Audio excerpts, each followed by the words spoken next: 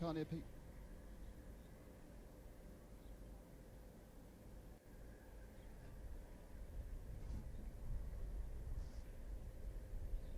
I cannot hear Peter or London.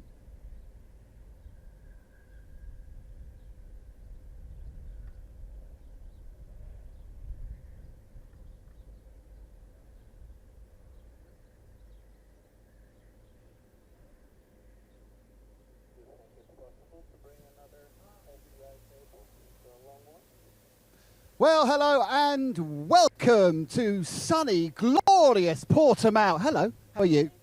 Good. Thank you. We are here for the Hankook 24-hour series race at Portimao. 24 hours around this fantastic roller coaster of a circuit with clear skies. It is amazing. And of course, this is the third round of the European series. And we've already been to fabulous Spa. And started off in Mugello. They went to Spa. Today we are in, Portimao. And of course we're going off for a brand new circuit of Misano in the early part of July before we finish with the traditional end of the European season in Barcelona for the 24 hours. But before that, we're on the grid. And of course, what is very important, it's the marvellous trophies. This is for the winner. This is the overall champion. And this is the very important... You've got your hair on your face then. This is the very important spirit of the race. This is awarded by us. This is why it's so important. So, right, what's been happening? Well, there's been qualifying. So let's go and see who's on pole. Well, hello, pole lady. Hello, other pole lady. And it's the fantastic 18 car of, they're called Sandlock Junior, not the Phoenix team was in pole last time. Let's have a word with one of their drivers, or even two of them. It's Sven Herberth. Sven, you're where you need to be on pole. Yeah, today is a big day, and I'm on pole. The team is on pole, of course, and I have the pleasure to drive the start. So it's going to be an interesting one. It's it's an interesting track. I mean, it's fine if you're up front, but I imagine if you're in traffic here, it's quite difficult. Well, I mean, this particular track, I think turn one is quite interesting. Our strategy is 24 hours is a long race, so we won't go that much risk, and. As I said, if someone pushes from behind or have a better start, like coming off from the grid, I let them pass, and that's okay for us. The lone Audi in the race, there's a lot of Porsches around you and a Mercedes. I mean, is there a particular advantage you think of the Audi, or these days GT3 cars all very similar? Well, of course, I mean from the car concept, every car is different. You have the rear engine in the 911s, and you have that front mid-engine in the Mercedes. I think from a sports car point of view, we have the best package with the mid-engine, and I think with our V10 5.2 liter, that's a strong engine, and we were able to find a good package and a good setup. So I think we're pretty set.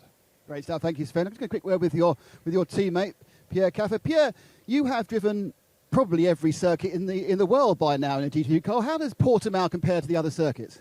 Oh, I really love Portimao because it's a unique track.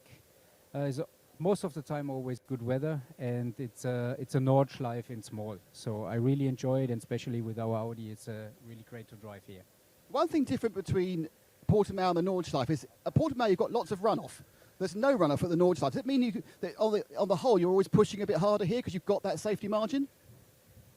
Oh well, yeah, you can say it like this. I mean, track limits is always an issue. It's the modern circuit. So, and as you have described it, the Nordschleife is an old-fashioned one. Correct. Thanks. That's Pierre Caffer, who's a member of the Sandlock Junior team. Now, this is the car on the outside the front row. It's the 91 machine. It's the Herberth car. It's being driven by a combination of Scott Noble, Ralph Bond, Jason Hart, and Ian Logie. Now, I'm not quite sure because my recognition of drivers is very poor. Any of you drivers? No. Where are your drivers? Hang on a second. So where are all your drivers then? I don't know. Well, someone's got to start the car, haven't they? We will see. Maybe he. Oh, okay. So what do you think your chances are going into the first corner? Good. Excellent. See, this is what unabashed confidence from a man. What is your role within the team? What do you do? I refuel. Oh. So it's quite important then, really. Yes, yes. And is it? I mean, it's quite a lot of. Did you refuel at all the races? Or is this your first go? It's the second.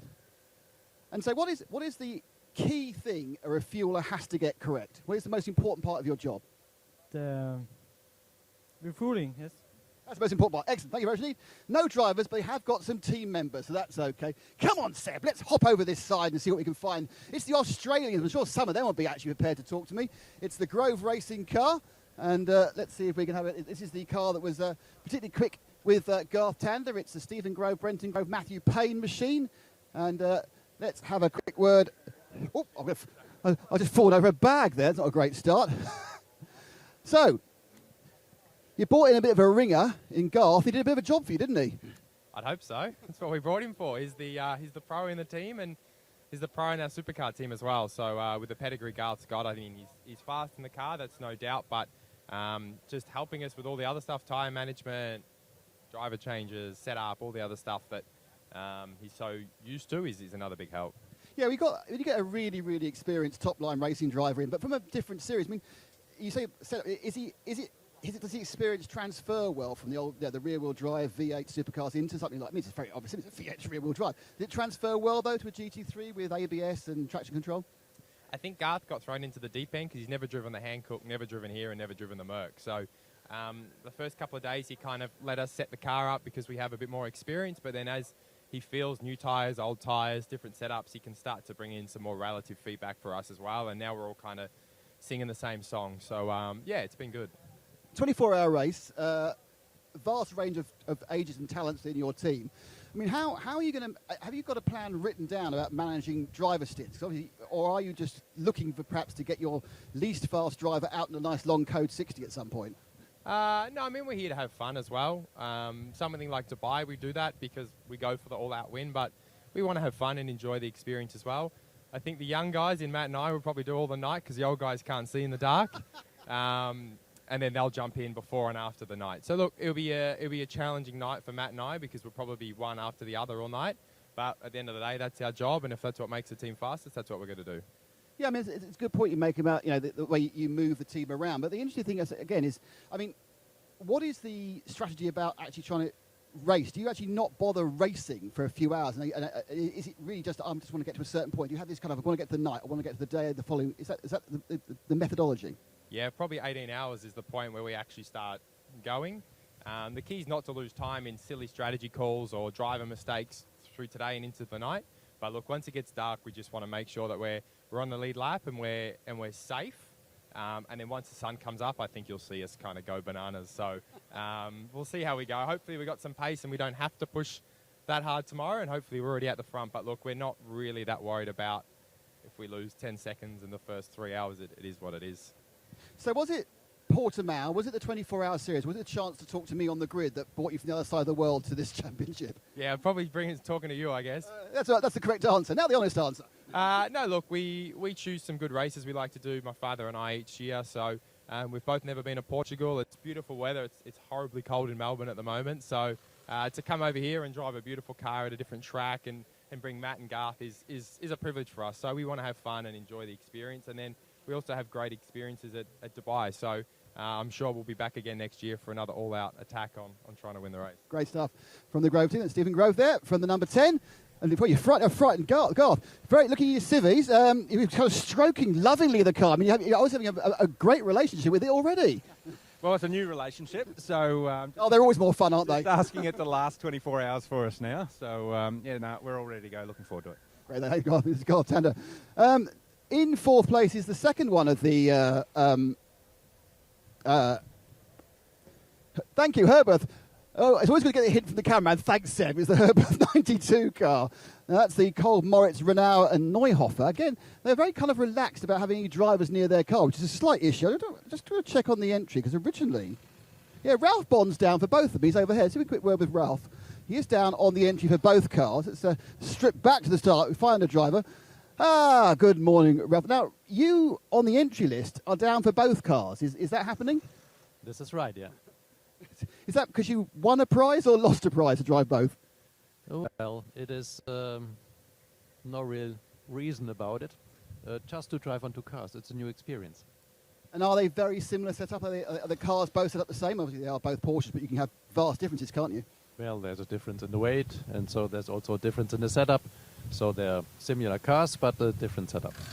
Do you feel you have unfinished business at Portimao? I mean, I remember you had several years ago. You had that incident where I don't know, the suspension failed, didn't it, on an innocuous corner, didn't it? Well, why do you remember me about this? It wasn't a good moment of me, for sure, but well, to win in Portimao is always a target as to win on every racetrack. Yeah. The main reason you remember it is because in that period of time, you were winning everything. It was just the one race you didn't win. Yes, it was obviously a very good year, 2017, and so we like to continue like this in 2024. Great, Ralph. Good luck with both cars. Thank you. That's a busy man. There are limits on what you can drive, and there are annual rest limits. You have to rest for half the amount of time you've driven. So if Ralph was in the car for 2 hours, he couldn't get back into his other car for at least an hour, and there's maximum limits overall for driver time. Right, let's go over down to 5th place, and it's our old friends Hoffer Racing. So Hoffer Racing in the number 5. 5th position. Hello there. It's Family Prince. Oh, Mrs. Prince disappears immediately. Luckily, Alex likes the microphone. Hello, and what's the young man's name? Samuel. Oh, Samuel. Hello. That's his English is very good yet. Good qualifying, 5th place overall. I mean, the lone Mercedes. I mean, how do you feel it's gone overall for the first 2 or 3 days here? For the first 2 days, it was quite well for us. We had to adjust, especially now also with the wind again. So I think for the Mercedes, it's quite a good track for us. We can push for the endurance, for long runs. We didn't focus so much on the qualifying. We also had a little struggle yesterday in the quali, so we are quite happy now to stay here. And yeah, I think we can push a lot and keep up the pressure on the front guys. So yeah, let's see how they handle it. And obviously, you are really racing as a family. Your daughter's over there as well. I mean, how much more fun is it to race as a family when you just race just as you? I think the fun level is much more higher. It's always high with all the racing stuff for sure, but for us it's really important to have by side being inside the car. Is really nice for us as a family to have the kids with us, like friends driving with us, like Kenneth and Max. The whole team is more like family and not like just it's hard work. And that's what's important for us, also choosing the Creventic. It's family racing, also with all the other competitors. We know them now for long years. So that's what we enjoy. Also the weather here compared to Spa, it's much more nicer. So yeah, it's just perfect for us as a family to come here, travel, enjoying the time, have a good time in the racetrack. So yeah. Quick question, what was the problem that made the car grind to a halt at the end of qualifying? It was a little problem with the fuel pumps. So that we had to stop the car just for safety reasons. So sadly, Max couldn't finish his quali part. So yeah, now it's everything solved and we focus on the race. Alex, everyone, looking like a fight. Is Kenneth around? Is he sitting down? Come on, Kenneth. Oh, come on. This is. Oh, sorry. One old man to another. You're all right. How's the back? I know you've been back for a couple of these races, but I haven't been back. I mean, our Hankook relationship goes on for years. I have a question for you. Are you still in contact with Christian Frankenhout? Yeah, for sure. It's my Lieblingsholländer. No, still in contact. We don't live so far away from each other, so it's less than an hour. So sometimes here we see us and celebrating the good old time. Yeah, for those who don't know, Christian and Kenneth used to be the pros in this team in its previous incarnation before you took a long break, which is fine because they're lovely. So you are, I think you told me you did like 35 weekends of various AMG driving over the last couple of years. Portimao as a track, where's that come in your list? Because you must race everywhere. Oh, it's definitely top 10. It's because the up and downs from the track, the circumstances pretty intense. It's not easy to drive fast here, but it's nice and it's changeable. It's comparable to not so many tracks on the planet, so I really enjoy to drive here. Okay, thank you very much. So Kenneth really enjoys it, but let's find out where it goes, up, down, round, left and right with Peter Mackay. Thank you, Nick. Great job down there on the grid. Let's have a look at this wonderful circuit which we've talked so much about this weekend. It's just absolutely fantastic. Kicking off with that run down to turn 1 in a GT3 car, 265 kilometers an hour, where you're braking hard from 6th gear down to 3rd gear, but still reaching the apex around 145 kilometers an hour. So that first corner is one that's going to grab the attention no matter which class you're in. Then it's the wind around towards the slightly more technical part of the circuit, heading round towards Lagos, which is a first gear 60-kilometre, very, very tight right-hander. Then round to the flat-out left-hander, which is, you come out of there in a GT3 car over 165 kilometres an hour on the exit. Then the run down towards the Toro VIP. There is the VIP tower there, just on the inside of the circuit. Brilliant facility here at Portimao. What we can't see from our track map is the elevation. It's a big climb up the hill here, absolutely flat out. And then fourth gear through this tight right-hander in a GT3 car, then lean on the brakes hard for turn 8. Samsung. Then we go through turn 9, which is named in memory of the late great Craig Jones, a superb motorcycle racer. Motorcycles are just as much of a part of the history here at Portimao as cars are. Then it's around Portimao Corner, down the hill, right down to this almost waterfall-like corner, down into a tight left-hander, and then up towards the most technical corner on the circuit, Sagres. Turn 14, second gear around 95 kilometres at minimum, and then leaning on the power through to Gulf, which you could call Gulf because you need to take a big gulp of breath in there to get round that final corner. It's hard on the drivers, it's hard on the cars, it's hard on the tyres too. And we'll see how the drivers get on over the next 24 hours here in Portimao.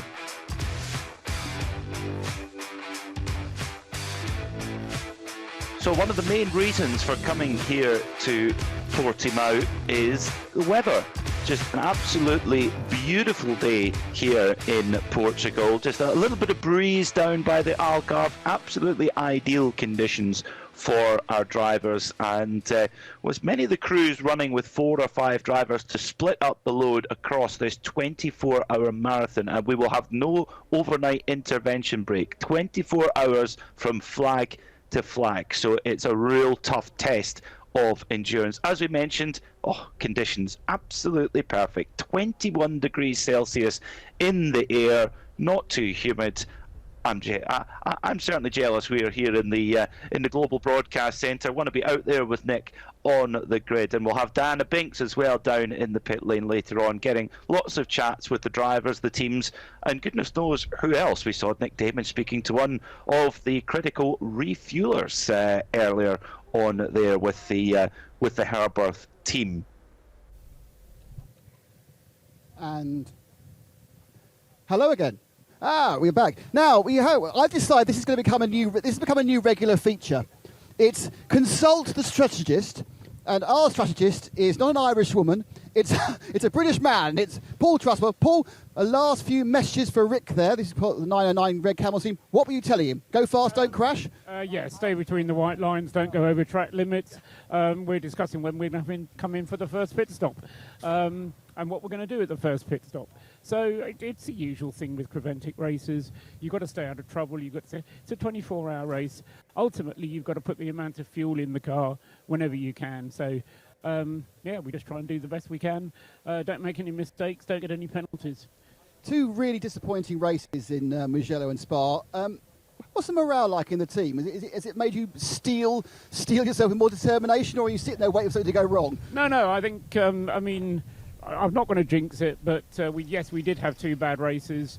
This is going to be the race where we put everything right. We've kind of said the championship's beyond what we can do here, but if we can win this class, it's a huge morale booster for everybody on the team. As you know, we're a team of enthusiasts here. Everybody's here because they want to be here, and we try and do the best we can. 24 hours straight through, is that your favourite? Is that an easier thing than split 6s or straight 12s? It's not easier, it's hard. But it's the 24H series. I was talking to Luke last night.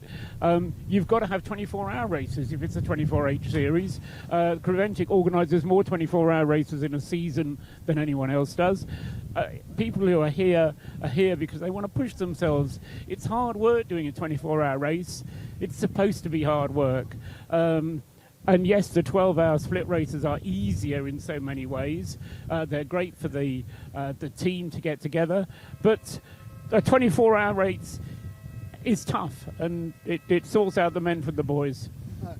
Thanks, Paul. That's Paul Trustwell from the Red Camel team. Now, what you probably didn't hear when you were listening to Peter's weather report, and perhaps you could film the hair of these ladies. This is a reason to film the ladies with cameraman love. It is really blowy. The wind is coming straight down the main straight. I'm going to be illustrating wind with people in the grid. That could be my new top mark. So it's very, very windy. It's coming straight down the faces of the cars. Now, this does tend to mean that obviously that if you are in an overtaking position, it'd be easy to overtake, but that's not really what a lot of this championship is about. It does mean that you're going to have various crosswinds in the uphill and downhill of the circuit, so it's going to, another complication that makes it more difficult. And we are everyone's been ushered off the circuit. We go past a plethora of the various Porsche 992s. Just up in that corner there, that's the sole GTX car, that's the Vortex 702. But 2 or 3 of these classes are very, very competitive. 6 GT3s, all within a couple of seconds of each other. We've got more than 10 992s. Absolute cornucopia of top quality multi-class racing for the fantastic Peter Mackay and Joe Bradley to take you through. Thank you very much, Nick Damon. A wonderful grid walk, as always. I think to speak for all of our fans that we always enjoy a Nick Damon grid walk. And cornucopia, what a big word to use at 11:52 a.m. local time. Let's introduce my partner in the Global Broadcast Centre here, Joe Bradley. Joe, are you as amazed as I am that Nick can use a word like cornucopia? What, you mean a word of more than 3 syllables? He astounds me every time. And you know what? Any highlight of a 24H series race has got to be Nick Damon's grid walk. They are absolutely outstanding work from Nick once again down on the grid. I tell you what though, Peter, what a place to be right now. Portimao, great track, one of the best tracks in the world for so many reasons. We heard, was it Pierre Caffer that described it as a mini Nürburgring, and that's purely to the undulations and the twists and turns. It's so technical. It's going to be such a challenging race. We may only have a 22-car grid, but I tell you what, that's not going to detract from what is going to be a very intriguing motor race over the next 24 hours. Totally agree. Yeah, the quality in GT3 particularly is, speaks for itself. If you've got Pierre Caffer on pole position, that tells you all that you need to know. We'll get some starting drivers for you once the timing beam is broken. The grid has been cleared. Even a celebrity like Nick Damon has been told to get off the grid because it's time to go racing. The green flag will be waved in around 6 minutes time. Now it's just the drivers left to their own devices with usually one mechanic there just in case any final little bits of tech support are required. And this is where the heart rate maybe starts to build a little bit and get ready for 24 hours of action. And as Brenton Grove mentioned when he was chatting with Nick Damon, really it's about getting to the other side of the night, getting into that final 6 hours. Of course, we finish tomorrow at 12 o'clock local time, so as the sun's coming up around 6 o'clock in the morning, that is where the really where the fuse will be lit. But you've got to get your way through to that part. Let's take a look at the grid then, how they look after qualifying. Your front row of the grid, Santilok Junior team with their Audi starts on pole position. Looking at Sven Herberger being the opening driver there, alongside Ralph Bohn in the Herberth Motorsport AM car, number 91. The AM car out-qualifying the Pro-Am car, so great stuff from the number 91 Herberth car. That's the black and gold machine. Then on row 2, it's Grove Racing. The Australians have come all the way over to race here at Portimao. Great to have them with us. Herberth Motorsport with their Fat Turbo liveried machine will start in 4th. Then on row 3, it's Hoffer Racing and E2P Racing, making it a Swiss-Spanish row 3. Row 4, it's the first of our 992 class. Watch out for a big performance overall from Red Camel Jordans. We just spoke to their strategy manager, Paul Trustwell, who's always one step ahead of the game when it comes to tactical decisions. And the Vortex, up there on the 4th row overall, that new Vortex 2.0, a huge step on in development, and it right there in the thick of the top 10 amongst some very sophisticated GT3 machinery. Fantastic stuff from the French squad. Row 5 will be Red Ant Racing in HRT Performance, with RPM Racing taking pole in the 992 AM class alongside Red Ant Racing. Row 7 will be Herberth Motorsport, who make the switch this season from their Seat TCR machine to the Porsche 992 Cup. And then it's Seb Lejeune Racing by Duo Racing, who will start from 14th. Our GT4 pole sitter, what a story for the Lithuanian squad with their Ginetta G56 GT4 GSR Motorsport start alongside the 992 of Orchid Racing Team on row 8. On the 9th row of the grid, we'll have Bagheera ZM Racing, who are going for the overall season championship here in GT4. They start alongside the Orchid Racing Team. Then it's PRV with their lone Peugeot, the 308 Racing Cup car, alongside MRS GT Racing. And on the back row of the grid, W Autosport GT4 with their Toyota, and Lion Speed GP with their 718 Cayman GT4 RS Club Sport Porsche. So the cars on to the formation lap now, getting those tyres up to temperature and pressure, getting a little bit of heat in the brakes, and it's nearly go time, Joe. Yeah, car's on track now behind the pace car. I haven't got any information other than the usual 2 laps behind the pace car, Peter. We'll get some idea when they come over the brow out of turn 14 and heading down to the final turn. At 15, we'll see whether or not the grid will form or they'll continue round. We mentioned the weather, 21 degrees, bit blustery, the wind, but 21 degrees is going to give us a track temperature of in the low 30 degrees. It might even get we might even get a track temperature towards 35, 36 degrees. Perfect conditions to go racing. There is no weather forecast of any kind of precipitation, so that is what we like to see. We're not going to have any kind of inconsistent track conditions that are going to come into play. So it is, Peter, a pure motor race, isn't it? And I think I'm going to say this a few times, certainly in this one. This race is going to be won on the pit wall. It's going to be all about how the strategists, we heard from Paul Truswell there on the grid with Nick, talking about, not giving too much away, was he? He wasn't giving too much away in how they're going to address this. It's about getting that car to go round and round the track as often as you can and as quickly as you can without the minimum amount of time spent in the pits for any kind of issue. The art, the skill is how you react to those issues and get the car back out and circulating. And if you're a fan of the other championships which we cover here on the Radio Show Limited network of channels like the IMSA WeatherTech Championship and the World Endurance Championship, we don't have any planned safety cars. We have Code 60s here, but we do not have safety cars, so it really is pure racing. Now the grid is bunching up after that single pace lap, ready to go racing. Green flag in the air. We go racing in Portimao.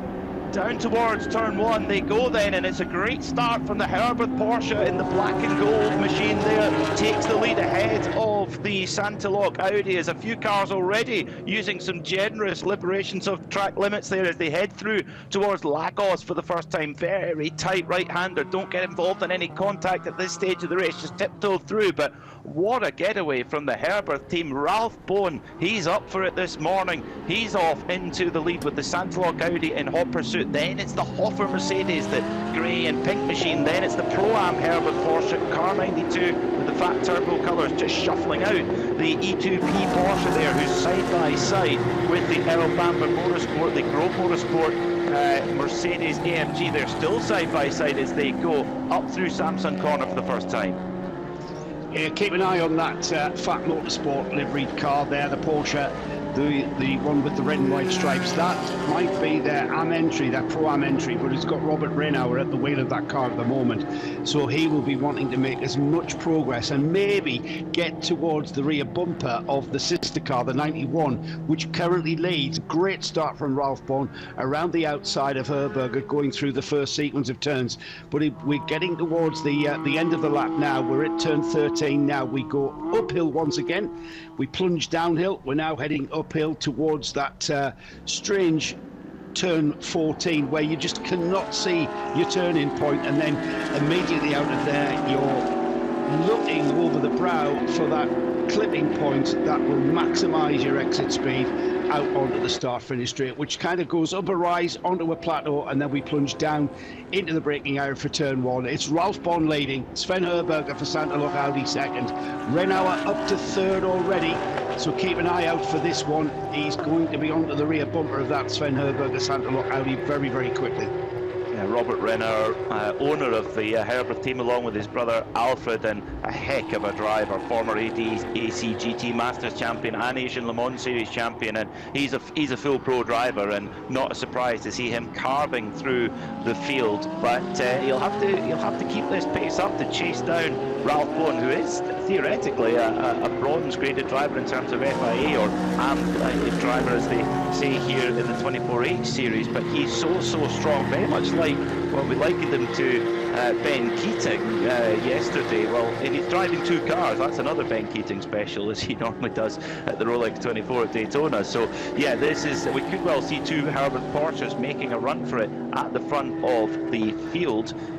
So the starting driver in that Grove Mercedes, Brenton Grove, who's driving with his father Stephen in that number 10 Mercedes, right on to the back of the number 11 Hoffer Mercedes. That's Kenneth Heyer. So Hoffer have put their strongest driver in early on. Kenneth Heyer, so experienced, but he's under pressure already here from Brenton Grove in this early stage of the race. And Brenton he's on the headlight flasher. He's trying to put as much pressure as possible in this early stage of the race. But Ralph Bowen leads by 1.6 seconds from the Santa Luc Audi of Sven Herberger. Then it's Robert Renauer, who sits in third and is actually getting closer and closer to the back of that Santa Luc Audi. So lap times coming in, 1:45.147 for Ralph Bowen, 1:45.8 for Sven Herberger, and a 1:45.3 for Robert Renauer. So I tell you what, Ralph Bowen, he's absolutely flying. The thing though, Joe, we need to bear in mind though, is that is an ungraded car, that Herberth car, so balance of performance just has a little bit extra performance compared to the Pro-Am car. Well, we've got Robert Renauer currently third there, just coming over the brow of the hill, and just looking down the inside of the Herberger Audi, but the Audi sliding a little bit wide through turn 3, lost a bit of time, and this is what Renauer is doing. He's just letting the Audi come to him. Remember, these drivers will be reminding themselves, if not the team from the pit wall, reminding them this is a 24-hour race. There is no need to get into a sprint mindset, because yes, we've got to maximise our position going forward, but right now it's very easy in these early laps to get into that sprint race mindset. You've got a car in front of you, and the mindset of any racing driver is to get ahead of the car in front of you. That's all you've got to do. Just keep going forward. Whatever's in front of you, get past it. However, when you're talking about an endurance race, and here we are, only 5 minutes into this. If it was a sprint race, it would be 25 minutes to the flag, not 23 hours and 55 minutes like we've got now. So you've got to just rein yourself in, just got to let the cars come and settle into a rhythm that's going to take you forward, and hopefully the guys and girls on the pit wall that you've got working for you, working towards the first of the fuel stops, working into play, coming into play the code 60s and the like of what we're going to see here. And it's going to be like this all the way to the flag, Pete, right? I think it's going to be I'm going to say it, all right, note the time and date, by the way. This is the first time I'm going to say this, and not the last time in this 24-hour race. Right now, it's a high-speed game of chess that's going to go all the way to the final 30-40 minutes. I think as well, one factor that we're going to talk about a lot is tyre management here. At Portimao circuit, we have huge corner loads, big stress through the tyre. So, and not as hot as it can get in the heart of summer here, but it's still warm. So the tyre is being put through its paces, and I think also drivers like of Robert Renauer's calibre, but also critically experience in this championship and knowing that Hankook tyre inside out, and how you look after it, how you make it last over a stint. We don't have a tyre limit here. You can throw on as many new tyres as you wish, but of course you need to make that tyre last over the entirety of the stint. So we could see Renauer just playing that one clever. Ralph Bowen, well, he's definitely had his porridge at the excellent catering we have here at the 24H series. A 1:44.7 last time by. He's 1.1 seconds faster than Sven Herberger. Ralph Bourne is on it, Joe. Yeah, pulling a gap of almost 3.5 seconds already. 3 laps completed. It'll be 4 laps next time by. So again, we're just finding a rhythm, and there's a 1:45.3 last time by, 4 laps completed. Gap's still out to 4.5 seconds, but we've got to change for second place. We knew it was coming. Sven Herberger has finally been overtaken by the Herberth Porsche. So we've got a Herberth Motorsport 1-2 now. Ralph Bourne in the 91 car, Robert Renauer in the 92. Sven Herberger has to slot back in onto the rear bumper of the Renauer Porsche, but I'm not sure whether he's going to be able to hold on to that, and he may even find himself having the company of Brenton Grove in the Grove Racing Mercedes very shortly, because these 3 cars circulating almost together, and let's not forget Kenneth Heyer, who's there in the Hofer car as well. So we've got 1, 2, 3, 4 cars circulating pretty much nose to tail in those first 4 spots, second, third, fourth and fifth. Well, a bit of a masterclass here for those joining us in Vision. You can listen in sound and vision. Very close there. Patrick Heusman on board the Krone Racing machine. Right under Patrick Heusman right in behind the number 904 Red Ant car of Peter Gwellings, the white and blue machine. And Patrick Heusman, one of the true legends of Porsche Cup racing. He's been brought in as the 4th driver here for RPM Racing alongside Tracy Cronin, Niklas Jonsson and Philip Hambrecht, of course, the kind of regular season drivers. Patrick Heusman, 4 times a Porsche Super Cup champion, more than any other driver in history. Won his class at Sebring, at Le Mans, at the Nürburgring. He is a true tin top and GT racing legend, and he's lost none of his fire, has Heusman, and right up the back of Peter Gwellings at the moment. That's battling over 12th position overall, as Heusman's trying to use every trick in the book here, trying to put pressure on Gwellings, but Gwellings isn't having any of it. Heusman's on the headlight flasher, and I tell you what, Joe, Patrick Heusman, it might be a little while since he won those 4 times Porsche Super Cup championships, but he's lost none of that fiery spirit. This is exactly what I was saying, isn't it, Peter, about getting into the mindset. And Heusman is a very experienced driver, not just in Porsche Cup sprint races, but also in endurance races. And we will see that Heusman will be feeling like he's being held up. Realistically, he needs to get by the Red Ant car, because he feels like it's costing him time. And even though, we've got a very long race, he'll be wanting to get into that rhythm. And his problem is he can't get into his personal rhythm because he's tripping over the number 904. And right on his bumper now, again, and just trying to find a weak point, really, a little crack in the armour, as we've had a place change again. The Brenton Grove car looking down the inside of the Audi there on another part of the track, Peter, and I'm not sure whether that has been he's managed that, but meanwhile Patrick Heusman continues to feel frustrated behind that Red Ant car of Peter Gwellings. So Heusman trying to find a way through, which it's such a curious circuit here at Portimao, because there's so many different lines in the corners, and Heusman trying to force Gwellings into a mistake. He obviously feels like if he can get by, he'll pull away quickly, and it appears so. But Gwellings in the Red Ant car doing a great job to try and hold him off, but they're both racing like it's like you say, a 20-minute sprint race, Carrera Cup. That is really what Patrick Heusman's true forte was back in the day. Fantastic stuff. And speaking of Carrera Cup races, we've got one sort of breaking out there for 3rd place between the Santalog Audi and the Grove Mercedes, switching back and forth for 3rd and 4th position, which is allowing the 2 Herberth Porsches to go away. Now Patrick Heusman is going to try and make a move on the brakes. No, Gwellings is too good on the brakes, and these Porsche Cup cars, they're quick down the straights. When you're braking into turn 1 at Portimao and you have this huge downhill dip, you're hitting the brakes at 265 kilometres an hour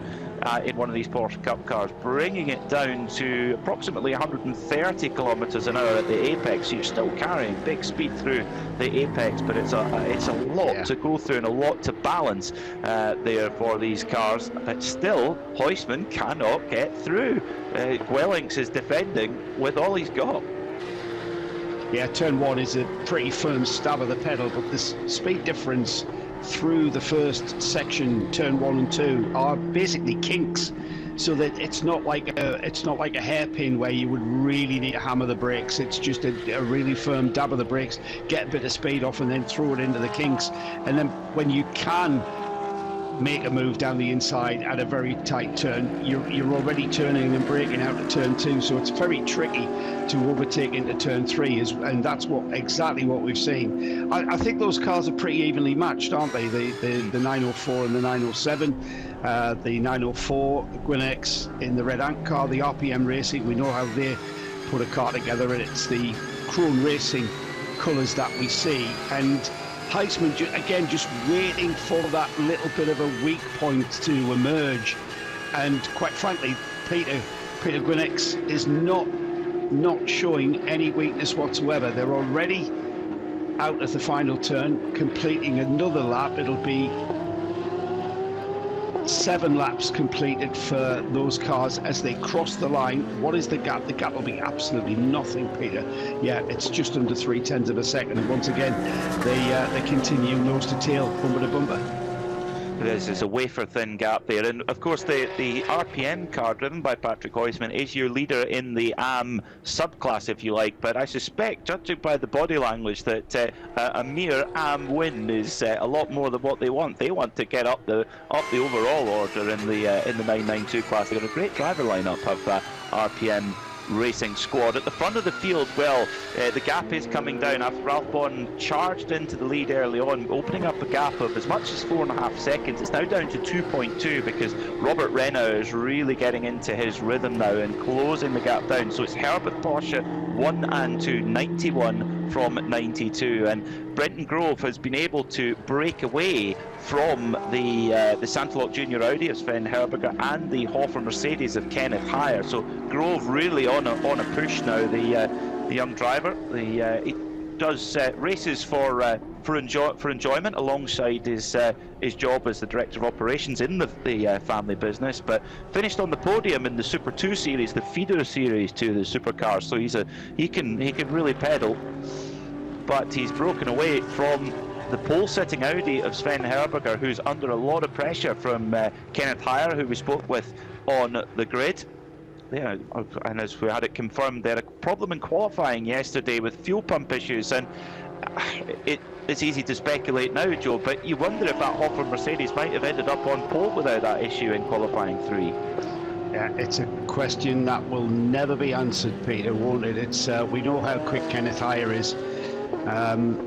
We'll no doubt mention the story of Kenneth's father, Hans Heyer, and his illegal entry into the German Grand Prix back in, I'm going to need to check that, I think it was 1978, where he just joined the back of the grid, but more detail, I think, in the small hours of that. Kenneth now on the rear bumper of the Santalock team. Sven Herberger is doing his job, isn't he? He's keeping the car going. He's got a lot of fast drivers that are squeezing by, and talking of drivers squeezing by, Patrick Huisman has finally gotten the RPM Porsche ahead of the Porsche of Red Ant Racing. Peter Gwynnex finally succumbs to the advances of Huisman, and Huisman up the order and into 5th place in the 992 class. Gets it done. Let's see if Huisman can now, next on his list is the 4th place 992 class Porsche, and that's Luke Villiger in the Hogan Racing car. That's car 963, just ahead of him on track. Patrick Huisman, ever the Carrera Cup racer there. It was just a tiny mistake from Peter Gwellings. He just ran a little bit wide, and Huisman was through like it ran up a drain pipe. And I love the I think slightly sarcastic thumb up as he went by.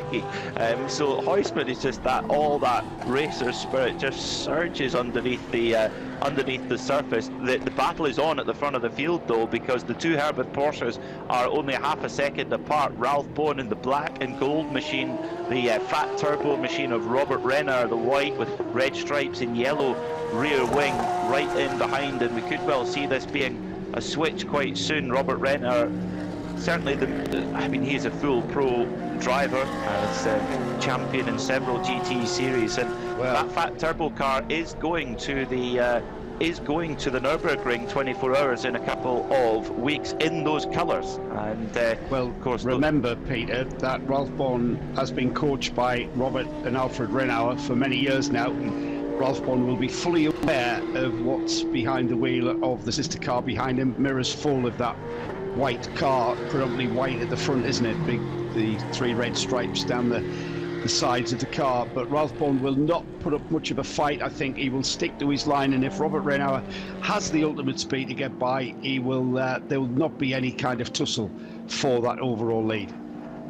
No, I agree, and I think for Herberth's point of view to work, they can actually work together here and really put in a big statement early and pull away from the field. They're just starting to come across the first stages of GT4 traffic. The Bagheera Mercedes there just lapping away. Bowen goes through, as does Renner as they come through into turn one, and that fat turbo car of Robert Renner, the fat turbo brand that used to be a logistics company back in 1994 when they sponsored the winning car at Le Mans, the Dower 962, but it's now the brand itself is now owned by Ferdi Porsche, son of Wolfgang and grandson of Ferry, as there is indeed a switch for the leads at the Toro VIP, the very slow first gear hairpin, and Robert Renner to the lead then of the 24 hours of Portimao. And I think though, Joe, we'll see Ralph Bowen just kind of following the lines of his, like you say, his coach. He'll, with the ability that Ralph Bowen's got behind the wheel, he might well be able to hang on here, but just as I say that, Robert Renner just pulling out car length after car length out of the slow corner. Renauer just proving that we have no idea what we're talking about. I tell you what though, they made that move on that very steep plunge down to the turn 5 hairpin, and if anywhere that is not going to cause you too much time to allow a car through, that's the point of this track, when that is indeed how you're going to do it. And it was kind of clinical, wasn't it? It was a textbook, how do you let your teammate through without causing you too much delay? And Ralph Bowen, very, very clever indeed in letting that car through. He knew Robert Renauer had the pace to get by him, and he wasn't going to cause that number 92 any overdue amount of time and stress to get by. And yes, I would pretty much expect Ralph Bowen to try and keep in touch with the sister car as it goes away from him, but again, he'll not want to overstress the car, the tyres, and indeed himself, and not want to take too many chances. Very true, very, very true. I think that the tyre is going to be a huge one. When you look at the last two corners, Sagres and Galp, they're both long right-handers, and they just get faster and faster. So the tyres on the left-hand side of the car are given absolutely no rest. And Porsche actually had several of the cars had issues when the World Endurance Championship came here a couple of years ago. They actually had a problem with tyres chunking up under that such high load. So it's really, you've got to be careful with the as best as you can. You still got to go around the corner, of course. You've got to try and manage that tyre, not slide the car too much, keep the tyre temperature actually down as much as you can, so you don't want to really overload it in the early stages. Good battle going on between the Holmgaard Motorsport car, the Danish squad, with the Sonax branding along the door there. They sit in 14th overall at the moment. It's what Creventic Racing's all about, though, isn't it, Peter? There we had the 902, Magnus Holmgaard at the wheel of his team Porsche. Great to see Holmgaard Motorsport moving out of the TCR class into the Porsche Cup class. But they're battling for 7th place. and it doesn't matter. That's quite irrelevant. It's all about being out on track, and you will find someone to race with. And that's what it's all about. And they're having a great battle there, just following each other around and racing each other on track without putting too much risk into the situation. They are going to be doing that all the way to the flag in the 992 Cup class. So, yeah, it's going to be, that 992 class is going to be so competitive. In GT4, it's a great start from GSR Motorsport, the all-Lithuanian squad with their British-built Ginetta G56. They lead by 2.6 from W Autosport, so they've made some moves up the field with Thomas Leal on board right now in that beautiful white and blue machine. And already the GT3 runners now making their way through the entirety of the GT4 class. And again, the different classes have different speeds and different points. The GT3 cars, particularly through the fast corners, that's where they're really making up their time. Down the straights, there really isn't all that much difference between the GT3, GT4 and Porsche Cup. It's under braking and it's under cornering, big cornering load. The bigger the cornering load, the better the GT3s are. It really comes down to aerodynamics, slightly better dampers, etc., but a lot of it's aerodynamics that these GT3 cars have. And you look at it, Joe, as well, how much the GT3 car itself has come on since the category was introduced in the late 2000s.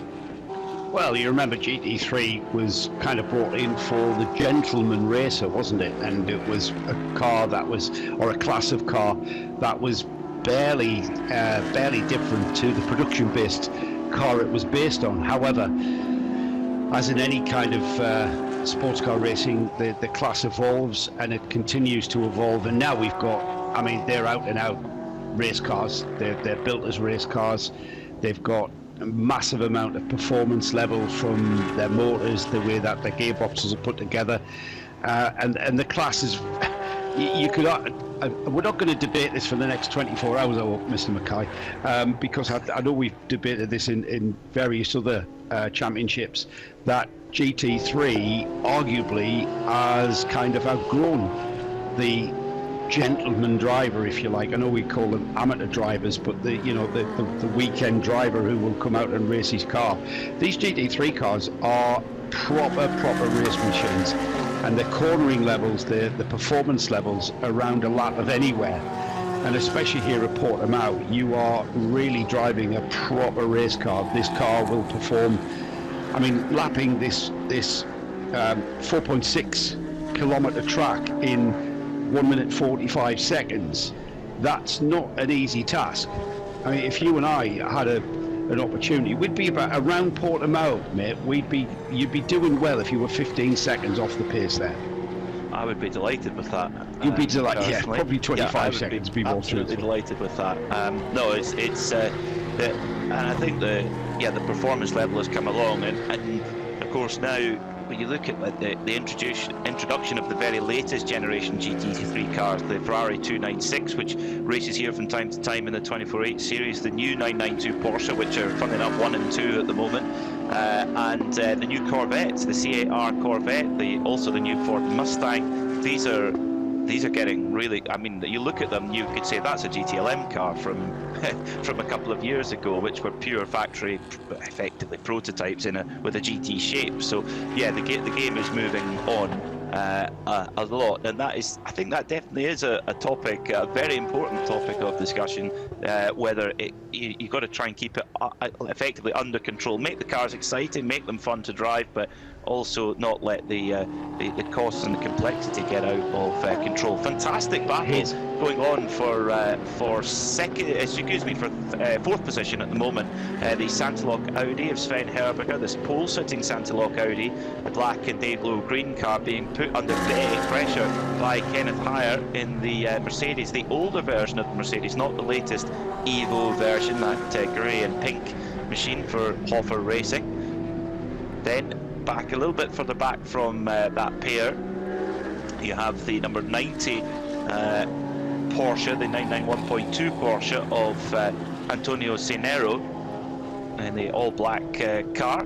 they're running with just 3 drivers, so they're going to get a lot of track time this weekend. But it seems to me in this early stanza, Joe, that overtaking is actually really not easy at all around this Portimao circuit. Well, you're not going to stress things, are you? You're just going to, you know, we've seen Kenneth Higher there in the number 11 in the Mercedes just ease onto the back and just slowly, gradually pick away, and eventually you've got the car in front of you and it starts tripping you up, and that's where we're seeing this happen now. And you've got to be absolutely satisfied with just quite nicely circulating with the car in front and just waiting perhaps for the driver in front to make a slight mistake, just slide wide, miss a braking point, and then you'll make your move, because you've really got plenty of time to make a move. And as I say that, Kenneth Higher, another driver who wants to make out that we have no idea what we're talking about, because he's now becoming very racy indeed, and Sven Herberger looking very racy indeed and keeping him behind him. As they go up the hill through turn 4, it's an acceleration zone out onto the back straight just behind the paddock here, and now they'll plunge downhill. So this is getting a little bit hot now, this race, so we'll keep an eye on that. Meanwhile, I want to say hello to a couple of people. Gaz Bury, who's watching at home, along with, they're not side by side, also watching in their home is Jimmy Peters Ennis, who are big fans of this series. But Gaz Bury puts a good question here, and I'm not sure I've got a kind of answer to you, Gaz. He's wanting to know, how does GT3 compare to the old GT1? And of course, I think lap time wise, they are there or thereabouts with the old GT1 lap times. But when you think about it, GT3 now is 20 years old, GT1 30 years old, would you believe, when we had them make an appearance at Le Mans in 1996. So you've got a lot of tyre technology that's come into play, you've got a lot of damper technology, and that's where lap time has come. Damper technology has gone through the roof in the last, as you would expect, in the last 20-30 years. So lap time wise they compare very, very closely. However, technology wise and the way that the cars are put together, a little bit different. GT3 still based on the production model. GT1 was basically a prototype made to look a little bit like a production model, wasn't it? Yeah, I think you've got I think a better comparison would be the old GTE car with GT1, because they were very much in the same ilk, very much a factory racing car as opposed to a customer one. I think though with GT3 though, these cars, you know, they're all balanced to race together. So at the moment on track we've got a mid-engine V10 Audi battling away absolutely hammer and tongs with a front-engine V8 Mercedes, big 6.2 litre Mercedes, which in turn has just gone by then to move up into 4th position then. So Kenneth Higher finally gets the move done at Torrent VIP. That seems a very popular spot so far to get some moves done.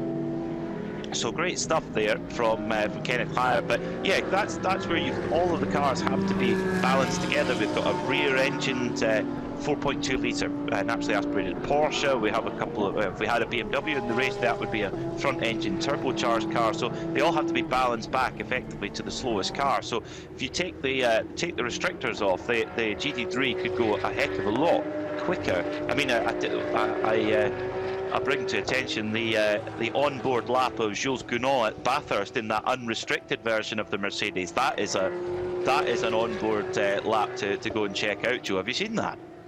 No, I have not. No. Oh, it's that's your homework. It's fantastic. It's in the break. Go and have a look at it in the break, and we can revisit it later on.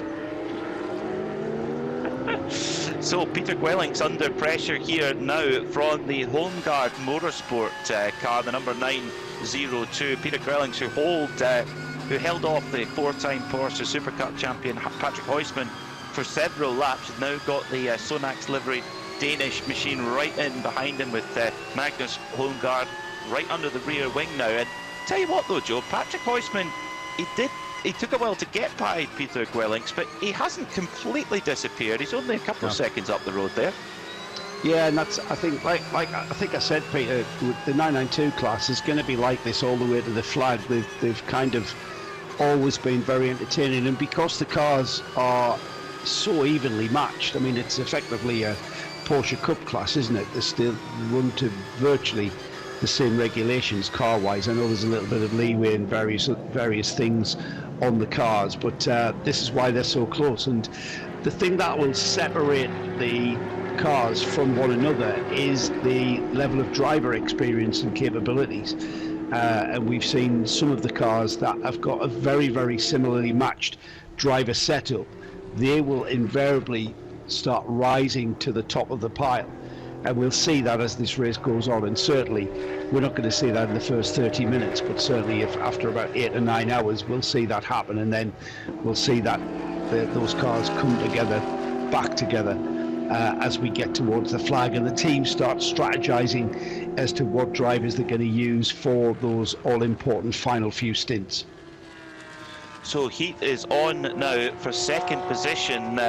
Robert Renner has pulled out to a 5.3 second advantage at the front of the field from his teammate Ralph Bond, who in turn is now right under the cosh from the charging Brenton Grove, who we spoke with on the Nick Damon spoke with on the grid a little bit earlier on, and in true Antipodean fashion, totally relaxed, totally ready to go and enjoying the great weather. Not often do you say someone leaves Australia to come to Europe for the weather, but of course it is winter time now in Australia. It can get pretty icy in Melbourne, so great to have that squad here with us here at Portimao. And Brenton really enjoying this Portimao circuit, right on the back of Ralph Bone. Homeguard Motorsport, they're all absolutely glued to the footage as Magnus Homeguard on the back of Peter Gwellings. They're cutting their way through GT4 traffic now and still can't find a way. I tell you what, this has been a fantastic stint here from Peter Gwellings. He's been put under the cosh big time from several fast drivers, and he's held them off well. And in behind Homeguard is the 988 MRS GT machine of Sean Thong. They started quite deep in the pack, so great charge up the field from that crew. And as you said, Joe, we're going to have little bunches of mini Carrera Cup races bursting out across the 24 hours. Always love the 992 class. Love the 992 class, and 3 cars circulating together there. The 904 currently 13th overall, but that's 6th, 7th and 8th place in class. That's what we're going to see all the way to the flag, and as they go down the hill towards Toro VIP, it really is steep there. The camera doesn't do it any justice whatsoever. And we've got a sprint race breaking out, haven't we, Peter? There. Was that the 904 that slid wide there? Just completely missed his braking point, transfixed on the car in front. Who was that in the red and white car? Yeah, Magnus Homeguard. He's in a rush. Oh, we've got some action in the pits. Hello. Yes, we have. It was the leader. It was the 92, Herberth. They've obviously had a slow puncture. They've already, as I wandered down at full mincing pace, I couldn't get there in time, but they are, they're changing the wheel.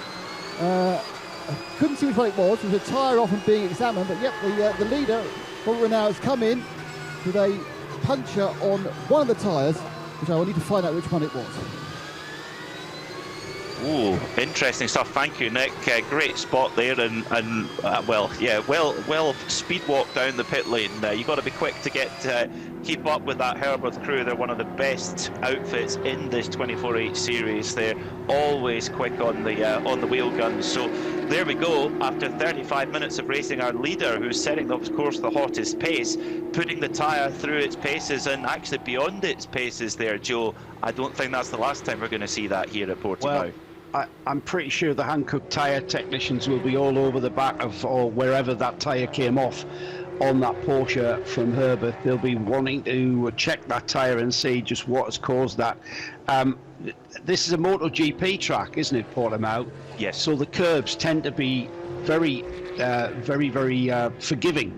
They're a flat curb to suit motorcycle racing, so it's not like we're going to, we go to tracks where we see tyres that if you hammer the curbs in a certain way, that's to the detriment of their tyres. But as we're seeing now in this Porsche Cup class race that we've got going for 6th, 7th and 8th, we're not going to see that here because the curbs are not an issue. So we'll be looking into that puncture, and maybe Nick can ask a few questions. They'll probably be reluctant to answer any questions with regards to that. But yeah, and what was I saying, Peter, about staying out of the pits?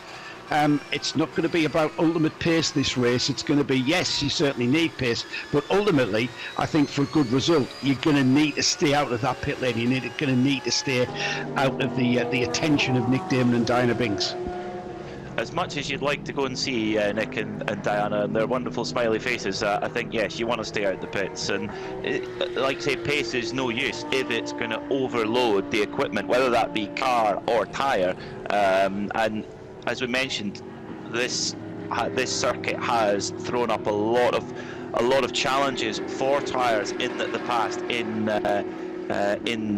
GT racing, and unsurprisingly, getting the word from Nick Damon, thank you Nick, that it is a rear left puncture for the car number 92, the former leader Herberth Motorsport, and that is exactly the corner where you see issues here at Portimao with that absolutely punishing final sector, just right-hander where you're just leaning on that rear left over and over again, and eventually the tyre will say no more. So I think that would be a bit of a warning shot, Joe, to the other teams, that they are going to have to be very careful.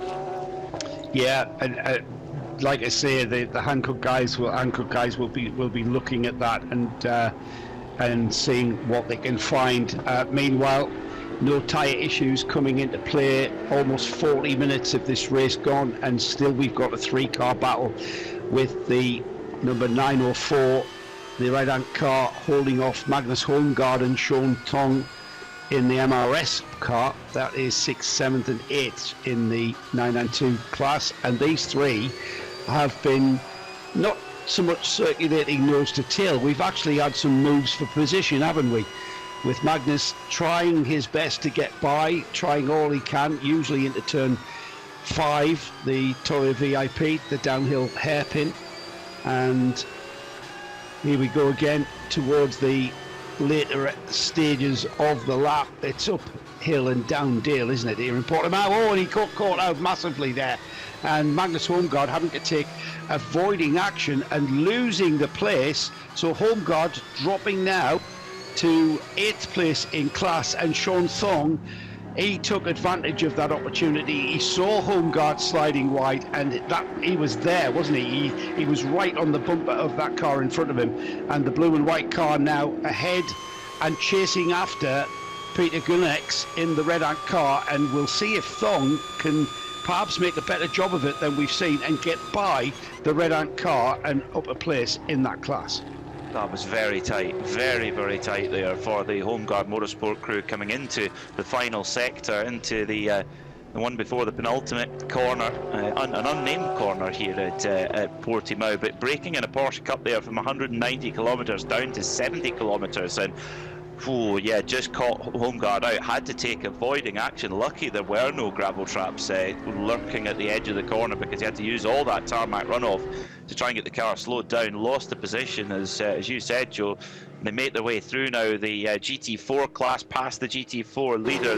In fact, second place now in GT4, because we've had a switch for the lead. The French crew, who started at the back of the pack, in their Toyota W Autosport, Thomas Leal in car number 491 is in the lead now of the GT4 class. So fantastic stuff from that crew with their straight six engined Toyota.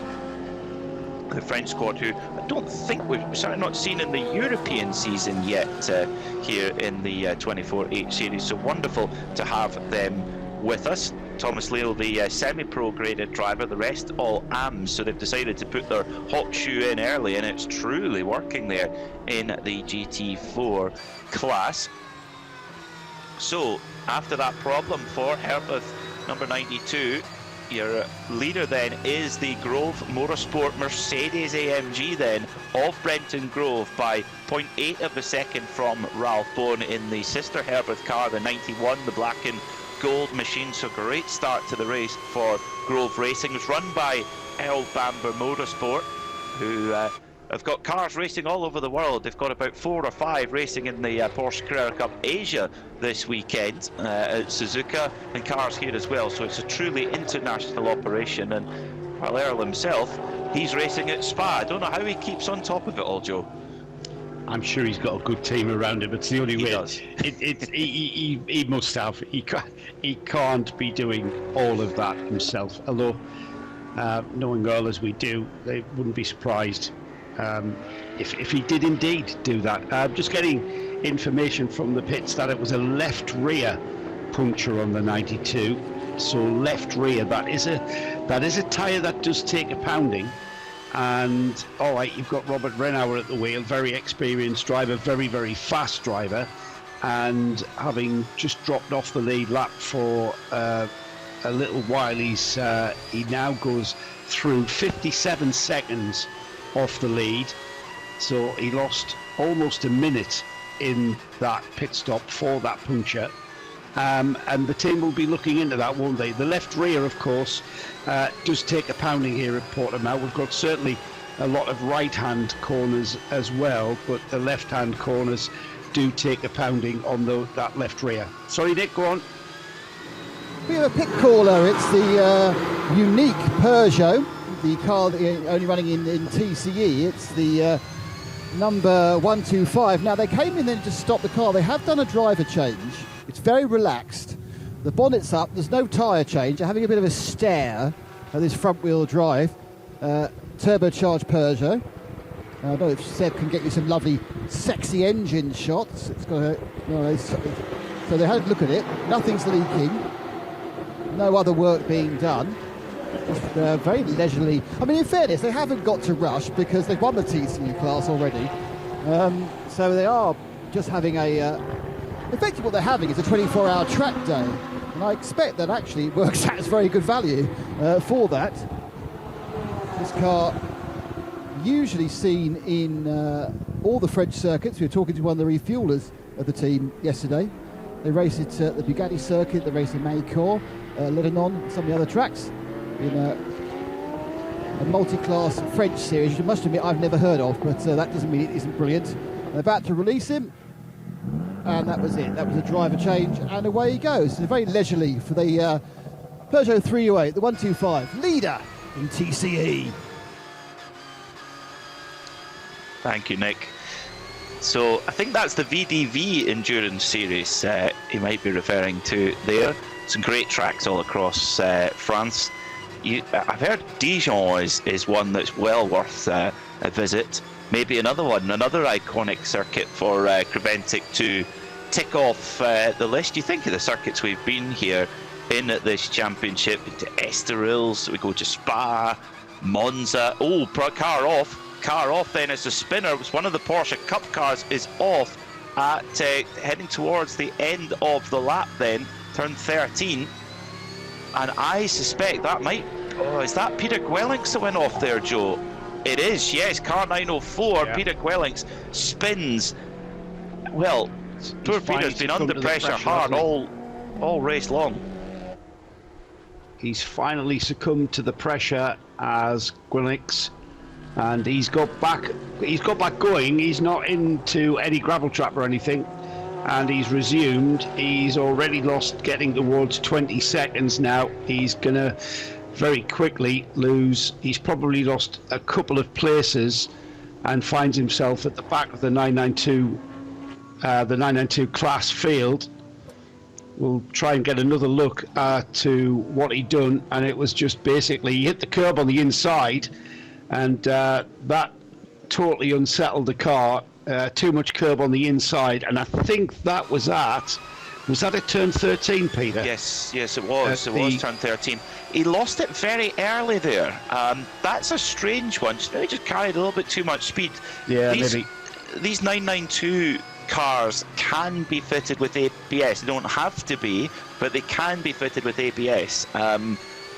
We could maybe get Joe, we could maybe get Nick and Di to try and find out what spec of car that is, because it almost looked like when you don't have ABS, almost like a lock-up there, and actually went on the inside of that left-hander over the grass, kicked up the dust, and went through. It's a strange one there. There was the Herberth Porsche, who was very lucky to avoid it there, the 91 machine. So yeah, a little bit of maybe misunderstanding possibly in traffic. The thing is, the apex speeds here can be so different depending on what car you're in.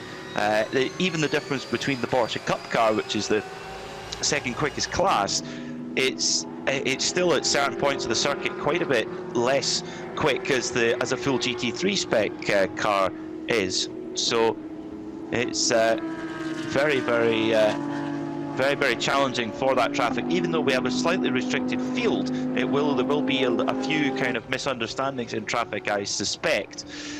Coming back to the 92 Porsche, the former leader that had to pit to repair a puncture, by my reckoning, having been in the pits for only 46 seconds and actually in the pit lane for only 52 seconds, I don't see any stop for any top-up of fuel there, Joe. Yeah, I don't think they did. I think they went straight to the pit apron. I'm pretty sure that Nick didn't report he had a car. In fact, we need Nick in on this because we need to clarify exactly. My memory fails me when I'm trying to fathom out, is the fuel stop at pit in or is it at pit out? So Nick, you might be able to answer that question. I know. It is at pit out, and there are 10 pumps for 22 cars. So it's very unlikely there's going to be a situation where people can't get fuel. I don't think they stopped for fuel, and the reason being is it was a last-minute call into the pits, and therefore the refuelers of the team wouldn't have been ready and down there. So you come in with a puncture like that, slow puncture, get it in, replace it, and get out again. No time really to top up, though I'm sure if they had a bit of a warning, they would have made the most of that run down the pit lane. Don't they have people on standby in that fueling area at all times on standby in the shade of an Ezio? Even the guys on standby tend to get about a lap notice, and there's a kind of a whole procedure you have to go through. But that's my guess. I like that theory. Yeah, I think it was maybe pretty sudden. And the thing is that as we talked about, Joe, with it being a rear left, it could have let go right on that final corner, and maybe Robert Renard just had to dive into pit lane there and then, possibly. Yeah, we can only speculate. I'm a little bit surprised actually, Peter, because in the past I've seen the Herberth. Look, I'm not questioning the Herberth team strategy. Those guys know how to win these races. They know how to win this championship. Yes, they do. They know how to get the job done. I suspect it was a fairly late in the lap issue because we didn't have any footage of the car limping around the circuit with a tyre down. So it was clearly something that needed to be dealt with immediately. So yeah, Herberth, how many races have they won on the pit lane as well as their execution on track? Now, getting a notification on our timing screens, a car going slow. In sector 2, it's the Lion Speed Porsche with damage to the rear left tyre. Yep. So and that's Patrick Niederhauser on left board. rear again. Yep. So again, it's whether or not this left rear tyre is taking an absolute pounding here at Portimao. We do have tyre issues. Pretty much, it's certainly a part of endurance racing, but this is very, very early on. This is only 50 minutes into the first stint, and already we've seen 2 punctures. This might become a factor in this race of where or not you position the car, and usually we've got the tyre engineers that will be looking into that and seeing just what it is that's coming into play, and maybe cause and effect of what's causing the left rear to be the one that's susceptible to a puncture. And as I see that, just seeing the 91 of Ralph Bourne just coming under attack from Kenneth Hyatt in the Hofer car. We've got a yellow flag at turn 6 and 7. That's at the bottom of the hill where the Hofer car just goes inside of Ralph Bourne now and goes off the track by a country mile. Kenneth Hyatt just could not stop that Mercedes down the inside of Ralph Bourne for second place. He went, however, completely ran off the track, and Ralph Bourne gone back through. So no change for second overall. Kenneth Hyatt in the number 11. great to have him back at the 24H Series. He came back at Spa, and there it is, just down the inside, and just couldn't get the car to turn. That Mercedes is a bulk of a car when you're on the brakes and trying to get it to turn. And Ralph Bond said, yeah, okay, mate, nice try, but even I can overtake cars if I'm not going to make the corner. And just settled back in and took the place back. Ralph Bond read it like a book there. Just saw exactly what was going to happen, read it perfectly, got his braking done early, cut back inside and said thank you, try again next time, Kenny, which I would suspect he will.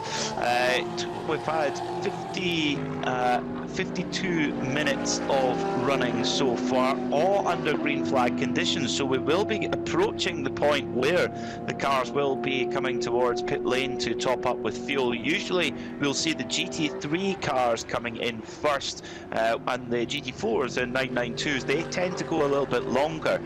They tend to make their fuel tanks last that little bit longer, which again just sort of staggers the field as we progress through the day. Now, the update on the 424 Lion Speed Porsche in the GT4 class had a rear left tyre failure, and actually hasn't made it back to the pits. It's pulled off to the side of the road, and getting notification that that car will be recovered to the pits on the flatbed, so they're going to lose several laps. They lost several laps at the start of the race, so it's really not been a very good beginning to the day for that squad. But Kenneth Hire, despite that little run on, he's unperturbed here, right on the back now of Ralph Bone. The battle for second position here between the Porsche and the Mercedes for Hoffer. They're about 2.3 seconds back from our overall race leader, Herberth Motorsport, Grove Motorsport, with their Mercedes.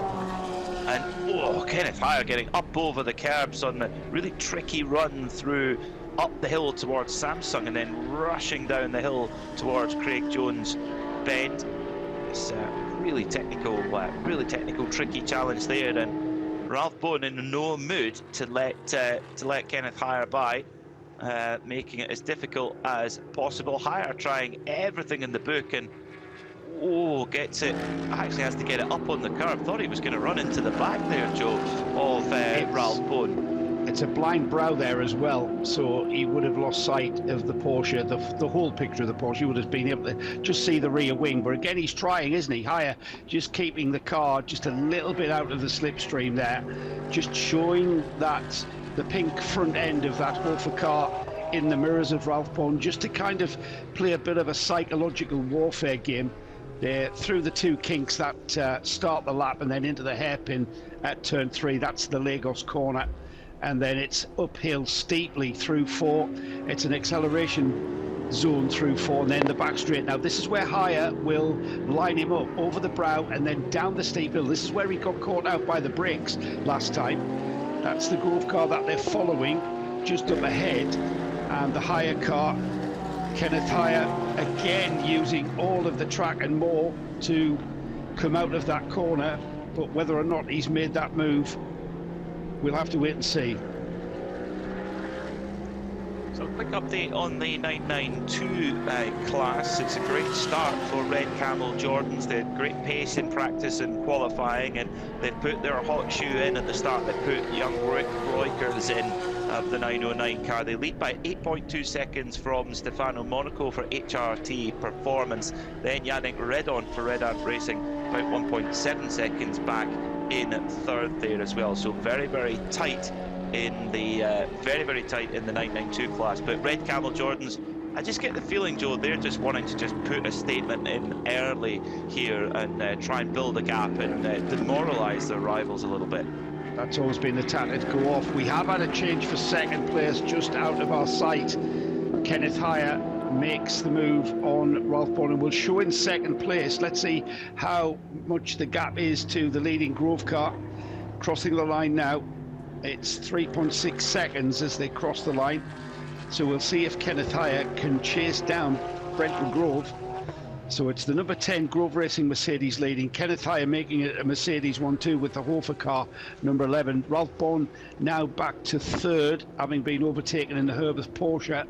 And then the pole position Audi from Sonderlock Junior team, Sven Herberger, still at the wheel of that car in fourth. The EP2 Racing car is a further 9.5 seconds behind the Sonderloch car in 5th. And then Robert Renauer, remember Robert making that bit of a recovery drive now, after having to pit from the lead of this race into the pits for a left rear puncture. He's now back out and he's making ground on the cars ahead of him, but right now the gap is still 23 seconds, so it's a big ask. The cars behind these 6 GT3 class cars is of course that Red Camels car, Rick Broikers.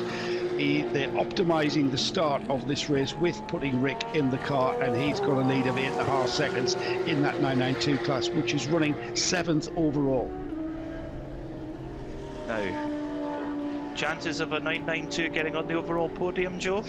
Oh, that's a good question, isn't it? Well, it's going to have to be a massive race of attrition still, because there's 6 cars in GT3, and the reliability of these modern cars is phenomenal, even over these huge race distances. But equally, the reliability of the 992 Cup cars, they are bulletproof cars, aren't they, in every way? I mean, it's very rare that you see a 992 car, you know, coming in with a gearbox problem. And we've got a little bit of company for Nick Damon. That's the Hofer car into the pits and heading towards you, Nick. I'm not quite sure what that is, because we've just had coming up to 1 hour of racing.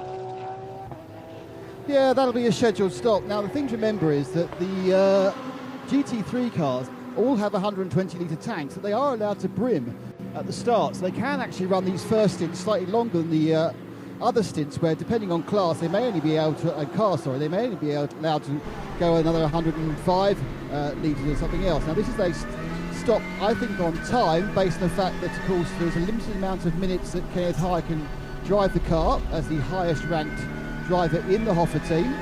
He's got out, there is a driver change going on, and now the tyres work. It's a full service down for Hoffer. They'll trundle down not very far, because they're right towards the end of the pit lane, and the fuel stop is just a couple of garages on. Not quite sure who got in, but that's because they're obviously completely as far away from me as possible. But the stop is carrying on, just securing the driver as we go. Lollipop is up, but car hasn't quite fired. Then it fires, and it should immediately turn right, and it does.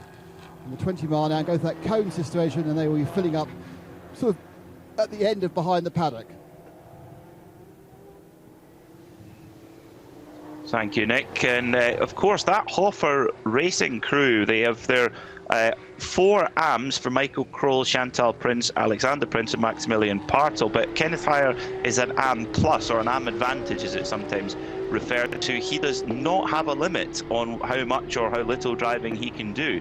So all he needs to do is a maximum stint time of 2 hours at a time, and therefore a minimum of 1 hour rest between stints. But they could run Kenneth Heyer very long if they wanted to through this race. So be interesting to see how they do that. For those with a pro driver in, the pro drivers have a maximum of 12 hours through the race. And yeah, if you've got one in your team, Joe, surely you want to use every last minute of that 12 hours if you can. Right, yeah, I suppose you will. You'll want to optimise your run. Let's head back to the pits, Nick. You've got something else? Yep, I'm just coming out to the front here, just going to grab a word with Kenneth as he gets out the car. A chance to, that looked like fun, that hour. A lot of battling going on. That wasn't a 24-hour wait and see. That was all go for it. Yeah, but I still don't risk something. I was, I think, faster than the Audi, because I can show it afterwards when I overtook him. Yeah, but for what you give more risk? It makes no sense. It's so early in the race. Just follow him. He makes a mistake. I overtook. Then I can close the gap to the Goof Mercedes and to the Herberth. I overtook the Herberth. So good stint. Car feels good. That's the way how we have to do it.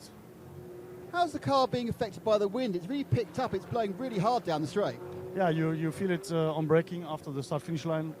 Quite hard. It's like 30 meters earlier to get the point from the apex. The same is uphill. You feel it from behind, so we are like 6-7 kph faster now.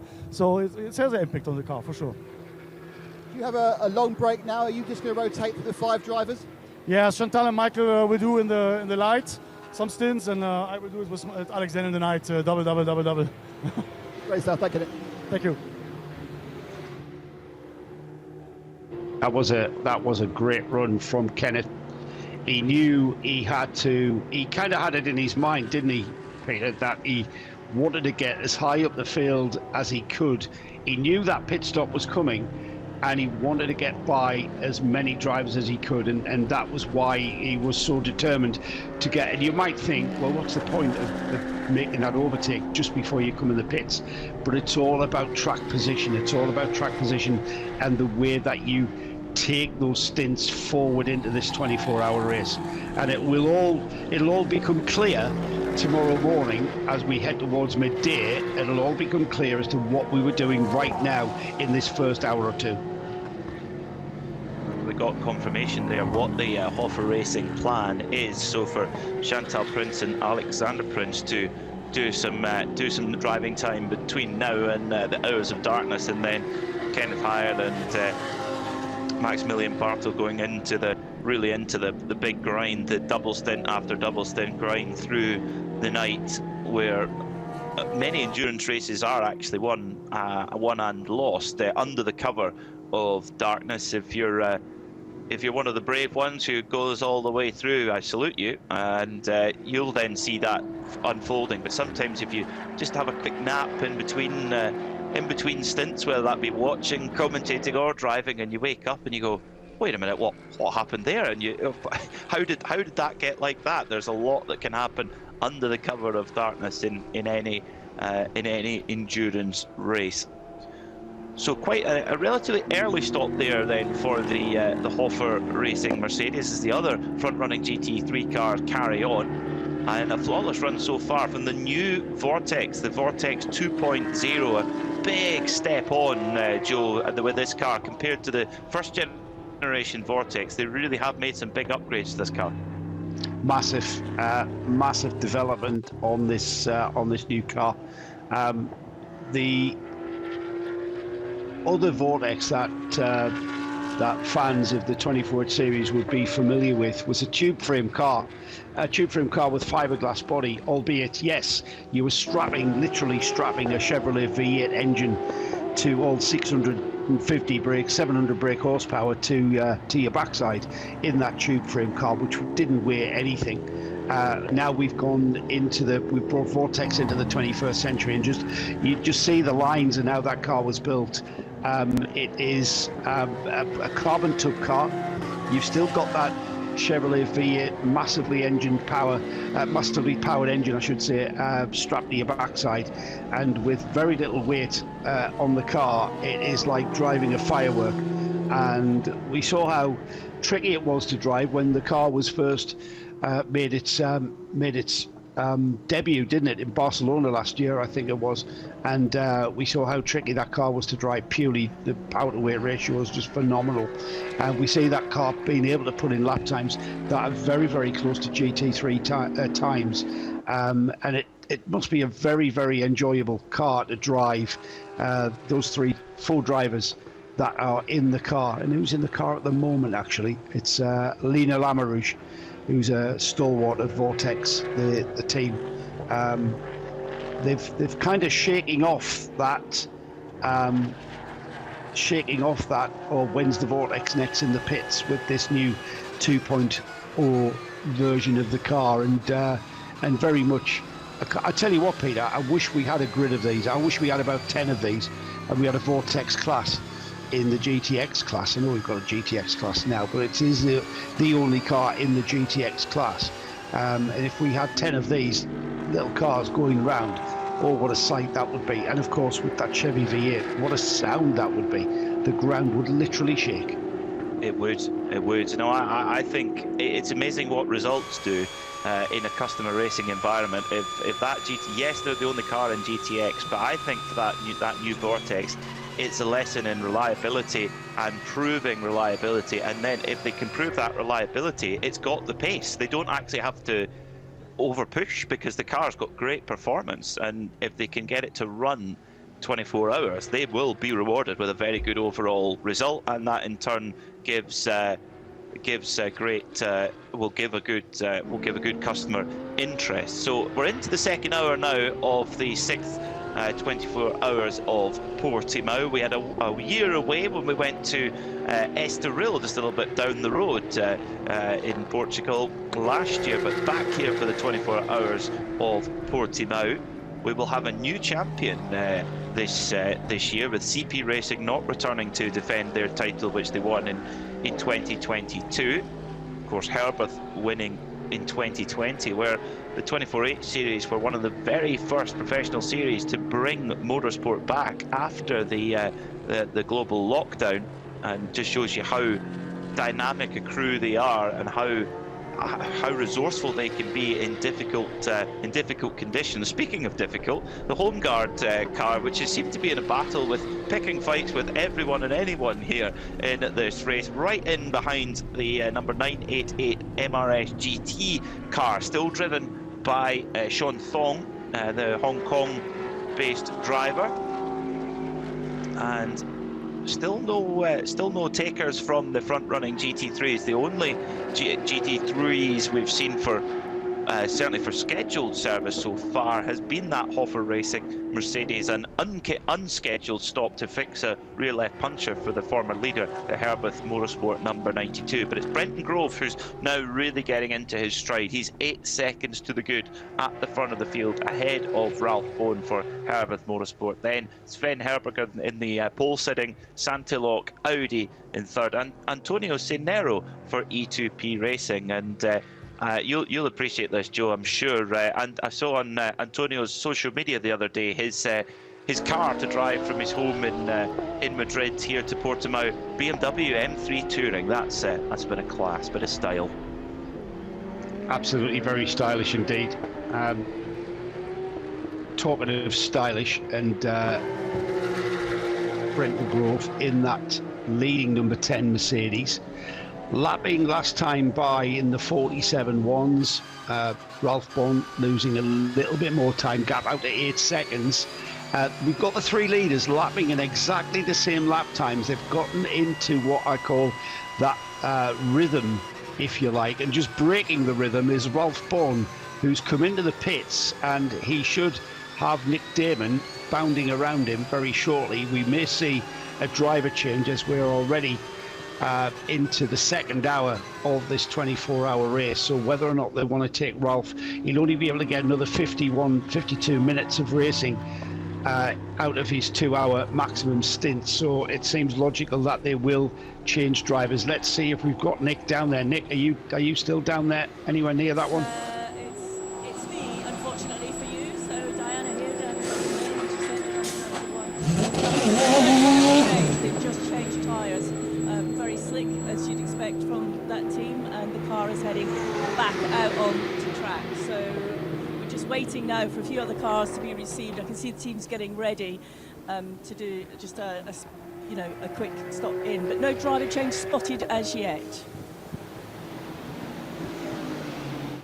So we'll get connection with Diana Binks in just a moment. We'll hear her dulcet border tones, Borders of Scotland. You've got Perthshire tones from me, and Borders of Scotland from Diana. I don't think the Binksy bobble hat will be out today, though, somehow, Joe. She'll have very sweaty hair if she does. I would suggest not. I know Di's all about she likes her hats, but with 21 degrees, I think rising to 24, 25 degrees, it's a very pleasant day. She might need the bobble hat to keep her hair from blowing in that wind, because it still looks very, very breezy. That's very true. Yeah, that's very true. The breeze, of course, here in the Algarve region, definitely a factor. Well, certainly they'll need a bit of that cooling breeze for Magnus Holmgaard and for Sean Thong as they battle away. Pole sitter in then, the Santilok Audi coming down into the pits, as also the line speed Porsche has been recovered back to the pit lane as well after that rear left tyre issue. But Magnus Holmgaard, he's going to be exhausted after this stint here, Joe. Yeah, that's a good stint, isn't it? Absolutely cracking stint. And you know what? It's always a massive responsibility to start these races. All of that time effort going into this event, in the practice sessions and then in the qualifying, and it could all go horribly wrong, especially if you're dragged into any kind of race with the competitors around you. It all seems rather pointless if it goes all wrong. with 23 hours to go. Here we are, 22 hours 49 is what we've got on the clock. And again, the responsibility of bringing the car into the pits and then taking it back out, fueling for the Ralph Bon Herberth car. As also we've got Sven Herberger in the Sonderlock Junior car, that Audi into the pits as well for fuel. No driver change on the timing screens, however that might change when they leave the pit lane, and we'll see, because unfortunately we couldn't quite hear Diana in the pits. And I noticed as well that the Niederhauser Lion Speed Porsche Cayman has made its way back to the pit lane after that issue with the rear tyre. However, it's back in the pit lane on a flatbed truck, so that car will no doubt be repaired and checked over and will make its way back out and into this race. Meanwhile, we've got Ralph Bon, who is on his outlap. So Ralph Bon has stayed at the wheel of the 91.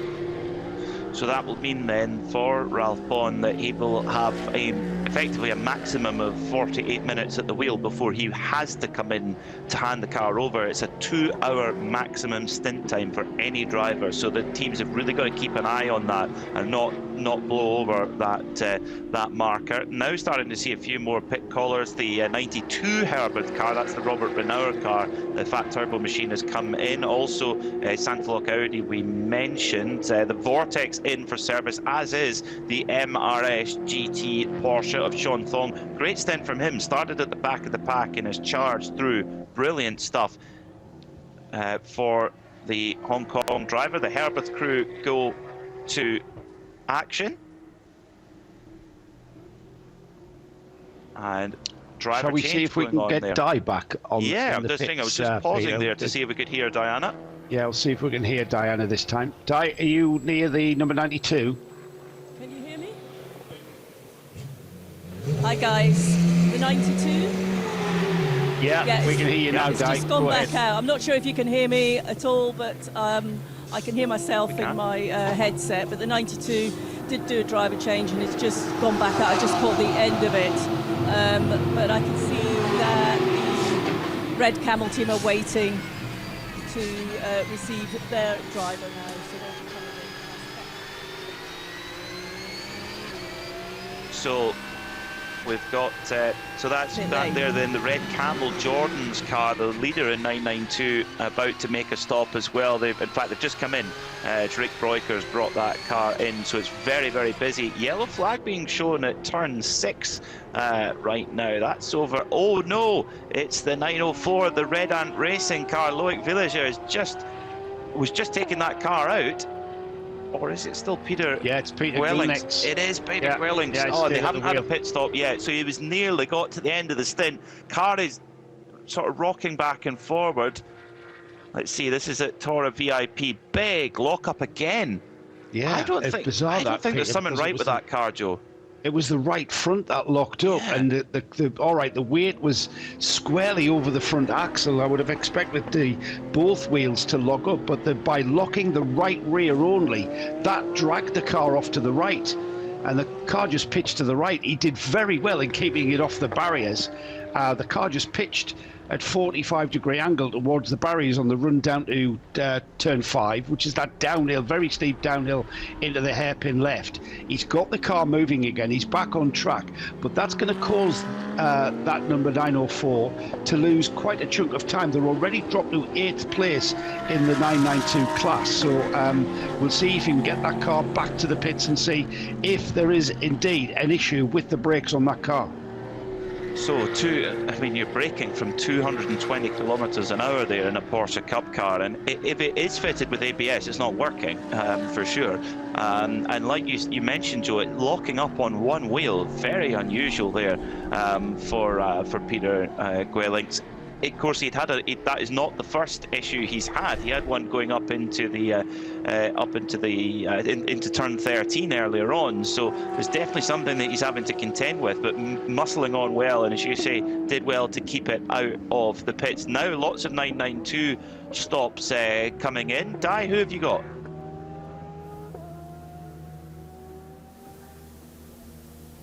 Okay, we'll try and get down to Di Binks as best as we can. As GT4 pit stops as well, the Bagheera ZM Racing crew going to work. And of course, the pit service will be done, then they go to fueling. So some tracks, like at Monza, for example, they have fuel, then come into pit lane. This time it's the other way around. So service is taken first, and then they go to fill the car up with fuel and off back onto the racetrack again. So the order is going to be very much truncated while these pit stops go on. Work going on in the HRT performance garage as well. Stefano Monaco, who was running third in class. A good run so far from them. Yeah, well, strangely not seeing any driver changes in all of the cars. Certainly we're seeing some cars choosing to, or some teams I should say, choosing to change drivers. Peter Gwilneck's getting out of the 904. He's did a very good job of getting that car back to the pits after that little bit of an off there, bit of an obscure off there. It's not looking like they are going to have a look at that 904. The door being slammed on the next driver in the rotation for the 904. Whether or not we're going to see that car then being took into the pit garage, or whether indeed, Peter, it might be just that it was a driving error, and Peter's said, you know, I outbraked myself. And it was, you know, driver that caused the lock-up rather than a brake issue. Yeah, we'll try and get Di and Mick to find out if there is a braking issue with that 904 car, the sister car for Red Ant Racing. And of course they've got the championship front-running 903 car too to think about, which is very much, you know, with full season championship ambitions. So they won't want a similar issue on the sister car if there is one. So one for them to look at as yeah, lots of 992s coming in and making their pit stop. As we say that, the 903, the Red Ant car, is the very brief leader. The GT3 class E2P Porsche comes into the pits. We've caught the Red Ant Racing 992 class car in the lead, making that fuel tank last longer than anybody else. Yeah, once again, this is what it's going to be all about. And you will, like I've said before, Peter, we're going to see the fruit that we are going to bring about, the fruit of our exploits here in these very early stages coming to bear towards the end of this race. We've got to get through the night, of course, and it's going to be all about keeping your car on track as long as possible. And if that means extending those fuel stints and saving fuel, even at this early stage, it's all about staying on track the longest. And that's where we're going to see our winners being produced from that.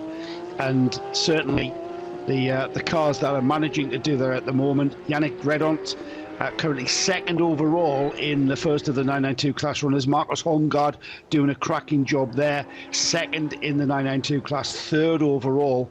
And I think, Peter, we're going to see a 992 class car take the overall lead of this car as into the pits and then into the fueling area has gone Antonio Saniero in the E2P Racing. And as I say that, Redont takes the Red Ant Racing car across the line in the lead, but in the pit lane. So he is going to show us leading the race. So this could well mean that if the 902 of Magnus Holmgaard can go a lap longer than anyone else, he will then, that crew, the Danish crew, will then lead the race overall. These Porsche 992 Cup cars, lap time wise, are quite the best lap for the Red Ant car, a 1:48.4. You look at, say, it's about 4 seconds off the fastest of the GT3s. So let's get down to Diana then in the pit lane if we can. Diana, can you hear us? I can, if you can hear me now. That's great, I can hear you. It's really good.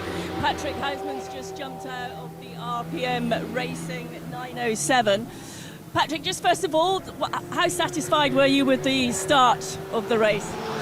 I think the start of the race was good. Everyone kept more or less their lines, and the racing in the first few laps I think was pretty clean in all categories, what I could see. And we really backed off early on because we're a little bit afraid about the pressures, and the tires keep lasting over the stint because it's pretty warm in terms of track temperature. So really balance out my stint. Still some work to do on the car, but overall I think the performance is quite good. So just stay out of trouble and keep on rolling. Yeah, I mean, it's very early on in the race, obviously, so, you know, you're running a particular strategy, but how are the brakes? What do you think? Do you think that will become an issue at some point? For sure, we have to do a brake change throughout the race. We're pretty cautious on the brakes, so that's why we're taking out the pace, particularly because of the brakes as well. Hopefully we can do it with one change, but we will see throughout the race what we have to do. If we have to drive faster, for sure we have to do another change, but I think that's the same for everyone. Traffic management at this stage, all good?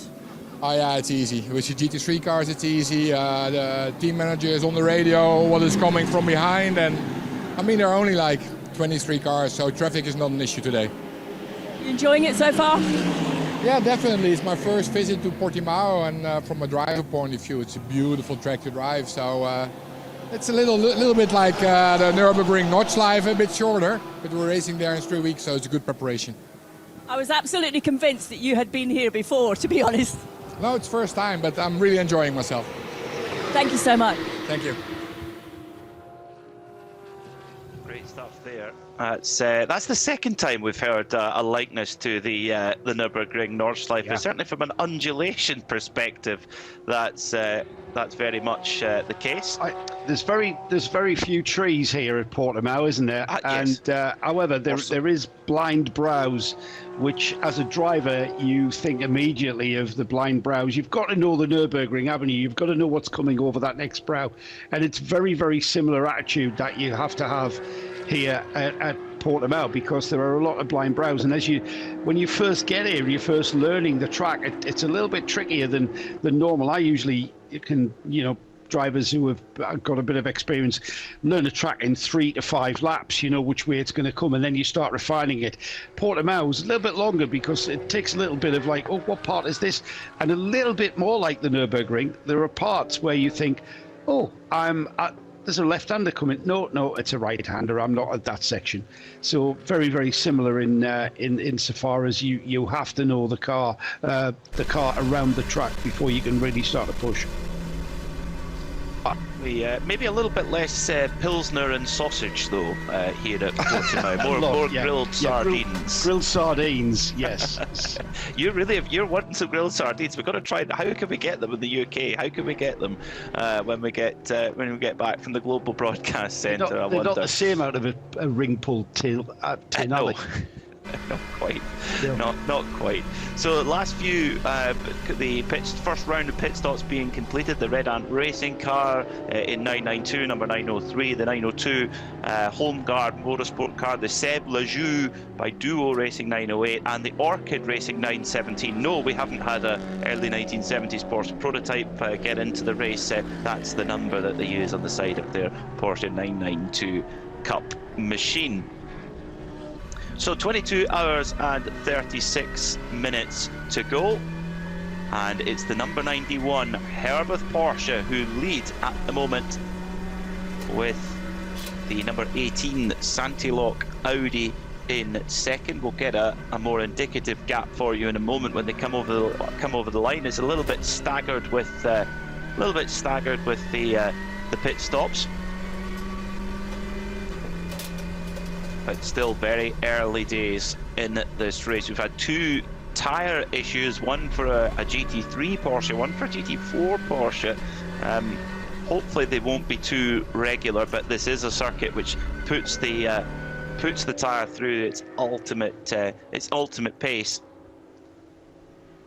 So your leader in 992 at the moment, it's Red Camel Racing from Red Ant Racing. So the two kind of real stalwarts of that class, very, very close indeed in that class, and that's a battle that's going to go on all day long. Tracy Crone in the RPM Racing car, Joe, and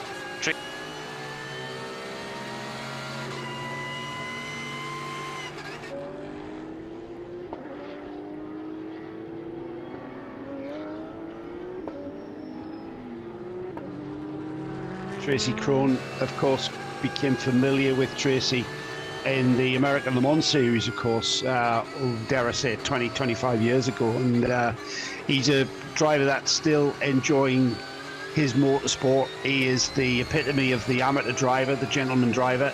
It's not what he does for a living. He he comes across and uses his leisure time during the weekends to drive his race cars, and has won some pretty big events as well in his day. Nick Johnson has been his driver, coach and mentor.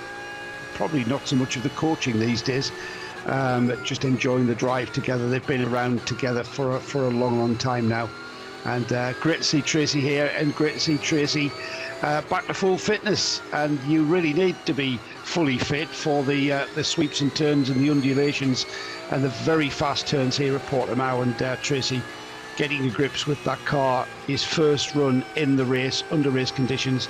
The RPM car now just coming through the final turn and will be passing us on the start-finish straight any moment now. Yeah, coming out of that corner, 220 kilometres an hour, and up to about 265 kilometres an hour for braking. Now Dana Binks is down with the number 904 car. That is the car we've seen had a couple of issues under braking. Di, what's the story? I'm with Peter, who's just jumped out of the car, was just getting his breath back there as I came to him. Peter, it looked like you were having a few issues. What can you tell us? In the start, we got a penalty because all the cars were moving pretty much. We didn't stay all over the boxes.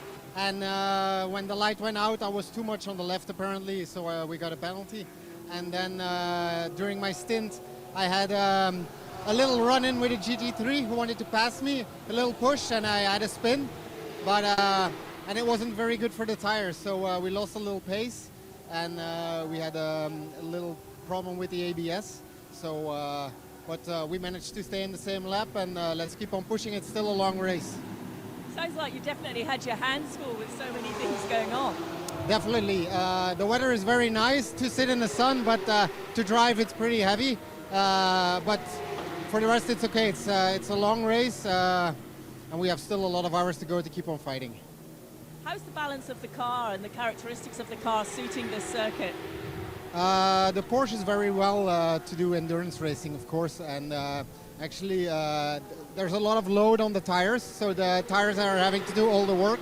The car is managing it, but this heat and all the pressure you have on the left and the high-speed curves is very exhausting for the tires.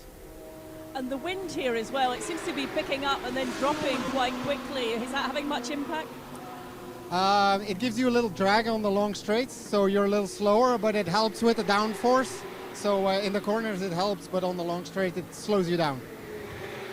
Peter, thank you so much. No doubt we'll catch up with you during the race. Thank you very much. Thank you very much. That was a 904 Red Ant Racing.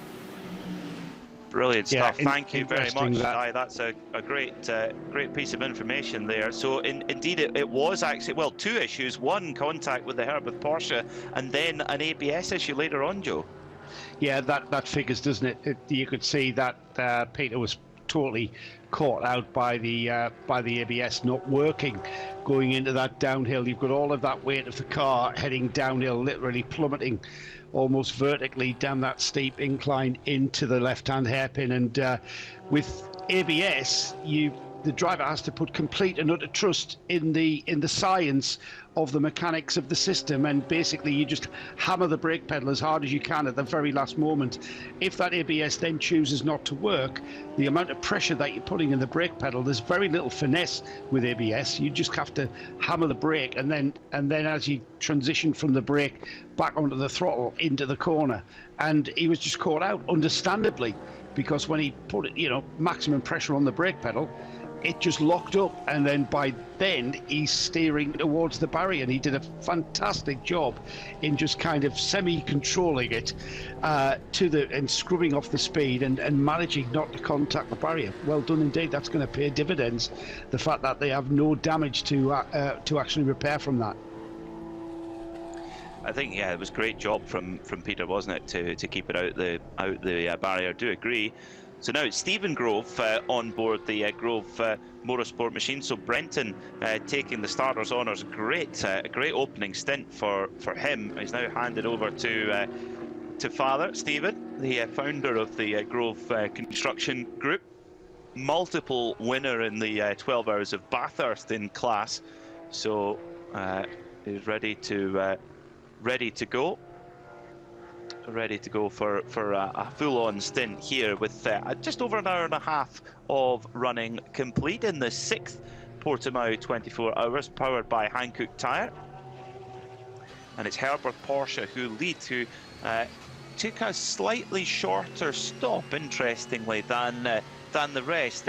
Stop-wise, time in the pit lane, 3 minutes and 35 seconds, as opposed to the Santalok Junior team, 4 minutes and 12 seconds. Now, in the actual pit box, there's less of a difference. The leading Ralph Bond-driven Herberth car is 9 seconds less in the pits. Now, that is basically pit lane efficiency and changing tyres quickly and getting and not having to do a driver change. Of course, Santalok have done a driver change. They put Elliot Earhart on board, but it appears to me, Joe, that the in and out of the fuel area, and maybe even a little bit less fuel on board that Herberth car.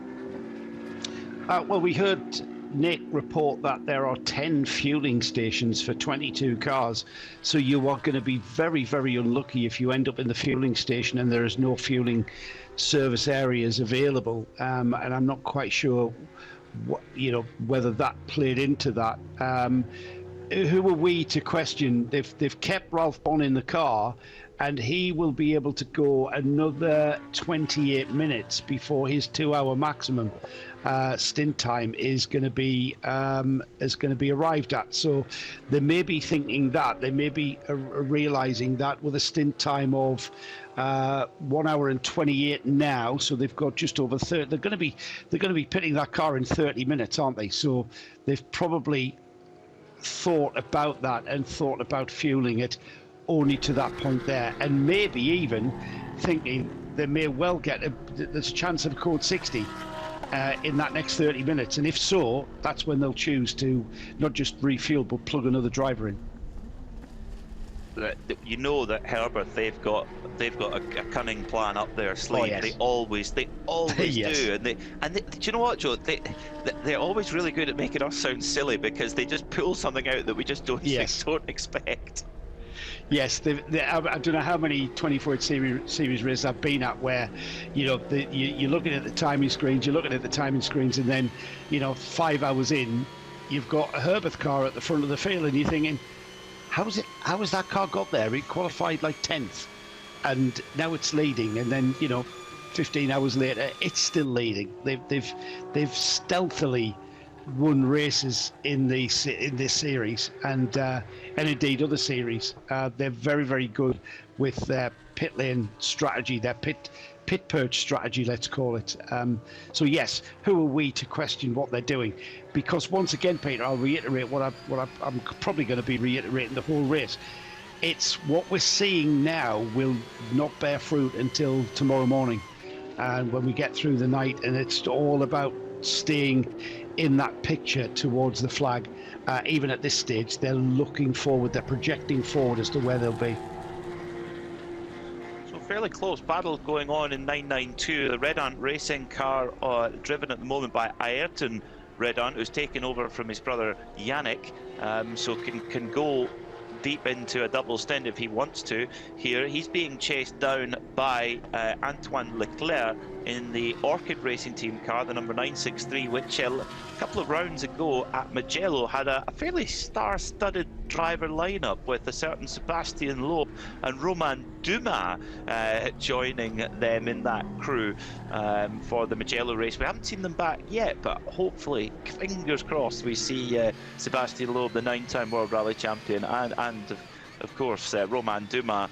I could go through his CV, but it would just take too long. A sports car legend, a Porsche legend, who are friends of the Porsche Centre Geneva, who are heavily involved in this Orchid Racing Team, and Antoine now in that black and sort of turquoise machine trying to chase down the championship leaders, Red Ant Racing, who had a really strong start to the season. And that gap is coming down, though, for second position. A good lap there from Leclerc. 4 tenths taken out, and that gap is just really coming down quick, Joe. Yeah, we've got a race, haven't we? We've got a 20-second gap for Ayrton Redon to make up to Fabian Dance now at the wheel of the red camel car. However, only 1.5 seconds from Antoine Leclerc and the Orchid Racing Team Porsche to get on terms with Redon in the Red Ant car. So yeah, we've got those first 3 cars separated by about 22 seconds. So that's going to bode very well. The rest of the 992 class, they are evenly spread out until we get down the order. So yeah, we've still got that race developing and ebbing and flowing as we go through this next couple of hours and next couple of driver stints at least. Well, as driver stints, we also have them here in the Global Broadcast Centre. Joe, you've well earned. I'm into the pits. Am I being called in? Box. Yeah, you've got. I'm sure you've got everything lined up. A cup of tea and a sandwich awaits, I'm sure. Thank you very much for your company. We shall catch up later on in the race. But with one expert analyst, we have another coming in. Former GT1 legend Peter Snowden joins us now in the Global Broadcast Centre. Snowy, a very warm welcome to you. Your thoughts so far on what you've seen in this this very intriguing motor race? Well, hi all, and Joe obviously going off for a sandwich there. I think you can hear me okay, Peter? Absolutely loud and clear. Marvellous, yes. Marvellous. I'm slightly oversold there. I've just got a bit of a correction there. It's very, very kind of you, Peter, and you're always far too kind. But I'm not sure the word leg end comes into it anywhere. But very kind of you, thank you. It does come back to what Joe said about GT3 and GT1 cars. We'll talk about that a bit later because I have an experience of both. So that's quite interesting. But this race so far, it's an interesting one. It's very, very early days, isn't it? What have we got? 22 and a half hours, 22 hours, 22 minutes almost to go. There's lots and lots to come. I was interested in Joe saying earlier on about keeping your powder dry and then proving that commentators know absolutely nothing and drivers then going to do something completely the opposite, and then it happened again 5 minutes later. So there's an awful lot to come yet. What I am pleased about, though, is, unless I've completely missed it, no Code 60 so far. Am I right, Peter? None at all. No, the well, that's just jinxed it, hasn't it? You've said it now, Snowy. You've said it now. An hour and 38 minutes in, and yeah, no, we haven't. It's been really good stuff from the drivers, and you know, there's bits of the circuit, Snowy, as well. You know, try and give us an impression with it. Portimao, everyone loves it as a driver's circuit, but depending on the car you're in, there's very different speeds through different corners. It can't be an easy place to race multi-class on.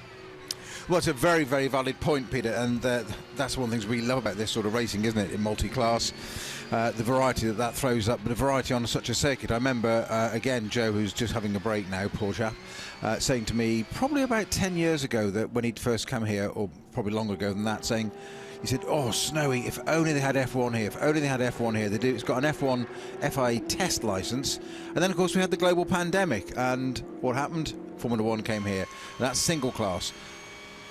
These cars on there, we've seen various bits of onboard, and I think you've described some of the gradients and corners very different. It's uphill, down dale. One of the interesting parts of this is that just before you even get to the variety of cars and speed differentials you've got there, at some parts of the track you're driving towards a crest and cars are coming towards you on another crest dead ahead of you. What you can't see in between is the roller coaster where you drop, turn, go round and rejoin and come back the other way. But initially it looks like cars are driving at you. Add the complication to that of night time, where you've got headlights coming towards you, because naturally as a driver, you see headlights coming towards you, you think they're facing the wrong way. Well, they're not, they're entirely, and it's actually really quite disconcerting. Never mind speed differentials as well. So we've got all that to come yet, Peter. That's something I didn't consider. Yes, I mean, it's known for being very dark here at night time. No circuit lighting or anything like that at Portimao, but I did not consider, of course, the circuit comes back on itself quite a few times. Wow, that is going to be quite an interesting one for the drivers to get used to. Of course, they had night practice yesterday evening after qualifying to try and get used to that. Antoine Leclerc, the number 963 Orchid Racing car, is really on the charge. He's onto the case now of Ayrton Redon in the red Red Ant Racing machine, the number 903. This is the battle for second position. About 21 seconds up the road is the Red Camel Jordan's car, which leads in 992. They plugged in their double Rolex 24-hour winner, Rick Breukers, for that opening stint. I think that sounds like a Trustwell tactic if I've ever heard one. Just say, it's like a tackle first tackle in a game of football or rugby. Make sure it's a big one, and that's what they've done. They've put their hot shoe in and have built up a good gap early on. They've now got Fabian Dance in the car, who's an experienced competitor as well. So a good lead so far for Red Camel Jordans, but long way to go. And at the front of the field, it's actually the lead is extending quite a bit. Herberth Motorsport increasing their gap over Santalok Junior Team. That gap already up to 1 minute and 10 seconds with Ralph Bowen taking on that double stint. But of course, Snowy, with the 2-hour maximum time, Ralph Bowen will need to come into the pits in the next 18 minutes. Yeah, if only for a wet towel and a bottle of cold water, I should suggest, after a stint like that. It can't be long before he does pit, as you say. This is our number 91 lead. It's such a good run they had at Spa just 3 weeks ago, where Johnny Palmer and I covered this for a radio show, the 12-hour event there that was split over 2 different parts of the day. Santalok Junior Team were part of that as well, but Herberth it is at the moment, as you say, Peter, sandwiching the Audi at the front. Mercedes, good to see the Hoffa car in 4th place, and then it's all cup cars, isn't it? It's GT3R with E2P Racing, but then you say those cup cars up there. And I was interested to hear you saying a little bit earlier, Peter, about the difference between the cup cars and the pace of those compared to some of these GT3 cars, because they're so almost bogged down, handicapped with all that aero. It's great through the corners, but it's a problem on the straights for them. It is, yeah. When you look at the braking speed, when they hit the brakes, or coming into turn 1, that downhill at Primera, 265 kilometers an hour for a GT3 car, exactly the same for a Porsche Cup car. But the apex speed quite a bit higher for the GT3. The apex speed 145 for the GT3 and 130 for the Porsche Cup car, and that's just all aero difference. And I mean, that opening corner at Portimao here, Snowy, I mean, for those fans of two-wheel motorsport, the MotoGP bikes coming into there on the front wheel with the rear wheel in the air is something to behold, but not easy to get a big GT car slowed down into there either. No, but it's as Nick Damon would say, it's their job. That's what they're supposed to do, so don't feel too sorry for them. Yeah, I think in your time you've learned not to feel too happy about yourself. No, that's what you're supposed to be doing. Well, it is slightly different, and it was interesting that, again, just going back to what yourself and Joe were comparing of earlier, and Joe was saying about how GT3 lap times are the same as GT1 lap times, both of you having the conversation an hour or so ago, and indeed they are. That's exactly what they are now. But how the technology, you were saying about dampers and tyres and stuff, but also reliability is so much better now, and they're less visceral now. I think it was yourself, Peter, that made the comment about GT1 20 years ago or 30 years ago was a bit more of a prototype car made to sort of look a bit like a road car, which was actually a very, very good description. They were much more physical. Don't forget, we didn't have things like paddle shift gearboxes. You did have a sequential gearbox, but it was still on a lever. You still had to use the clutch most of the way on the way down the gears to save the clutch, otherwise it wouldn't start at the restart of the driver change, that kind of stuff. Still had to be quite a lot of mechanical sympathy now.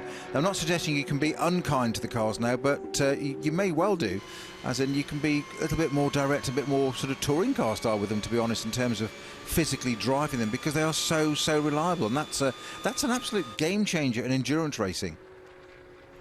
It's when you hear about the cars that they've got air conditioning now, proper air conditioning. Apparently the new BMW is fantastic for air conditioning. Not in your day though, Snowy. No, I mean, without being silly, I mean, I can remember a Spa 24-hour 21 years ago, 2003, where it was, I think it was 36, 37 degrees ambient, and we had nigh on 60 degrees cockpit temperature, no cool suits, no air conditioning.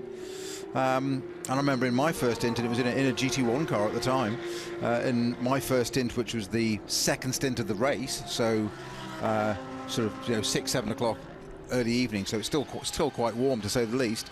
And within a lap, the power steering had failed, and that made things like the source quite physical, shall we say?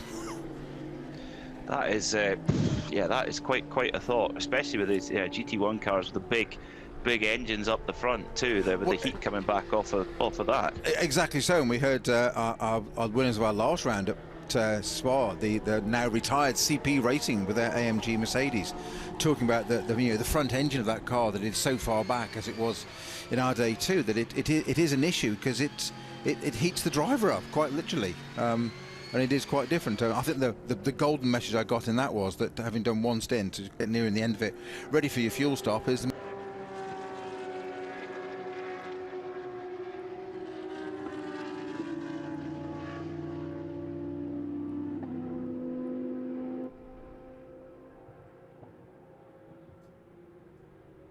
pedal, or they could cool their body to keep their core temperature, not both. So they kind of had to make a choice. I remember Estoril last year, and the full heat of summer, and poor Shane limping in the paddock because he basically burnt his feet. And so it's they're still pretty gnarly things. Some people give the impression that GT3 cars are like driving a sofa. They absolutely are not. No way at all. No, a GT4 car may be a little bit softer, a little bit kinder, but that's the point. It's an AM entry-level car to get you literally up to that speed, and that's exactly the point. But I remember sitting. We had the car with a GT1 car with the exhaust system that physically went out diagonally through the floor, and you physically sat over the exhaust system one side. And it's basically the outlet was on the sill, and it came out just below your hip. So you couldn't get much warmer, to be honest. Talk about sitting in a sauna in 2 layers of Nomex and underwear and everything, and getting slightly boiled, and then sitting in the car for 2 hours. Be a racing driver, they said. It'll be glamorous, they said. I think all of our viewers and listeners on the Radio Show Limited network of channels definitely all feel sorry for you now, Snowy. You're just that wasn't the idea. That wasn't the idea. It was just relaying how it is. And I think again, one of the valid points you're making there, Peter, is that it's very, very easy to do the rose-tinted or back in my day type comments of how different it was. They were just different. It was less reliability, less grip. I mean, if I go back to late 80s, 90s, when I was very privileged to drive Group C cars, and I said to John Hindhaugh on one of our things, I think it was Le Mans last year, about the lighting is phenomenally different, which will come into play later on in this race today. Is the lighting? We used to drive around on wet candles. It was unbelievable. And, if one went out, you carried on. The regulation was, and still is, within reason, you have to have the tail lights on. The rear lights, obviously, because for other people to see you, for safety, quite logically. I'm not sure what the rules are these days on one side of the units going out, but they probably don't because they're so reliable. But it wasn't just a question of reliability 35 years ago. It was actually the quality. It was absolutely appalling. Well, I spoke with Richard Tuttle here in the UK, who's an absolute genius for building bespoke 911s, and they built basically like a sort of halfway between a Dakar buggy and a Porsche 959 from scratch, and it had 911 RSR headlights, which they bought brand new from Porsche Motorsport, so they'd come straight off a Le Mans car. The problem was you had to actually plug it into Porsche Motorsport to get them to work. That's right. That's right. And they were £4,000 a piece. Not a pair, a piece. Absolutely, and I was talking to somebody the other day, and this applies to obviously the cars we're seeing on track now, but motor manufacturers. This guy has a body shop in the UK for very high-end cars, and he was saying it's so complex now. He said in the days when he thought his grandfather started the business, then his father took it over, he now runs it. It was, you'd assess, you'd do that old, suck the teeth and look at a panel and knock that out and primer it and whatever. He said nowadays everything is with a laptop, and the same applies to these cars, the race cars. You've got to plug a laptop in. He said if we change a headlamp unit on a car, he said we'd have to order it, we change it, we plug it in. We then have to tell the car that it's got a new headlamp in it. It then has to marry that headlamp to the system, and it then tells the headlamp that it can work. And that's the road car. Never mind, you say the race versions of it. We're not talking a Lucas filament bulb and away you go on a bayonet fit. It's not that anymore. Yeah, different. different world. Totally different world. Now, a little bit of complication now for some of our front runners in the 992 class in the GT3 Cup cars. The second placed in class car, the 903 Red Ant racing car, Ayrton Red Ant, and the 963 Orchid Racing Team car of Antoine Leclerc, they've actually just got a little bit held up with the E2P racing car, Pablo Berguera at the wheel at the moment. Now, Pablo, the AM graded driver,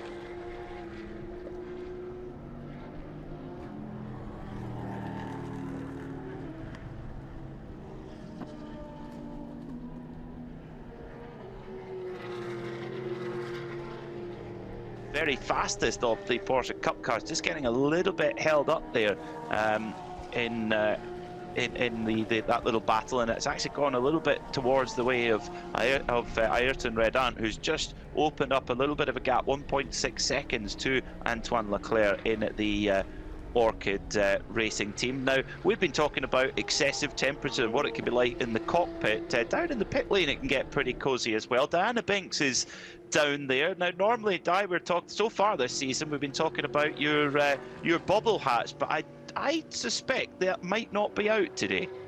You would be absolutely right. There's no need for a bubble hat here because it's very, very hot. But interestingly, in the pit lane is we walk up and down the pit lane underneath the garages. It's quite secluded there, so it's quite nice, you know, when it's getting too hot. So at least we can get out of the direct sunlight and get a bit of respite. But the wind has picked up, so it's actually quite very, very pleasant down here.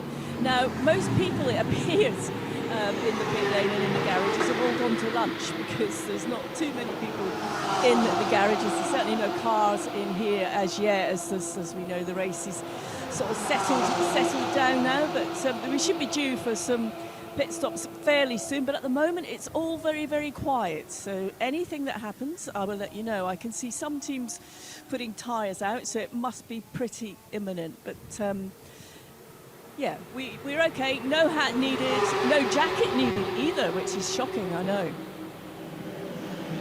So yeah, so I watched back your grid walk from Spa, and it was the full the full jacket, hood, bobble hat, the lot. So much better here at Portimao. Of course, we're just coming towards the top of the second hour of racing. 7 minutes left on the clock before we hit that mark. Now, why is that significant? The drivers who have been in the cars since the start, they will need to get out coming in fairly soon. Now, one driver we need to keep an eye on is our race leader of Ralph Bohn. Most of the other cars made a driver change at that first pit stop, so the number 91 Herberth Porsche will have to pit by regulation within the next 7 minutes, because if you go over 2 hours driving time in one go for one driver, that is a penalty. So and of course Ralph Bohn will need to be rested for 50% of that time, which of course is 1 hour. So we will see a new driver getting into that race leading car, and what it will do then, Snowy, is it will kind of put that 91 Herberth car a little bit off strategy to everybody else. Yeah, I'm slightly surprised how long they've gone on this first stint. It's quite bold. I think you were saying earlier, Peter, about sort of, you know, go large, go home kind of thing, and they've put Ralph Bohn out in that. He had a mixed drive at Spa. He had that off in the torrential conditions. In fact, I think it was, I can't remember, yourself or Dana or Joe, who was referring to it a bit earlier about it was actually Tracy Crone that was interviewed by Diana in the pit lane at Spa, just saying, I've been racing 20-something plus years and I've driven in rain and hail and snow, sleet, sunshine and dry, but never on the same lap before. Which is a great way of putting it. It was that difficult. He even caught out Ralph Bohn at one point, and he managed to he got it so far off the track. I think it was Pouon, that he couldn't even get the car off the grass. It was just wheel spinning without being dug in. It wasn't in the gravel, and they towed it out. So maybe they've sort of learnt from that and gone, well, do you know what, you can be so far ahead in a race, and then something that simple can happen. So maybe they've just in this taken a different view, a different strategy, and say, right, out we go, and let's get on with it. So how many minutes of that left, forgive me, Peter, before of that 2 hours? Sorry, because he was saying he was 7 minutes off, so he must be about 4 minutes off that now, mustn't he?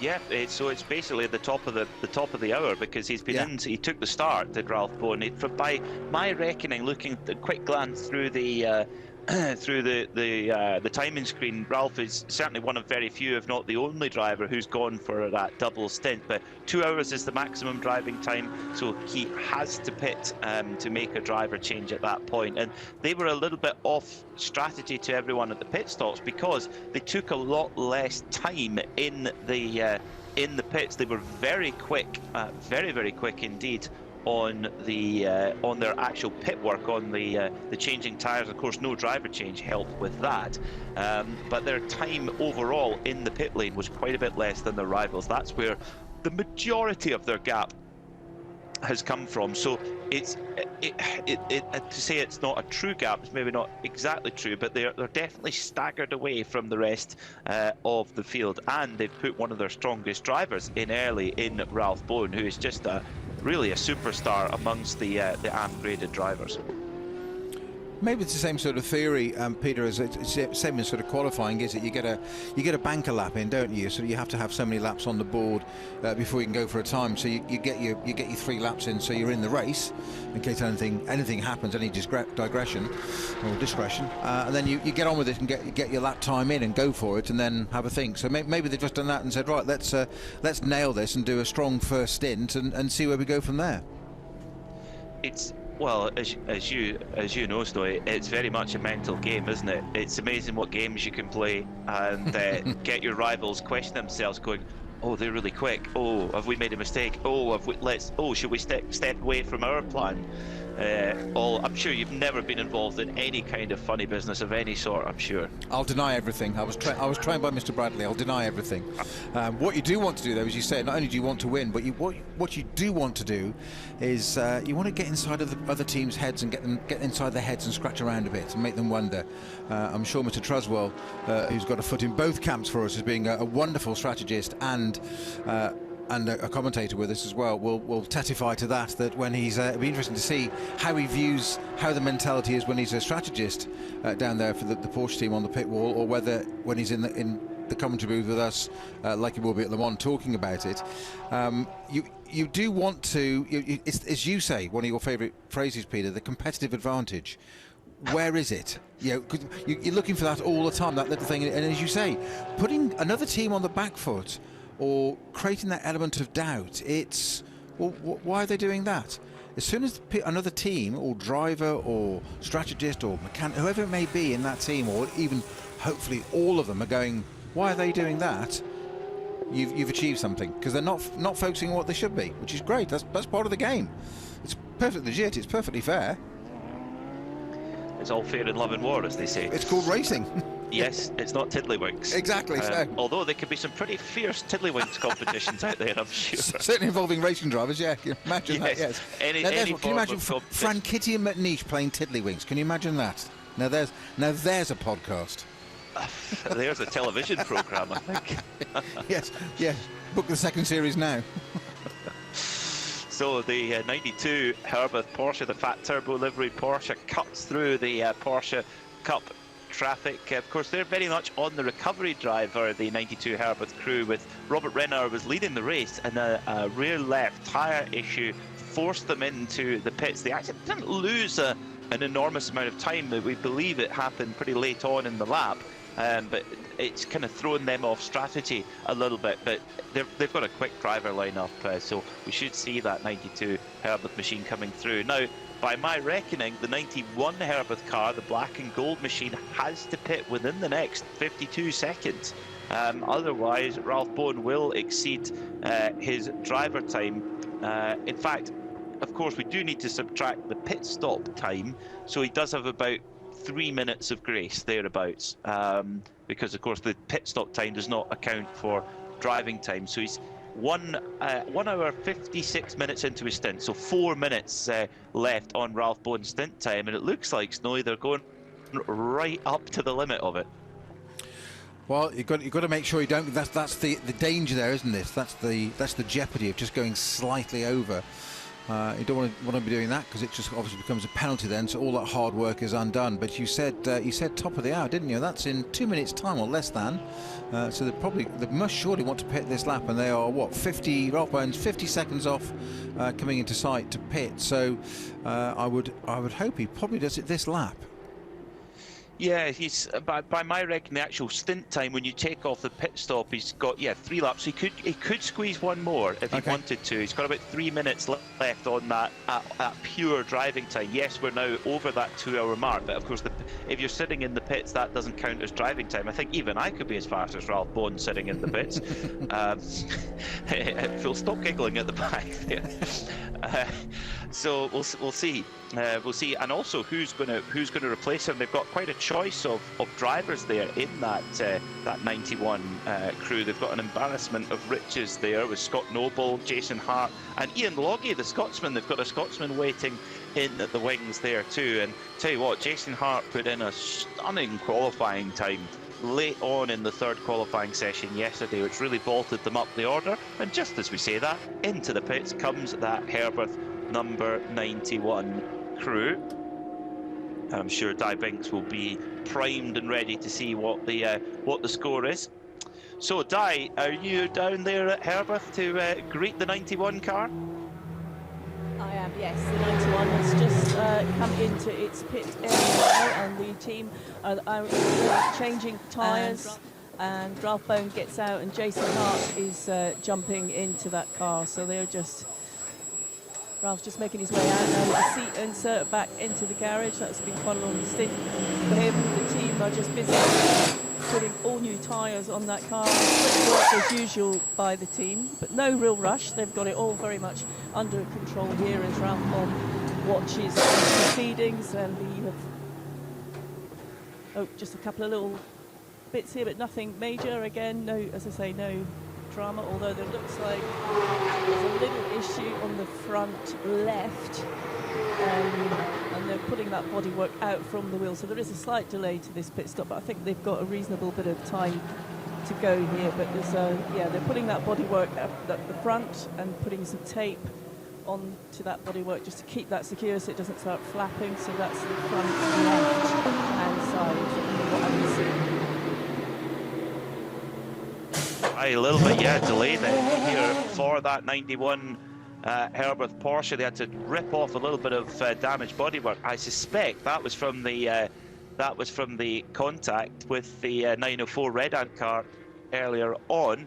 So into fueling they go. Goes Jason Hart into the fuel pump, and we'll go back out onto the circuit. So as the 91 Herberth Porsche pits from the lead, that will shuffle up the order a little bit, moving our pole-sitting car up into first position. And we'll take a look at the standings in just a second or two to see where your favourite drivers sit after just over 2 hours of racing here in the 6th 24 Hours of Portimao. Santalok Junior team then lead with Elliot Earhart on board, just taking over the lead from Herberth Motorsport, who've just made their pit stop. Ralph Bone, a fantastic double stint, 2 hours at the wheel, right up until the maximum allowable. Fantastic. Then it's the recovering 92 Herberth Porsche. That's the white car with the red stripes along the back. Max Moritz, who took over from Robert Renauer. Hoffer Racing sit in 4th with Chantal Prince at the wheel of that Mercedes.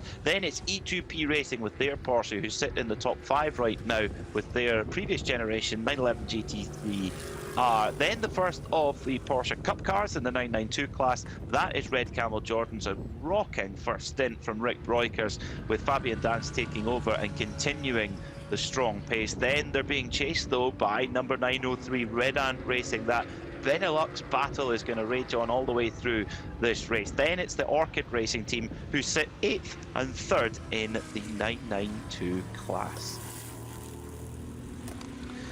In 9th at the moment, it's the HRT Performance crew with their Porsche Cup machine, with Kim-Andre Hochschild driving at this moment in time. Then in 10th, after slightly delayed pit stop, Stephen Grove sits in 10th at the moment overall. Then it's Homeguard Motorsport in 11th and 5th in the Porsche Cup class, with Stefan Perrin on board at this moment. Then in 12th, it's MRS GT Racing, Marco Muller.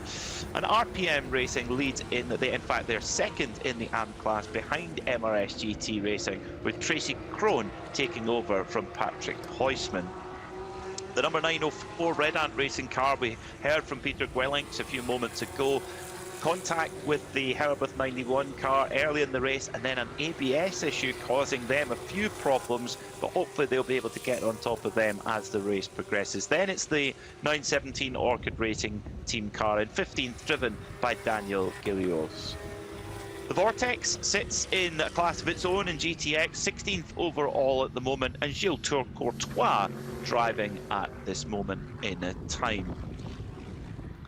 Sitting in 17th, it's Seb Lejeune Racing by Duo Racing, with Miguel Moyla sitting in the car at the moment. Then it's W Autosport leading in GT4. They've just gone into the lead of GT4 as the Lithuanian squad, GSR Motorsport, are currently in the fueling area. Then in third, it's Bagheera ZM Racing with their Mercedes, and the sole Peugeot 308 Racing Cup of Christian Gloss. Lionspeed GP, well, they've been in the pits, unfortunately, for quite a while, and don't appear to be coming out any time soon.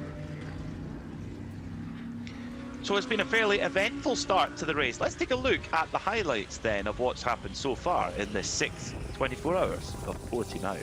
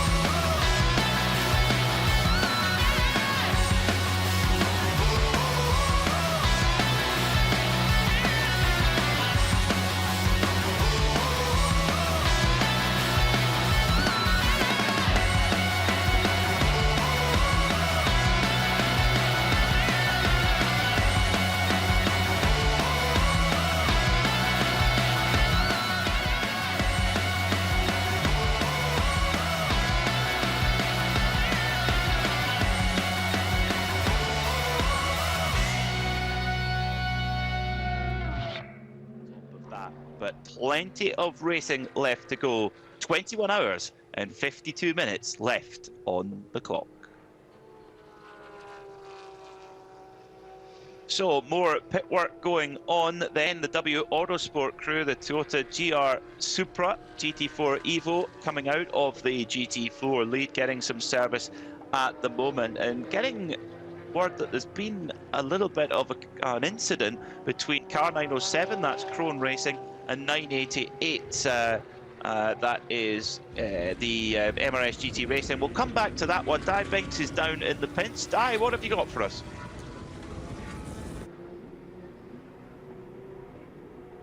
And getting a drink after that fantastic session. How satisfied are you with the stint this morning? Well, when we delete the last lap where I made a small mistake, the stint was very good for me. What is managing the traffic like out there? I mean, obviously it's the very beginning of this race. There's an awful lot of time still to go. Was the balance and handling good for you? Yes, the car feels good. Like always with the Herberth team, we have always a very good car. It's due to the high temperature in some areas of the track, very slippery. There we have to live with and well, the rest we will see over the day. Do you like starting the race? Yes, I like it. In the meantime, I did so often in the last 2 years now, so I'm used to do it, and I like it, especially from the first row, yeah. There's an awful long way to go. Are you sort of satisfied with the sort of strategy that yourself and the team are running?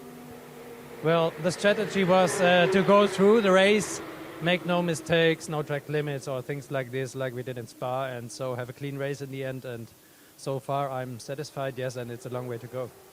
When you brought the car in, there was some sort of slight damage to the front right. I thought it was the front left, but I was looking the wrong way round. What happened? It was a front right, a small contact with another car, and so sorry to the other team. And I think we can continue without any big issues. As ever, the team were doing a fantastic job during that pit stop. They're very slick. They know what to do. Sorry, can you please repeat?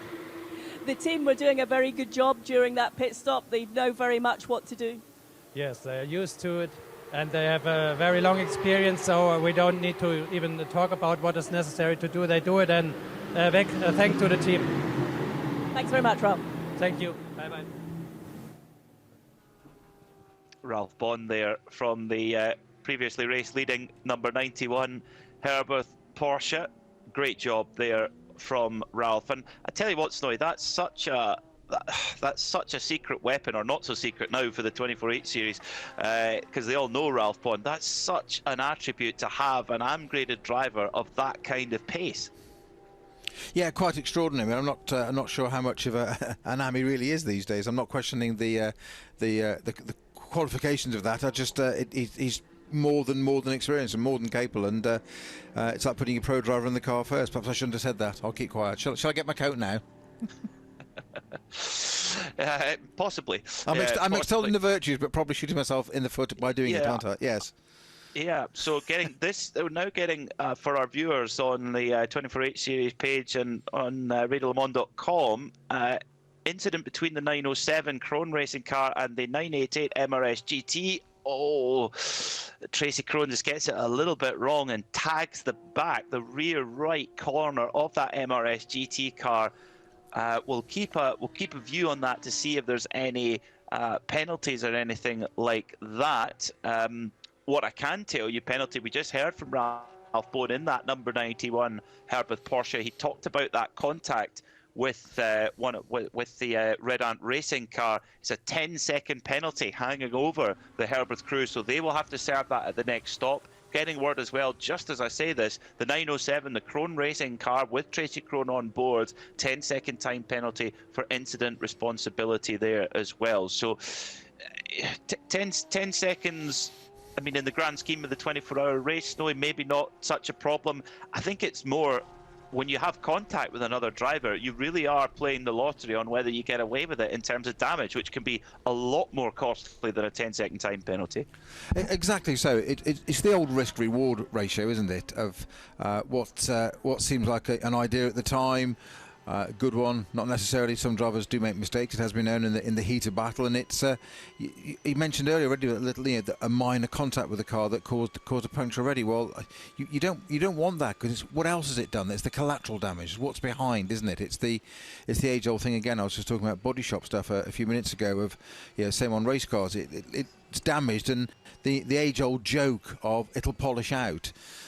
Is because nobody really wants to admit what might be underneath, what lies behind at the greater depth, and that's the problem. If it's a rear wheel that you've tapped, has that sent shockwaves down the rim, therefore down the drive shaft, and is it going to cause a gearbox issue? And should the gearbox cause a problem later in the race, are you going to be ruining that, going for that little gap that wasn't really worth it earlier on? And it's all these things, but it's that balance of, do you go for it or do you not? And that's the skill set of a top driver. That's what you've got to assess and take the risk. And sometimes it pays off, and you'll see the real cream of the cream get it right almost every time, or extremely rarely do they make a mistake. And usually when they do, the absolute top class drivers will just put their hand up to it, completely calm, and say, yeah, my mistake.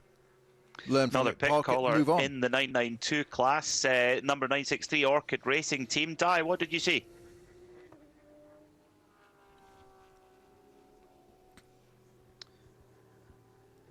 We'll try and get back down to Di Biggs in a second. Ah, there she is. Di? There was a driver. Oh, you can hear me now. Yeah, quite a slick stop for the 963. No major dramas there. Did do a driver change, so I'm just going to go and grab the driver in just a second. The team very much on it from the minute the car landed in, and very clean, crisp pit stop. So bear with me. I will get the go and find which driver just jumped out, and we can have a chat with him in just a second. Fantastic, thank you, Di. That's Antoine Leclerc getting out after a very strong stint indeed, putting the Red Ant racing car under a lot of pressure there in that early gambit, and they're definitely going to be a force to be reckoned with, that 963 Orchid Racing crew. So your leader then, after a little bit of shuffling around and a little bit of strategical back and forth is your pole sitter, the Santalok Junior team with Ella Earhart, the former German Seat Leon Supercopa champion, who leads by 37 seconds over Max Moritz in the 92 Herberth car. That's the white and red one. Then Chantal Prince up in the podium spots in the Hofer Mercedes. Fourth place at the moment, Pablo Berguera for E2P Racing. Then it's Jason Hart in 5th place for Herberth, but Jason Hart going 4 seconds a lap quicker than the 2 cars ahead of him, and indeed just as, in fact, a little bit quicker again than the leaders. So Jason Hart definitely the man on the move, Snowy. So we could well see that 91 car really forging up the order in the next hour or so. Yeah, we certainly should, but at the top at the moment, it's you can't say it's too early to say too much, isn't it? But it's looking very, very stable for Porsche at the moment. I know Santalok are at the head of the field with Elliot Earhart in, because that car that's had 1 pit stop, has it not? The Santalok Junior Audi's had 1 so far. So that's slightly added. It needs to settle down, doesn't it? Because basically it's Max Moritz that's in the Herberth car that will be leading quite shortly. I missed a little bit earlier on, Peter, so perhaps you could enlighten me whilst I was looking at the timing screen here, that we've got our top 5 cars are the GT3s, then we've got 992s in 6, 7 and 8, and then we've got 9th is Stephen Grove in the Grove Racing Mercedes GT3 EVA there. Why is that down in 9th place? What did I miss when I was not on air? Because you and Self and Joe started the race. Well, I was thinking they've definitely had a pretty prolonged stop. Everyone else stopping between 4 and 4.5 minutes at that first stop. Grove were 8 minutes. Okay. So there's something going on there. So we'll try and get Di and Nick to find out what happened in that opening stop there for the number 10 Grove Motorsport car, the El Bamber Motorsport Run machine. But you're right, they were leading the race. They were looking really strong. But 4-minute delay in the pit lane. I mean, that's a huge gap to have to recover. So we'll try and find out what that actually was that went on there in that. Yeah, I wasn't down to you covered it, Peter. I just wasn't sure if I'd missed it or not. So I just wanted to make sure what I was just for my background. But if that's interesting, if it was leading and had such a long pit stop, so it'd be good if we could find out what that is. Yeah, well, we've got the best in the business down in the paddock, and once we can pull Nick Damon away from the ice cream machine in the catering tent, we'll be ready to go. Don't give away all the trade secrets, Peter. Yes, you know what he needs is just more sugar. Yes, well, you are the only person I've known that celebrated your Scottish heritage by having smoked salmon on ice cream once at Estoril last year. I do remember that. They were side by side, but yes, yeah, I'm not a little I'm bit not of sure. embellishment there. Talk about a mixed palate. Well, that's our job. Don't let the truth get in the way of a good story, man.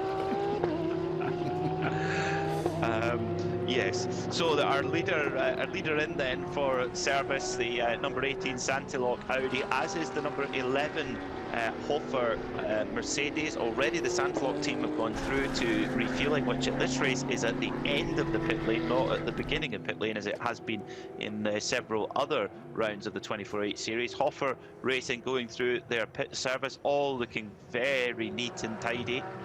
A little bit of windscreen cleaning there. Probably not very liquid, probably some very expensive race-specific spray. Would you have a specific spray you would use on your race cars, Snowy? Yeah, there's various brands available. I mean, it's there's one particular brand, Rain-X, obviously very popular, but others are available. But there's various things to clean. The thing you've got to avoid is smearing it, and that is the problem. Some of the cars have tear-offs, as we know, but they get bubbles in as well if you don't look out, so that can be a longer problem. You mentioned about the refueling at the end of the pit lane. It was the same at Spa as well. That was on the end of the pit lane there, just below the pit exit, and of course that's on a slope down there, so it's even more difficult to keep the car there. Did I hear the mic go live for Diana? You may have, I have not, but unfortunately it may just be my headset. Yeah, possibly the Krone Racing crew. We saw the contact. Can you hear me? What have you got? What's going on in the here? commentary booth? It's Diana here in the pit lane. Yes, Diana, I can hear you down in the pit lane. You can hear me. Okay. I'm just on my way to find out about Grove, but I haven't quite got there because I stopped by. Obviously, the Krone car is in the garage, so we are. Lucas, RPM Racing is here. Lucas, just tell us, we knew there was an incident out there on track. Obviously, the team are working on the car. What have you found since you brought the car into the garage? Yeah, unfortunately, we had a little contact with the leading car in class, and now the left radiator has a little leak. We just have to swap that, repair the car, and we need another 10 minutes, and then the car will be back on the track. So it's an easy fix, but unfortunately lost some time. But yeah, pretty. Yeah, that's always pretty frustrating at this early stage in the race, but it looks like the team are pretty much, working consistently to repair that as quickly as possible, but they know what they need to be doing. Yeah, I hope so. Yeah, they should know what they are doing, and we got another 22 hours, so we still have enough time to hopefully get back in the lead and finish the race. So yeah, stuff like this happens, even though it should not, but yeah, that's the way it is. Lucas, thanks for updating us there. We'll let you get back to chat to the team while they do those repairs down here for the 907 Krone Racing RPM car. Thank you very much for that one, Diane. Well, exactly what we talked about. The 10-second penalty for responsibility in that incident is the least of their troubles, with a 15-minute repair or so. At the moment, they've been in the pits for 6 minutes or so. In fact, coming up for 8 minutes now. So yeah, call it a 20-minute repair for the Krone Racing team. It might have looked fairly innocuous, just a little tap or a bump, but there's a lot of very important parts in the front of those cars, Snowy, and that's going to be a big recovery job now for that 907 crew. That's what I was saying a few minutes ago, wasn't it, Peter, that you never know what's the collateral behind, isn't it? What looks like a little tap, the infamous little polish out, squinted mint type look, and it isn't. There's always something else behind, and it's dislodged or moved, and that may not always be apparent immediately as well. The car can go back out again, and we've seen this many a time in a race where the technicians think the car's ready and out it goes again, and then the driver says it's doing this or that, or something else is apparent, or it manifests itself, and there's something else has just come to the top, and it said, I don't like this, and the cars, it's a non-contact sport. It happens, and it can't be helped sometimes, but it's not ideal. No, far from it. So getting word, Di's been down there. We're keeping her busy. She's up and down the pit lane. Unfortunately, Grove Motorsport had a problem in the fueling area, where they had a fault with the fuel pump. So that delayed them getting the fuel in. Quite a significant delay there. So we'll keep an eye on that story with Grove Motorsport, because they were running really strongly. They were leading the race with Brenton Grove, a great opening stint, and they certainly pace-wise, Stephen Grove matching his peers blow for blow out there on track. So that delay very much not in the plan, but still plenty of time to go. Lots of racing left, with 21 hours and 36 minutes left on the clock here for this sixth 24 hours of Portimao in the 24H series. After a year away where we just went down the coast to Estoril last year, we're back at this traditional staple of the 24H series. And what a mega circuit it is as well, Peter. I've known places with gradient changes before, but this is absolutely incredible. And that last section where you come out of turn 13 and head down into turn 14, that is actually off camber. You drop away, so it's a very late sort of turn in and roll the car around. But you've also got to sort of get it lined up ready for turn 15, which is a double stab, because you want a massive exit speed of turn 15 onto the pit straight. I've only had the pleasure of driving the circuit in the virtual form, and that was thrilling enough as it was. I can only imagine what it's like on a MotoGP bike at over 200 miles an hour into turn one. That's just a thought that puts the hairs up on the back of your on the back of your neck. Well, they're otherworldly, aren't they? I mean, that's good training for the TT, where you actually just leave your brain in the race truck and just get out on circuit. That said, into turn one, so I've just finishing that lap down that pit straight, which is quite long and wide, so there's always some overtaking opportunities there. But turn one, let me describe that to you from an historic car on cross plies. Imagine that, yeah. Because it drops down, actually, after the pit exit, it drops down enormously, but it is super, super fast. And the great bit is, there's a fantastically wide runoff area on the left-hand side, which lulls you into a sense of full security, because you think it's flat through there. Not maybe, but turn two certainly is. And then there's this massive, massive stand on the brakes for turn three, which is then, it's behind you. It's literally, you turn around and it starts to climb. And it's quite extraordinary. That bit between 4 and 5 is a massive rise and crest, where you've got the building in the centre there, then you drop down again into 5 and start climbing back up again. And it's absolutely fantastic. I urge, if you get the opportunity, whilst listen to us, have a look at some of the pictures that we'll see on various different platforms of in-cars, because you just, even that can't do it. If you can't do that, save your pennies, get a ticket and come and watch a race here at Portimao. It's brilliant. Yeah, totally agree. And so does that mean, has Maureen the DB2 made an appearance here then, Snowy? She certainly did, yeah. She did it. Wow. She did it in the Algarve Classic All back in 18, 19. We did it for 2 hours, and it starts just before dusk. So you got 2 hours of wet candles and 40, 50. So I think we had 60. I think it was 62 cars started actually. She did it. Maureen did a Jaguar C-Type giant slaying performance that day. Wow. For those who aren't familiar with Snowy's classic racing experts, Maureen is a beautiful sort of maroon-coloured Aston Martin DB2. What vintage are we talking about, Snowy? 1952. Not you, the car. 1952. No, she's actually lovely to drive a car that's older than me. It's one of the things I enjoy about historic racing now. Yeah, 1952 wow. DB2 to FIA spec, and she's just been treated to a new coat of paint over the winter. She's looking very resplendent. She's got a new dress.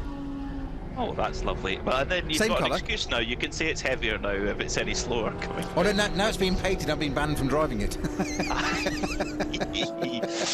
Fantastic. Well, we've got a new leader at the top of the race now. The number 90 E2P Racing Squad with Pablo Berguera at the wheel right now of that Porsche 911 GT3R. But could be about to swap, because Jason Hart is just on an absolute tear, 4 seconds a lap quicker. In fact, he's just gone by, because the E2P car is now into the pits. So E2P Racing with the Lightning McQueen moniker on the back, I am speed, and right behind is the Grove Racing Mercedes, where we believe Garth Tander is waiting, primed, ready to jump into that car. Alvaro Parent also standing at the E2P garage. Di, you're in the thick of it. Other end of the pit lane, with waiting on Grove Racing just to make their way, which they do now. They come onto the pit apron, just pulling up to make a driver change. As you quite rightly say, Gareth Tander is ready to jump in behind the wheels. The team go to work, cleaning the windscreen and changing all tires. Quite a slick stop by the team. The outgoing drivers, I don't know who that is actually, I can't see, is just helping Garth get in and pull up there and go about their business. The car's looking good, and we will... Yep, they've just taken the seat insert off there and run off, and the car makes its way back out onto the track. So quite a clean, slick stop by the Grove Racing team. Yeah, Stephen Grove that jumped out and replaced with Garth Tander. Yeah, very slick there. Yeah, Stephen Grove, the team owner, solid stint. And Garth Tander is a very tall man, so no wonder the seat insert had to be taken out there to plug in the 5-time Bathurst 1000 champion, who's driving along with Matthew Payne in the V8 Supercar Enduros this year.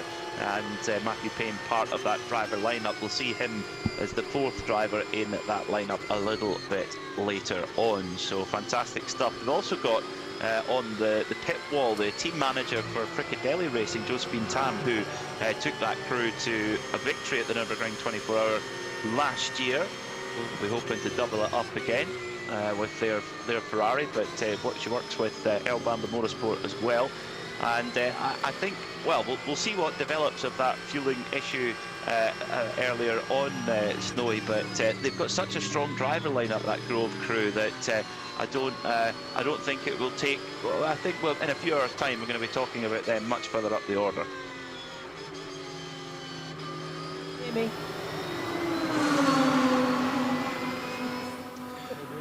So Diana Binks is down in the pits at the moment. You can hear me. Yes, you can, Peter. Sorry, we're having a few technical issues here, everyone. I apologise for that. Stephen Grove is standing here very kindly waiting for us to have a chat with him. Sorry about the slight delay. How satisfied are you with that stint? Well, listen, the problem for us, I think, is we had a problem on one of the Bowsers, so it cost us 2 minutes. And we're not running a cool suit in the car, so it's going to be tough between now and 5 o'clock, and then we'll be right. So we're just trying to save fuel and just trying to push on. It's a long race. I mean, we want to get up tomorrow morning and still be in the hunt, and then it's game on. I mean, it's always the way with these endurance races, isn't it? You have to deal with all the eventualities that hit you and adjust your strategy as much as you can.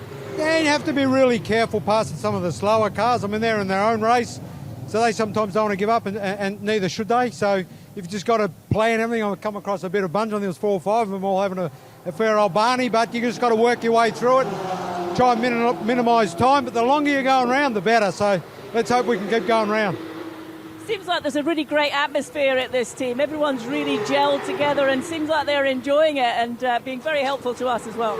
Well, that's one of the things when Brent, my son, and I decided to come here, it was important that we had fun. That was number 1. Number 2's to finish. Number 3's a podium. So we're having fun. We've got the other 2 to tick off, but yeah, it's a great team and we're really excited to be here and be a part of it. It's fantastic. And let's say, what a circuit. I've driven a lot of circuits around the world, but this is up in the top couple. What makes it so special? Just the undulation. You know, you're uphill, you're downhill, it's not flat. You got to think about it. You got to commit. Some of the downhills, you're flat through there, so you got to be really committed and trust the aero. So yeah, it's really great. I love it here. How brave do you have to be? Well, you have to be pretty brave. Yeah, you've got to really, really trust the aero, especially onto the front straight and through the 2 dippers. You've got to be really committed and you've got to really make sure that you rely on the aero, because more aero is obviously more grip, so it takes a bit out of the old ticker, but you just got to push on. Stephen, thanks so much for chatting to us. Many thanks. No, thank you. Wonderful stuff. Peter, if I may there, I just love that Stephen Grove talking, for those of us that you could see the pictures as well. I just want to explain something there. When he was saying you've got to be committed and you've got to trust the aero, his eyes, his pupils dilated and his eyebrows were high, as in you really, really know you're driving a GT3 car. Absolutely brilliant stuff there. Thank you, Diana. Big, so yeah, great stuff, Di. Great job getting up and down the fairly lengthy pit lane here at Portimao, getting all the word from the drivers. And Stephen Grove, bearing in mind he runs a highly successful construction company. This is very much a hobby, and therefore doesn't live the life of a full-time professional athlete. And yet, it didn't even look like he was sweating there, Snowy. No, but he was enjoying it. He said what was the phrase there? You can always rely on an Antipodean for a soundbite. Connie said it takes a fair bit out of the ticker. I won't try and do the accent; it wouldn't be fair. But it takes a fair bit out of the ticker, which is it's a completely down-to-earth way of an accurate way of explaining it. And also, they've lost 4 minutes, which would be pretty much an unmitigated disaster in other places. And he was also saying, she'll be right though. She'll be right. Exactly. No stress at all. And I love the priorities. There were 3 things he was there for, which was 1, to have fun, 2 was to finish, and 3, get on the podium. And so far they got one of them, they're having fun. So just got the other 2 to tick off. And as you said, once they get past 5 o'clock, we'll be right, mate. It's going to be into the night then. It's fine. So. They then, with that little set of pit stops, that puts the 91 Herberth Porsche back into the lead. A little bit off strategy with everybody else. Pierre Capper sitting in second, and then now overall the number 909 Red Camel Jordan's Porsche Cup car sits in third. Now Nick Damon has taken over from Di Binks in the pit lane. I'm sure he's been well fed in the excellent circuit catering here as well. Nick, are you all set, ready to go? All right, well, you know me, I'm always set, all ready to go. I've had a bit of ice cream. I didn't add it to coffee like Kenneth Hire did yesterday. Just seen a pit stop for the 904, which is the white one of the Red Ant Porsches. Not sure who got out. It was, don't know. Brent got out. So they trying to recover from some there. Brent behind. Let's see if I can have a quick word with Brent. Brent, looking pretty hot. Is it warm out there? It's quite hot, yeah. It's but if you have enough water with you, it's okay. It's a exciting circuit. Not many cars, but it does seem getting past cars is very hard. Yeah, it's a lot of elevation, a lot of blind corners, so it's not easy to overtake. But yeah, it's not so much cars, so it's okay. You just have to make no mistakes. So okay. Throughout the stint, I mean, how much managing you have to do? It's warm out there. Are you having to manage the tyres, or can they run a stint quite easily? This stint, they kept it quite easily, but normally you have to manage the tyres very well. You can do it with good lap time, so yeah, it's okay. Thanks, mate. Thank you. So Brent Verheyen there from the Red Ant Racing crew, with two cars in the race, which I'm sure will factor heavily in this one. Well, as the drivers swap their stints around, we're going to make some swapping here in the Global Broadcast Centre. So Peter Snowden will stay along with you, you'll be pleased to know. And myself, Peter Mackay, I will step out for a quick little rest and leave you in the capable hands of Joe Bradley. Thank you, Peter. Enjoy your little break. I mean, while it's down to Snowy and I, they've left us in charge, Snowy, so what could possibly go wrong, eh? The list is long, my friend. The list is very long. We'll ignore that. We'll move on. So we are well and truly into this race, Snowy. Just coming up to 23 minutes away from the third hour of racing, and already we've had quite a bit of action and intrigue and drama. We've got cars in the pits in true endurance racing style, dealing with the adversity invariably that endurance racing brings. Yeah, it's never as easy as you have a plan, you have a strategy, and all that goes out of the window when, unfortunately, you let racing drivers drive racing cars on a great track. It all goes wrong, doesn't it, Joe? You've been there. You've run teams, for heaven's sake, in things like British touring cars. You know what happens when you let... It's all fun until you let the drivers drive them, isn't it? Yeah, that's true. That is true. But this is endurance racing, Snowy, and these races are won on the pit wall. I've also done a bit of pit wall stuff in the odd Brit car race as well, and I'm not sure what I prefer, actually, because there is, in longer races, there's a lot more time for things to go wrong, and the tension. By the way, you mentioned that soundbite, didn't you, from Stephen Grove? It tests the old ticker. I thought that is one of those comments that I'm never ever going to forget. And it's going to get you kind of knew what he meant, and it's not just the driver's tickers that are taking a battering here in Portimao. It's every time you're waiting for your car and it's overdue. If you're on the pit wall, or indeed some of the teams, a lot of the teams are running these cars from inside the pit garage. When your car's overdue, your ticker takes a bit of a battering if you're the engineer. Well, you've said that. We've all sat. I mean, I've stood on the pit wall often enough as part of an endurance team in 24-hour races where somebody else is out in the car, and this is one of the things I love, and I think we all love about endurance racing, is that it is so much more of a team effort. But you sort of put your precious charge in somebody else's hands, and it's like don't mess it up, or other similar phrases. But from your point of view, you've done it from running a car point of view, and there's a difference between driver mentality and engineer mentality. Well, at least we're talking about the pit lane. Let's head down to the pit lane where Nick Damon is with Red Camels. Yep, coming in for a standard stop. I don't think actually they changed tyres. They had tyres out there and skulking away. Is I think Fabian Dancer's in the car. He looks taller than any of the Broikers, to be honest. I think it was Luke who got in, but at this point, because I've just caught up, as always, you catch up with them as they're just finishing the effort. Now, did they change the tyres? Let's see if I can find a bit of... Oh, yeah, the tyres, they did change the tyres because the ones that came off are hot. Yeah, call me CSI Portimao. Nearly burnt my hand. Must have changed the tyres. See if I can grab a bit with Fabian rather than try and go back down with you guys. It's obviously a little bit tricky at the moment. He's going to get water. Fabian, how was that hour? You also look very, very warm indeed. Yeah, it was very good. I'm still feeling alive, so temperature is not that bad. It's better than in July or in August. But yeah, 1.5 hours is still killing me. So is that the limit of the driver or the limit of the tyres or the limit of the fuel? I think it's first the limit of the driver and then it's the tires. No, first it's the fuel, then it's the driver, then it's the tires. Because the driver destroys the tires. So.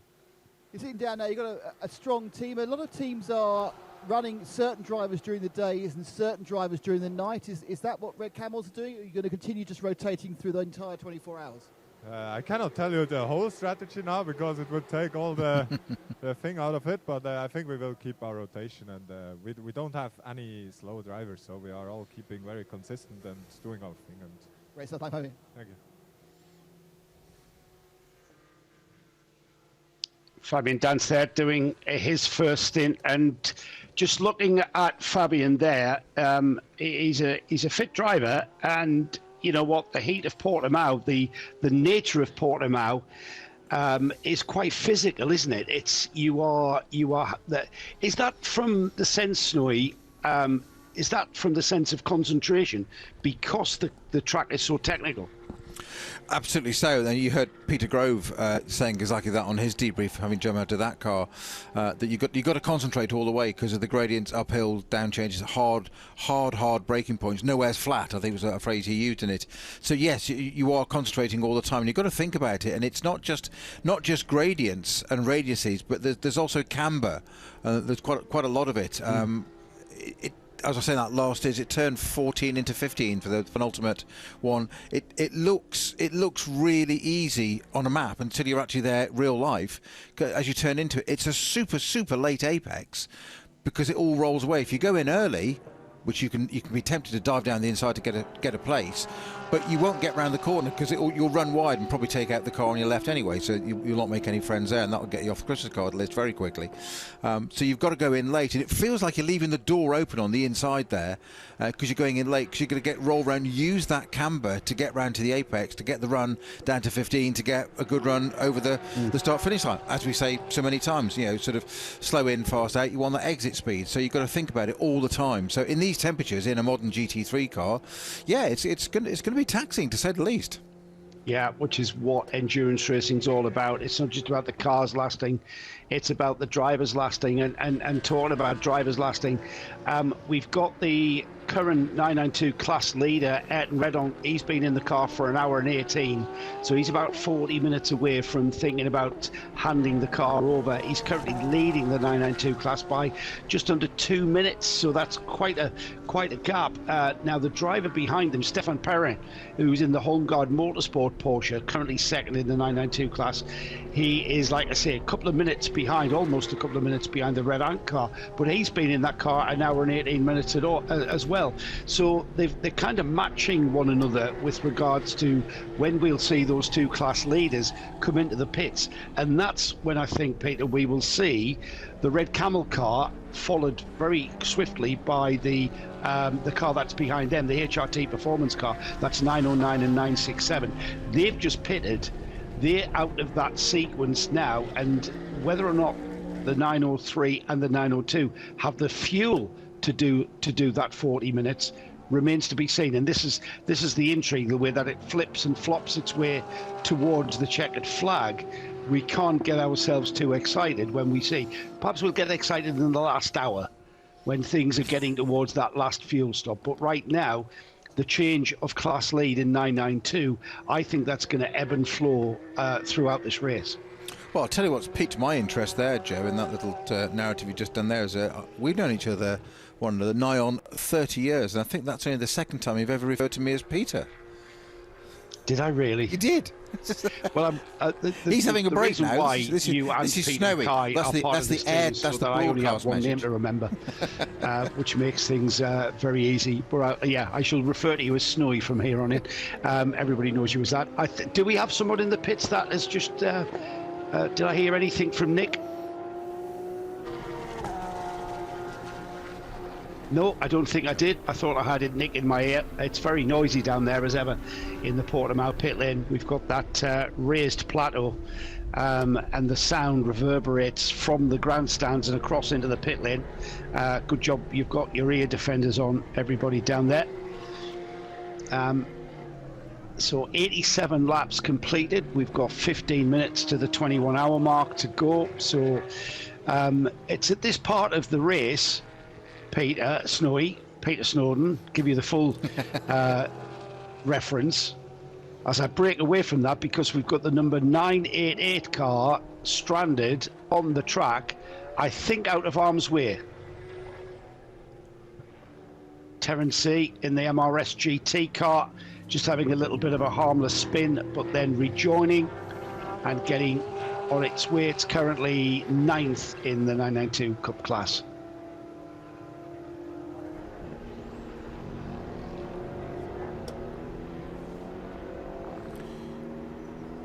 Yeah, it did get going again, didn't it? Yes, I've just got a slight delay on a little bit of feed I've got there, but it has got itself going again.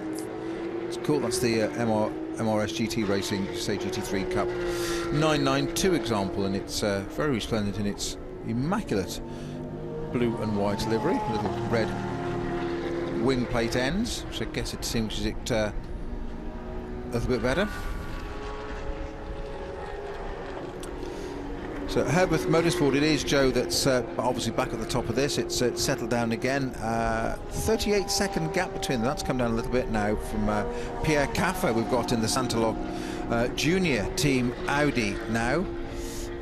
So I'll be intrigued to see his times there. The last laps for those two cars with Jason Hart and Pierre Caffa at the wheels of the Porsche and Audi respectively is a 1:47.724 and a 1:47.732. I think that's pretty evenly matched, Joe. Yeah, I was just about to make that comment. 47.7s, let's call it. Behind them, though, the Vincent Kolb-driven Herberth car, the number 92, 1:47.1. So that last lap, we had Kolb coming back towards them, reducing that 48-second gap. Yeah, as was Garth Tander in the Mercedes, Joe. He did a 1:47.1 as well. Who was that, sorry? Garth Tander in the Grove Mercedes. He did a 1:47.1 that lap, last lap as well. Now that car, remember, on a bit of a recovery drive, getting itself back into contention, isn't it? Well, again, a couple of people to watch out for there. It's a quality field up and down, but Pierre Caffa in an Audi is always somebody to watch, as is Garth Tander. I'd imagine Garth Tander and Pierre Caffa would probably drive a wheelbarrow fast, wouldn't they, or a shop supermarket trolley? Yeah, I think so. Yeah, he'd be the first round the cold meats, wouldn't he? He'd beat us all. Probably Garth to the beers, probably cold beers. Now the number 11, Michael Kroll, the head of the Kroll family, the head of the family behind this entry. They're with Hofer Racing, which is former champions in this series, of course. Michael now at the wheel of that car in 5th place. Let's head down to the pits. We've got action, Nick. Yep, it's the 903, the Redant Racing Porsche 992 Car Cup coming in. In will be getting Kobe de Broeke. The car rolls quite pedestrianly to a stop, hits its mark almost exactly. The door is open. In fact, it was still rolling forward as the door was open. Out gets Ayrton Redant. Ayrton and Kobe are obviously very similar size because there's no change of seat insert. In they get.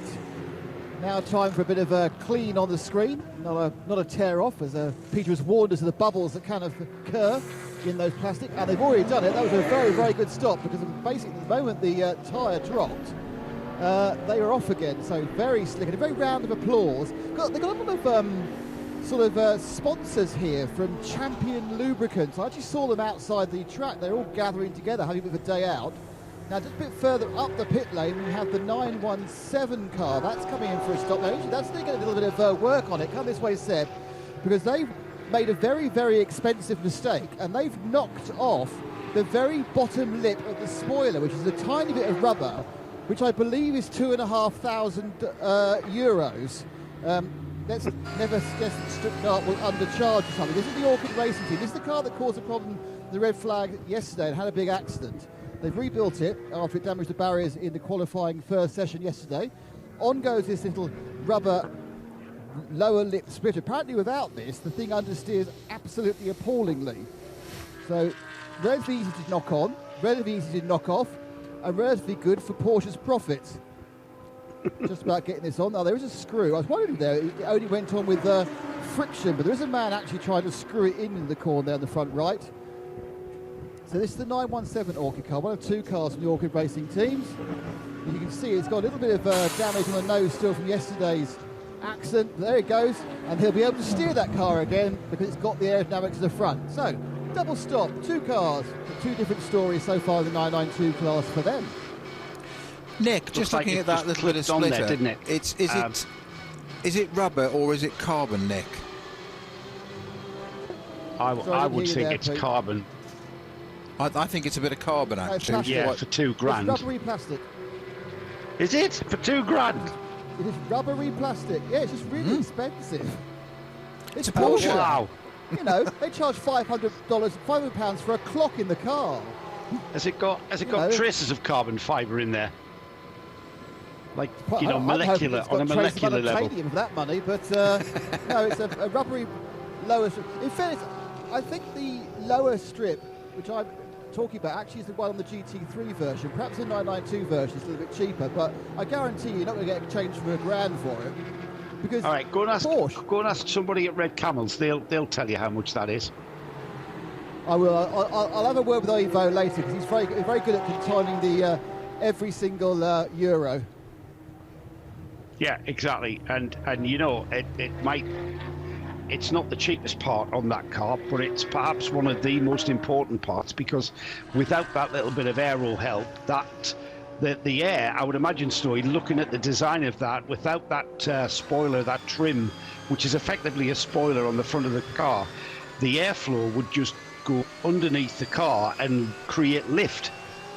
Well, that was partly why I was asking the question of Nick, Joe, as to whether it was carbon, and he was on the scene. I couldn't see from the distance we were at, because it's not just the rubber splitters that were on GT3 cars years ago when I was racing them in European GT3. They were quite literally rubber because they were Porsche Cup cars, and that's exactly what they were. So they didn't make a great deal of difference. But Nick made the point there that the car would understeer without it, and a Porsche, unless it's full of fuel, will tend to understeer anyway. It makes a huge difference to it because they're being effectively rear engine cars. But I was noticing that splitter that was going back on that Nick was describing there was that it's quite shaped at the ends, which would make a massive difference to how that car handles. Yeah, into the pits has gone the leading 992 class car, and we've got Nick Damon right on hand to tell us what's happening. Yeah, it's the Holmgard car, the 902 that's come in, the red and black machine. Of course, Holmgard recently upgrading. Well, it is an upgrade, isn't it, from TCR to Porsche. The driver change has been done. The final tyre is being attached to the rear right. All brand new, these ones. They're not ones they've used in qualifying or anything. They're actually fresh Hankooks. A little bit of the torque wrenching on that side. They've got a problem actually with the drill, or effectively the wrench. They're having to, they can't get it off. It's a get it off issue. So the rear left is stuck on. This is all time by, I think they break it. Yeah, they're trying to get it off now.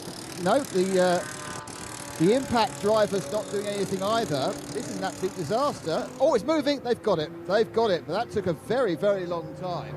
I'm not overly sure where the brake bar broke. So they've got to work out how to mend that. There's bits of the brake bar.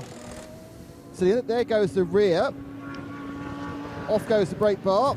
The big block, the square block of metal for the brake bar. Let me just show you this. Is it hot? No.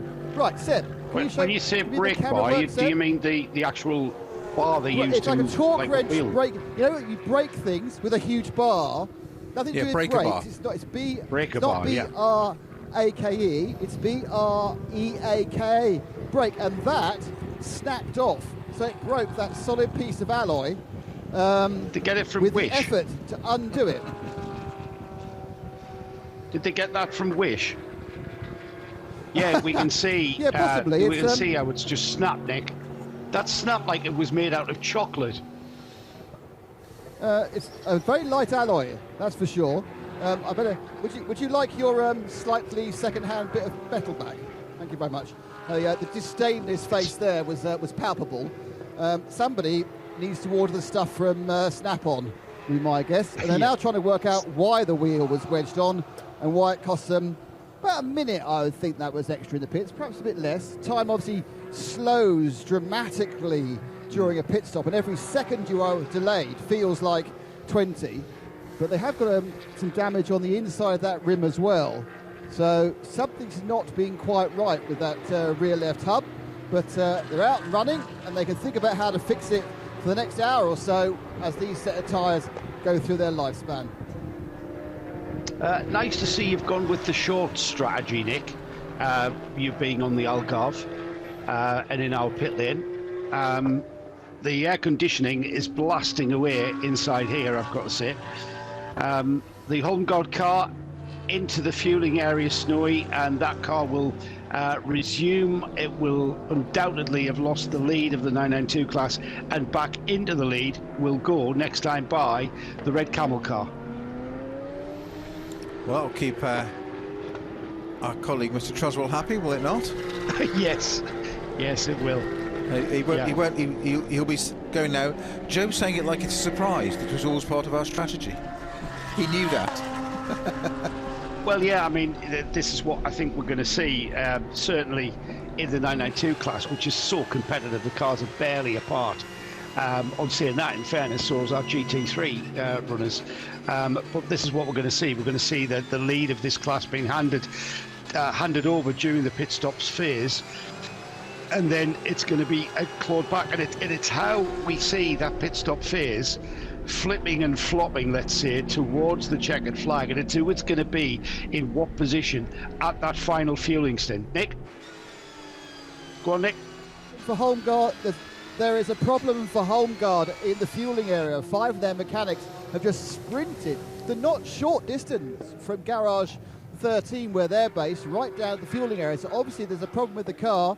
It's either not restarting or something else has manifested itself down that fueling area.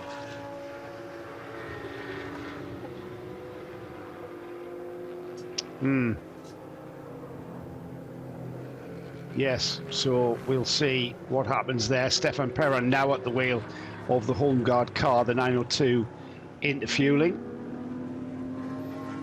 And again, you said that time slows down, Snowy, when you're in the pits waiting for your car to be checked over. I'm going to stay in the pit lane though, and Nick, you've got another car in with you. Yeah. It's obviously 992 class pit stop time, isn't it? The 908 is in with you now.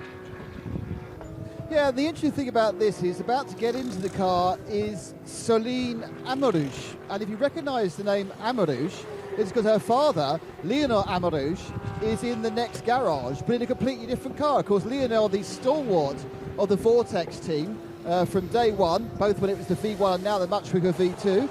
This is his daughter. She's about to take off in the 908. That's the Seb Leger racing team Porsche. So father and daughter, but not in the same car, which I think is a first. I don't think we've had that before. We've had obviously a few father and daughter. We've had Peter and Sarah Cox. We've obviously had the Princes, formerly the Hoffers, and the Krolls, but I'm not sure we've had a father and daughter in the same race in different cars in Creventic World. And I'm laughing, Nick, because you said Sarah Cox, who's a Radio 2 DJ. Stephanie Cox is Peter's daughter, of course. While we've got Nick there, actually, is he listening? He's gone, hasn't he? Yeah. Well, we have got a quick update from Ian McCarthy. Great to have you. I'm always listening. Thanks, Sarah Nick. Cox drive time coming soon. We've got an update from Ian McCarthy on X, formerly known as Twitter, saying that about the spoiler you were talking about, Nick, and it's the lip. It's saying that isn't the most expensive part. It's the bit that it attaches to, because it's a complete unit, and it is. You're not wrong, actually, Nick. $2,733, would you believe? And he's even sent a photograph of one for us. And apparently it's flexible, so you can get it in the car. If you tear it off on the road, you can put it in the car and take it home with you. There you go. Take it to your local independent dealer and have it repaired, or your Porsche dealer. There you go. Live updates for you.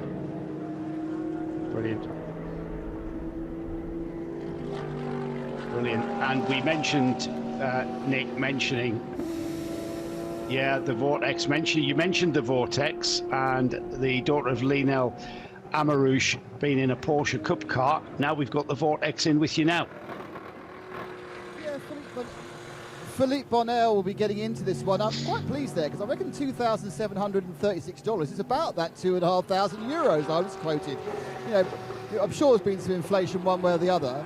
Next door to this bright orange machine, of which Gilles Courtois has got out of, and has already, of course, won the GTX class, the Holmgaard car has been wheeled back up the pit lane and is now being pushed into the garage. So the 902, which had that rear hub issue, has now had to stop at the fueling and be brought back. Now I'm just wondering whether they realise it was a major problem and have brought the car back, or the two things are completely unconnected. That air jack sound was the Vortex being dropped, and away she goes. And I shall hang around Holmgaard like a particularly unpleasant spell and find out what the problem is. Yeah, well done, Nick. I'm sure you'll be on hand to lend a hand with whatever they've got. But that is a real tragedy, isn't it? Stefan Perrin still showing in the fueling area because he hasn't had a chance to come out of there. He's been wheeled back into his pit garage. The car is actually in the garage. It's being wheeled backwards in there, which is always a sign that something is going to be worked on. And with the back end of the car now being jacked, in fact the whole of the car being jacked up, we'll get to the bottom of why that 902 entry of Herberth Motorsport, which after all came in from the lead, didn't it? So that makes it even worse to have this issue at this stage. However, Snowy, there's still 21 hours remaining, so plenty of time to fix it and get back out there. No need to panic yet, is there? You said. No. There's a long way to go. Jason Hart it is, though, that's in the Herberth Motorsport Porsche leading for us at the moment with Pierre Caffer. Now, we were talking about that gap. We were saying just a few minutes ago, Joe, and I'm not sure quite how long ago since we referred to that, but it was 38 seconds. That's down to 30 seconds now. Just to look at their last lap. So 47 they were doing, wasn't it? Well, Pierre Caffer did a 46 now. I think that's potentially the fastest lap of the race, you know, Torrance. So 46.3, my apologies, a 46.639 for Pierre Caffer on his last lap. No, he's done a 45.6 already before that. So Pierre Caffer, works Audi driver on a charge in that R8 LMS GT3 Evo 2 Santa Lock Junior team car in P2 at the moment.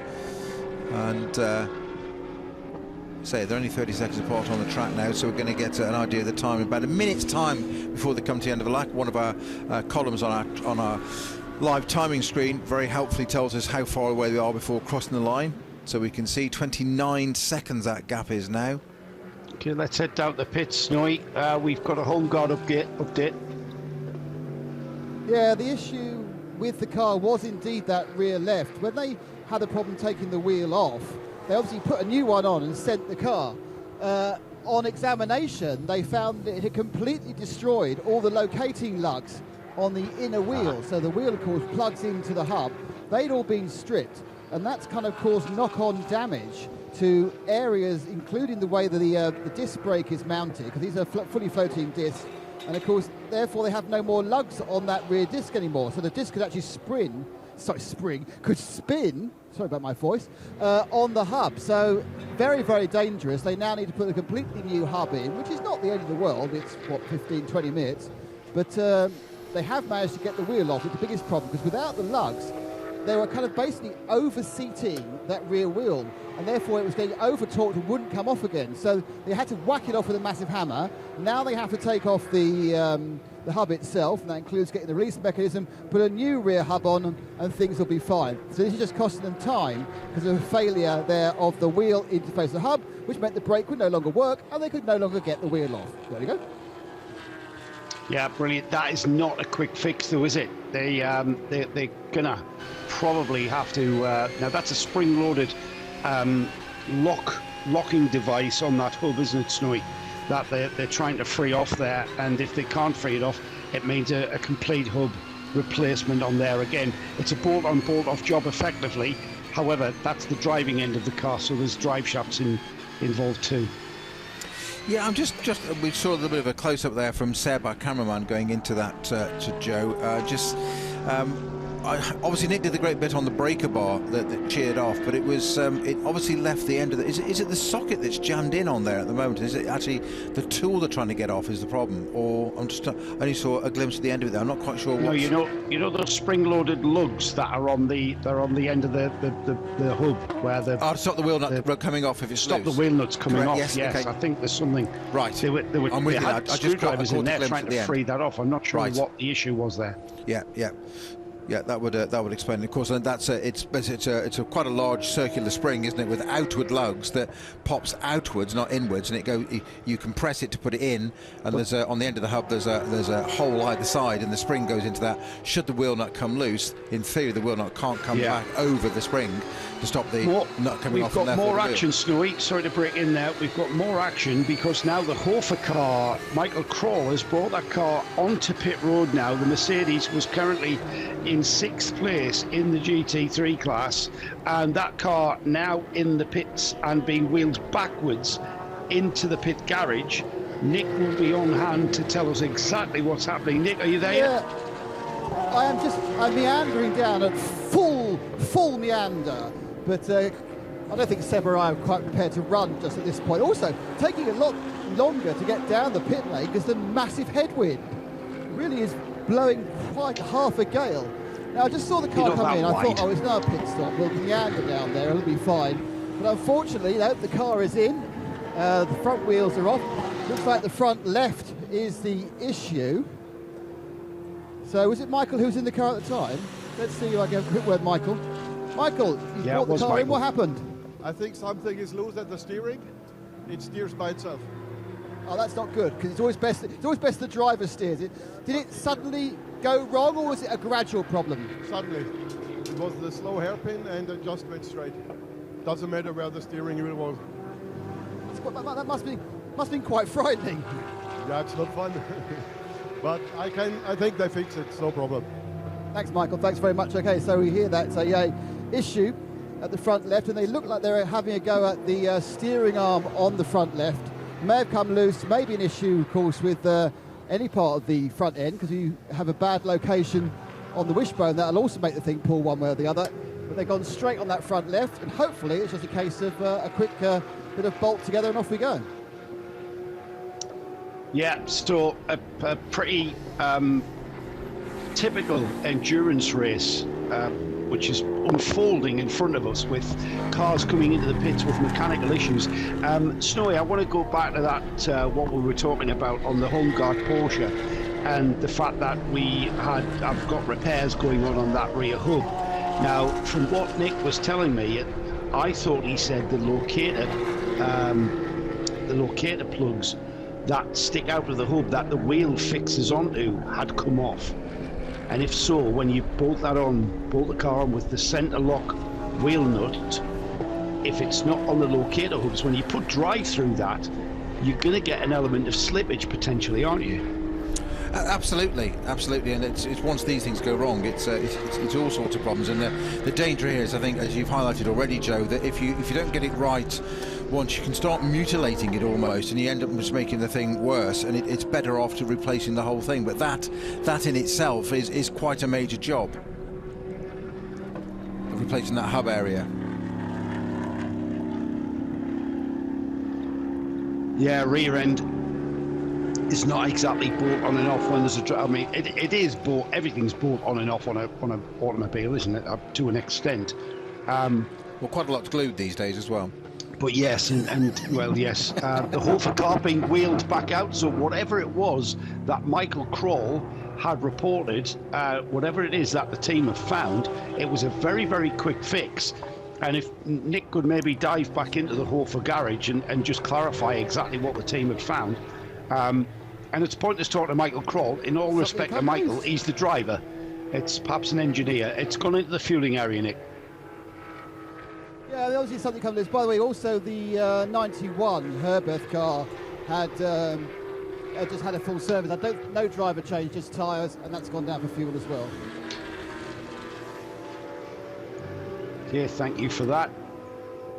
Pierre Caffer crosses the line, and with Jason Hart in the pits with the 91 car, as Nick's just said.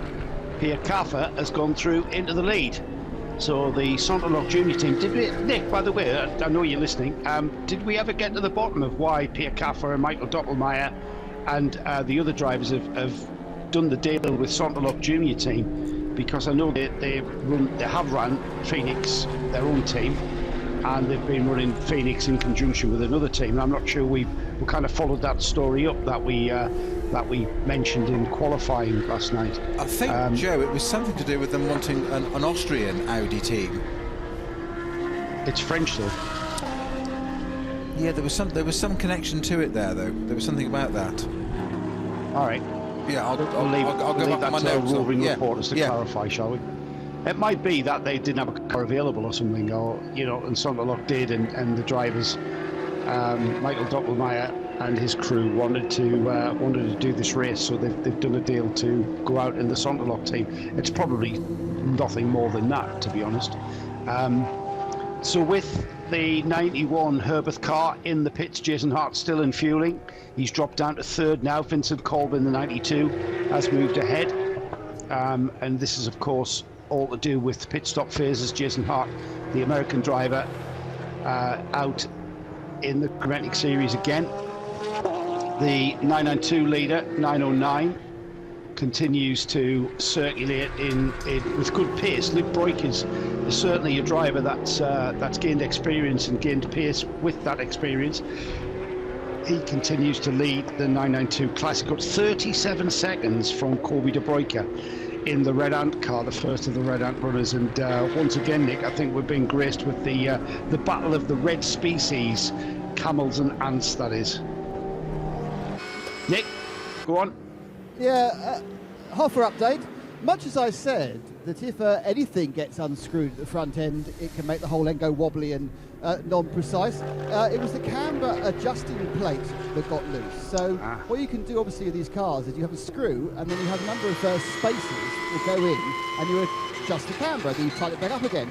Well, someone forgot, well, I didn't forget, possibly forgot the Loctite on the tightening it back up again. So it had gone loose, and at least one of those spaces had fallen out, and therefore it was a very, very wobbly mounting for that front left, and therefore it wasn't, the front right, sorry, and therefore that's why it wasn't driving straight. But also, when you find it, stick the space back in, tighten it back up again, car's perfect.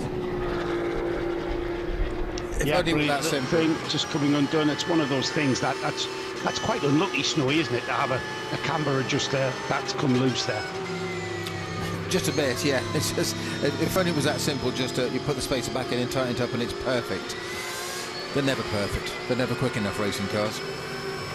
No, and again, that's not the sort of thing that you would expect, really, on a Mercedes AMG GT.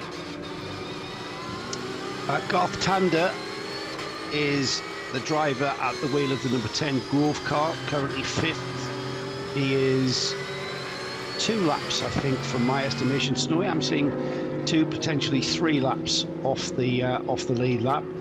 And again, that's a recovery drive now from the number 10.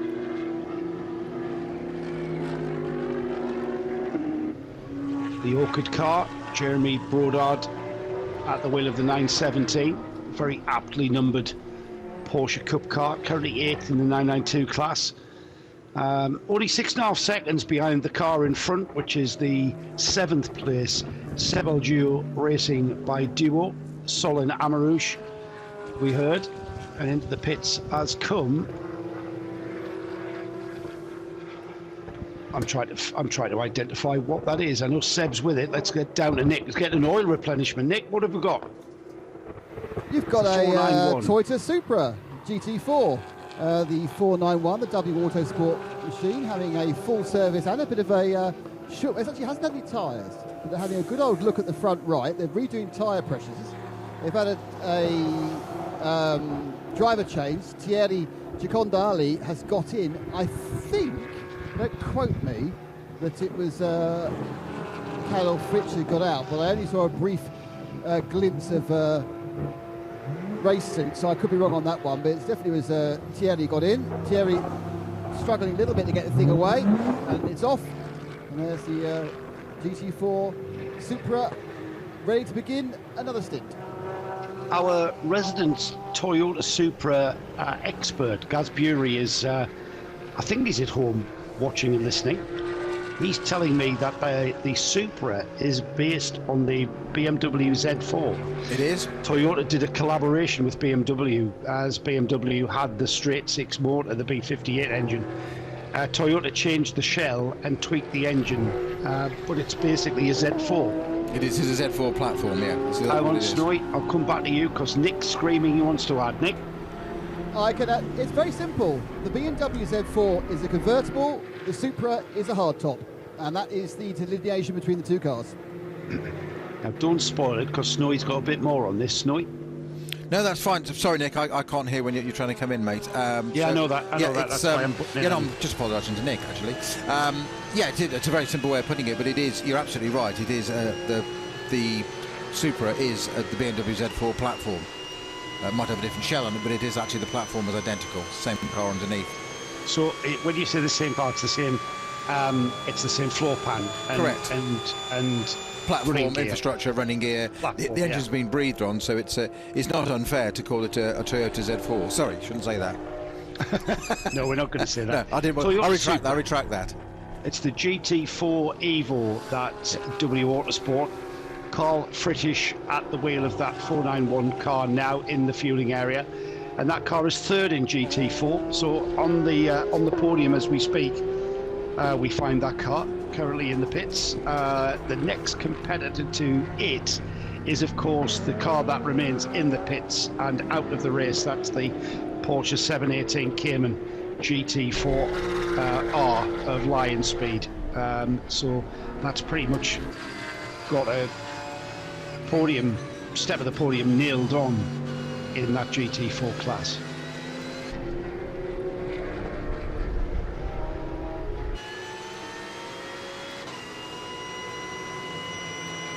Pierre Caffer leads by about a minute, and it's Vincent Kolb in the Herberth car. The first of the Herberth car is the 92, and that car has got about 2 minutes on its sister car, the Jason Hart car, now out of the pits and on its first flying lap around. So we've got Sontalot Audi from Herberth Porsche, and then the E2P Racing Porsche, Antonio Saniero, comes through, due across the line any moment now, and we find him just over a minute behind. So we've got Caffer, who's on 105 laps, Vincent Kolb a minute behind that.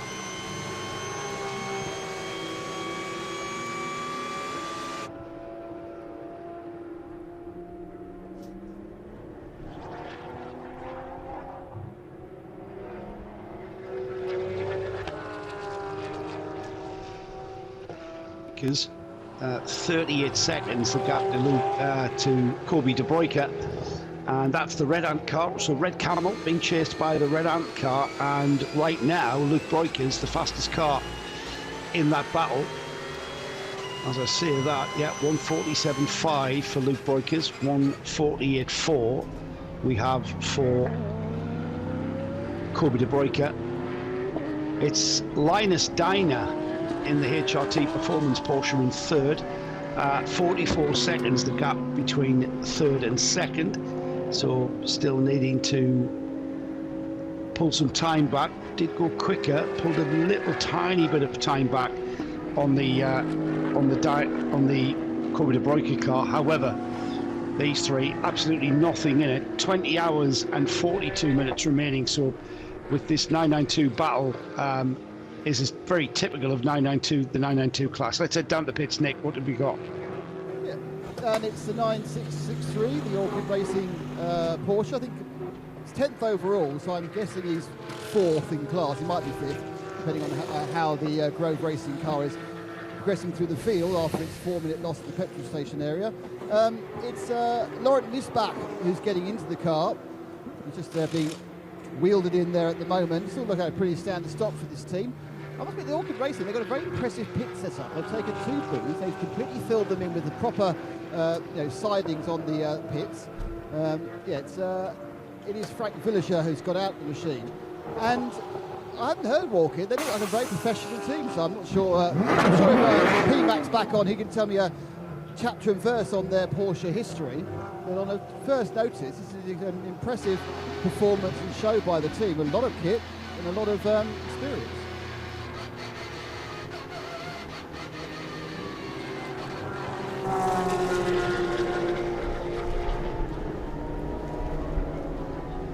So GT4, we have a Ginetta in the lead of that one. GSR Motorsports Ginetta G56, leading GT4, 15th place overall.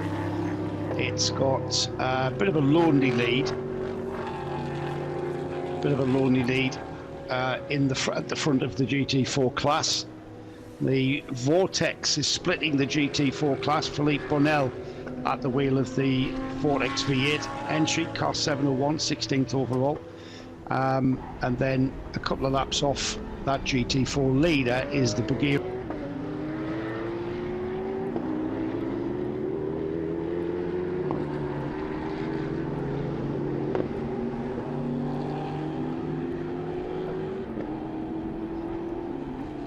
Sliding out of the hairpin there and straight back up the hill over the crest of turn 6 and then into that relatively fast turn 7, which leads into the very, very tight hairpin almost of turn 8. That's called Samsung. And then you plummet down the hill through the left-hander at turn 9, Craig Jones. And then once again, having plummeted downhill, you then head up the hill towards the Portimao curve at turn number 10. Here he is, just coming through Samsung now. And then that plunge down the hill, through the kink at Craig Jones, and then up the hill. In fact, he's further round the track, I think, than that. He's at turn 13 already. And then he will then go into the penultimate corner, which is a 180-degree turn at turn 13, Sagres, and then the daunting Gulp turn number 14 to end the lap, heading towards the rise onto the start-finish plateau.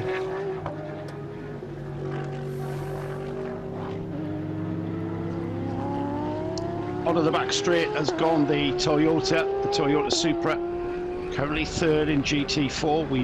We've just been watching on the live stream the leader of GT4, Thierry Condali, at the wheel of that Supra. Let's head down to the pits where Nick has got the leader in. Yeah, the number 18, the Sandlock Racing Audi, rolls to its pit stall. It's going to be a full service with driver change. A little bit far away to see exactly who's getting the car, but I'll get there eventually, don't worry. Actually, they had quite a lot of action before they started with the tyres. They are quite relaxed. The front left has just been done. Still trying to do up the belts for the driver in this green and black Audi. Rear left now going on. Car drops down. 1, 2, 3, 4, 5, 6 seconds from dropping down off the jacks to leaving the pit lane. So that's okay. Not great. Best ones like it, so I can count to 1 and they've gone. But of course, it's the kind of thing they don't boot these cars out when you're towards the bottom end of the pit lane, mainly because you have to stop almost immediately and go down to 20 kilometres an hour for the sharp right into the fuel stop. So everything looking good. There's no great concern from the Sandlock team. They're not doing that desperate staring at the tyres to see some sort of issue, and they are all fine and ready to go. Still leading, and the R8 doing what it needs to do. So as the Sandlock Junior Team Audi R8 is taken into fueling, Pierre Caffer staying at the wheel, I think is what Nick said. That will undoubtedly hand the lead of this race to Vincent Kolb in the Herberth car. Yes, Nick? Oh, they changed drivers, did they? Did you see who got in? Yeah, Pierre Caffer is at the back. I didn't quite see who was getting in because they're a bit far away, but they are. You don't get the new driver until they actually leave the pit lane, which is obviously after fueling. Right. And actually ping the driver tracker quickly. Sorry if I can meander back and find Pierre Caffer. I wander back. Let's see if I can let you see that young Pierre after his stint. Bringing Pierre out now for us all to present him to Seb, which is important. Also, I can't hear myself back there, which is important. Pierre, That's a lovely drive in the sun at Portimao. Yeah, it was really nice. I really enjoyed. Our aircon is working quite well, so I could decide my temperature in the car myself, so it was pretty nice. Unfortunately, there are not so many cars outside, so sometimes the crew needs to give you always a reminder. Would be nice to have more cars here on the grid. You say the crew gives you a reminder. Is that a reminder to keep your pace up, or just who's near and who's far from you? Yeah. How is the lap times from the others, from the opponents? So you don't know where you are. Is it good? Is it bad? And sometimes it's good to get a reminder. As you say, lovely day, but the wind is up, and I've noticed the wind seems to have changed direction slightly since the start of the race. It's now not running straight down the main straight, it's now running sort of a 30-degree angle. How much is that wind affecting the car during a lap? Yeah, it's quite a lot, especially on high fuel. It's obviously when you have headwind, then you have a much better brake. When you have tailwind, then you need to brake much earlier. So it's pretty easy and simple. And you find out very quickly after 2-3 laps, then you know yourself where the wind is blowing from. Great stuff, thanks, Peter. Thank you.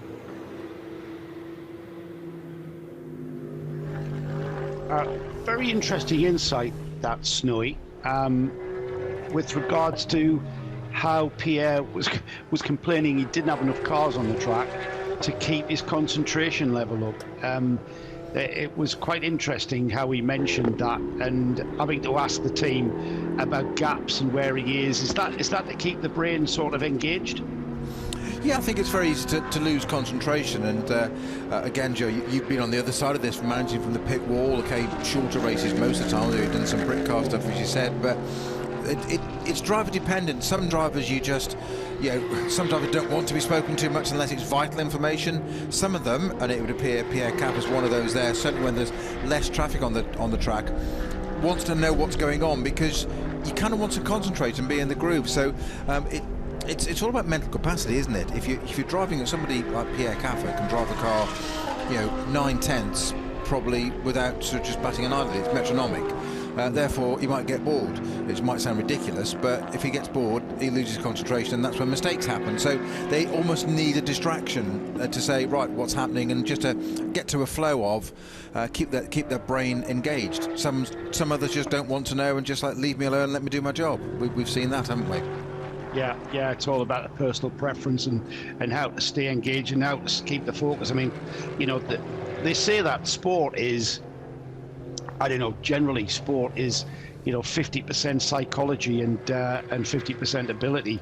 However, I think that race driving is perhaps a little bit more percentage-wise psychology. There's a lot 100%, there's a lot about keeping your head right and keeping in what is referred to as the zone. And certainly it's about timing, isn't it? You get into a rhythm of timing.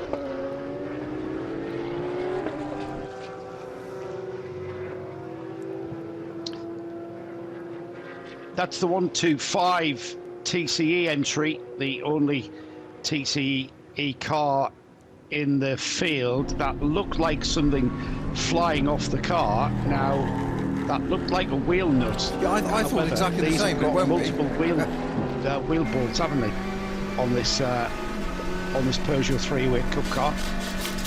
But definitely came, just seeing a replay of it there, Joe, and it came from the left rear, and the car certainly is the 125 car. They say it's the only TCR entry in this race, and that definitely slowed down then. That was coming out of what, turn between 1 and 2, wasn't it, by the look of it? And it came from behind the rear wheel, and it does look like it's got a bit of an issue now. It's coming in. This is Alain Remy in the car at the moment, and he's limping the car back to the pits, which is where Nick Damon is. We'll see that happen. Down with Snowy. the right now, we've got the 92 in the pits. Nick. Yeah, down with the new leader, who's taken over after the 18 came in, and it's Felix Neuhofer who's getting. That's a very, very fast stop. We've really aced that one. So Neuhofer's got in. Not quite sure who got out because he was so fast I couldn't even see his name on his overalls. But they've already done that. He's already swung slightly to the right and into the pit lane. So that was blinking you miss it sort of pit stop. Good stuff from Herberth.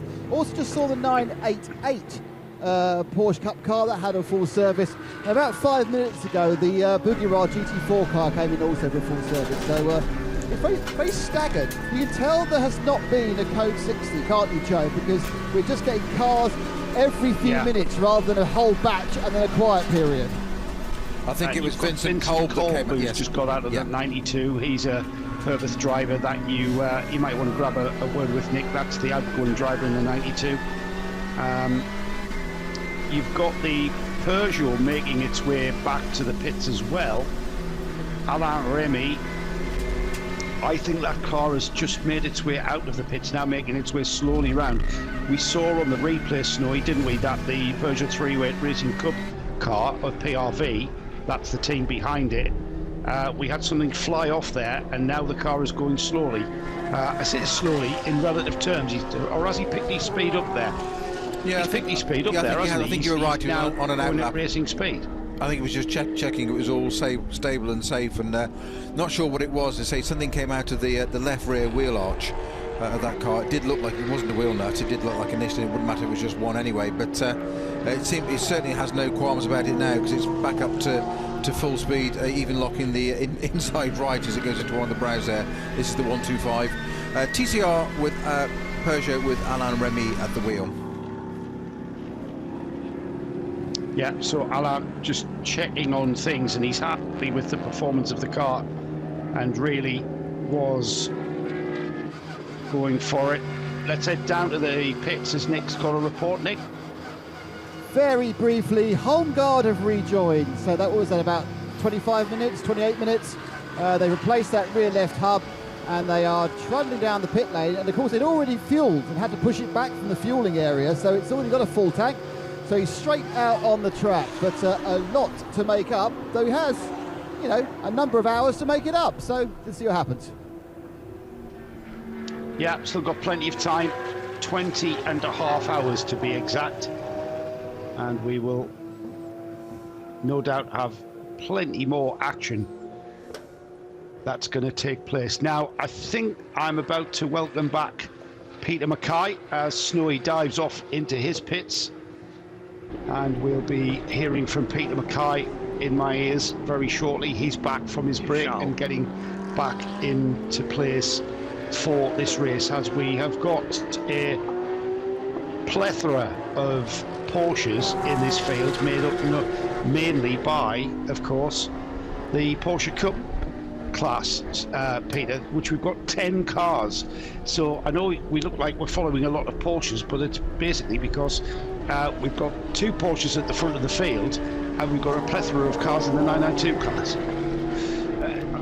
I did notice 1 or 2 comments on our YouTube stream saying, why are there so many Porsches in the race? Well, we have an entire class for them. The Porsche 992 Cup car is such a popular machine, both in sprint and endurance racing, and is equally capable for both of those. So it's been so popular, particularly in the last couple of years. Speaking to a few of the teams who have switched from TCR machinery to Porsche Cup cars, from what I understand, the running costs of a Porsche 992 Cup car are fairly similar to a TCR machine. So you get the Porsche badge, of course, and it's very much a proper GT car. So many teams switching to that, and we've got a very competitive class because of it. In the full GT3 category, we've got a couple from Herberth who are very loyal to the Porsche brand over the years, and of course the E2P car, the previous generation, which is still a very competitive machine. So yeah, I mean, Porsche definitely there for so many years, customer motorsport since their inception, to be honest. You can trace it all the way back to the late 1940s and early 1950s, when people used to buy early 356s and take them racing, and pretty much all the way through you've been able to buy a race capable machine from either, Gmünd in the very early days, Gmünd or Stuttgart, and then of course now they come out of the Porsche Motorsport department just outside Weissach in Flacht. So it's no wonder we see so many in the 24H series.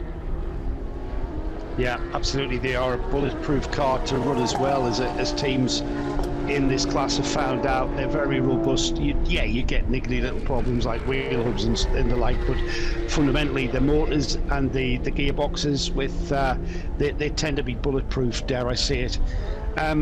There's been a few questions being asked on our YouTube pages. Adrian Rubio stated that Spa was a 12-hour split race because of the weather.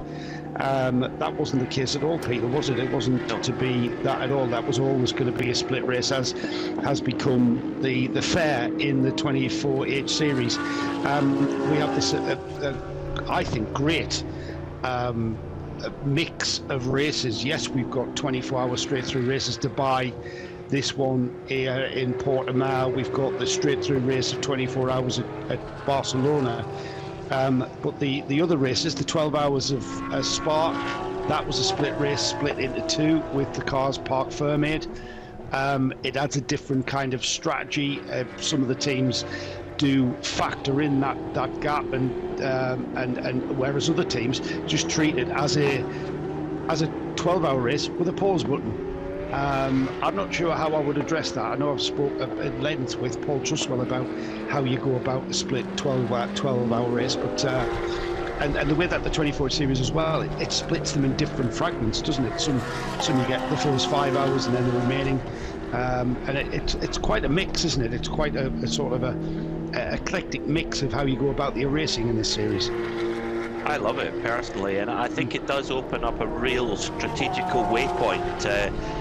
Because you can either, it's a bit like doing your homework when you get home on a Friday night from school, and then you've got the whole weekend to relax and enjoy it, or do you enjoy your weekend anyway and then cram it on the Sunday night? And the equivalent to that in the 24H series on our split races is you could be running well, leading the race, or running strongly in your class, and then you come in just before the end of the first period and you put new tyres on and you fill the car up in fuel, so when you come back the next morning you don't need to stop before others do, so you get that, you basically make an investment in time for the next day, or you maintain that track position and you maintain, maybe even put your nearest rival a lap down and then take your service the next day. So it definitely opens up those strategical options. I think it's a fantastic way and a very civilized way to go endurance racing indeed, and you get to enjoy the excellent catering here in the 24H series paddock. E2P Racing into the pits. Young Antonio Cenero brings that jet black Porsche in. The Spanish crew, Pablo Braguera, Antonio Cenero and Alvaro Parent. Now, are we going to see a driver change here? Yes, we are indeed. That is Pablo Braguera going to get in there, swaps out for Antonio. Antonio with the seat insert there. He's a very slight young man, so he fits in his teammate Pablo Braguera in there. Not necessarily any rush required for the team, just making sure that everything's serviced correctly and they'll be off and running again. Yeah, there should be a relative amount of urgency. It's going to be all about these pit stops.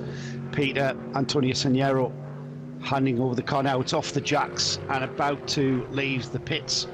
It will head not straight out onto the track though, it will turn right and go into the fueling. Everybody happy with Antonio's stint there in the E2P Racing entry there. Currently came in third, only 7.5 seconds behind the Santaloc Audi, of course. Philippe Chatelet at the wheel of the number 18, and Jason Hart, he's been in the car 1 hour 28, so he can't be that far away from his pit stop, relinquishing the lead as he does so. No, it won't be far at all. 1 hour and 28 minutes at the wheel for Jason Hart, who has he'd actually got quite a lot of experience in endurance motorsport. In fact, back in 2006, he won the 25 Hours of Thunderhill in class in a Honda Civic EX, nonetheless. So 24 hours, a mere sprint race for Jason. He's also won overall in the Porsche Carrera Cup North America, so very, very quick semi-pro graded driver here, and was key to helping Herberth get up onto the front row of the grid yesterday in qualifying. RPM Racing, number 907, they've got a big recovery job to do. They had to replace a radiator after contact with the 988 MRS GT racing car, and they've put in Quick Nick Jonsson, the Super Swede, behind the wheel now to begin that climb back. They've classified in 19th overall at the moment, just a few laps down, but after about 20 minutes of repairs, they're back out and running again, and with the strength of driver lineup that they have, do not write them off just yet.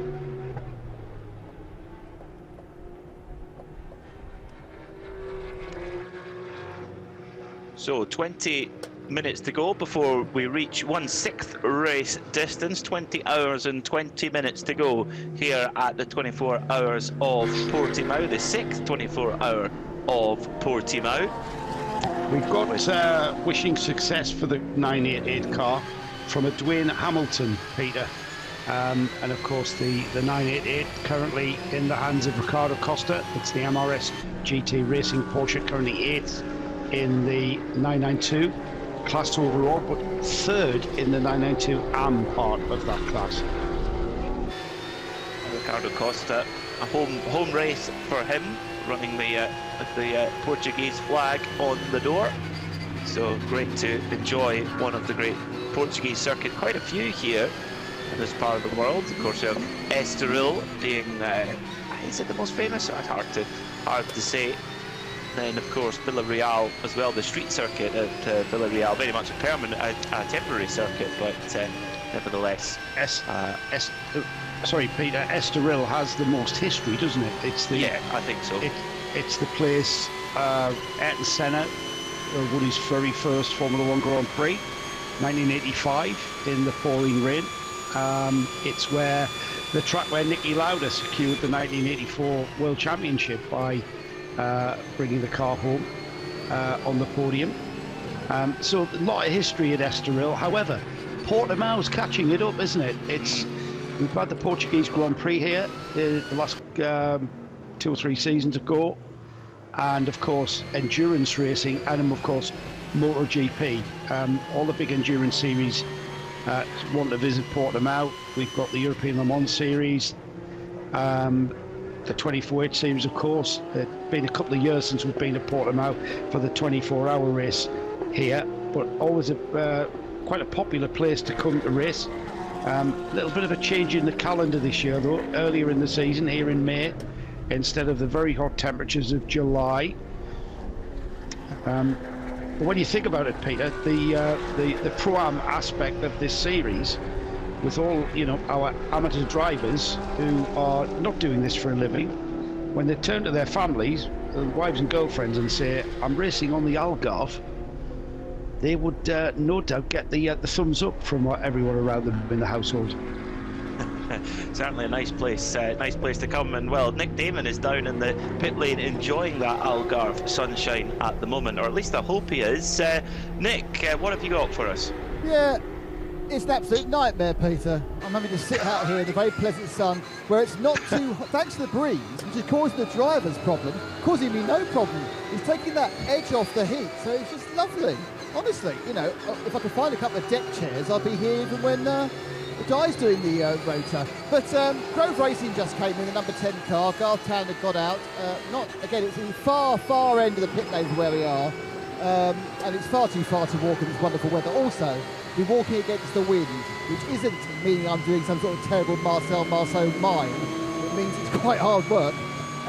Yes, they're full service tyres, driver change, they're in for fuel, and still trying to make up for those 4 minutes they lost with a faulty fuel pump. My suspicion will be that it will be Matthew Payne, who's the only driver not to get in that number 10 Grove Motorsport machine yet, who, of course, races in the Supercars series for Grove Racing. He's had a couple of podiums already this year, won a race last year in that series, and very much here it's not quite a training camp as such, but great preparation for Matt Payne and his co-driver Garth Tander for the Enduros in the V8 Supercars series, and of course they'll take on the Bathurst 1000, where Garth will be hoping to score his 6th Bathurst 1000 win. But we'll get confirmation when that car heads back out onto the racetrack. It's in fueling at the moment, that number 10 Grove Mercedes, but I suspect it will be young Matthew Payne, as Stephen Grove, Brenton Grove and Garth Tander have all had their turn, and I think Matthew's been very patient indeed, so definitely his turn to have a crack. Tracy Crone now at the wheel of the bright green Crone Racing liveried car.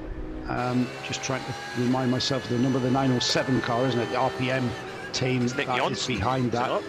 Nick Johnson. I've been surprised by the amount of... I've just been doing a little bit of research on Nick Johnson, and I first met Nick in the early 2000s in the American Le Mans Series.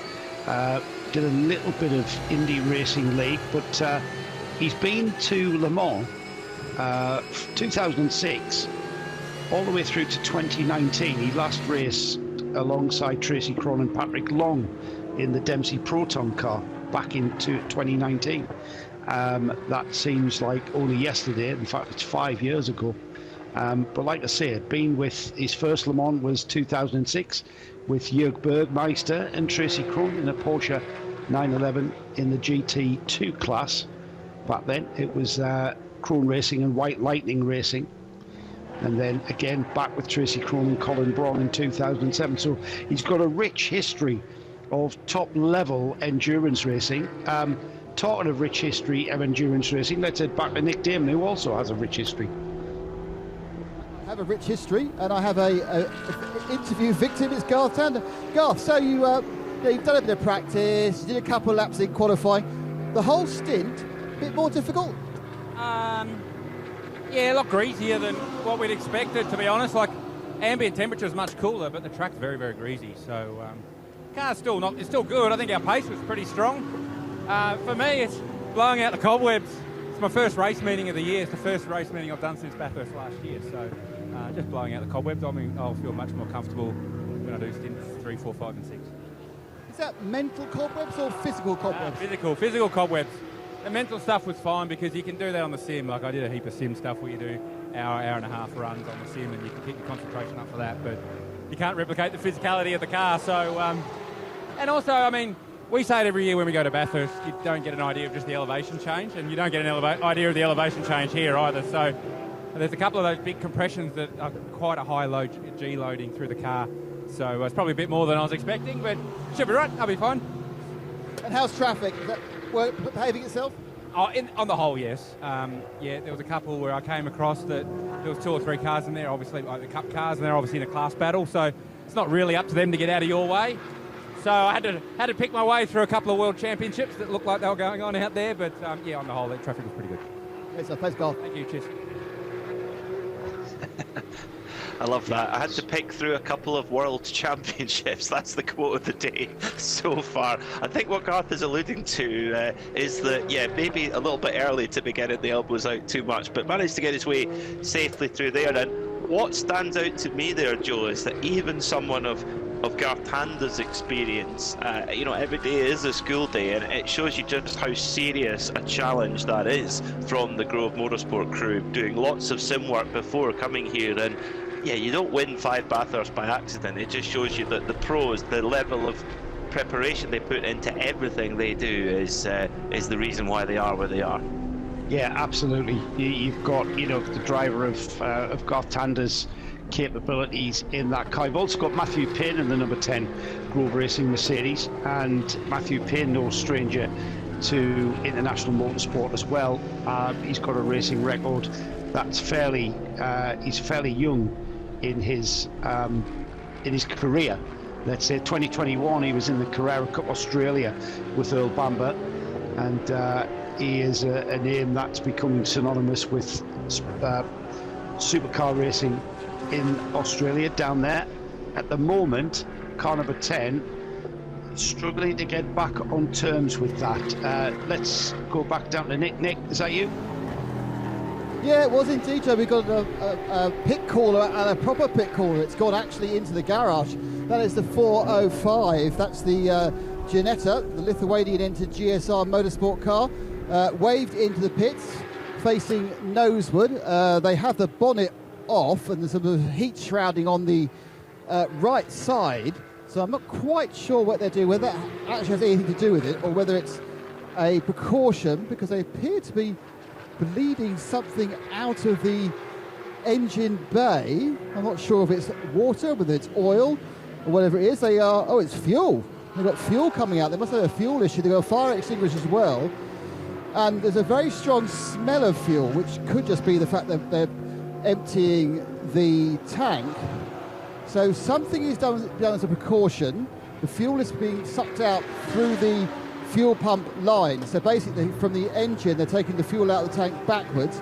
They're now working on the rear right. They've taken away the guard for the debris, and I think that's how they're going to be able to access some of the other parts of the fuel system. So definitely some form of issue that is resulting in some concern about the fuel system. No massive action on this very attractive sort of light green and gold lined Ginetta. It's quite interesting. They're still really working. There's 5 people working in 4 different areas. They've taken off the rear bumper now. Let's see what they are trying to do. They're looking on this more on the side that is opposite from the fuel filler, which is a bit weird. They've actually got the fuel breather there. So I think we'll try and find out what the problem is. They've now finished taking the fuel out of the car. What's your Lithuanian like, Nick? My Lithuanian is absolutely as good as my Latvian and my Estonian. They are all the same level, right. Not high. Ask the important looking chap with his canopies here. He might be able to tell you something. The problem is with the fuel pressure. So you've lost fuel pressure on the car, yeah? Yeah, it's switching off, switching on the fuel pumps. We don't know the reason. So try. Thank you very much. Well, there we are. It's fuel pressure. So I assume what was going on there was they were trying to, when the fuel wasn't being sucked out of the car, they were trying to see whether they had pressure actually as far as the engine bay. So finding out whether the fuel pressure issue was from the fuel pumps coming out of the tank, rather than an issue or a blockage or a problem where it then hits the fuel injection system. So they're obviously trying to work out where the fuel pressure problem is happening. At that point, they can fix it, Joe. Yeah, my money's on the fuel pump at the pump at the tank end. And relief for Nick Damon, PMAC, the fact that GSR Motorsport's team manager spoke English, I think. Yes, relief for us all. I think it's such a shame because they were leading in class for GSR Motorsport. In fact, according to my timing screen, they still do at this exact moment, but are about to be passed by the Bagheera Mercedes with Alia Koloc at the wheel at this moment in time. So yeah, really strong run so far in that opening 4 hours. Their pace has been excellent, that GSR Motorsport crew, but yeah, fuel pressure issue with that Ginetta G56. We'll see if they can get it fixed and get back out on track, because if they can, their pace is good. So if there are any issues at all for any of the other runners, they could haul themselves back into contention. But the only thing is, Joe, it does seem like a fairly deliberate process going on here in this Ginetta garage, which means it's not a problem that can be solved quickly. It seems like it's more of a methodical, we need to get to the bottom of this rather than a quick fix. Yeah, it looks to me as though they are focusing on the area of the car where the fuel tank is. Well, I can't really see. Nick again will be down there. He might be able to tell us more. But yeah, I mean, it's a process of diagnostic elimination, isn't it? That we're going to see how they fix this Ginetta. At the moment, currently second in GT4. It has got about a lap on the as I was looking at that, Peter, it had changed. The Toyota Supra has gone to second. The Ginetta drops to third, and it will likely remain there because that will be the last runner in the GT4 class now. So it will want to get back on terms with the other runners. GT4 currently being led by the Bagheera ZM Racing Mercedes. Alia Koloc at the wheel of the 416, that's currently 16th overall, and then Thierry Chukundali in the W Motorsport Toyota Supra, currently in 17th overall. That's car 491, currently second in GT4. And then this Ginetta. The Ginetta's in third, however, that is in the pits. Such a pity. It had been in the lead when they came into the pits, but you know, we've seen it in several races in the last year or so in the GT4 class, where Bagheera, they've had little technical issues that they've had to contend with too. W Motorsport with their Toyota, they're a bit more of an unknown quantity here in this championship, so a lot of racing still to go. The key thing is get that thing fixed and get back out there and keep ticking over those laps again. At the front of the field then, as we head towards the end of the 4th hour of racing, it's the number 91 Herberth Porsche, the black and gold AM class machine, but is due a pit stop, we believe, fairly soon. In fact, Jason Hart will have to come in the next 14 minutes or so due to getting to his driver time limit. In second place, it's Philippe Châtelet for the Santalok Junior team with their Audi. They lead in the Pro-Am class by 25 seconds from Felix Neuhofer for Herberth Motorsport in the Fat Turbo number 92, the white, red and yellow car, which was recently handed over to Felix Neuhofer by Vincent Kolb, who's making a switch this year, having driven with Phoenix Audi, or Sheriffsport Audi, for several years alongside Frank Stippler at the Nürburgring with great success. He's switched over to the Porsche this year into Herberth Motorsport, so I'm sure a bit of a change for him. I'd imagine, Joe, this 24-hour outing with the Nürburgring 24-hour just a couple of weeks away, going to be really valuable track time for a driver switching from something like the Audi to the Porsche, two quite different cars. Yeah, very much so, and very different cars, aren't they? They all say how the 911, the rear-engined car, the Porsche 911 GT3R, as we have it here, is a completely unique driving experience from the mid-engined Audi R8. So yes, the more, it doesn't matter what you drive or what you race in, Peter, it's all about seat time. The more seat time you get, you play golf, don't you, Peter? I do, yes. Well, I don't. I call it find the ball. But you know what? If you haven't played golf for a few weeks, when you pick up the club, you can't hit the ball perhaps as straight as you would have 3-4 weeks ago since picking up a club, I would imagine. Mm-hmm. Yeah, it's spot on. Absolutely spot on. It's that muscle memory, isn't it? And yeah, I think, and also exactly the same driving a race car. Yeah, and I would think the more seat time you get, the better that you're going to be.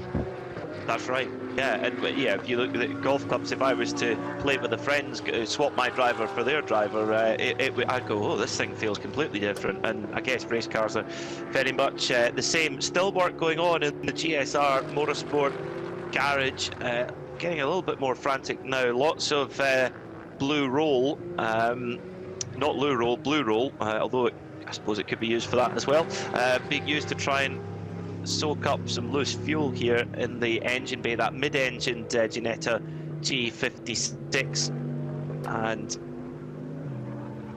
a lot of bodies all studied around that engine bay, and it has to be said, some glum faces too. But Nick Damon down in the pit lane finding out the stories for us. Nick, what do you have for us? Not really a story, it's just a pit caller. It's the 904, the Red Ant Racing, the white red one, in fact. Michael Hevernas is taking the car in. One of his teammates replaced him. Relatively good stop. They've scored 9th on the window, so they're pretty high up in this 992 class. Not quite as slick as the... Oh, it's Chris is in the car, so it's Chris Cools who's taken over. And it was interesting, but the last thing he did was massively pull the seat forward, so that seat's on runners. They're not actually using inserts, they've got the whole thing on runners, much you would do on your own road car sometimes when you swap over with a person of either reduced or greater stature than yourself. Just coming into pits stall, sorry, the penalty stall, that is the RPM racing team, that's the Tracy Cron car, the green Porsche. That served, looked like a 10-second penalty, it wasn't there for long. And it's about to trundle past us. It's Nick Johnson in the car. He's just sweeping by, and he'll be stopping. And all I can tell you is it's definitely not Tracy Cron getting in the car. because the driver's about 5'4", not 6'4". So that's down the other end of the pit lane. And we're still waiting for Jason Hart. And that will be Philip. Thank you, Nick. That will be Philip Hamprecht getting into the 907. The penalty for that incident earlier on with the MRS GT car. So that penalty now out of the way. By my reckoning, there is no penalties left now to be served at this moment in time. Jason Hart is getting close now. He must pit within the next 10 minutes. Otherwise he will blow through his 2-hour maximum driving time, and the one team that you would are the least likely to make that mistake are Herberth Motorsport. So I'm sure it's all in hand there to bring Jason Hart out of that car. I present to the court Ralph Bourne, who went all the way to almost the 2 hours.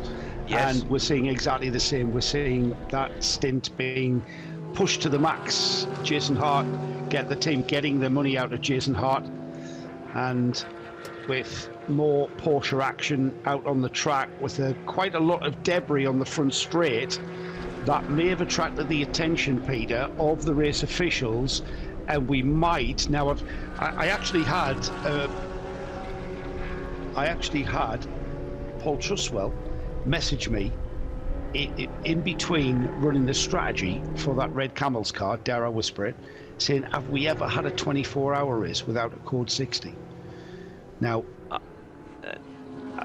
very doubtful, and I don't think we're going to, because that debris may need cleared up, which would give it would be a very brief code 60 if it is, but that would give a golden opportunity for the Herberth team to come in and get their service done. Remember, they're an AM class car, so they have slightly more advantageous rules in terms of what they can do within the pit stop and how much fuel they can put in. So they're in a good spot. So Ralph Bourne has done a double stint. Jason Hart likewise. Two really good jobs there. They have the option of either putting in Scott Noble or the Scotsman, the British GT champion Ian Logie, who's joining the team this weekend. So again, Herbert with an embarrassment of riches there, and if they do get a code 60 for that debris, which is, it must be said, Joe, it's a pretty sketchy place. It's at basically the fastest point of the circuit, the braking zone for turn 1. So you've got to think that race control aren't going to be overly comfortable with that amount of debris being there. Well, it's not so much it's what the debris can do, and it looked like there was picking up, so maybe bits of carbon fibre and shards of carbon fibre, and pneumatic tyres don't really sit very well. So we'll wait and see. We'll not preempt anything as yet. We'll wait for whatever reaction will come. So a little moment there for the GR Supra for W Autosport coming down into turn 1, and I see a code 60 flag being shown, and indeed we do have a code 60.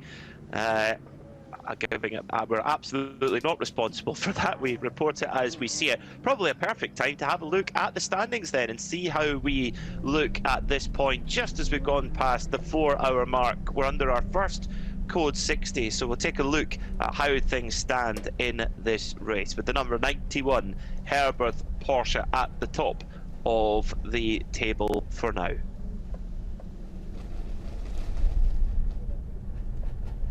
So Herberth Porsche lead then by 2 minutes and 11 seconds at the moment, but that I think is about to change. So we'll rattle through these as they are, as the code 60 came out. Herberth Motorsport in the lead then, ahead of the Santalok Junior team. Then it's the 92 Herberth Motorsport Porsche in third. Red Camel Jordan's fourth overall, but they've just come into the pits to take service, so they'll drop back a touch in their really tight battle with the 903 Red Ant Racing crew. Then it's the recovering number 10 Grove Racing Mercedes, who had a fueling issue earlier on where they lost 4 minutes to the field. They're already back up to 6, so they're really on a charge with Matthew Payne on board. Then it's E2P Racing and HRT Performance rounding out your top 8. In 9th, we have Hofer Racing, and they're number 11, Mercedes. Then the Orchid Racing team with Laurent Mischbach on board in the 992 class. The 904 Red Ant Racing car, they've just taken a pit stop with Chris Cools taking over from Michel Haverans. Then in 12th, it's the 908 for Seb Lejeune Racing by Duo Racing, who lead in the 992 AM category, but only just from the 917 Orchid Racing team. Then it's the 988 MRS GT Racing crew in 14th with Ricardo Costa on board. Vortex, they sit in 15th, and Bagheera ZM Racing, with the demise of the GSR Motorsport Ginetta, they move up into the lead in GT4. In 17th, it's the W Autosport Toyota, Thierry Chunkondali, who sit in 17th. Then GSR Motorsport still in the pits, unfortunately, with Rokas Kevadaras was at the wheel before they had that fueling issue. RPM Racing, they're on the recovery drive now after a 20-minute repair to replace a damaged radiator. Holmgard Motorsport, again, also on a recovery drive after a wheel hub problem. And the Seoul Peugeot is marching on in 21st place. Lionspeed GP looks like their day is done already. So that's how things stand then in the 6th 24 hours of Portimao, powered by Hankook, but still plenty more racing to go. So under a code 60 then, a very short code 60 I would suspect, but interestingly, Joe Bradley, very short. We've gone green, Peter. We're back to green again, yeah. So Herberth, they didn't come in under code 60 there. They've waited for it to go back to green, but they need to bring in their 91 car within the next, and they just have. It's in, yeah. They're clearly listening, because Jason Hart is in. We've had a few cars into the pits. The Red Camels car is in and already out. Kobe de Bruyker in the Red Ant car, that's chasing down that lead Red Camels car for the lead of 992. That car is in and in the fueling. So we have had some cars, some teams choosing to come in under code 60, but they've been very, very short. They may have disadvantaged themselves slightly. We'll have to wait and see how that pans out, Peter.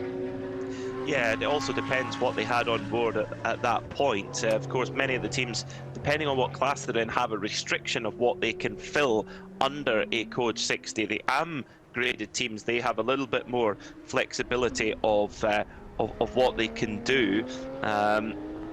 And of course, if you begin refueling before the code 60 comes out, then you can carry on regardless. But that's where it makes a huge difference, Joe. If the fueling area is at the end of the pit lane rather than the beginning of the pit lane, you can't be quite as reactive on those code 60s. Yeah, that's right. That does come into your strategizing as to where the fueling area is, because not so tricky here with fueling on the out at the out end of the pits. But certainly if you've got a car that says got some damage and you need to repair the car and the fueling area is at pit in, then that becomes a factor. Not so here at Portimao, because fueling, you can fix your car and then go into fueling.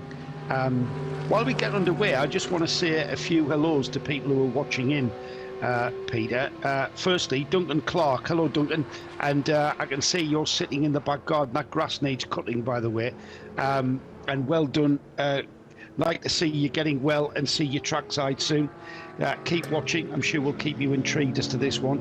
And then for a few of our viewers on the YouTube stream, Darren Melia, I'd like to say hello to Darren.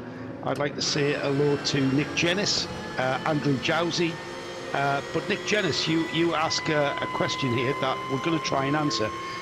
New to this series, new to this YouTube channel, what type of cars have we got in this race?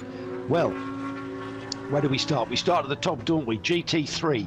GT3 is to the standard GT3 spec that was introduced by the SRO group back in the, I think it was 20 years ago, almost 2005.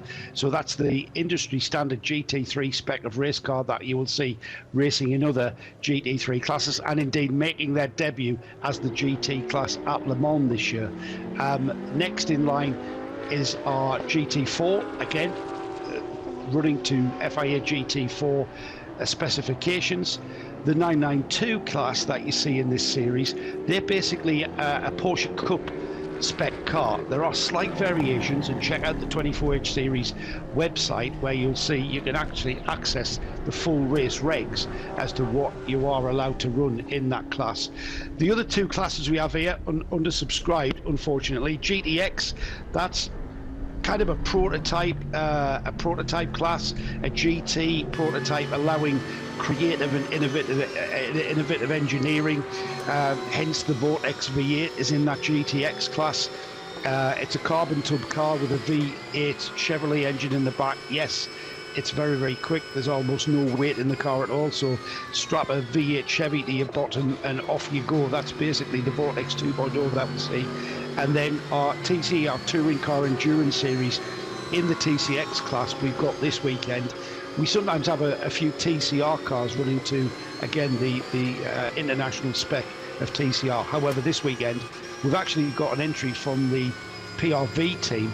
They're running a Peugeot 308 Racing Cup class car in the TCX class. Now, Peugeot 308 Racing Cup was a single make series that only ran in France, I believe, Peter. I don't know if you're more familiar with that series. I know very little about the Peugeot 308 Racing Cup, but it's a bit like how we would see Renault running their Clio Cup events. The Peugeot 308s were quite popular in France, and I'm not sure why they didn't take off around Europe. And of course you've got things like the Seat Leon Super Copa and things like that, where one make tin top racing is a good step up towards touring cars. So Ian Logie has been installed behind the wheel of the former race leading number 91 Herberth Porsche. Ian with a real plethora of experience, former Asian Le Mans Series champion, Blancpain class champion and British GT champion a couple of years ago, but coming to join us here in the 24H series, and no stranger to Porsches on track but also on road as well. He's a very lucky owner of a 911 Singer, a reimagined by Singer resto mod, and those who are into your Porsches will know all about a Singer, and he's a very lucky man because he's got one of them in a beautiful dark blue colour. So yeah, check out his social media and you can have a look at it. It's a gorgeous machine, but I'm sure that's the last thing on his mind right now, because he's trying to cut his way through traffic and get up to speed and taking over a car that's been running very, very strongly. I mean they've been running like a freight train so far, that 91 squad. Yeah, we've got certainly the field beginning to get a little bit spaced out, Peter, but again, hashtag this is endurance is the tagline for this series, and it's not necessarily about, it's about wheel-to-wheel racing. It's a team sport, endurance racing, and none more so in the 24H series, where you've got a mix of drivers in each car as well. I say a mix of drivers in each car. When we look at the driver lineup in, say, the 91, where you've just mentioned, they've just plugged in Ian Logie. Now, Ian is a familiar name to British GT fans, and again, that number 91, no, you can't really see where the slouch is really in the 91 or a lot of our other cars. Scott Noble, Ralph Bourne, Jason Hart, Ian Logie. There isn't really a crack in the armour there, is there? And that goes for a lot of our other runners as well. No, and I think that's one of the big selling points of that Herberth team, in terms of if you're putting a prediction on for the winner of this race, it's a good way to do it. Air temperature is sitting nice and steady. We started off the race at 21 degrees. It's just climbed up to a balmy 22 degrees. And down in the pit lane, we have we've sent Nick Damon off to the ice cream machine to go and cool off, and we brought in Diana Binks. Diana, good afternoon. How are we doing? Afternoon. How are you? Oh, I'm wonderful. Wonderful. What have you got for us? Just parading the pit lane. No cars are in the pit lane at the moment. They're all out there on the track. So we were just double checking that you could hear us down here earlier on. I couldn't get you, so I lost Jason Hart, unfortunately. But I'll go back and try and get him. a little bit later. He'd literally just jumped out of the car, so I think he was needing a well-deserved debrief and some water. But there's some tyres out ready, but no sign of anyone making their way in anytime soon. I also, Di, I want to know if Jason Hart's going to wear his cowboy hat. Where is what, sorry? It's his cowboy hat. It's hot enough for Jason to be wearing his I doubt hat. whether he'll have that on. I've got my jacket on, by the way. It's the wind's picked up quite a bit down here, so it's a bit You've blowy. got a jacket on? I've got a jacket on, yes. we have turned the air conditioning down a bit, in fairness, haven't we, Peter? It's windy We here. have, yeah. We have a saying in Scotland, Diana might know this, saying you call someone a cold tatty. That is definitely a cold tatty if she needs a jacket on it. Cold fish. Definition of a cold tatty. Well, we'll hope. Well, if she needs it now, we're going to need the gloves on by the middle of the night here in the RSL crew. Might make an appearance. Yeah, I believe it's been packed. The bubble hat. So yeah, could well make an appearance just yet. So the right to the top then of the field, we have the Santalok Junior team, the Audi, running strongly with a 42-second gap back to the Porsche of Herberth Motorsport, the number 92. Pace-wise, leaning in the favour of Neuhofer at the moment in second, so the gap is reducing a little bit right now at the lead, but work to do for that 92 Herberth crew, and that kind of off-timed pit stop to repair that or to replace that damaged tyre early on in the race, Joe. They're still recovering from that 3.5 hours later. Yeah, that's going to take a long time, isn't it? That just shows the pace. All right, we are eking out distances between our runners, but it just shows how if you do lose time, it's going to take pretty much, maybe 12, 14 hours before you can regain that because of the pace of these cars. So that's what we can reiterate again, Peter. It's not just about pace, it's about staying on track, because if you do drop off the track for any reason whatsoever and lose time in the pits, then you are going to take quite a while to regain that. And intriguing though for us to watch that develop. And as we go forward to tonight, we have got live commentary that will take you up to 9:30 in this race, 9:30 p.m. local time, 9:30 p.m. in the UK as well. And we then go for a break. We will have, I believe, Peter, an in-car stream throughout the night, and then we'll be back on to bring you the finish of the race, rejoining you at 7:30 a.m. in the morning. I have got those timings right, haven't I?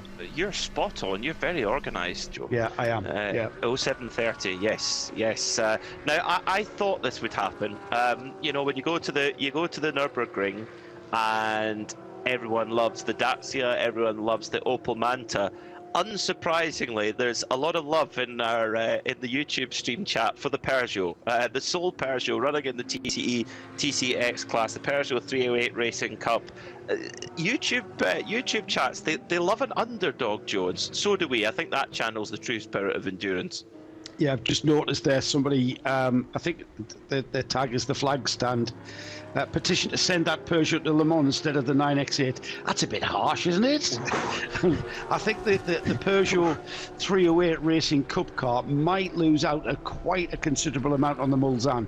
But we do, you know what, if these cars are lying around in French barns or the equivalent, I don't know what the name for a French barn is, maybe barn, I don't know, but if they are, if people are sat on these cars and have got nowhere to race them, then they're a great endurance racing car, and you can have 4 drivers in your car with you and involved in your race weekends, which of course reduces the cost of going racing.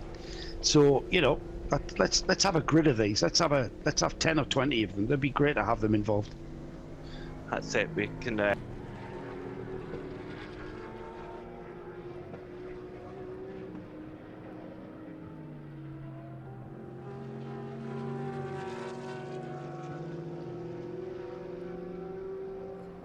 they're doing quite a bit of the heavy lifting early on here in the race. I wonder if we might see Pablo do less running during the night. The E2P crew, of course, running with just 3 drivers, with Antonio Cenero, the semi-pro driver. Pablo Berguera is the AM driver, but they've got Alvaro Parent in the team, and I think Alvaro's maybe limbering himself up for the big night shift. 2 hours on, 1 off, I think, because in that night running, it's going to get challenging. And what fascinated me as well, Joe, when we had Snowy on earlier, saying about how, because this circuit comes back on itself quite a lot, you can actually be quite distracted with cars effectively coming towards you, just on a different part of the circuit. Yeah, that's interesting, isn't it? Of course, in the dark especially, you've got, the lights are shining, and you know what? Was it Hindhoff and I who sort of coined the phrase about Portimao? It's like when you were a kid with your scale electric and you were filling as much track into a given space, and you would, just to add a bit of interest, you would prop up the track with some books off the bookshelf. And it kind of looks like that, doesn't it? It's, especially the race section, just in front of the pit straight here. And then around the track, just adding a little bit of undulation in, just to add a bit of interest. But it is a beautiful part of the world to go to, as well as being one of the best tracks, arguably, if not the best track in Europe. It's I know it's got some hard competition, but it is a fantastic track to drive. And when you've got the likes of Garth Tander getting out of the car and enthusing about driving here, then, what's not to like? Yeah, very true. You know how you get Skeletrics, the slot cars, you get different sets, and I believe there's a British GT set that you can get, and there's a World Challenge set as well. Maybe we could get a 24H series set. So, and I think I know what cars would be in the set, Joe. It'd be the Vortex and it'd be the Peugeot Cup. Oh, absolutely. Good question from Gaz Bury, who's still in the garden getting a tan. He's asking, what's the difference? So what is it about this Racing Cup car in comparison to a TCR car? And I think they're quite different technically. More standard. They have got things like air jacks though. They're a Peugeot Sport provided car. There's no adjustable rear wing. The three-weight car that we have got in our race is not a TCR spec car, as far as I'm aware. No. Peugeot do provide a 308 TCR spec car for the TCR classes, and I'm not sure how close this car is. Again, that's perhaps a mission for our pit lane team to maybe head down there to the pit garage of the PRV team. They are a French team, and maybe they can shed some light as to what specification that this Peugeot 308 is, because it's developing quite a fan club, isn't it? Oh yes, it is. It is. Everyone loves an underdog in the world of endurance, particularly. So yeah, great. Thanks for everyone sharing the love for the little Peugeot. That they're in a class of their own, but they're marching on at unabated pace. Speaking of unabated pace, the gap is continuing to reduce as we went into our love letter to the Peugeot there. The gap has come down by 5 seconds at the front of the field, so it's now just 37 seconds, the gap between Philippe Châtelet for Santilloc Junior team and Felix Neuhofer for Herberth Motorsport. So Herberth just bit by bit relentlessly pulling themselves back up into strong contention. Then in third it's Ian Logie. It's another minute and 12 back at the moment, but they've not long had a pit stop as well, so that will kind of shuffle round and come back to them. And leading in 992, 5th overall, Ivo Breukers in the red Camel Jordan's car. Down in the pits, Di Binks is getting the stories for us. Di, what have you got? A driver change for the Orchid Racing 917. Jeremy Brodard just jumped out of the car. First of all, how's your race going? Yeah, it's going very well, but it's the first time I do the 24-hour series, so it's a really great experience, really hard for me, but I'm working a lot to do my best. Yeah, it's definitely a challenging circuit here, but as I understand from drivers like yourself, you're relishing the challenge. Yeah, it's really challenging, it's really hard, because all the turns are without visibility, and with the traffic is not so bad, so it's really good for me, and yeah, it's good. Is this your first time here at the circuit as well? Yeah, exactly, my first time here. And what do you think of it so far? Sorry? How would you describe it so far? It's really hard, but I'm really enjoying, because it's amazing, amazing turn, it's amazing place with the sunshine, so really nice. Yeah. And what's the feel from the team? How are they enjoying it? Yeah, really good. We had a crash during the qualification, and they worked really hard all the night, and the car is perfect, so everything is good. Yeah.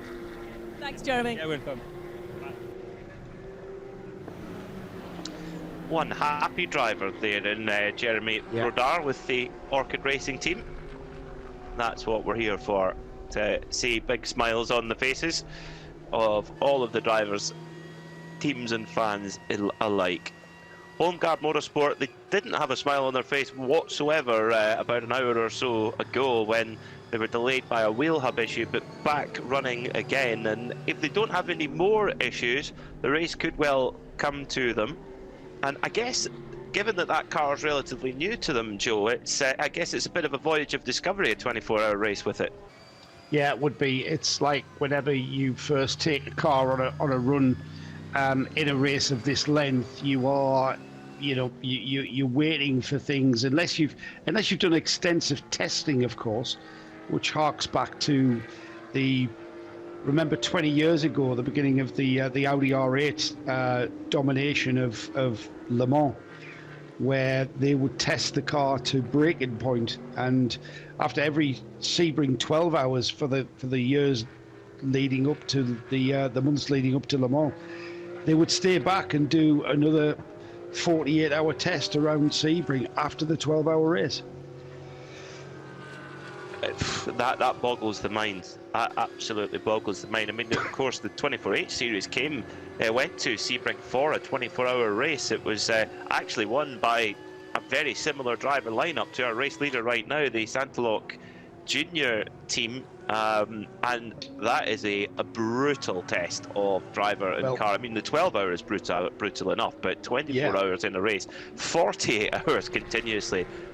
That absolutely boggles the mind. That was the thinking behind it. It's quite an achievement surviving the Sebring 12 hours, but then to continue on, and they basically didn't do anything with the cars at the end of the 12-hour race. They would basically put them in the awnings, and then bring them out the following day when everybody was sort of recovering from the 12-hour race. They'd then cycle their drivers through it again and continue going round and round. And if it broke, they would bring it in and fix it, and then send it back out until something else broke. And eventually, they took out all of those elements of uncertainty with regard to the mechanicals, and that's why they became so dominant. Yeah, it was an amazing program, that Audi program, and they deserved every bit of success that they achieved. And they had such a fantastic car in both the R8 and indeed the R10 TDI. They could have easily rested on their laurels. They could have easily just gone, you know what, our car is so quick that we don't necessarily need to go to that level of preparation. But that really was even more of a weapon than the actual car speed itself and the incredible drivers that they had on their roster as well. So, but battle on the road here, interestingly, for the number 18 Santaloc Audi, which leads the race. Then it's Ian Logie in the number 91 Herberth Porsche, but Logie is in third. So this is actually to get a lap back here, and Logie looking like he's going to try and make the move. No, not quite, down into turn one. So Philippe Châtelet hangs on to that lap for now, and this is. We don't have safety cars or anything like that here in the 24H series, but so being on the lead lap isn't as important, and we do not have an overnight intervention break either. So this is really about pure time on the racetrack, and this is more about a message to a competitor that's saying we have the pace, we are able to compete. And also the Santalock team, they shouldn't be too far off needing to pit anyway, but I'm sure Joe, Ian Loggie's going to make himself well known there to that Santalock Audi. Well, he'll have been given a target time as a target lap time. You know, he may have been told by his engineers, I want to see, you know, lapping in the 144s. If you get anywhere near a 43, then you're pushing too hard. So he's lapping in, like, for instance, 144.6. He might have been given a target of 144.1, 144.2. So he's kind of found himself being held up by the leader, who's lapping in the 145.6s. And Loggie, who makes the move now, does he? Yes. No, he does not quite. As he gets, they get balked by the number 90, the Pablo Bagheera E2P Racing. That car's coming into play as well, because that's the car ahead now of the Audi R8, who has Ian Loggie absolutely breathing down his rear wing and itching to get by. So the leader has got, the leader is the number 18, Audi R8, who's got a back marker in front of him and a back marker behind, trying to unlap himself. This is going to take some very, very clever racing. Ian Loggie flicking the lights switch there to flash the lights to tell not just the leader that he's coming through, but that number 90 car that's in 5th overall and 2 laps behind him. He's now gotten in the way, hasn't he, Peter? And he's cost Loggie a little bit of time there. Yeah, there's something unusual there with that 91 car. It seemed like there was just a little spit of flame out the side of that 91 car, but it's maybe just my eyes deceiving me there. But while we watch that, Diana Binks is down with Ivo Breukers. Ivo, you've just jumped out of the car after that stint. I see you looking at the tyres. What were you feeling as you came in? I was not feeling a lot of grip. The tyres were brand new, but they were sliding everywhere, and especially at the left rear. We know that's crucial here, but there was a new tyre on it, and I was sliding everywhere. The whole weekend we had a perfect car. But now I don't know maybe it's me, but Luke was complaining as well a little bit, and he told me to be careful at the end of the stint, but I started to feel it already at the beginning of the stint, so I asked the mechanic to check the right rear or something loose, or the traction, but I don't know. Do you think it's more the conditions on the track are just changing constantly? Because the wind, it seems like, has really picked up here again in the pit lane, and it keeps doing that. Yeah, I would expect that the condition would come towards us, to all of us. I mean, the highest heat of the day is behind us, so you would expect the condition would improve and the lap times would go down. But certainly that wasn't my case. And how much are you enjoying being back on the circuit here in Portimao? Yeah, a lot. It's one of my favorite circuits. Up and down, a lot of high-speed corners. It's really enjoyable to drive here. It's the weather is fantastic, and it's fun to be here and to have fights with other teams. Still a long way to go. Are you satisfied with the strategy you're running so far? We need to adapt the strategy a little bit, because we had the Code 60. We put in 25 liters. Rick is in the car also to feel if the car is okay, or if you have to do something in the setup, or something is not good. But and we look from there. It's a long race, so we try to adapt to the situation. Yeah, this endurance racing always keeps you on your toes. Yes, it's always, we are in a good fight with the Red Ant, so I'm happy we're back in the fight again. If you look at last race in Spa, it's good to be fighting. Thanks, Ivo. Thank you.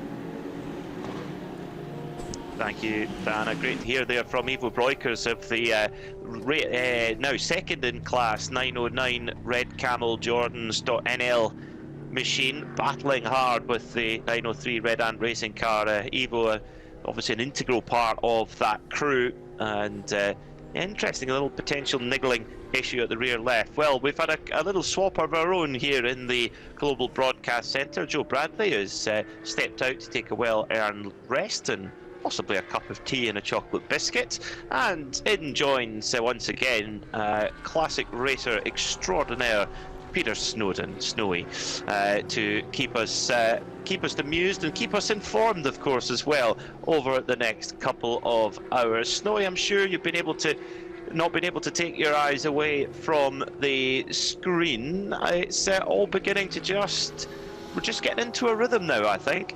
Well, two things you need to understand, Peter. At my age, you go for a nap, obviously, so never mind looking at a screen. Very kind of you. But like any good sketch, the more you introduce me, the better I used to sound. I'm impressed. Would you like to I'm be... running out, though. Mate, you're absolutely, obviously, you're lining up to be my agent. It's brilliant. Thank you. What I have noticed, of course, is, though, joking apart, is that the change in the order at the top, the Santalok Junior Team Audi that was with Pierre Caffer just before I went off for an hour's break was some 29-30 seconds behind the Herberth Motorsport Porsche. That, of course, is now the other way around, where it's 11 seconds ahead of it. So Ian Loggy it is that's in third position. That will keep keep Peter very happy. It is down as a Union flag on there, but he is of course very, very Scottish, as we can tell from his accent. That'll keep Peter very, very happy. There you go. You're on the podium, mate. One of your kindred spirit on the podium. Quite. That's no, I'm completely impartial. I'll be honest, because the Santalok car with Philippe Chatelet had been in the lead, but now heading through to fuel after service. That puts finally the 92 of Felix Neuhofer in. Neuhofer had been pulling the Santalok car in on pace, but at a tune of about 2 seconds a lap at certain stages. So Neuhofer really been running well. Of course, Felix Neuhofer, we've seen him plenty times in effectively the family team in the Porsche Cup category, the 992 category, but in the full fat, the full banana GT3R this weekend for Herberth Motorsport, and they've got an interesting driver lineup there in that 92 car with Robert Renauer, of course, one of the team owners. His brother Alfred, doing. He was the lollipop man in the pit stops. So it's all hands on deck. They're a small team, Herberth, but my goodness, do they know how to operate and run a race. So at the moment, as things stand, take a snapshot of it, Herberth Porsche fans, they sit 1 and 2 at the moment, with that number 18 Santalok Audi in third. Grove Motorsport up to fourth. They do have front-running pace, though, because they were leading the race until at their first pit stop they had an issue with the fuel bowser, so that cost them to the tune of 4 minutes. So they are very much on the recovery drive, but Matthew Payne lapping very strongly right now in that Grove Racing Mercedes, lapping in the 1 minute 45, so a little bit quicker than some of the cars around it. So we should see that Mercedes really drag its way up into contention.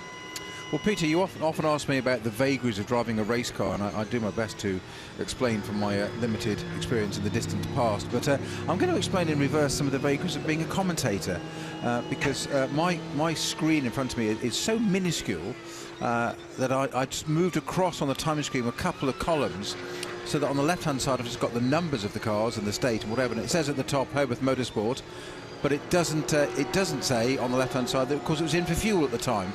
So that was my fault. So my apologies for scrolling across and looking at gaps and differences and only having so much space on the screen. I believe we have Diana with something from the pits for us.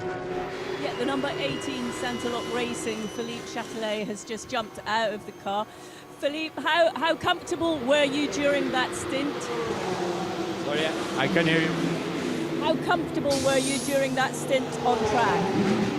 I feel very comfortable because the car is perfect.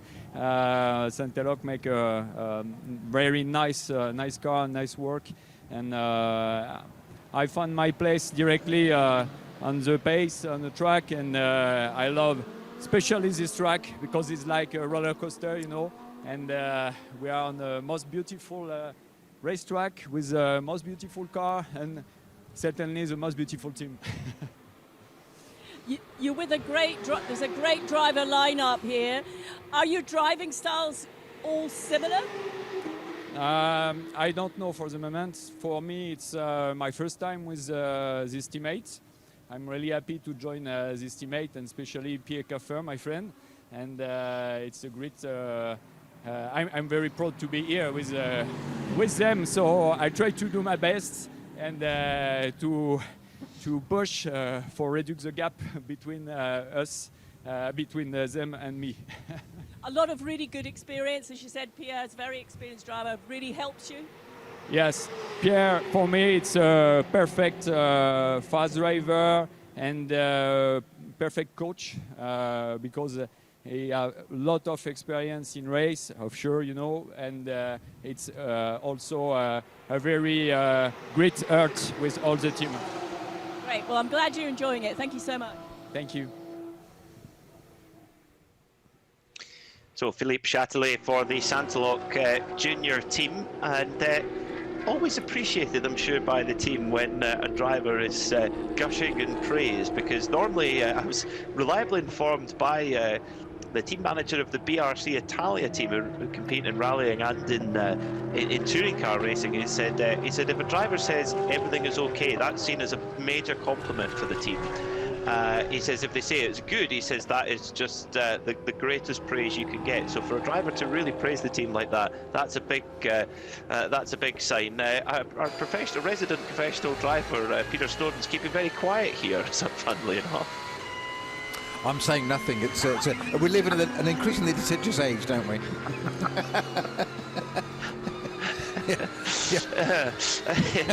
But of course, yeah, Santalok, they are, but all joking aside, they are a seriously good operation, and like TalkSport, like BRC, they work across many different types of motorsport. You know, they of course work here in the GT world, but also a very, very strong rally team as well. Are the Santalok team? They run Citroen Rally 2 cars at the World Championship level.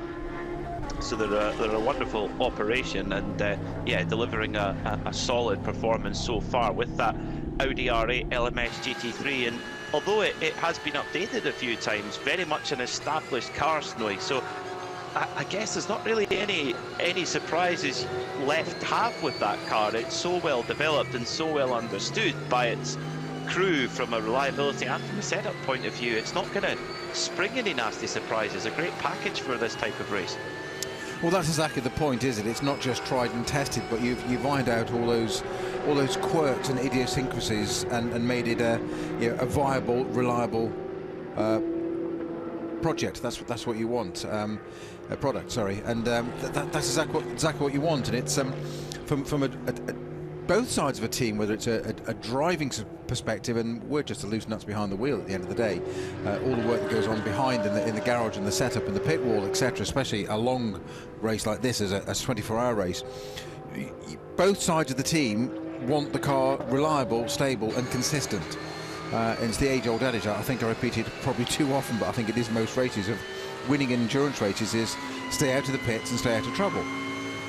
And so out of the pits is, not too long in the pits, quite literally, long delays. We've seen that with, things stuck or broken bolts or whatever it is, components, to on the track, stay out of trouble. And that's what you need to do. So you need the car that's underneath you reliable. The driver that can then go and do that isn't worrying about whether the car, every sound, every quirk, every little noise, or hopefully you know all the nuances by then, and you can just get on with it. And then there's enough going on a circuit, and we mentioned earlier, didn't we, that this is a very complicated track. It was Stephen Grove that said it, get your concentration, get your heart, get your ticker going.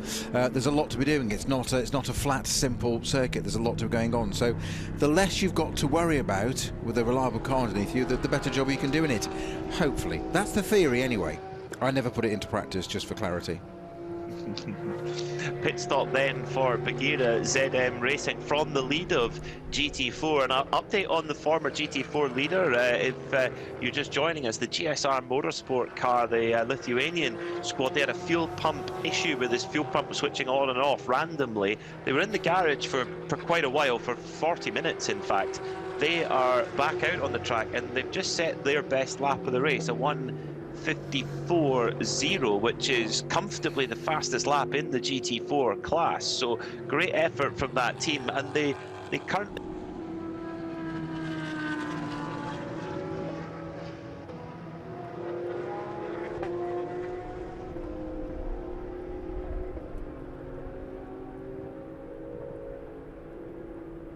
this up, they can slowly but surely drag themselves back up into contention. The thing is, though, you've got to think the technicians, they're going to be watching it like a hawk after that early issue, just determined to be able to deploy that pace and use that pace to get back up the order. They can't afford any more delays.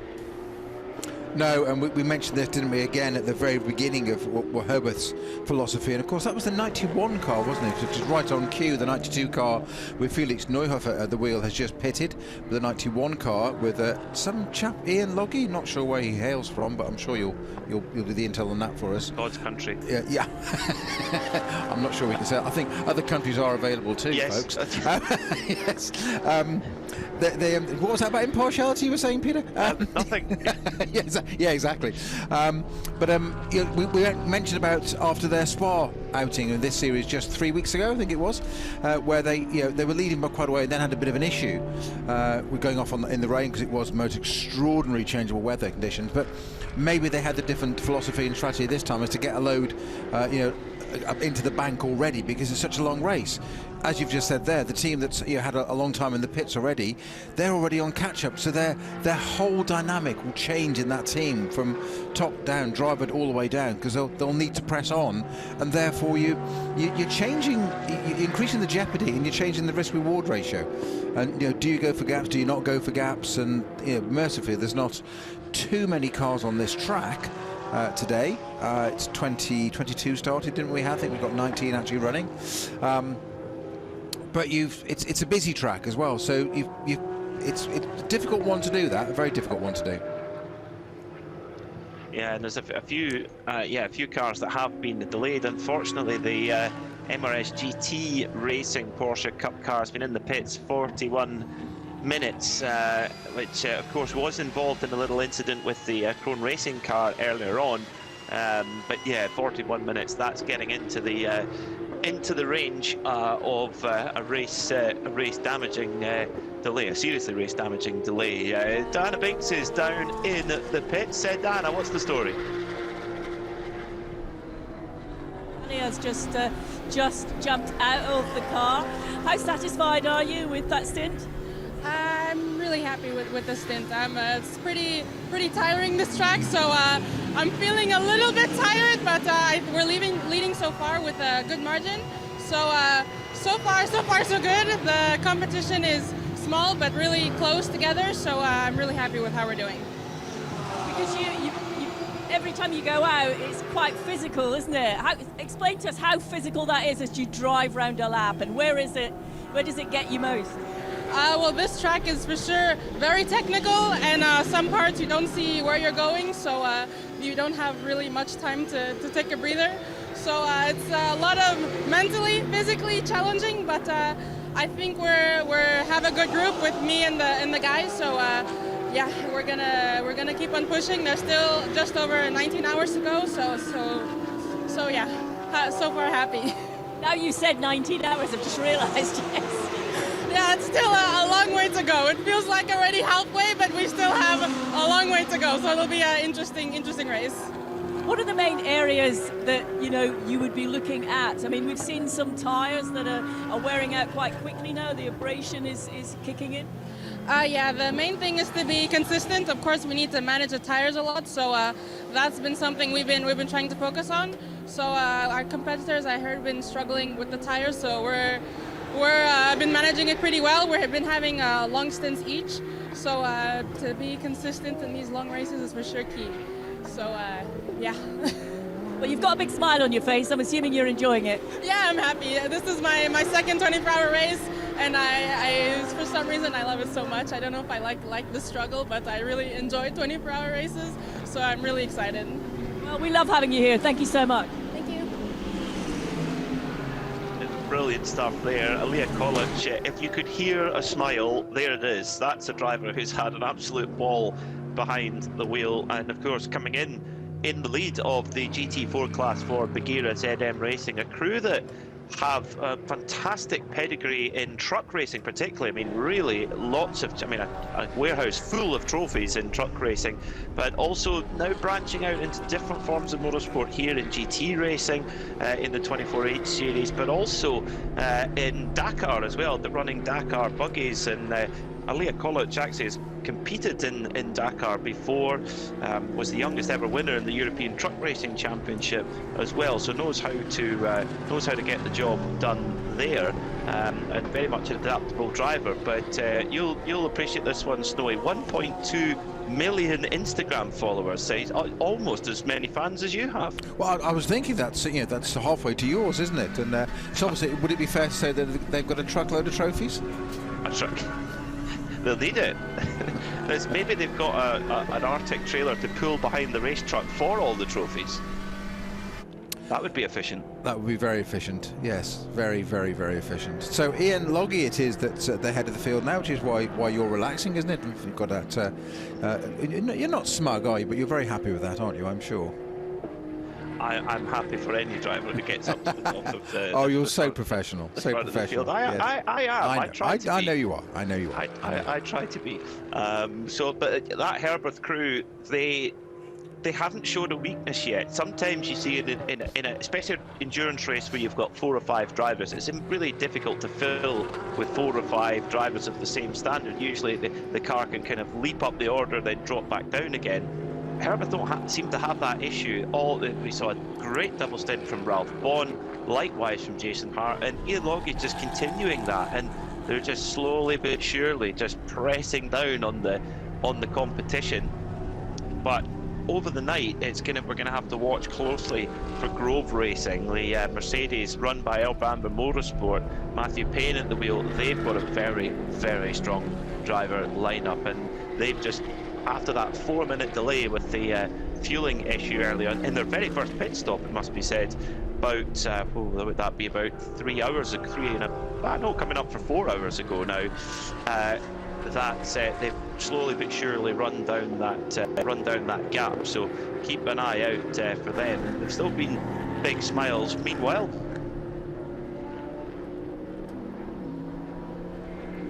I'll say Ian Loggy there. So obviously done a little bit of British GT. He's back with a 2C Motorsport this year, isn't he? But he's 2022 British GT champion, wasn't he, for Ram Racing? With 2 wins, but consistency, and the point is 6 podiums there. So 4 others. Done a lot of done Dubai 24-hour, Gulf 24, Asian, LMS. Lots and lots of racing. British GT back to 21. He was second in the championship, so one better in 22. Did it back for 2018? I think he's actually first done it. He's no spring chicken either. Actually, he's 61 years old. He's a young 61, isn't he? Yeah, isn't he, Jeff? Yeah. I was just thinking that. I was just checking. I actually got that fact correct in front of me. He's an irritatingly 72 kilos. I'll give him that. Which, yes, that's impressive. And an owner of a 911 Singer too. Well, there you go then. That's it. Yeah, the full set. Yes, the full set. He's proper then, isn't he? Well, not only that, he's at the head of this field now. Yep, doing a top job there, and fitting in well to the Herberth squad. After that driver change for Bagheera, your leader in GT4, they've fitted in Adam Lacko, the 2017 European Truck Racing champion. And Adam is very easy to spot in the garage, because he has the most jazzy helmet paint scheme you've ever seen. It is bright gold with metallic flake, so it's a pit reporter's dream, that helmet design. And who's that, sorry, Peter? Adam Lacko. Okay. Do you remember from Estoril? Yeah, I do. Yes. Yes, you could definitely spot if you're watching on our YouTube streaming. You could just, if you see the car going by, you look inside and you see this bright gold helmet. That's Adam Lacko on board at that exact moment. So great driver lineup there in that Bagheera ZM Racing crew. They lead from W Autosport by around a couple of laps. It's sort of a little bit skewed off with pit stops, etc. But about a 2-lap lead, a good gap at this moment in time for the Czech squad, the Bagheera ZM Racing Mercedes crew. So Herberth Motorsport then, both of their cars in at the top, and I guess in endurance racing, Snowy, if you've got not just one but two bullets in the gun in a race of attrition, makes such a difference. Yeah, and you want to keep that keep as much as you can.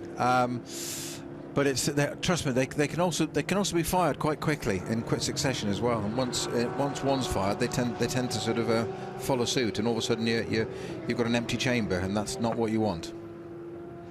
No, definitely not. So there's a team manager there of E2P Racing, who competed in the 24H series behind the wheel, and he's now on pit duties there for E2P. So that was Pablo Briguera who brought in that number 90 Porsche. Did you see a driver change going on there, Snowy? I didn't. No, that's not to say it didn't happen, but I didn't see it. But well, if you've missed it, it can't have happened. Stop it! Your lightning reactions. There you go. You see, Dan has just told her there was a driver change. You see? There you go, Diana. What did you see down there? A driver change. There was a driver change. Pablo's just jumped out, but I'm just letting him get a drink. I can see he's just taking his helmet off now, so I'll have a quick word with him in a minute. He's coming now. He's just taking his helmet off. he'll be going, give me a break. I've just got out of the car. I need 2 minutes. But he's definitely been hard at work behind the wheel, so he will be coming over. He's taking his fireproof and his ears. He's taking his ear defenders out. He needs a minute. No, he's coming. He's good. Thank you, Pablo. I'm so sorry to jump straight in as you got out of that car there. How are you feeling? Sorry? How are you feeling? Tired. It's pretty physical and hard work, this one, isn't it? It's a tough court. It's a tough track. And it's very demanding, physically speaking. So, but could be worse. And mentally as well, you know, you've got to just keep your wits about you the whole time, haven't you, as well as it being physical? It's as always, you need to keep your concentration at the highest level. Physically, you need to be sort of fit. And, there's a lot of better drivers than me out there, so sometimes I feel like I'm too bad to be here, but I try. No, that's not true. You've got some great guys here with you, giving you some coaching and making sure that you're on the right track. Yeah, they help me a lot.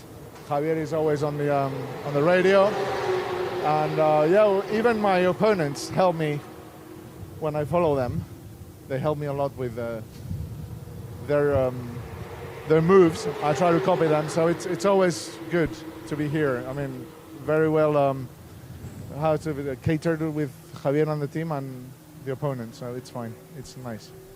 Well, look, I'll let you go and get a drink. I can see I've caught you maybe just a bit too early, but thank you for coming to chat to us. That was Pablo, guys. He's a bit exhausted, as you said. You know, as we hear from a few drivers now, it's very, very physical out there, and obviously you've got to, be mentally alert. But I think Pablo needs to just have a little sit down for a minute, just to get his thoughts back. Fantastic stuff. Well done, Diana. I mean, how can he say no to you standing there smiling with a microphone? I mean, I couldn't. But see, I was going to say exactly the same, Peter, and thought I shouldn't. Oh, go on, Diana. I've got a complaint, though. So when I arrive back in the pit lane, no one gives me this big sort of, build-up. Diana's back in the pit lane. It's Vincey's back, and that's it. Everyone else has been, Diana, in professional defence of our colleague Peter Mackay here, some things are so obvious they just don't need saying. Oh, you're such a smoothie. That's good, definitely good. Peter Snowden's department. Anyway, I've got my jacket on now, just let you know that. And it's a bit chilly down here in the pit lane now. Well, it might be about to get a bit frosty at the 967 HRT Performance Garage, because Amedeo Pampanini has got a problem out there on circuit. He's moved the car forward, it's ground to a stop again. He's going through the gearbox here, Snowy. What's going on? Well, it's I'm not sure. He's trying to do alt control reset, and sometimes you've got to get it into. It won't start unless it's in neutral or something like that. But it does look like potentially a gear issue. You're right. Peter, that's not looking very promising there. Just a very quick update on the 90 car. It's Antonio Sonera that jumped into that, replacing Pablo Buguera that Diana just interviewed. But this more immediate one is our Porsche that has now got itself going, but very slowly. Also just keeping out of the way for the moment. I think it's just keeping out of the way. This is our 967 entry, as in that's the car number, not the Porsche model. 967. Was there a 967? I don't think there was. Well, I'm thinking so. I'm sure so. I just saw on. No, 968. Well, it's the number 967, but there wasn't a Porsche model 967. That's what I'm saying. It's the car number 967, yes, not model it's number. It's a 992. Yes, yes. Yeah. We could really get down a hole of Porsche model numbers, couldn't we? Mackay, listen to what I mean, not what I say. See, Dana's fluent in that. She knows I talk absolute rubbish all the time, and she just ignores me. She just knows how to translate the rubbish. She just ignores me. It's simpler. Yeah.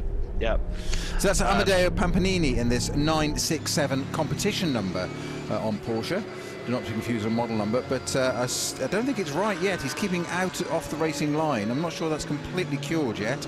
So we might have this car coming into the pits, obviously at the end of this lap. It is going up and down the gearbox. Certainly it went down from third to first there. It's still in third gear. Back down to second. I wonder if it hasn't gone up above third gear yet. You would hope going on to the straight he would get it up into fourth gear. I don't like that. No, he has got it into fourth gear, so it is going up and down the gears okay. Of course, this is our sixth position car, isn't it? Sorry. Yeah. Sorry, fourth in class, yeah. Yeah, fourth in class, running really strongly, HRT performance, but it will be a pit caller to join. Give her a big round of applause. Diana Binks there down in the pit lane. Big introduction for her, of course. In fact, we need to make sure we do that. So, and the HRT crew, I don't think they're quite ready. They've got the pit trolleys out there. Our intrepid cameraman Seb coming towards the car, and Di, down to you. Yeah, they were just coming out of the garage as the car approached the pit apron, but they've now put it on the trolley, so they're just going to take that back into the garage. So a bit more of a problem than we thought. I'll try and find out what the issue is, but I can see the driver gesticulating behind the wheel there, and they're obviously all rushing to find out what's going on. So leave it with me, I'll come back to you on that one. I just want to give them a second just so they can have a chat. I can see the team manager talking to the driver now. Thank you, Diana. Yeah, that's so frustrating. They are with HRT performance. They're running so well up in the overall top 10, and they'll hope that this is an issue they can get sorted. But Amedeo Pampanini, gesticulating would be one way to describe it. Animated, to say the least, describing the issue to the technicians. Yeah, there can be a couple of sides to that, Peter. You're pretty you're a Porsche nerd. I think we can say that safely. If anybody didn't know, they do now. But obviously you've got hydraulics, you've got electronics, you've got mechanical side to it. If the hydraulics, if they won't physically, if the sensors don't work, it doesn't matter what you ask of the gear lever, because the gear lever is actually doing the bit from the driver. If it's not sending the message to the gearbox and the mechanicals aren't moving, if the mechanicals don't want to work, it doesn't matter how many times you request it. It just doesn't want to do it. So it's now obviously that process of elimination. This is where these days, we mentioned this a bit earlier, didn't we? We plug laptops in and find out, because the car will tell us what it's doing or what it's not doing, why it's not behaving. I appreciate you acknowledging my Porsche nerddom, but I only look at them slowly. I have no idea how they work. So I'll have to take your good word for it there. But I think it appears to be a touch of a mystery to HRT performance at the moment, as they are still in the pits. Hankook Motorsport, they had issues of their own with a bizarre incident early on, Snowy. But look, was it a sheared wheel or the actual wrench that sheared where they had an issue? Well, that partly sheared off. The problem was that it damaged the end of the hub, and if you on the end of the hub you've got as we're saying, holes diametrically at sort of 3 o'clock and 9 o'clock on the hub, little tiny drilled holes, and you have a big coil spring or coiled spring, sort of, it's quite a few centimetres in diameter, with outward tags that compresses in and then pops out into that to stop the wheel nut coming off over that, and if that can't be fitted, it's a safety critical component, and you wouldn't be allowed to join the track without it, assuming that it was spotted. But it's that was a problem then. It can be something that simple, and if it's got damage, you can't physically put that spring in, you can't run the car. It's okay to drive, but it's not legally safe under the regulations, and should that wheel nut on that particular hub come loose again and remove itself or depart from the car, then so can the wheel, and that's the whole point. It's there, so you're not allowed out. So Amedeo Pampanini now out of the car. We are hearing from Diana Binks that it is they believe anyway in the team that it is a gearbox issue for that car. That was certainly when they were parked, going up and down the gearbox. That's such a shame. It's Roberto Pampanini who's now ready to go. He's got the helmet and hands device on. And maybe we could get Diana to pop back into that HRT garage, because there's the second driver, as you say, Roberto, is ready to go in, so he's all kitted up and ready to go in. One's come out, but just find out if they know what it is, because there's activity on that car still, but they're not being casual about it. Amedeo Pampanini's got out of it, Roberto ready to go in, but they're not looking like there's a massive rush. So it's maybe they just haven't diagnosed the problem fully yet. So if at all possible, Diana, that would be great to find out, if we could, in the midst of that, what they believe is going on with the gearbox. You're a star. Thank you, Diana. Amedeo, you just had to bring the car in, and which is a bit unfortunate because you were running reasonably well. What's the issue? We understood it might be the gearbox. Is that factually correct? Yes, we had problem with the gearbox. The driver before me already had the problem, and it got worse and worse. We couldn't go to the limit, and so the shifting was, we had to shift really early, and yeah, on the straight line, I think the gearbox, it broke something. We had from the third to the fourth gear, there was some issue. That makes it incredibly hard work behind the wheel. It's physical enough already. Yes, true. The concentration is also difficult if you got an issue like this. But we will try to fix it. The mechanics take a look, and we hope we get on track soon again. Yeah, I saw them. They plugged everything in to have a look, but they don't seem to be rushing around the car too much at the moment. Yeah, they are checking the data if they can see something, because we don't know if it's the gearbox for sure, but we think so. Yeah. Thanks. Thank you. Now, Peter, one of the issues with these sorts of the gearboxes is, and it varies, and I'm sure there's some people slightly more technically au fait with that. Now we've got we've got our first code 60 with a vortex off into the gravel. That's we'll come back to them. I'll come back to the gearbox thing in a minute, Peter. So we've got a vortex, or the vortex, in the gravel, which is swapped ends and gone in quite a long way. This is the 701. Is it Lucas Sergiano in it? Lucas Sugliano in it, who was in running 13th, the 701 car. Yeah, this is our second code 60. We had a very, very brief one earlier on so we've been very lucky. I was obviously on a break at that point. Yes, you were. Yes, that might have been it's your my first code 60. Nap. Your code 60, yes, very good. But the Portimao rescue team with looks like a Mazda pickup truck there to try and rescue the stricken vortex. Looks more just like a driver error rather than any kind of technical problem, but beached in the gravel. One of the very few gravel traps here at Portimao. There's a lot of tarmac runoff, so you are unlucky to get beached in the gravel here. Of course, not a million miles away from the actual beach here in the Algarve. Great place to come on holiday, especially if you like a bit of stick and ball, if you like a bit of golf. It's a nice place to come down here. They've got the tow rope on, give it a tug, and off it goes.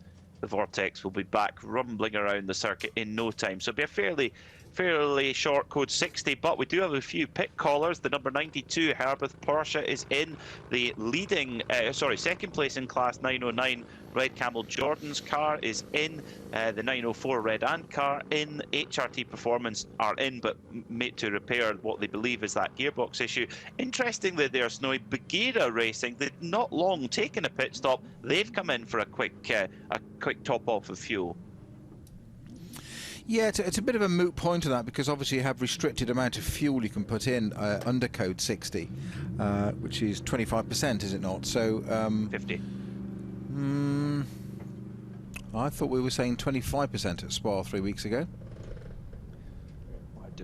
I bow to your superior knowledge. No, not at all. Not at all, mate. So, right.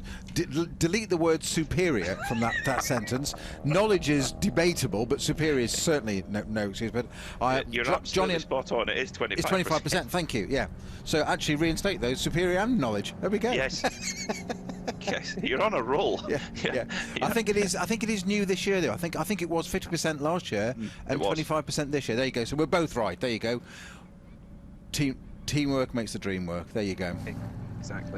Exactly. So, a little bit of damage though to the rear left corner of that Forte. It's got a little bit of a slightly floppy wing there. It's the end plate. That's the end plate. Yeah. In fact, well, no, it's actually a bit more than that. It's actually damaged the wing.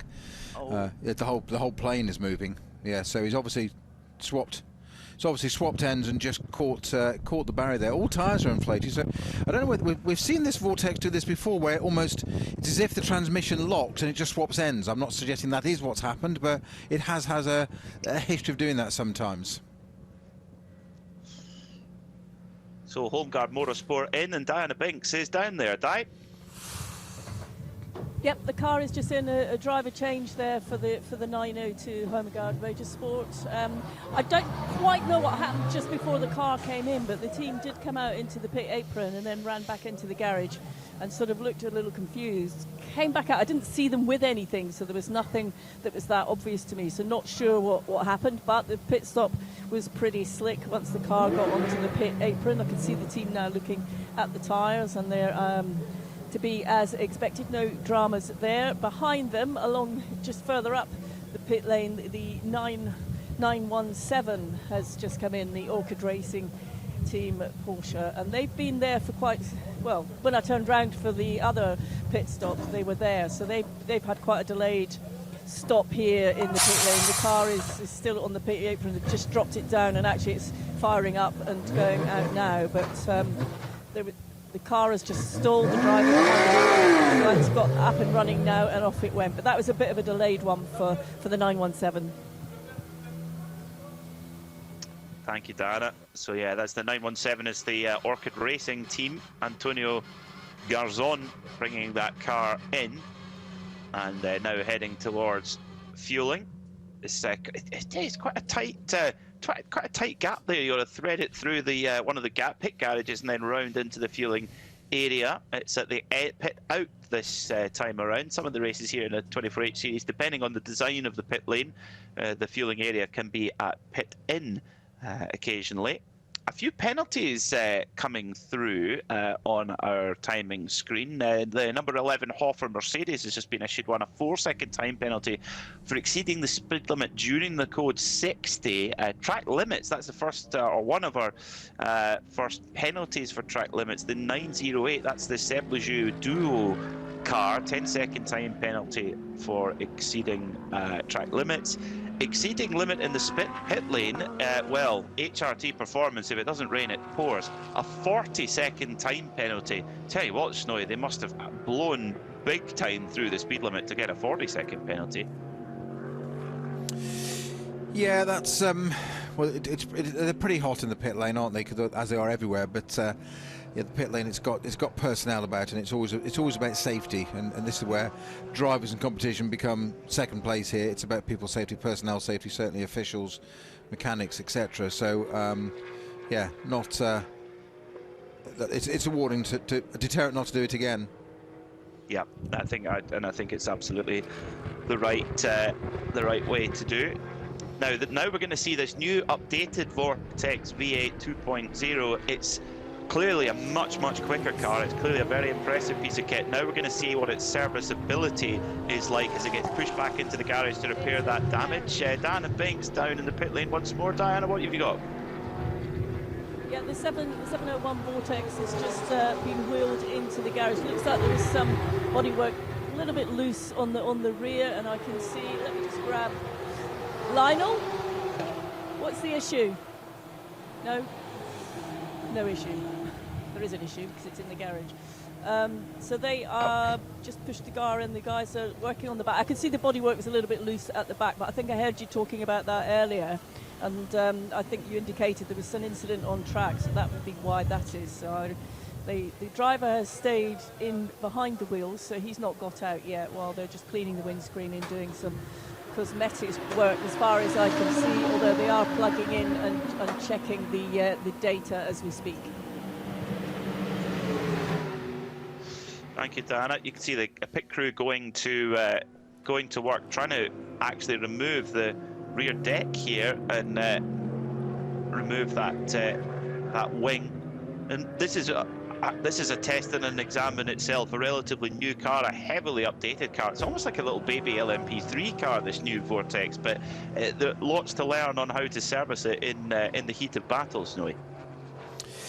Yeah, it's quite a thing, isn't it? I mean, they've nothing, if nothing, out of 10 for perseverance for this car and this team getting it sorted. It's a fantastic looking thing now, and they really have. It's a totally different car. If you see it close up, we saw it back in Dubai back in January. It just looked like that rear wing. It's the main plane is actually in one piece, as is the upright, and it's clipped the end plate and pulled off the second part of what you'd almost call the DRS flap, which isn't on one of these cars, obviously, but it's broken that. So it's been the lightest of nudges to pop that off. So I'd imagine that's relatively easy repairable, provided that that which they're trying to affix it to hasn't been too damaged. If not, I'd assume they've got a spare rear wing for it. You'd hope so. You'd hope so. If not, we might be about to see some fantastically quick speed trap times. The Le Mans kit Vortex could make an appearance. Yeah, so we'll see. I jest, of course. We're not going to see that. E2P Racing, Antonio Cenero taking a lot of the heavy lifting early on in this race. Cenero sharing with Pablo Braguera and Alvaro Parent. We haven't seen a great deal of Alvaro Parent drive time yet, so they're clearly keeping him fresh for the nighttime hours, where they'll be able to use him for 2 hours at a time, 1 hour off. And we could well see that E2P Porsche. It's in 6 at the moment. You can see it progressing up the order. But young Antonio doing a good job, and you'll appreciate this, Snowy. I saw on his social media the other day his transport to get himself from his home in Spain to Portimao, and M3 Touring, a very fine choice, I would say. Very, very fine choice. I actually got to drive one of those, the new ones, for the first time this week, and what a piece of kit. Quite extraordinary. If you want to just put a sports car into an estate car, which I've always appealed. I had an RS 4 years ago, and that was an estate version as well. Great fun, but it also comes in at 100 grand in the UK, which is quite punchy for a 3 Series BMW these days. Not a contender for the latest Snowmobile then? No, I mean the latest Snowmobile is still going at 16 years, and I think it's 310,000 tomorrow. I think it's done. Good effort. So we can't complain. Good effort. That's well done. I've done my bit for the environment, you see. I thought rather than going electric, I'd go that. We won't mention other halves cars like RS4s and things, because they're too expensive to run. There's definitely an argument for that, for keep your old stuff running. Before we go down that political minefield or rabbit hole, the 917 car for Orchid Racing, a 38-second time penalty, again exceeding the speed limit in the pit lane. That is something that Race Control are watching like hawks, and rightly so. And well, fair penalties are handing out thick and fast for those there. I'm now starting to see quite a few more track limit infringement warnings, 1 or 2 penalties in there too. So you've got to be careful not to keep building those penalties up, because it can, before you know it, you're losing nearly a lap. I mean, at 40 seconds, that's, what's that, about 35% of a lap? So just for speeding in the pit lane, you really are putting yourself onto the back foot. Well, it's about 10% of one of my lap times, but yeah, for proper people, yeah, you're right, it's probably about that percentage, yes. Yeah, I've no comment. You had to think about that one, didn't you? No comment from me. Yeah, no comment from me there. So yeah, we've done very, very well here for the drivers. Been very well behaved. Where are we? 5 hours and 18 minutes into this race, and just one very, very brief code 60 to take away some debris at turn 1, and one very brief code 60 to remove the vortex from the gravel trap. So very good work from the drivers. We spoke to Garth Tander a little bit early on. I love the comment from Garth Tander. He said, he was asked by our pit lane reporter Dana Binks, how did you find the traffic? And he said, yeah, on the whole not bad. He says, but I did have to make my way through a couple of world championships with the Porsche Cup cars.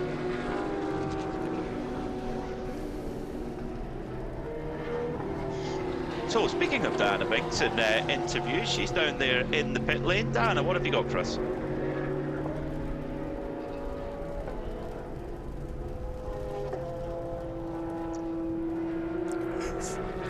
Just about, Diana. If you're down there at Vortex, I understand.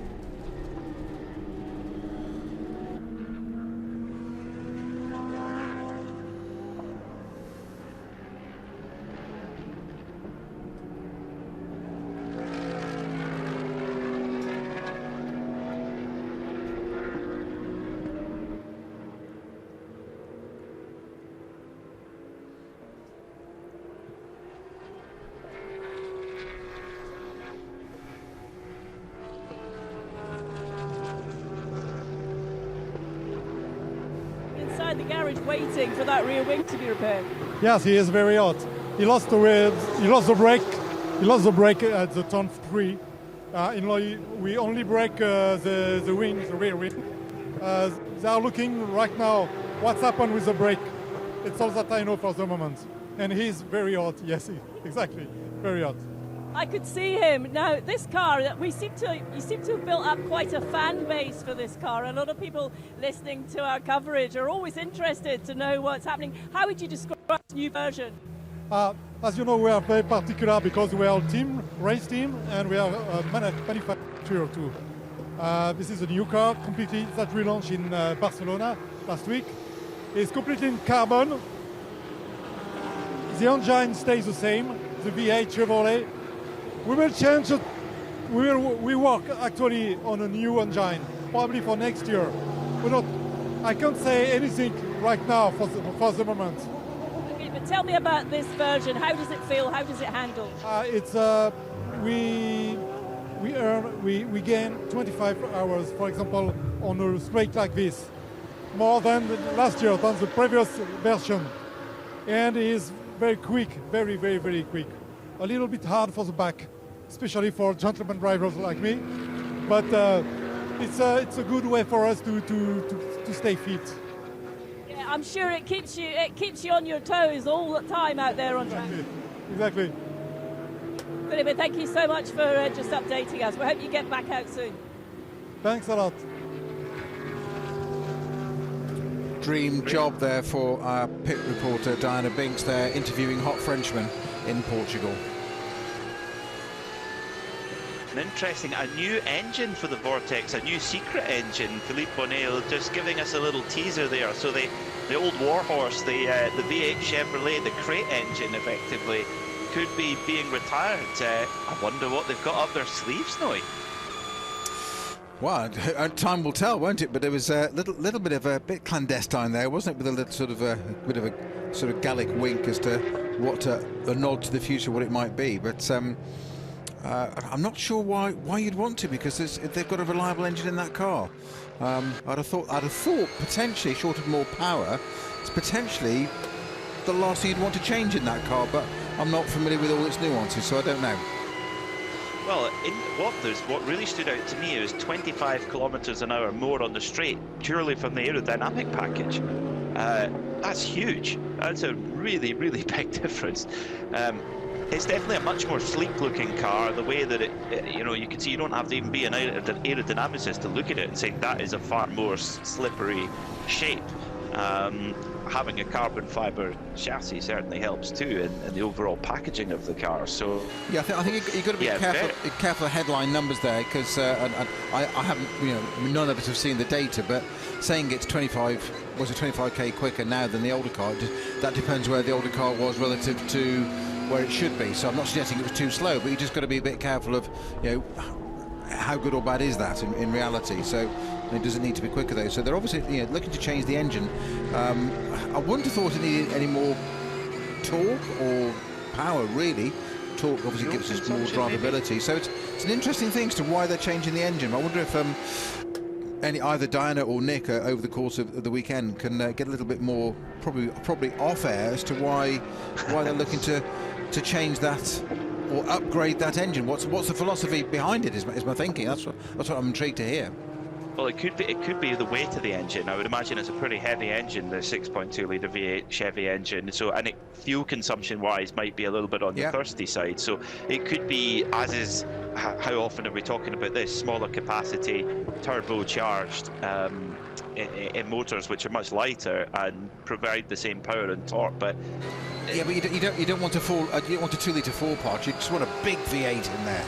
Yeah, that's part of its USP of that Vortex. Yeah, from an emotional perspective, yes, you're spot on, Snowy. A big honking V8 to strap in there is, what we like to see. They are fewer and fewer. But that being said, you look at the brand new Ford Mustang GT3. A big V8 in the front of that. The latest Corvette C8R GT3. It's got a big naturally aspirated V8 in it. So the V8 isn't quite put out to pasture yet. I wonder which will last longer. Your Snowy Mobile, the Discovery, or the V8 engine. Well, I'm not going to tempt fate with which one and answering that one, because I won't get home then, will I? That's the problem. But even Corvette have sort of broken the tradition and put the engine behind the driver, which I absolutely understand why they've done it from a technical point of view, but it just seems wrong to me somehow. It should be at the front. Yeah, and it's a totally different sound too. The Corvette engine in the C8 with the flat crank engine. Flat plane crank, yeah. It's just a totally different sound. I mean, still a very effective race car. The Corvette do not build poor race cars. That's just, they never have, never will. Unfortunately, HRT Performance, they thought they had a gearbox problem. If that is the problem, I mean, gearbox replacement in a Porsche Cup car, Snowy, what are we looking at plus VAT? Oh, money-wise? No, time-wise. Oh, time-wise? Probably about 40 minutes in total. I bet they can do that.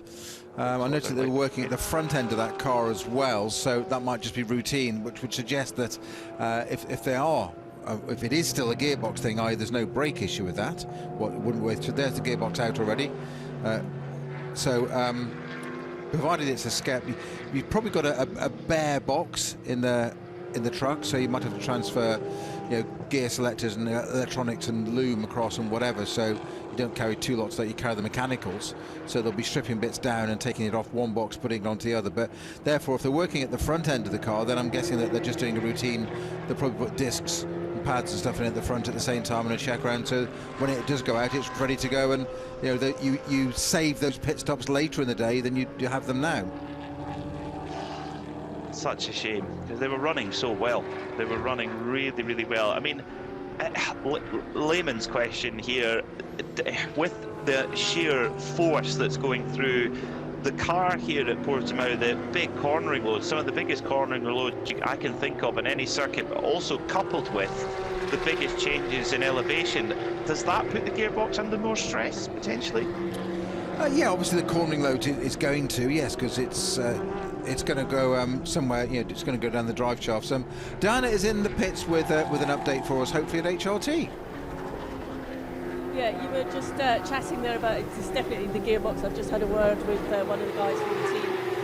They reckon about another 20-30 minutes. They have got everything that they need, but they're just working methodically to sort of do the repairs that they can in there. So I can see them behind me, but he confirmed it is the gearbox that's the problem. It was sort of, they were having some issues and they were trying to manage it, but obviously at that point it's just given. So they've come back into the garage. Brilliant, thank you, Diana. That's absolutely spot on. So I guess they're servicing the other bits of the car as well. But one of the things with these modern sequential gearboxes, and I'll just mention that a bit earlier. But I'm not sure, Peter, whether we can on an older car of sort of H pattern gearboxes, you could obviously miss a gear or block change, they say. So if you've got, they were saying 3rd to 4th was causing an issue. Amadeo Pampanelli was telling us that. So in a previous car with an H pattern gearbox, you could obviously miss out that completely and not engage that gear. It doesn't make it driving any easier. With these sequential, the clue's in the name, they're sequential, you've got to go through that, so the electronics won't let you do that. I don't think you can just flick the paddle twice and get it through, so that would be a problem. And that's what, obviously, if the mechanically side of the gearbox is failing and you've got to select it and use it, it's only going to damage it, and the problem is then it can absolutely wreck it and destroy itself and lock things up, and then you're out and it could be accident damage and all sorts. So it's best to, discretion, better part of valour, and get it into the pits and get the gearbox changed. So it looks like I wasn't far off in about 40-45 minutes in doing the whole thing, was I? Yeah, pretty good estimate. You could get a service manager's job in the local Porsche garage, I'm sure. Snowy, well, while as they change out gearboxes in HRT Performance, we're going to make a quick switch here in the Global Broadcast Centre. I'm going to step back, and I think a cup of tea, I think, is in order, maybe a chocolate biscuit or 3, and I shall hand over to Joe Bradley, who shall take you through alongside Peter Snowden for the next hour or so. Thank you, Peter. Enjoy your little nap. Actually, Snowy, an hour isn't quite enough for a nap, is it? Although they recommend a power nap of 20 minutes being the ideal amount of time. Is that something that you used to do as a driver in a long distance race? You would grab a little nap, a power nap, or is it sort of, does it make you feel worse? No, you do have to. I mean, a 24-hour race, I mean, you've covered enough yourself, Joe. You know, you do have to, because if it's the age-old thing of my old mentor Colin Blower used to say that tired drivers make mistakes. So if you're tired behind the wheel, you're not concentrating. So you do have to try and get some form of rest. It may not be proper sleep. You've got to get some form of rest, otherwise you're not fit to get behind the wheel of the car. And quite often, if you've got an issue with the car and it's taking a while, quite often the mechanics, the teams, or technicians as they're called these days, will quite often, they quite usually Anglo-Saxon terms, suggest you go to the motorhome and get some sleep, because you're getting under their feet and not doing their job, but they don't want to do all that work for a tired driver to get in the car, make a mistake and undo all the work. So yeah, you do have to do it a bit. You have to kind of force yourself, but you don't really sleep properly. Yeah, I've been around some drivers that usually at their first race, and usually very young drivers, who are just too excited to be able to sleep at all, and they find themselves bounding around the pit lane and in the pit garage. Oh, the young puppies. Portimao is one of the most challenging tracks on the calendar. 2 kinks start off the lap, and then heavy braking. You're already turning and braking into the right-hand hairpin here at turn 3. You go very steeply uphill. This is an acceleration zone through the left-hand kink after that one, and then using all of the track and more, you then plunge downhill over the brow here, and then heavy braking here just before you at the apex of the brow. Hairpin left as you then again another climb, this time through the kink at Craig Jones, kind of lining the car up here for turn number 6. And that's using, again, just firing it at the outside curb. And then this is the tighter right-hander at Samsung. Come out to Samsung, and then you drop off the end of the world here, plunge downhill, and then off towards turn 13, through the kink there into Portimao. And then another plunge downhill, before you then head towards the final stages of this lap, going uphill. This is the highest point of the track here, through the left-hand hairpin, and then 180-degree sweeping turn that kind of opens up on you. Early apex there, and then just let the car breathe to the outside, and then this daunting final sweeping right-hander. Get the car lined up, hit your apex here, or else you end up running out of road at the end, at the exit of the corner. Optimizing your speed very much a significant factor here at Portimao on this relatively long straight. And as you come off the straight, plunging downhill into turn 1, not heavy braking into turn 1 though, Snowy, is it? It's just how heavy do you brake into the first couple of sweeps here? Well, barely at all. It's turn 3 where you really need to get on it, and that's one of the things of getting your head around this. And I think it was it Stephen Grove we heard saying very early on about how you got to trust the aero on these cars, and that's one of the exact places you've got to do that. And you've got to trust it because you keep your foot in, and the car will stick more than you realise. But you then have got to really jump on that pedal for that hairpin back uphill on the turn 3, because it moves over to the right. You say all the way over to the right to go a blind brow turn 4. Over that, you can't see the exit at all. So, heaven forbid somebody's spun in front of you there, because you've got a lot of runoff to the right, which is why it's exactly why it's there, so you can miss that. But turns 1 and 2, Joe, you've got to. You'd be amazed how much you keep your foot in there through there. It's a bit of a Code Brown moment, that one. So we've just ticked by 18 and a half hours left in this race, Snowy. Still got a lot of time. You, as any kind of part, any part of a race team in a 24-hour race, whether you're a driver or a mechanic, a crew chief, an engineer, looking at the strategy, you don't really look at the time as time, do you? It's just a process of getting the car out on track and then monitoring its laps and then gauging its laps. And if you're the strategist, of course, you're sort of projecting towards that checkered flag. And at this stage, Robert Renauer's team, Herberth Motorsport, who've proved themselves in the past, haven't they? They've got a 1-2 Porsche 1-2 beginning to transpire here. A lap in between these cars, almost. And Ian Loggy lapping in the 1:44.6 is matching Robert Renauer's time in the system number 92. Yeah, I mean, your time thing, Joe, it's you know it only too well that it's on the track it can't go quick enough because you want the time to be less all the time within reason. But when it's stationary in the pits, it goes too quick. It's adding up all the time for you, literally. No pun intended. You just don't want that. It's 24-hour races. They're a strange thing, and people that only follow a little bit of motorsport tentatively, or certainly let's say Formula 1, everybody knows about, or most people know about. It's very hard to explain the differences, because I always think it's you've often described it as a high-speed game of chess, and I say it's like, to me, it's like theatre. It's a series of acts, and it's forever fluid and changing. What might be happening in the first bit, then you go into night, and we change sets and scenes, don't we? Suddenly it goes into night, so temperatures drop and vision changes, and then if you throw the weather in as well, I mean, it's just, you would try explaining to a layman that only sees Formula 1 or, so let's say, British touring cars on television in the UK and other countries similar, that you go for 24 hours. You see some people and they look at you and go, what do you mean 24 hours? Like a day? Like, yes. What, a race lost a day? You're like, yes. And people think you're joking. They look at you incredulous. It's like, no, it goes for a day. Which is, well, how does a driver last for a day? Well, we don't. We have, 3 or 4 drivers. And they're like, oh, okay. And I try sometimes to look at it from the outside and think, how mad is it?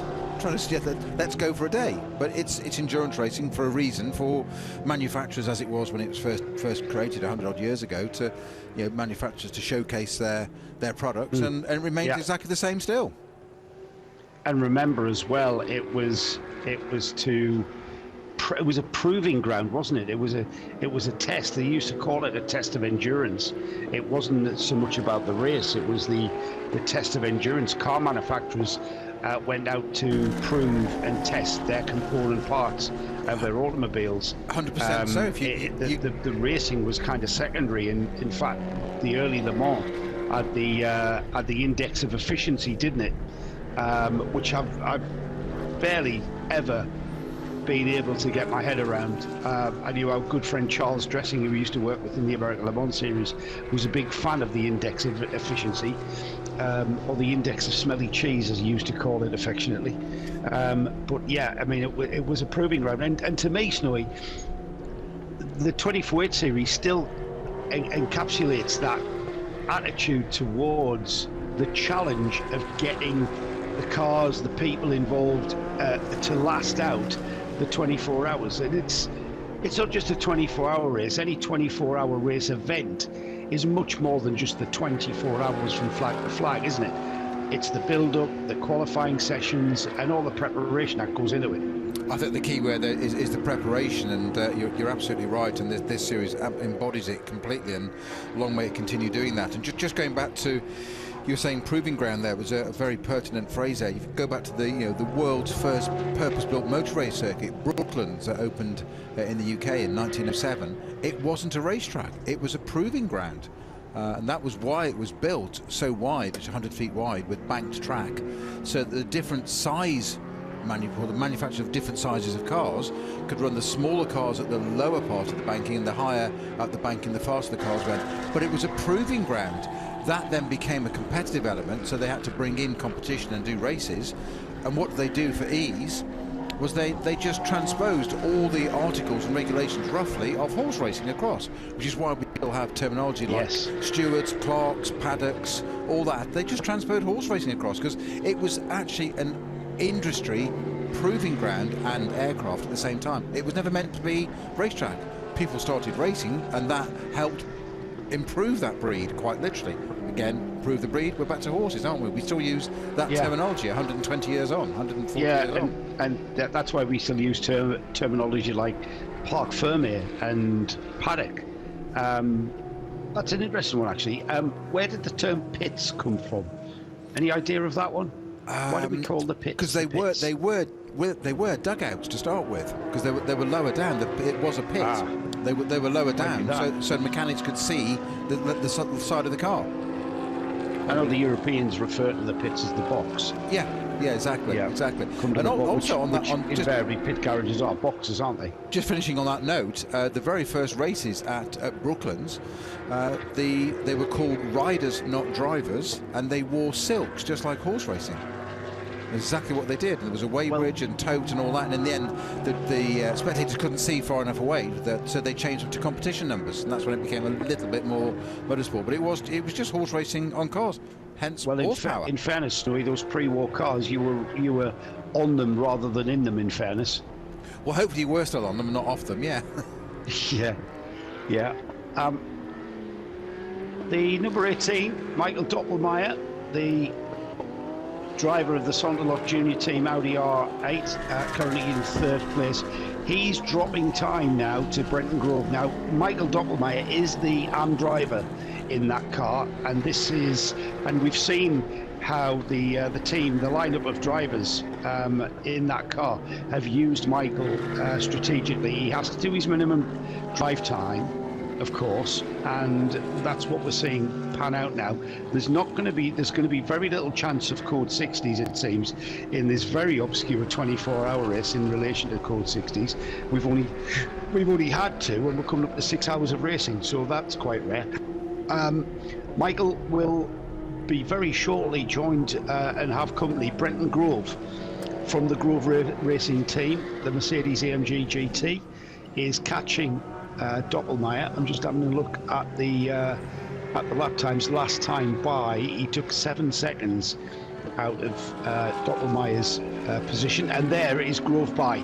So Brenton Grove has overtaken the Sonderloch Junior Team Audi R8 for third place, so a change of position, and the third and final step of the podium now belonging to that number 10, who continues on that recovery drive, Snowy. So he's an AM Plus, and that's of course is Stephen Grove's son, isn't it? His father and son there. So Nick, you've got something for us. I've got visitors in the pits, Peter. How are you doing? First very good, to arrive at our feet, it's the Seb Lejeune Porsche. Then to my right is the RPM, the 907 Bright Green Colon Racing. It's a full service for the 908. Miguel, it's not Miguel Molina, is it? It's Miguel Moiola. I can't pronounce that. Moiola. Let's get my vowels in a twist. They're coming in now. That's the green and black car. They've just served a penalty on the way in, so I think like a 10-second, may have been 15 seconds. It's a visual thing. Car dropped down. They're actually next door to the Vortex pit. Now, I know we were talking about it, when Guy was talking about it, it seemed to have just a very minor piece of damage to the rear wing.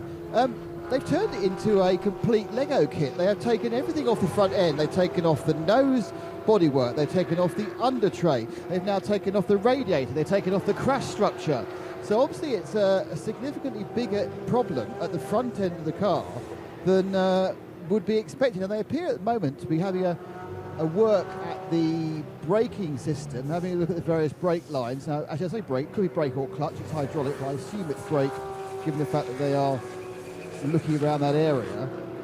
Now that could be actually the ABS pump as well. So obviously perhaps the reason it ended up in the kitty litter, whilst that resulted in breaking the wing, that wasn't the broken wing, wasn't why they got there. And the reason they got there is because they've been having some braking issues. You look there, they've had to the one thing I would say, you have to take off a hell of a lot of this car to get the brake master cylinders, which you see down there, which they're looking at. So yeah, it does seem that the Vortex has had a more significant problem, which is why it turned up in the kitty litter. Of course, the good thing is they've won the class because they're the only car in the class.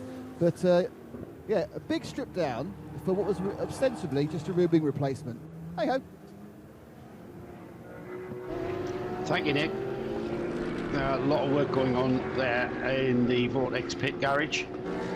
We've had 18 lead changes in total. We've had certainly a lot of position changes. The 908 car there that we just saw in the pits, Gary Terklavers from the Selju Racing with Duo Porsche, currently 5th in the 992 class, currently leading the 992 AM part of it. It took a penalty for the sixth offence for track limit infringements. So it's turn 4, that's the turn that's sucking them in, so to speak. It's kind of magnetic, that curve on the outside of 4. 4 being an acceleration zone, Snowy, you go uphill, kink left, but it's an acceleration zone, and it's all about where you turn in. So if you miss your turning point by, say, a half a metre, a metre, that is going to take you out, and you are going to impinge on the track limits, it looks like. Very much so. It's definitely an acceleration point, and it's that big stop you just described a few minutes ago, Joe, of turns 1, 2 and then 3, that hairpin, and it's back on yourself and you're looking back, and then it's a big acceleration. It's a blind apex, and as I say, you've just got to hope nobody else has got it wrong there. And I've seen cars there that they've gone over that brow and lost it and swapped ends, but they've gone to the outside. There's a nice big runoff area, but they've swapped ends 180 degrees, and facing back at you, you come through committed, and you might want to use that. We've seen a few cars now going there, running, using quite a lot of the curbing on the exit because it's flat. As Peter commented earlier, it's a MotoGP circuit as well, largely, so the curbs are pretty shallow for motorbikes. So you can use that as a competitive advantage, but you can't use it if there's a car on it. So you've got to make a decision that you sort of keep your foot in and go right of the car and go round it. But it's attention-seeking. That'll be interesting in the dark as well. But hopefully the lights will help a bit more with that if it's facing the wrong way.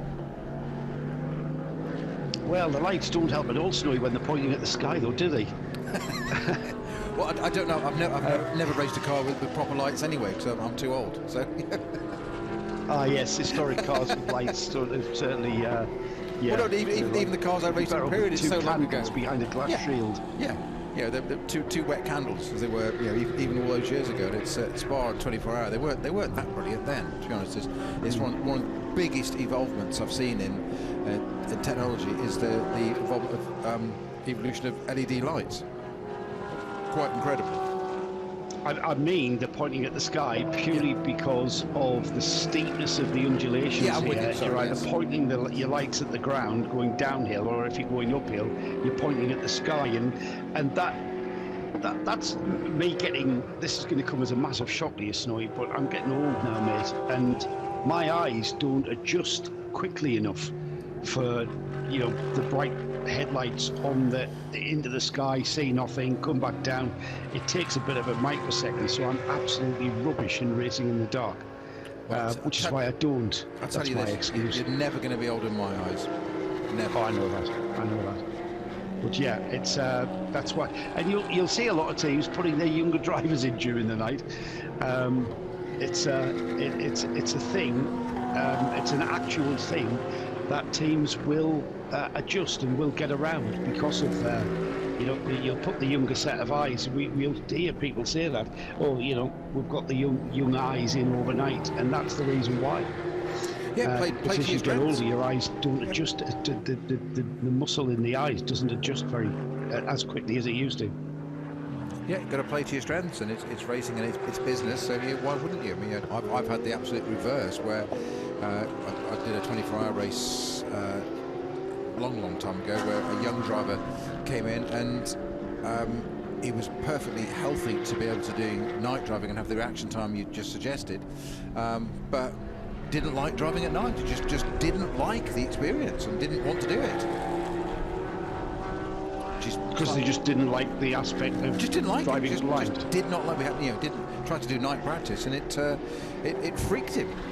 Yeah, just as in I don't want to be doing this, and it was GT1 cars, so they were pretty hardcore at the time, but he just couldn't adapt to driving what was then a contemporary GT1 car at night. It was not his thing at all.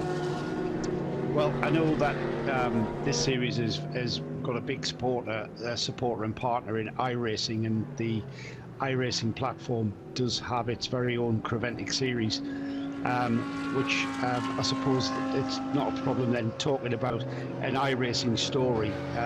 We were doing some iRacing with Adam Christodoulou at the Nürburgring, and we were running at night. It was during COVID when we all gathered together.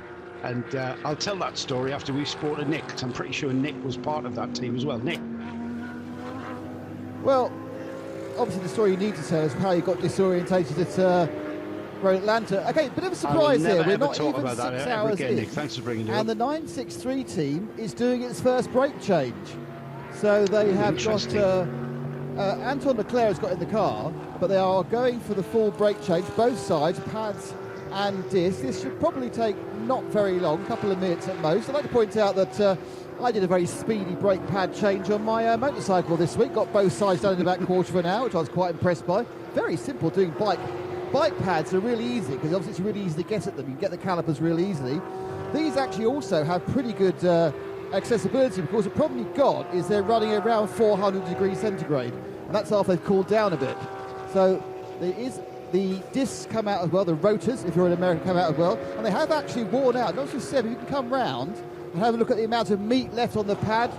Seb, just see if I can see he's coming on. But if you look at the pads, which are off here, you can see they have worn them out. This is not a preemptive change. Just very, very little meat on those pads, so they are burning through these things really quickly. This means they're going to have to change twice more to get to the end. Now, it's a complete system. The reason they take the discs off as well as the pads is because they have already bedded the pads to the discs. So they've already got the pads.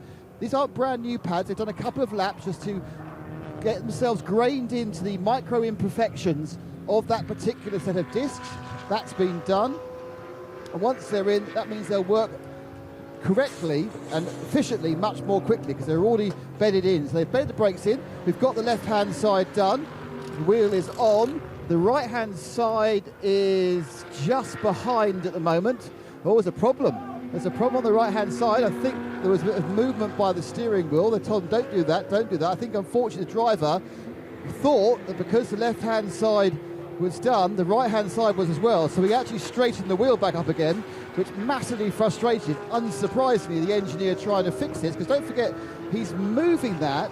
They've got their hand on it, And then if he moves it, he's moving a caliper which is at 400 degrees centigrade to places you don't want it. Now, asbestos gloves go so far, but there's a lot of bare skin on those arms of those mechanics.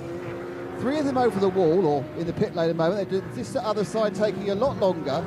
This is the problem, of course. The left-hand side, fantastic, went perfectly. But when you're dealing with hot metal, hot pads, and a racing action, things don't always come off as easy as you want. Now, this, again, the surprise about this is we expected most cars to have to do one change. But this is a change. We've not even clicked 6 hours. It's 5 hours, 52 minutes of running. Oh, and they've made a massive mistake because in some way they've managed to break the brake fluid. The brake fluid has come off, so there's a problem at the bottom. They had a little spill of brake fluid on the right-hand side there, so I'm not quite sure what they've done, but they've managed to find a situation where the system has, I think they pulled away the bottom of the pad. Now, of course, you've let fluid out. There's 2 problems with that, even if you've resealed the fluid. First of all, you have to top it up. Secondly, have you let air in the system? If you've let air in the system, you're going to have to bleed the whole thing. It won't work at all. The pedal will go soft and long. And if that happens, that's even longer. So what was a very efficient brake service has already collapsed on 2 levels. Problems on the right-hand side. Over-aggressiveness, breaking the seal, and out came the brake fluid. And now they're left with 2 things to repair. And you can see, just putting on now, they are putting on the bleeding device. That's what that... There's a bottle you'll see in a cable going down there, a pipe. That was to bleed the brakes, to get the air out from that brake they saw already. And this has turned into a complete panic. And what was, as we say, looking so easy, is now going to be a problem. They have got the new rotor and the new pads on that right-hand side, but until they've got the fluid in and re-bled that right-hand caliper, they can't go anywhere. So, left-hand side, great. Right-hand side, disaster, Joe. Yeah, they popped the piston out the caliper, didn't they? That's where the fluid came. They popped it out, so they've got to bleed the system now. That's where you can see, if you are watching on the live stream, you can see the brake fluid popping out of the 2 reservoirs. That's when they've got a mechanic, or the driver, I should say, is in the car, and he'll be pumping the pedal as instructed. But that has cost them dearly. What should have been a pretty routine brake pad and disc change. I say brake disc because we're not in America. Nick used the term rotor there. That's more apt if we were the other side of the Atlantic.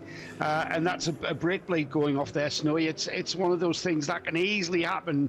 Nick was very eloquently describing just the environment that you're in underneath that wheel arch. 400 degrees.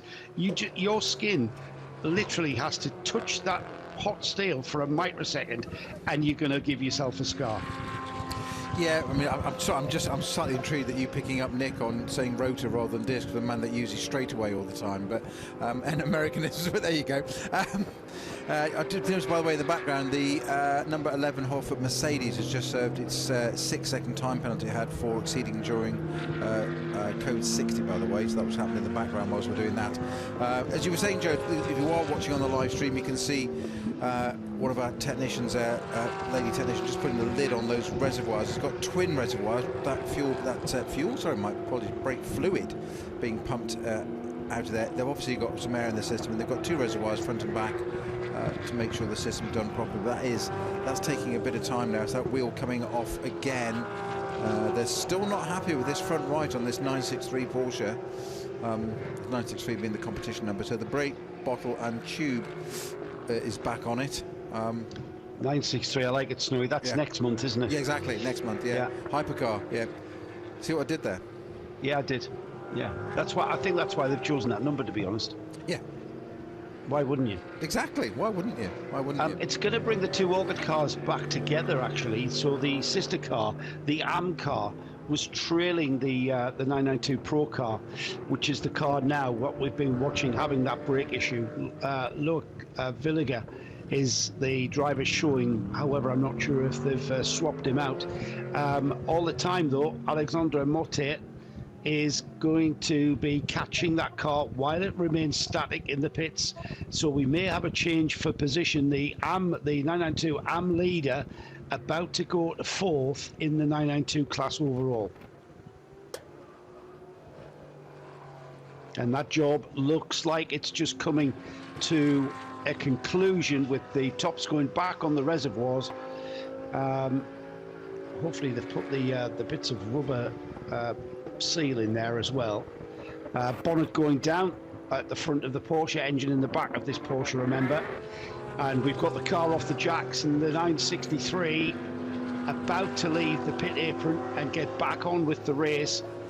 It's barely clinging on to, it's lost a couple of laps to its sister car, so it's an Orchid Racing Porsche in 4th and 5th places overall, and they will be coming together very shortly on track if this 963, which now goes into fueling, so still that pit stop continues.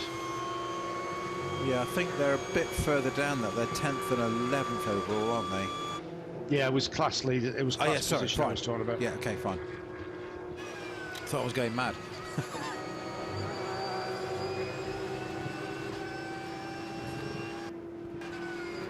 I'm sorry, Nick, say again? We've had a few pit callers.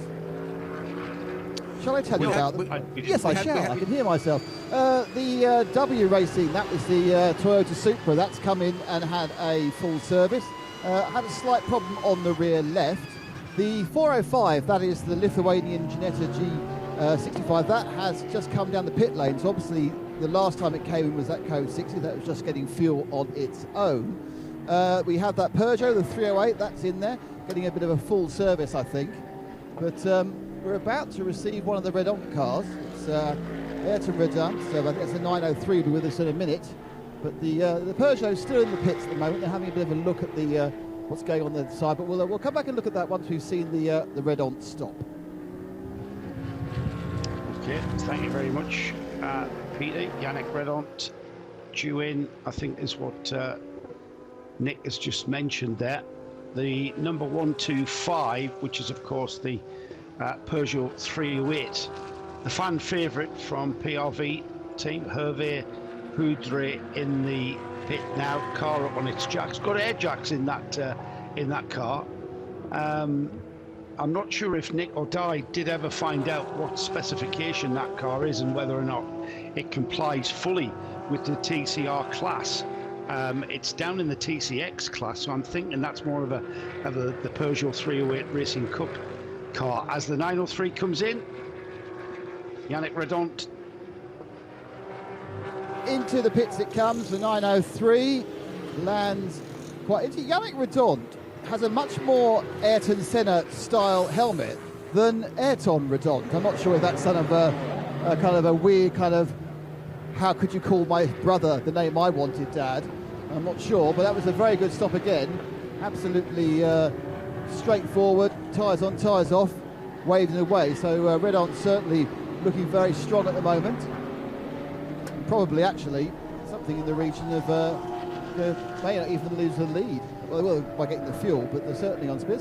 Let's see if we can grab a word. I'm not actually sure what Yannick's English is like, but he's brilliant. It's pretty good. Here he comes.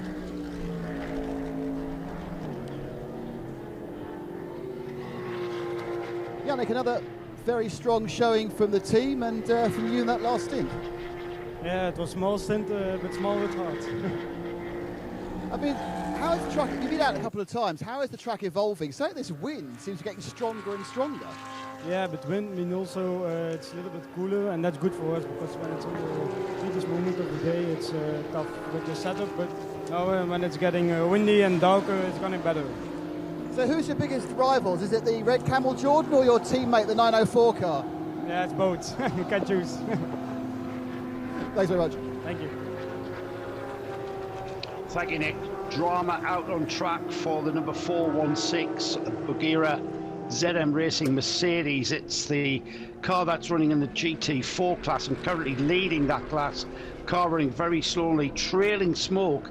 Quite difficult to see where exactly that smoke is coming from, Snowy. Front left, Joe. Front left. Is it leaning to the left with a puncture? Front left's got a problem, and it's actually sparking as well underneath the car. So I think there's an issue with that.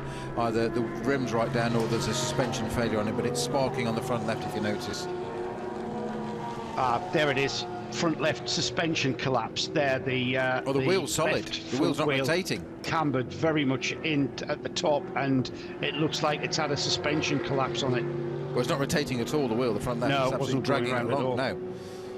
Interestingly enough, it's not smoking the tyre a great deal, so it's some suggesting there that what's happened is you're absolutely spot on, Joe, that I think the suspension's collapsed by the look of it, and it's actually dragging on the chassis, because if the wheel isn't rotating one bit, so that would flat spot it obviously hugely, but it would also be streaming smoke off the tyre, which isn't a great deal at the moment.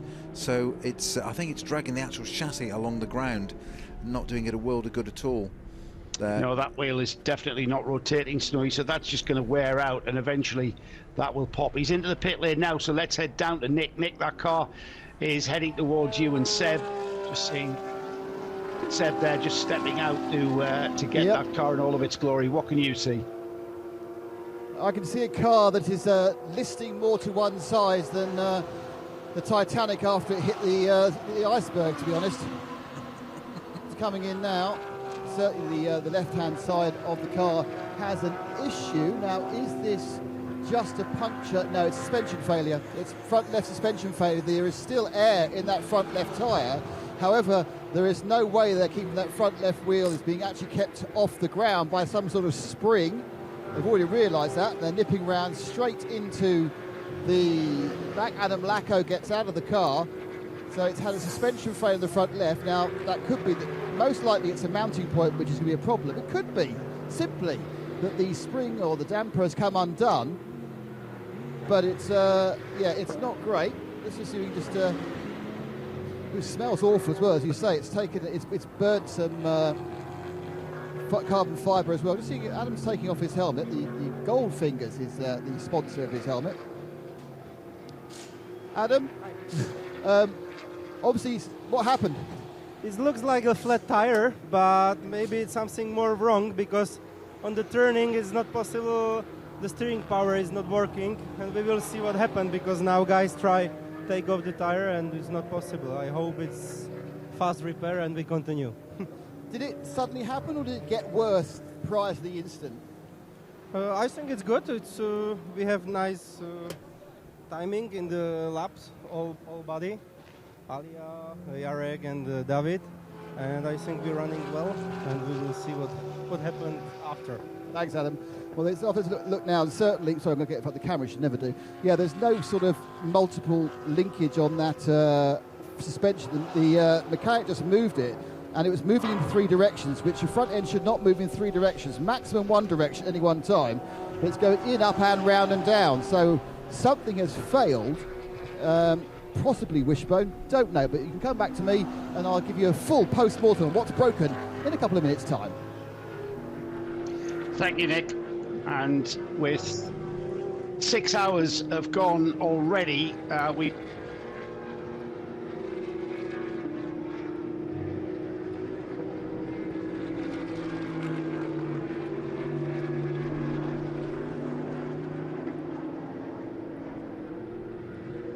laps of racing. In 3rd place, the chasing Grove Racing Mercedes. That will continue to try and catch those Porsches ahead of it. It's the Sonderloch Junior Team Audi that is in 4th. In 5th is E2P Racing's Porsche. And then we've got the first of the 992 Cup cars. It's being led by the 909, the Red Camel Jordan's car, leading the Red Ant. The battle of the red-coloured species is what we call it there. Hofer Racing is regaining ground, and they are in 8th place overall. In 9th place, we find the Brent Verheyen driven Red Ant car, the second of the Red Ant team's cars in 9th. 10th is the 917 numbered Orchid Racing Porsche. That's the car that we've just seen overtake its sister car, the 963 Orchid Racing team, dropping to 11th. Sebelju Racing with Duvo are in 12th. The Bagheera team, who are currently in the pits with that collapsed suspension, running 13th. And then we've got the RPM car, Tracy Krohn, Nicholas Jonsson, Philip Hamprecht and Patrick Heisman currently driving that one in 14th place. It's the W Autosport Supra, the Toyota Supra GT4 in 15th. And then we've got the Holmgard Porsche, Holmgard Motorsport, moving into the Porsche Cup class of cars here in the 24H series. They're rounding off the top 16.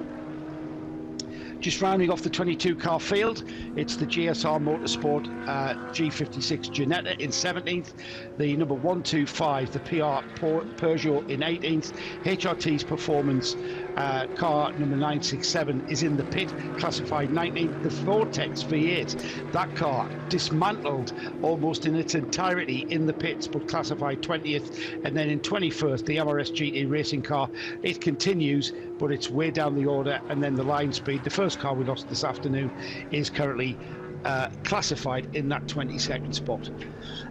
Just under 18 hours remaining, Snowy. At this stage of the race, it is all about going round and round, and those teams that are currently in the pits will be frantically trying to get on top of what their job is to get them out there.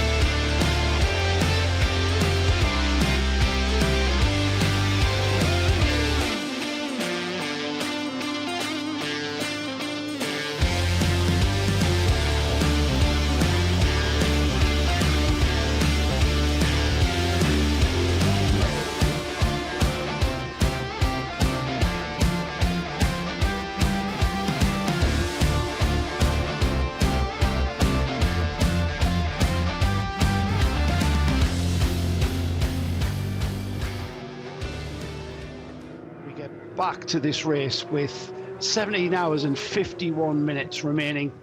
It is all about how you get your car fixed in the intensity of the chase, I suppose, Snowy. You are fully aware of how much time you're losing when you're fixing something like what we're seeing on this GT4 Mercedes AMG, but it's all about staying calm and just getting through the job, isn't it? Yeah, and having efficient processes of sorting this out. We can see there's a camera very close into this, if you're on the live stream now, this number 416 Bagheera Mercedes, and it's that's a back plate coming off, which is where that's also been damaged. Lots of suspension damage inside there. That wheels, we said, not rotating, so it's doing all sorts of problems. So they're actually going in above into the engine bay now, removing an air filter, which is directly above the top of the suspension mount there, so that suggests there's the whole lot's having to be changed there. They will teams will tend to have these units completely set up and ready to go, so they literally take one off and replace with another one directly. It won't be sort of take it apart and assess it like your local garage. It'll be take it off and get it back in the race ASAP. We've got the number 10, Brenton Grove, tripping over a back marker there and just coming over a brow and finding the road slightly blocked. He had to take avoiding action, and he may have infringed track limits. We'll keep an eye out for any penalties that ensue. At the moment, we've got a 6-second time penalty being given to the number 11 Hofer car. That's already been served, and then a warning just being given to the 963. Pretty much all about track limits, the penalties that we've seen, Snowy, and Portimao is one of those tracks with those and as the Grove number 10, the Mercedes number 10, comes into the pits, that's why we saw urgency in Brenton Grove's driving, isn't it? He was urgently making keeping the pace up to get into the pits and not lose Joe, any time. I believe Let's head down to the pits now, I think, Snowy, because I think Nick's there already. Indeed. Yeah, we've just had the leader in as well, the 91 Herberth. Brendan Grove gets out the car, see walking past us. Pretty standard stop there for the Grove Mercedes after that little panic coming in. I look to my left, and there is the Santalok Junior team also doing a full service on the number 18 Audi. So 3 of the top GT3 cars in all at the same time. It's Michael Doffmeyer, of course, getting out of that Audi.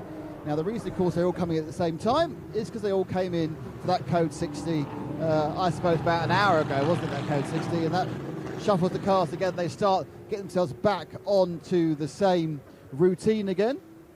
So they have all gone through with relatively standard stops. Certainly, I think Callum Logie got out of the car, the 91. Back at the Bugidar car, they are just about extracting the bottom wishbone, which appears to be the problem. Either the wishbone mounted, the wishbone itself failed, but that's become a major disassembly, and it's interesting to see how many bolts you have to undo before you can get the wishbone off and all its associated business. I'm going to go and see if I can grab an interview with someone else. Yeah, that answers the problem there. Thank you very much, Nick, telling us about that lower wishbone on the Mercedes Bugera car having broken. That would suggest exactly that which Joe and I saw, of that wheel pushed up into the wheel arch there and not rotating, and therefore the car dragging along on its chassis. So a lower wishbone suspension failure. Just going back to the penalty, which now that's interesting. The Grove Racing car's got an overtaking other car on the outside of track, a 10-second time penalty. Yeah, outside of track limits, that is. I was going to say, I personally, I'm not going to disagree. I think that's a bit harsh, because the point of a penalty is you serve a penalty if you've gained any advantage by breaking track limits, and he certainly did not gain any advantage by doing that. He might have got ahead, but he was only lapping it anyway, and he had to run wide on the other side of the circuit. So I think that's personally, I think that's a bit harsh, but that's I'm a driver, so I would do. I suppose that's a black and white approach, isn't it? The car went off track to overtake another car. Yeah, go ahead, Nick. Just out of the car, it's Ian Logie out of the 91. How was that for you? You've got a lot of experience. How was Portimao on this Porsche? Yeah, it's first time in this car. I've driven it once in Dubai for a few hours, but first time here. And it's just really getting used to the different nuances of the car. But every lap you learn something, and I'm sure we'll just get quicker and quicker. I think at the moment we're sitting in P2, which is pretty good, just behind the sister car, which I think managed to jump us because of the code 60s, and they got a fuel stop. So, but you never know. We're only is that 6 hours in? So long way to go. We're talking to drivers, both experienced and relatively new, and they're all buzzing about Portimao. Are you joining that Portimao fan club? That's my favourite track. I've done thousands of laps around here, so yeah, it's my home track, so I really like it. It's just getting used to the car, and then we should be really quick. Is that getting used to that particular GT3 Porsche, or is it actually any GT3 Porsche you're getting used to? Yeah, like I drove the Carrera Cup car round here, and it was pretty successful outing round here. You just get more aero, and we've got a bit of a headwind into turn 1, and then we've got a tailwind into 3 and 5, which makes the car quite tricky getting pushed on. But once we work that out, we'll see a good race. Yeah, thank you. Thank you very much. Yeah, another member of the Portimao fan club. I'm certainly I'm all paid up with my subscriptions to that club, and I'm pretty sure you are, Snow. You've actually raced. You raced the Aston Martin DB2 round here. That's a completely different animal to what we're seeing out on the track at the moment, isn't it? Yeah, well, you're a lifelong member. I think you're a founder member of that fan club, and you definitely you got me in. It was very kind of you to nominate me for that club membership, for which I thank you. But yes, I then got to race the DB2. Good old Maureen, as Peter referred to it earlier, a number of times here in what is the Algarve Classic Motor Racing Legends that series was in then. used to visit that. They don't any longer, sadly. So perhaps Sean Lynn, who's listening, probably out supporting his son Alex at Spa in the wet ground at the moment. But Sean's just bought Motor Racing Legend, so get us back on to that, please. It was absolutely great doing a 2-hour race into the night around this circuit. Fantastic in historic cars, 60-plus cars. What's not to like? Absolutely not. Great racing as ever in the 24H series. Glad to see the Ginetta back out as well. Let's have a reminder of where that is. Currently third in GT4, 17th overall. Aras Kvedraris is the driver in the number 405 and the Lithuanian team. Not the first time they've campaigned that car in the 24H series. They've regular competitors and cherry-pick their races throughout the season, and that car will be guaranteed a podium now wherever it finishes, as the other GT4 runner. That was a very, very early retirement in the form of the Lion Speed GP Porsche 718 Cayman. It's the Ginetta G56 in GT4 spec there, just circulating with the other GT4 runners. The Bagheera car is in the pits, so that car, the Ginetta, is slowly catching the Bagheera car.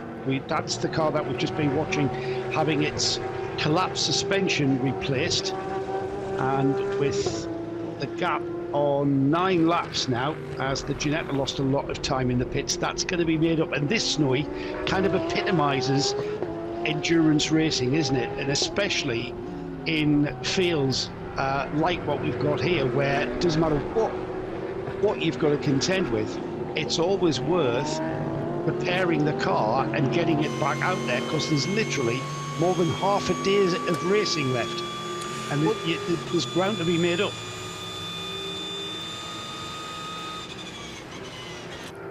Nick, you're with us, I believe? Yeah. We have the 909 Red Camel Jordan in the pit. It's a full service. It's a bit away from where I am. I'm kind of staring it in the distance. The blue helmet getting in, which I think is Luke Broikers. I think. I'm not good with my. I'm not, as is our fellow pit lane reporter from the United States of America, Shay Adam, a helmet aficionado who can spot a change of colour at 400 yards. I do know a couple of them. I think that's Luke Broikers getting into that car. Reasonably good stop. There was a break in between the final tyre going on and the car actually exiting the box and going off the fuel, but not a massive one. And interestingly, they're not changing their brakes either. So there's something wrong with that 963 having to change brakes after just 5 hours and 52 minutes.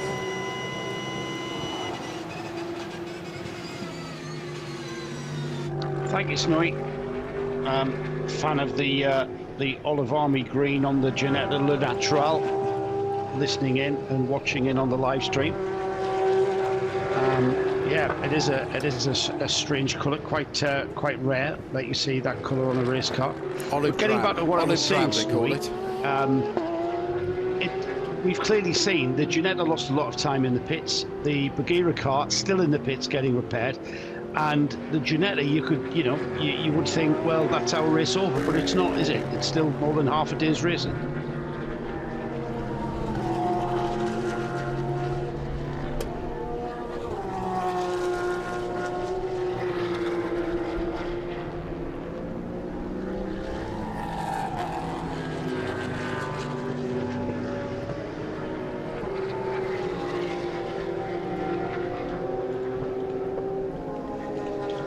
Two still as competitive as ever.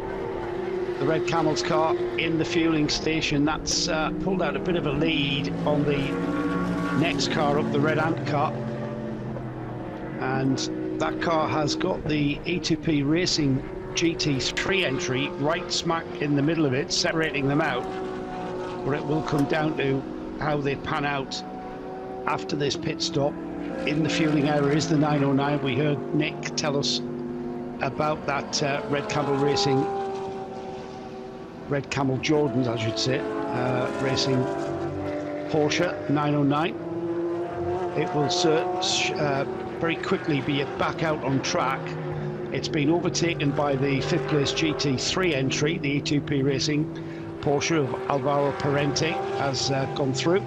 Now we look to the gap of the Red Ant car. So Ayrton Redon still at the wheel of the 903. And that car now chasing down. When they come through next time, it will be the Red Ant car that will take the lead of 992.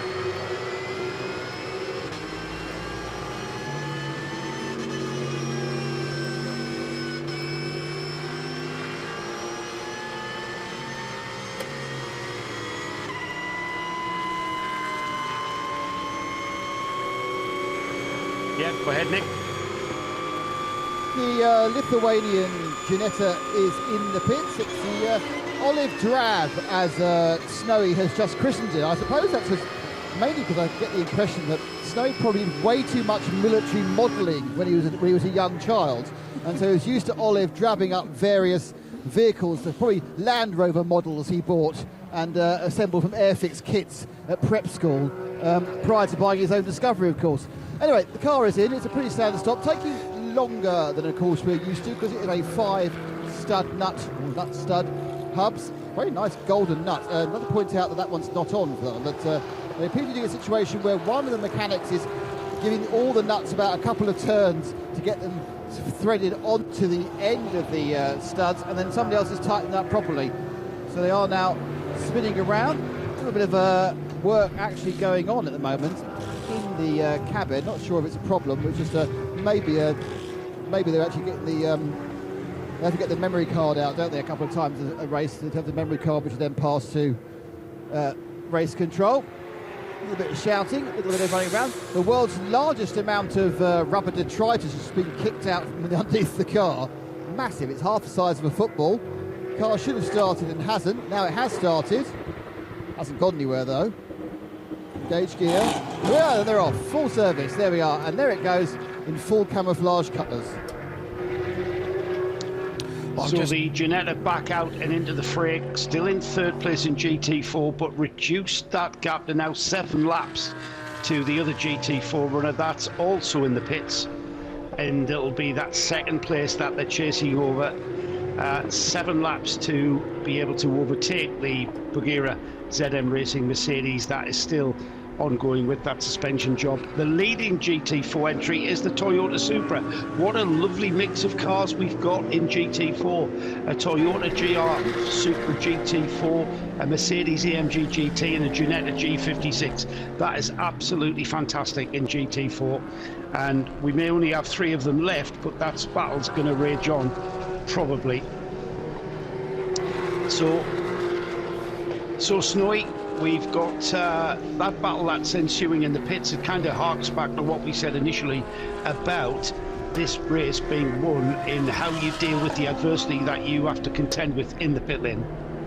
Well, there's so many variables, aren't there? And that's the point. There's so much more to throw out. The weather's absolutely perfect at the moment, so that's one variable you can tick off for the moment. I don't know what the forecast is, but I think it's unlikely to change other than just cool down. As in, I'm not expecting anything inclement. I'm intrigued at Nick's insight into my military childhood, which I didn't know about myself actually. And I have to take back that colour on the Ginetta there. It's not olive drab, it's just olive. Drab would suggest that it's if it's military, it would be matte. It isn't. It's very shiny, so it's just olive. So it's a shiny olive, which is very appropriate for being in Portugal. Yes, indeed. Looking forward to my grilled sardines tonight. Got to find somewhere that will serve them hot off the grill. Oh, nothing more. Much better than out of a tin. Mouth-watering already. Yeah, much better than out of a tin, Snowy. We've got a change of lead that we predicted. The 903 now going into the lead of the 992 class. The Red Ant Racing car, the Porsche of Ayrton Redon, did take the lead, as Luke Broikers now at the wheel of the Red Camels car. That battle will continue. They've got the Hofer Racing Mercedes 6th in the GT3 class between them. There's a lap gap between those cars now. So the Red Ant car is on 196 laps, the Red Camel car on 194, and sitting right in the middle of them, Kenneth Hire, now back at the wheel of the number 11, the Hofer car, rejoining and regaining the ground that they lost with that problem. Remind me, Snowy, what was the problem that Michael Kroll had? It was the steering link or something? He said the steering went on him or something. Yeah, but it was the... so which car we're talking about, Joe, so I get the right... The 11, the Hofer car. We had Michael Kroll bring that car in, which is why that car is now down in 6th and in amongst the 992 class cars. Well, it served a penalty for speeding under a code 60, but that was only a few seconds worth of penalty, I think it was. Yeah, that's right. That was just exceeding the speed limit. Snowy, if I can put in, mate, it was the camber plate, I'm being reminded in my ear from Nick. However, more drama out on track. The number 10, Stephen Grove, at the wheel of the third place Mercedes, the third place overall Mercedes, has ground to a halt, and I'm not quite sure. I'm just going to check the tracker and see if I can locate where that number 10 is.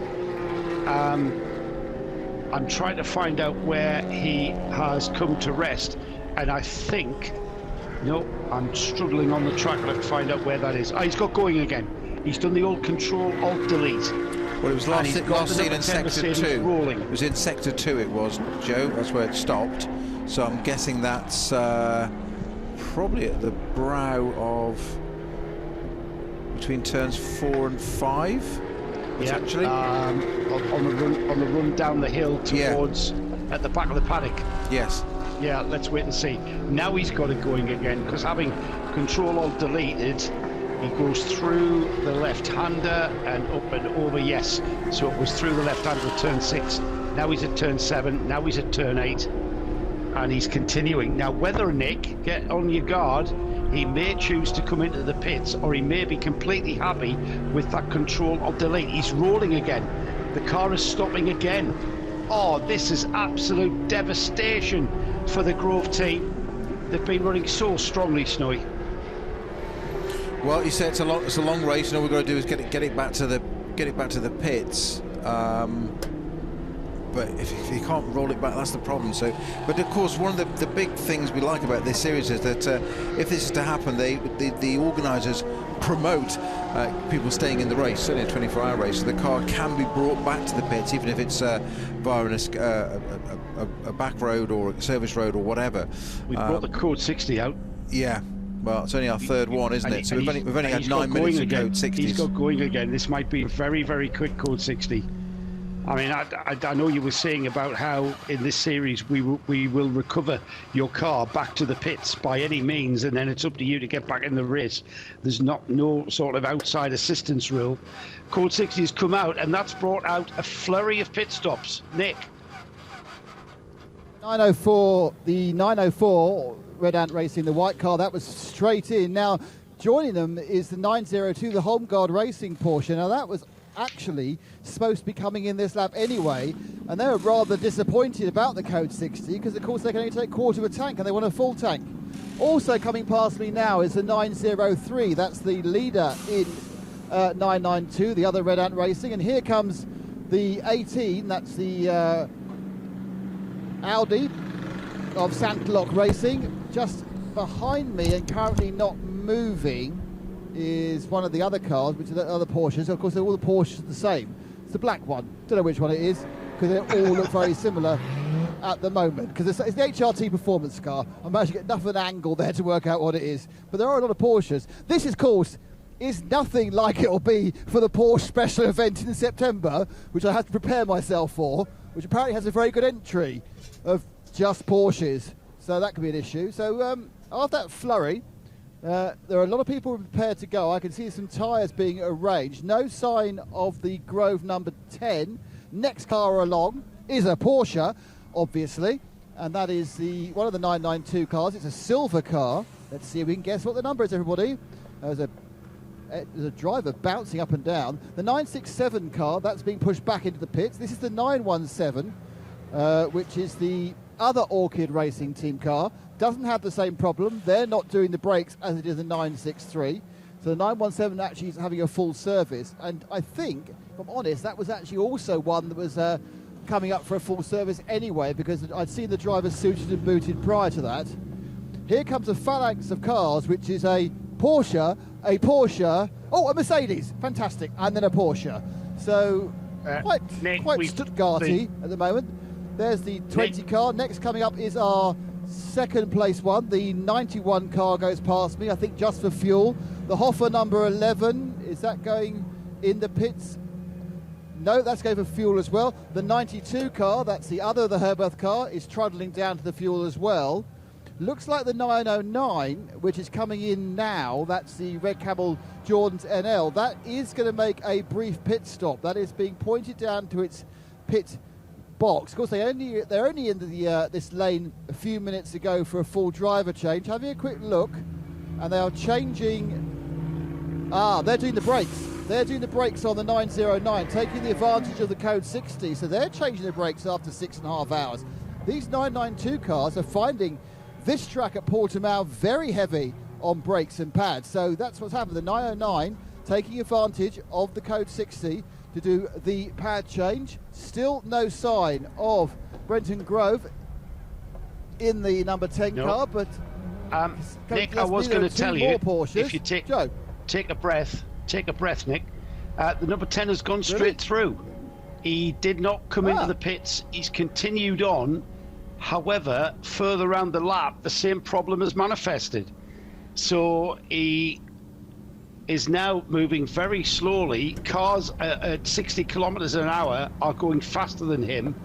And instead of coming into the pits, Stephen Grove chose to stay out.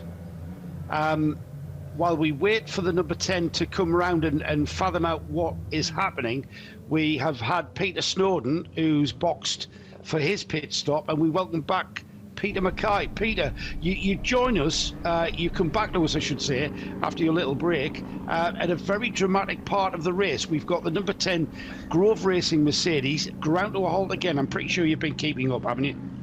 I have. I've been watching very closely. I feel partly responsible because it all seemed very smooth while I was off on my own personal code 60. But what heartbreak this is for the Grove team after such a valiant fight back after that fueling issue, not necessarily of their own making earlier on.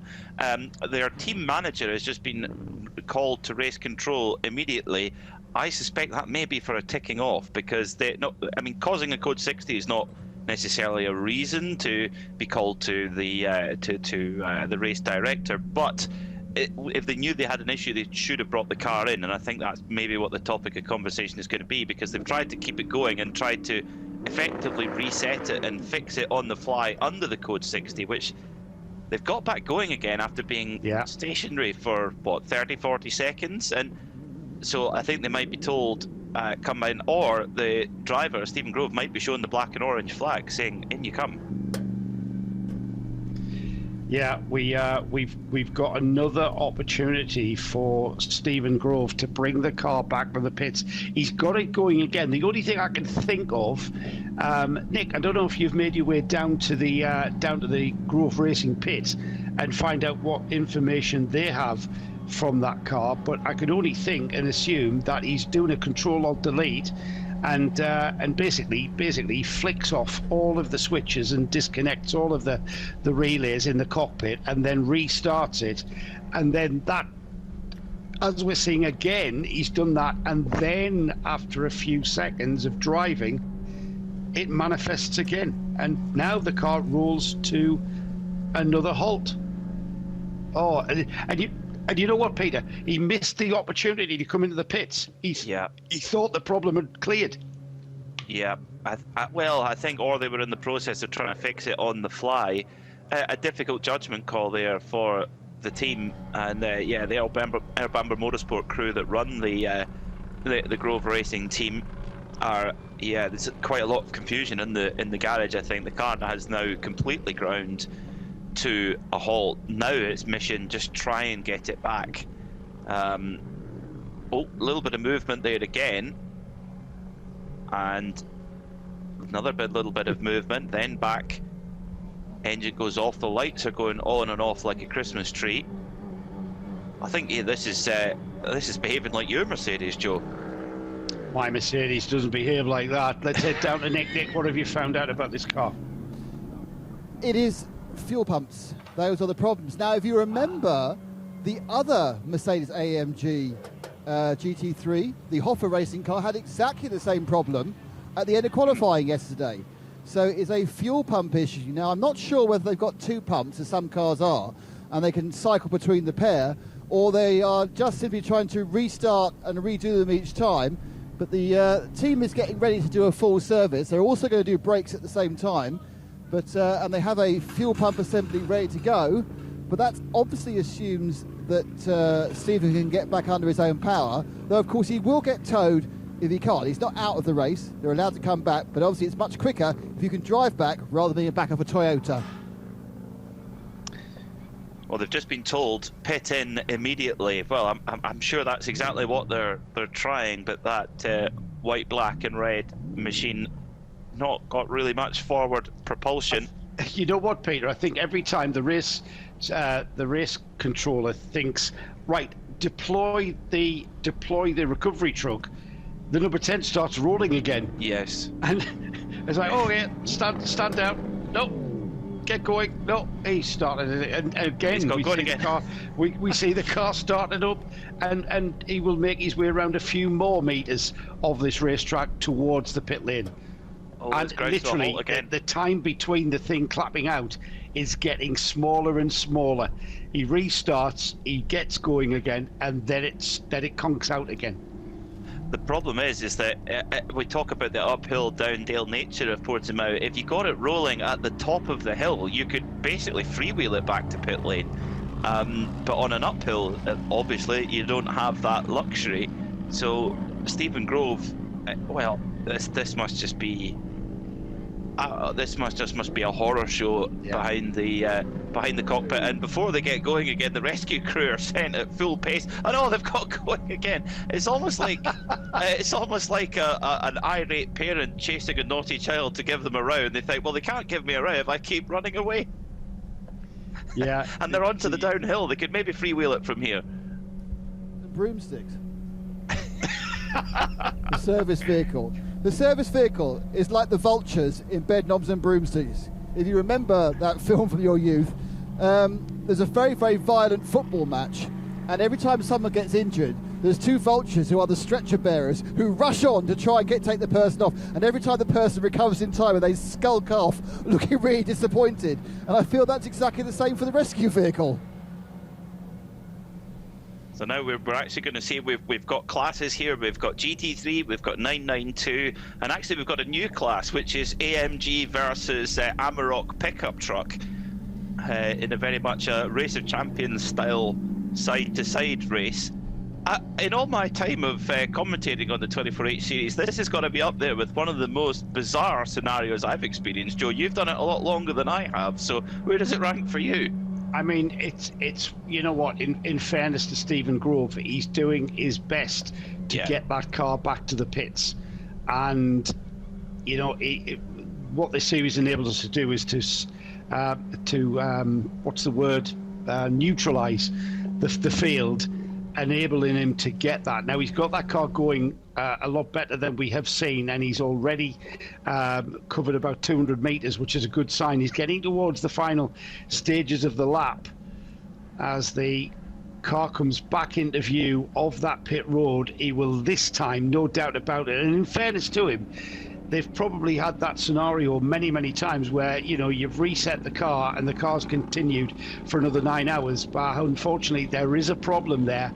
And I think it's one of those horrible, horrible, nightmarish electrical problems that's going to take a little bit of time to get to grips with and find out exactly what they're going to need to do to rectify it. Unless it's something common that they're used to, and Nick will be down there to find out whether or not the team have any idea whatsoever as to why that car has keep stopping. We'll find out shortly, because Nick, he's made it onto pit road, so we'll let you describe in your inimitable way of how that car is limping onto pit lane. Well, yeah, he's made it to pit road. He hasn't yet appeared in the pit lane, as there are a few hundred yards between the two, and he doesn't appear to have actually broken down. So I think what you've done is you've actually had a premature handover here. You've passed from the track to the pits, but no, says Stephen, I'm not ready to go in the pits yet. And the truck's going, my chance. I can get the last few yards, my pretty. I can drag you down on the tow rope of shame. But he's not coming to me at the moment.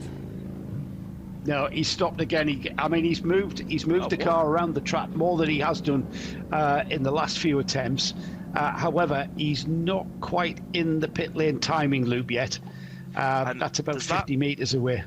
Does that mean then the mechanics can't come and give him a push? Has he got to be in the pit lane to get a push? He's still technically on track. Bougueroa are leaving. Wow.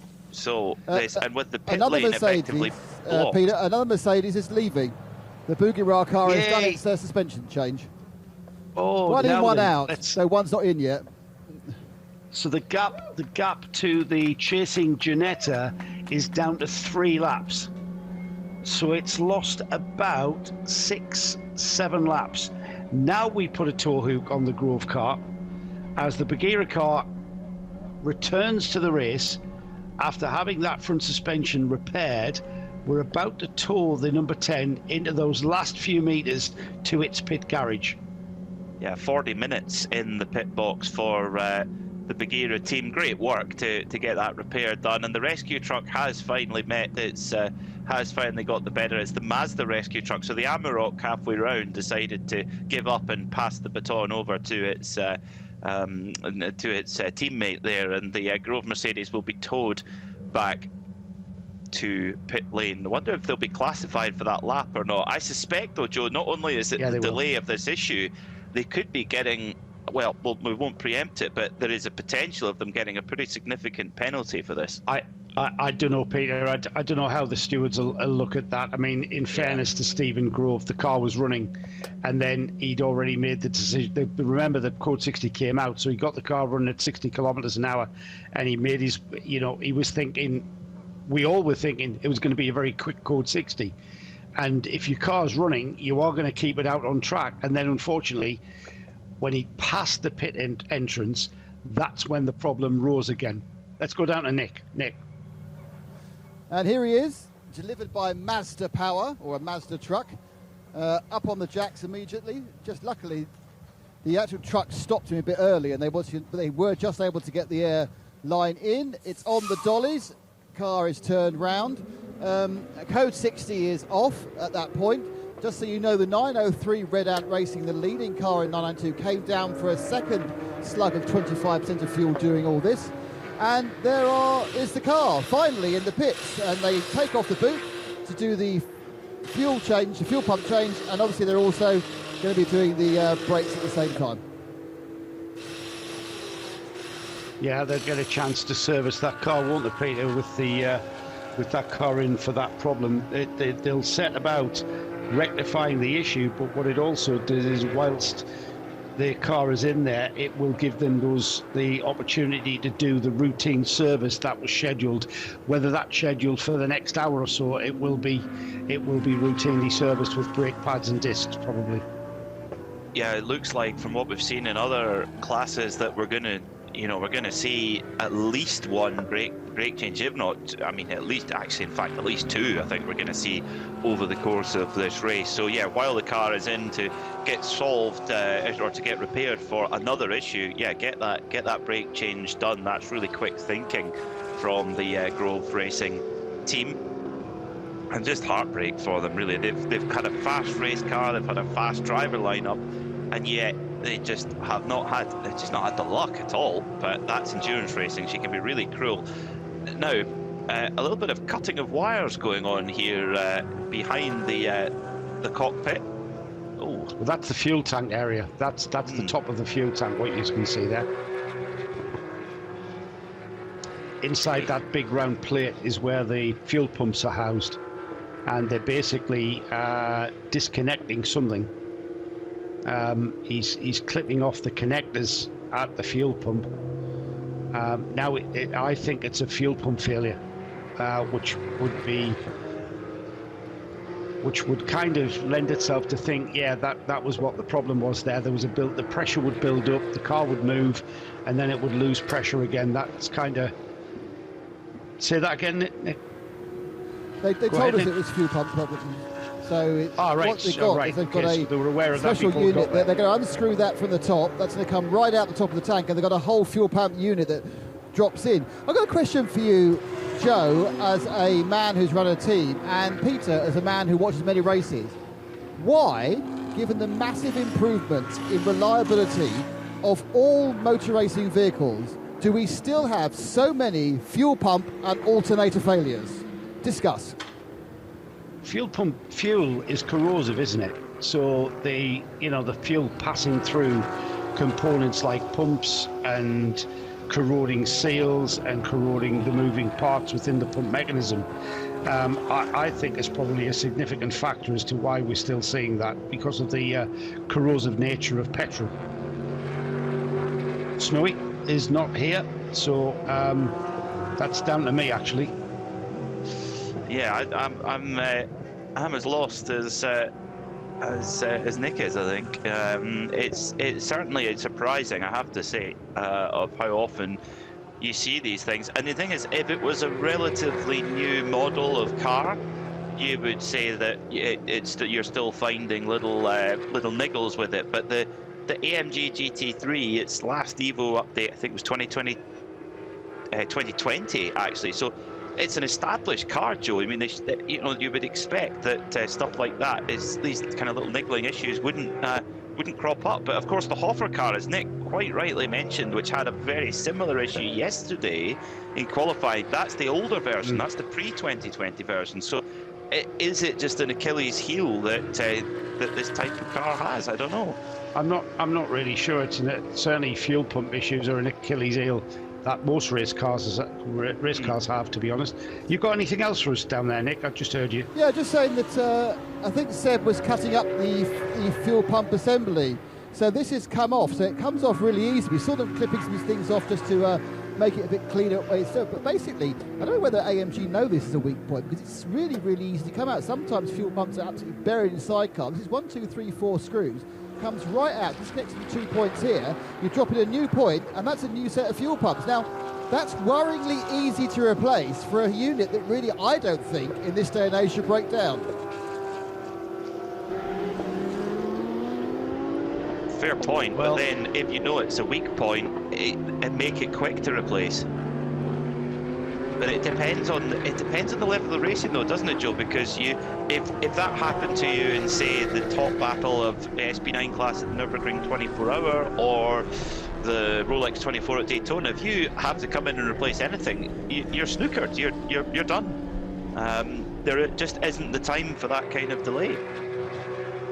Well, they may be getting their fuel pumps from Wish, is perhaps the only answer to that one. You have it in for Wish, don't you?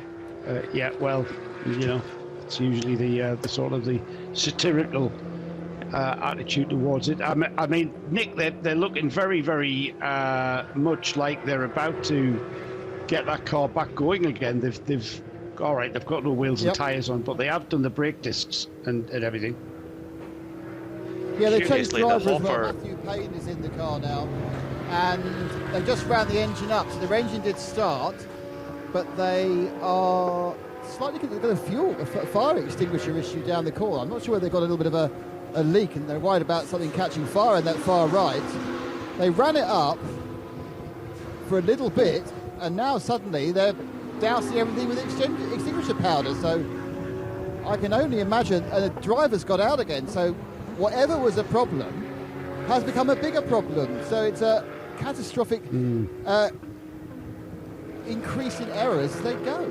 It's really weird. They're about to go. I thought, like you, Joe, I thought they're about to go, wheel it out, put the tyres on, ran it up, stopped running, and suddenly we got a fire extinguisher. Yeah, and this is costing them time as well, all of this pit stop time. We've already got the car dropping to the 6th to last place in the GT3 class. It's dropped to 9th overall. It's dropped 9 laps to the leading Herberth Porsche, and that deficit will continue. That will continue as this car is continued to be worked on in the pits. what was interesting to me there, Joe, was that the Hoffer racing crew in the very next garage were watching with intent. Of course, they're running a very similar type of car, an AMG Mercedes. In fact, I think the Hoffer crew are about to lend a hand here with some, what look like leaf blowers, but I think they're more coolers to try and cool things down. Now, this is the true spirit of endurance, helping a fellow team. They are rivals, they are racing against one another, but wanting to lend a hand and help in the name of safety and looking after that car too. So big, I mean, huge respect to Hoffer Racing there, lending a hand. The Hoffer team reacting with cooling fans lends me to think that that's a heat build-up off the rear axle that's caused a small fire or something, which is called upon the extinguisher. And when you consider that we are now fiddling around with the fuel tank in that area, again, the extinguisher's deployed under that right rear wheel arch. And I'm not sure whether or not that's a cooling process or actually putting out a conflagration. It's hard to see from this angle in the pits, but suffice to say, the 10 remains in the pits, dropping down the order even further, 9 laps off the leader now, and so with still a chunk of time to go, 17 hours, the number 10 will be happy to get back on terms with the other cars in its class at this rate. Now, as this goes on, we've just gone back to code 60. We were green for a little while. We've gone back to code 60. There's a double yellow flag at turn 4. So something is going on out at the racetrack too. So not only issues here in the garage for Grove Racing as they continue to try to solve this problem and get this car back to racing condition.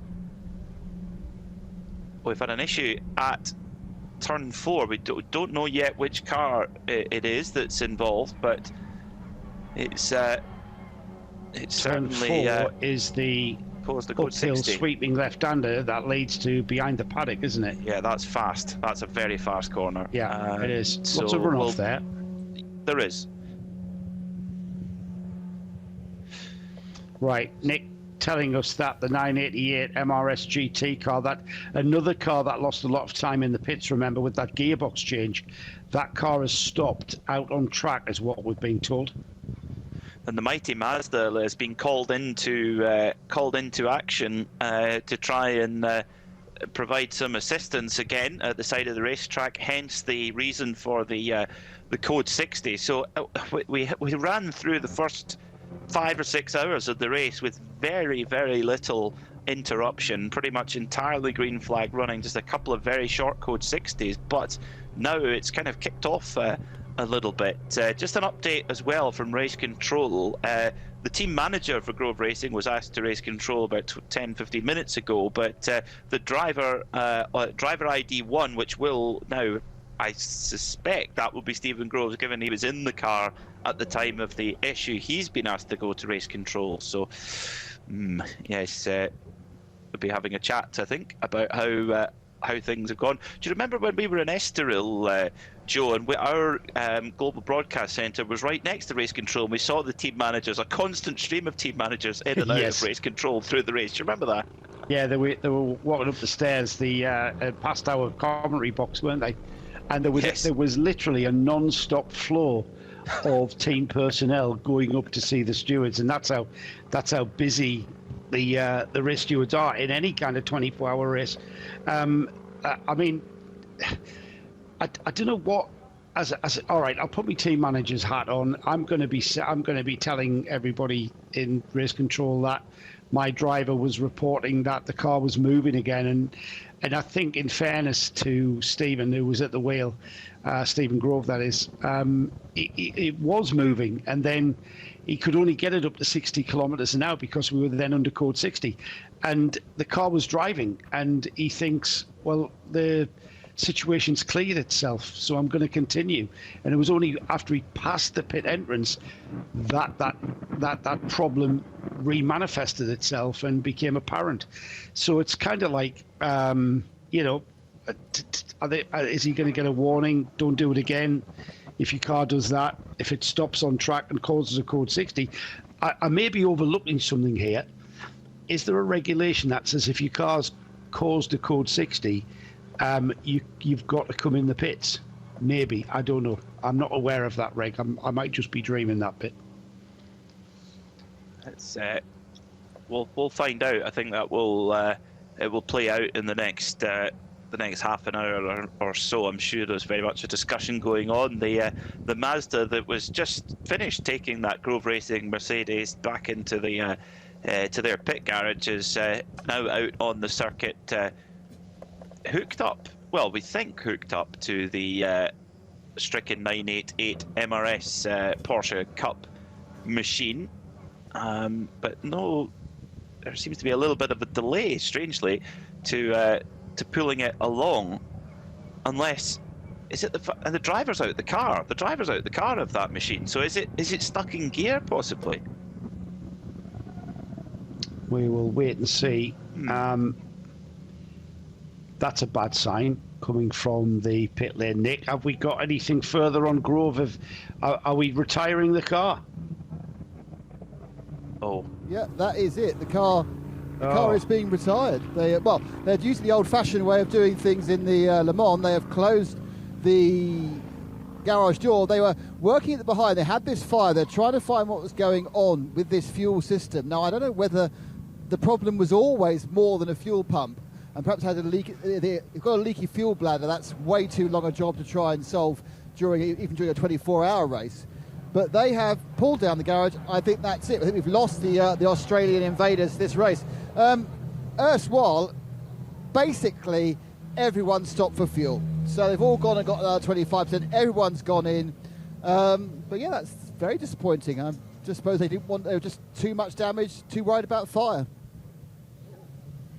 Yeah, it may have been that the fire has actually damaged a lot of the underneath those wheel arches at the back. There'll be oil pipage and the like, and brake linings and stuff going through to those to that rear axle, Peter. So we don't know, and of course Nick's not going to be able to find out. Just for we geeks who like to know all the details, he's not going to be able to find that out if the garage doors come down on them.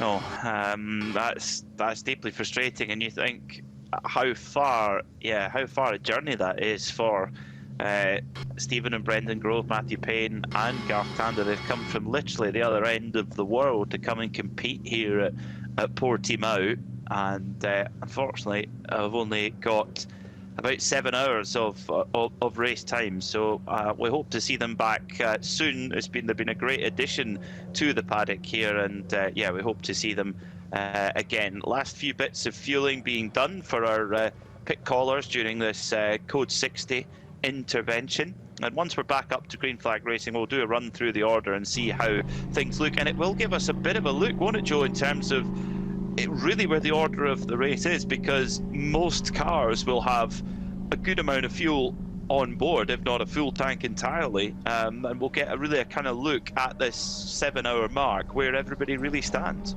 Yeah, we're going to have a bit of a race now, aren't we, for the next fuel window, which is for the next hour at least for the GT3 cars, a little bit more than that for the 992 Cup cars. It means we've lost one of our GT3 runners. That will sort of fall down the order on the timing screens as we continue. Let's just remind ourselves, Peter. I know have we got an update coming at the top of the hour? Now there's a good question. We do at the top of the next hour. All right, so this yes. hour, I was just going to kind of get abreast of things, and I didn't want to prematurely have a look down the order in our classes and then go to the full update at the top of the hour. So we've got the two Herberth cars. They're currently leading. There's a lap between them, though. The 92 car is on a 211 laps. The 91 car is on 210 laps. So a little bit of a gap between them. 3 laps behind them is the third place Audi of the Sonderlock team. Elliot Earhart at the wheel of that number 18. All of these cars on their outlap, by the way, because they have taken advantage of the Code 60 coming out and enabling them to get in and top up on fuel. In fourth place in GT3 and overall is the E2P Racing Porsche. Alvaro Parenti still at the wheel of that one. And then there's the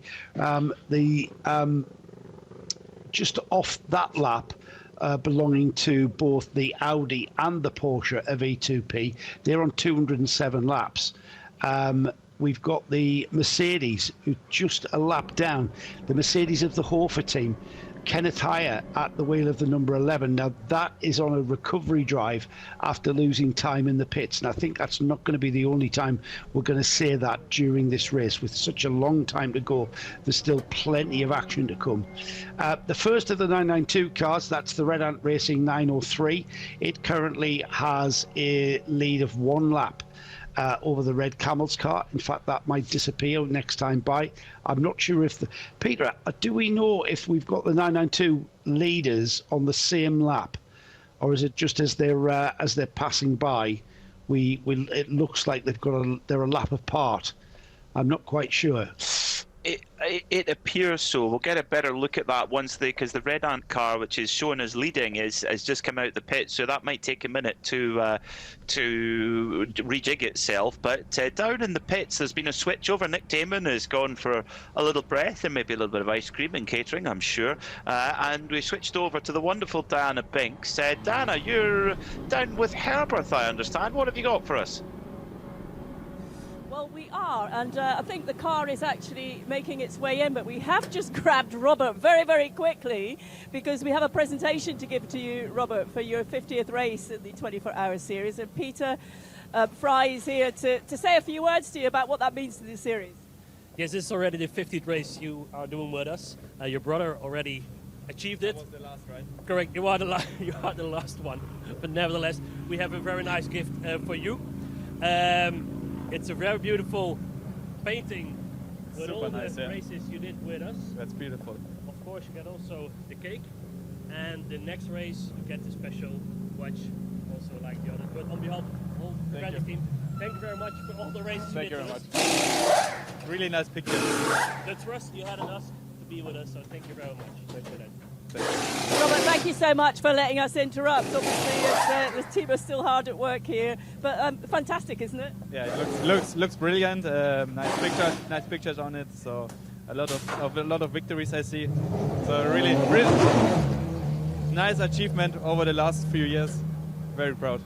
Yeah, well, it's great to have you here, and thank you so much for always being so accommodating to us when we need to chat to them. But now I think you need to enjoy that cake.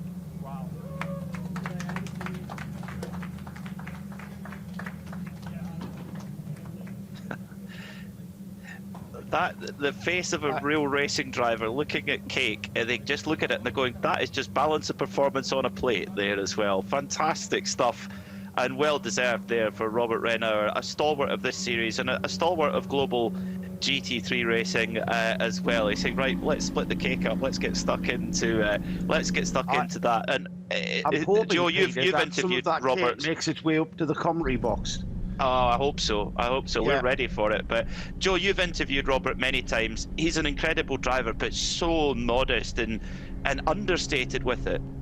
Are we sure that was Robert, not Alfred? Well, that did cross my mind. Firstly, Yes. the Renauer twins have been a stalwart of this series, and it's all they can be absolute hell kicking off in their garage with cars with damage or whatever, and whenever we approach them, they will always be willing to chat to us and tell us information.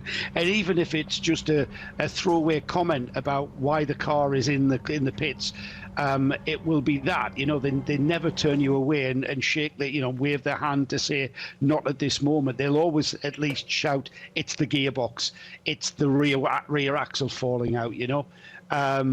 So you are always welcomed in the Herberth team garage. And you know what? They've so many times we've been in the 24H series, and the Renauer team, because that's what it is. Herberth Motorsport is those Renauer twins, Robert and Alfred. And you heard there that we celebrated Alfred's 50th Creventic race this weekend.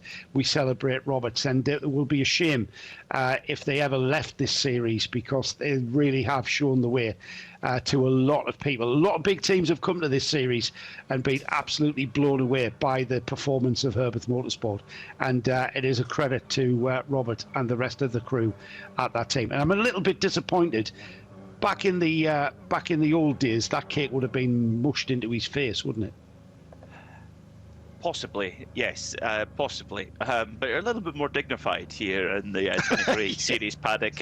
It does remind me a little bit of at the Rolex 24 at Daytona. The eventual winner, Joseph Newgarden, looked at, in casing on the Friday night, he looked at the fried chicken, and you could just see his face, you could just see his brain calculating the extra weight and how that would affect into car performance. They're all the same, these pro drivers.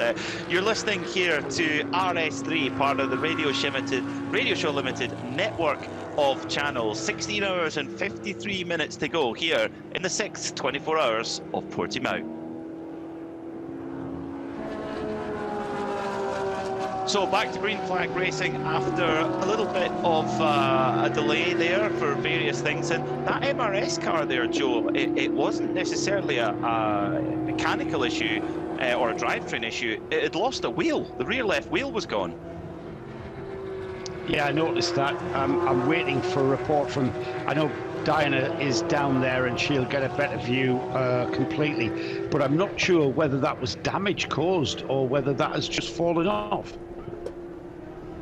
Well, that's it. There didn't look to be much damage around that area, which would hint to me that it maybe just came off. But if I know anyone who's going to find out, it's Diana Binks, who she'll get down there to the MRS Performance Garage and find out for us. Pass immediately after that end of the Code 60 there with the 92 Herberth Porsche, the car that Robert Renauer is racing in this weekend. His 50th race in Creventic has moved past there the number 90 E2P racing machine. It's Vincent Kolb who's at the wheel of the Herberth car, and he's just gone past Alvaro Parent and disappeared from away from Alvaro Parent, like he's standing still through the middle part of the lap there as well. So fantastic stuff there from the 92 Herberth Porsche man, as the MRS GT car brought back. Joe, what can you tell anything from the pictures we've got in the Global Broadcast Centre? What's going on there? That looks like a broken hub, Peter. Another hub problem. The brake disc has come loose. They've lost the wheel. They've lost the. I think I might have just lost the wheel actually. When the wheel comes off, the brake disc is just a floating brake disc, isn't it? Just attached as with the wheel. It doesn't fix to the hub. So let's head down to Diana Binks. Di, what have you got? What have you found out for us? Yeah, guys, as you were just chatting about the 988, well, Langhorn is just sort of briefly telling me what happened, but the problem started a little while ago, Will. Yeah, under the earlier Code 60 with the previous driver, Ricardo, we had the wheel shear off, but we were fortunate. We caught it under a pit stop, and we were able to fix it. We were an hour in the pits, but we went back out. Ricardo finished a full stint, and maybe 5 laps in, it just sheared off. We weren't really on the curbs much, so we're a bit perplexed, trying to get it fixed and get back out there. Yeah, that's really frustrating and a bit unusual. Is it the heat, do you think? Maybe it's not secured enough? We're all scratching our heads a little bit because this is a brand new part too as well. To see this sort of stress or complete shear off is pretty unusual. So we're going to have a look. But try and get it fixed. Well, I hope you get that fixed. They're obviously unloading the car now into the garage so the team can have a look. But for the moment, thank you, Will. Thank you. Well, it's interesting that we're seeing a few issues on the rear left, which is of course the side that really gets loaded up the most at these, particularly through Sacres and Galt, turn 13 and 14 here at Portimao. And I wonder, Joe, if it's just the unique stress that this circuit puts on the cars, which is really flaring up some of these issues. Yeah, it's quite rare though, Peter. We've been to Portimao before, and I can't remember having so many left rear issues than we've perhaps seen. We've seen punctures, we've seen suspension breakages, we've seen bearings collapse. There's another, there's another one there, and yeah, it does put a stress on the left rear. that final turn is a massively stressful corner for all elements of the car and driver. But again, it's not really, I would have to put my thinking cap on and look back at the previous races we've had here at Portimao. We haven't been here for 2 years, remember. But as far as I can remember, we haven't had a massive amount of issues with that left rear. Just, you know, it's quite a new thing. I'm not really sure why this is happening. It's unusual. It's very unusual and pretty damaging to the fortunes of many. This is going to be, it seems, a little bit more of a race of attrition. We've seen several failures and mechanical problems across a variety of classes here in this race. So it's going to be a run. It's going to be really a race of attrition to the flag. At the front of the field, then we have the two Herberth Porsches, the 92 of Vincent Kolb from the 91 of Scott Noble, and the Vincent Kolb car, a Pro-Am entered machine, and the Noble driven car, the 91, is an Am driven machine. Philippe Châtelet for Santalot Junior team sits in third at the moment in car number 18. Then it's Alvaro Parent in the E2P Racing Porsche, and Kenny Hire rounds out the top 5 and the 5 remaining running GT3 cars. In Porsche Cup, it's well, at the moment it's very close in terms of staying on the lead lap, with Ayrton Redont leading the way with the Red Camel Jordan's car, about 1 minute and 45 behind, so just on the lead lap there. So that answers our question about 992 class there with the Porsche Cup cars. Red Camel Jordan's just on the lead lap by a handful of seconds. So the chase is on. The number 11 Kenneth Hire car. He's been reducing that gap now for a number of laps ever since that car came out of the pits after that repair. He knew what the job in hand was, and that was a recovery drive. As we continue, the stream continues on board with Tracy Cron at the wheel of the Porsche. That car there, Tracy Cron now at the wheel of the 907, the RPM Racing Porsche, bearing the Tracy Cron green that we were very familiar with in the World Endurance Championship and across in America. He will continue. Let's see where Tracy is actually. He's currently 7th in the 992 class. 992 Army's 3rd. So looking at a subclass, certainly a subclass podium, Tracy Cron. But at this stage of any race, Peter, of this length, it is about just going round and round and just nursing that car. Well, I think it's a remarkable fight back, because they're only 4 laps away from the leading car in class, which is the 917 for Orchid Racing Team. Remember, they had about 20 minutes or so, maybe a little bit longer, to replace a radiator earlier on after that little bit of contact with the coming up the 988, which has got a.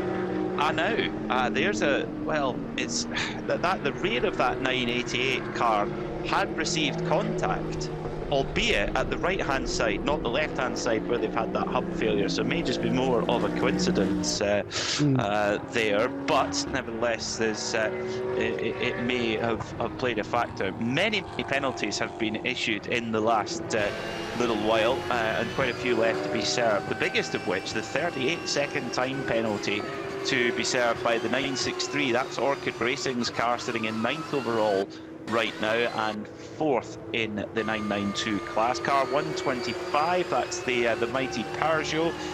4-second time penalty for exceeding the speed limit during a code 60. All of these as well for a speed limit during code 60. The Bagheera Mercedes in GT4, 4-second time penalty. The Hopper Mercedes, 2-second time penalty. The Peugeot again, another 4-second time penalty.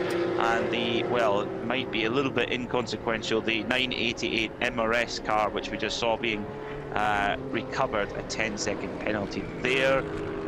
The number 10, well, this might be inconsequential as well. Driving behaviour on track, the number 10 Grove Racing Mercedes, that may well be for bringing out that code 60, 20-second fine penalty, but will be of little consequence as we believe they have retired that car by shutting the garage door down. So in that last code 60, quite a few drivers falling afoul of the regulations. Yeah, it's not uncommon, is it, that we do get that, and it's easy to do that, exceeding the speed limit, timing your run between the sectors. And I do think it's time between sectors, and if you're, time over distance equals speed is the formula, and if that exceeds and you prove to have gone faster than 60 kilometers an hour during that purple flag period, then you do incur a penalty, and it's quite common. Just want to bring your attention to the battle for the lead of the 992 class. We've got the Red Ant car of Ayrton Redon, the 903. He's currently got a gap of about a lap on the second place car, the Red Camel's car. However, very little in it, but about a second, 1 second difference in lap time between the Red Camel's car. Luke Breukers lapping slightly quicker than the Red Ant car ahead of him and closing the gap. It's going to take a little bit of a while, and it's going to take all of that Paul Truswell prowess in orchestrating a strategic move to get that lap back. But if anybody can do it, we know that Truss is the man, and with the experience to be able to perhaps do that. Clawing that lap back on pure pace when these cars are so closely matched is going to be a big ask. Even with 16 hours and 43 minutes remaining, it's going to be a big ask if they continue to circulate. It will be, and certainly Luke Breukers is setting to work on chipping that gap down. They very, very nearly did lose that lap, but now that we're back under green, Luke Breukers is just pulling away. He's pulling around a second to a second and a half a lap over Ayrton.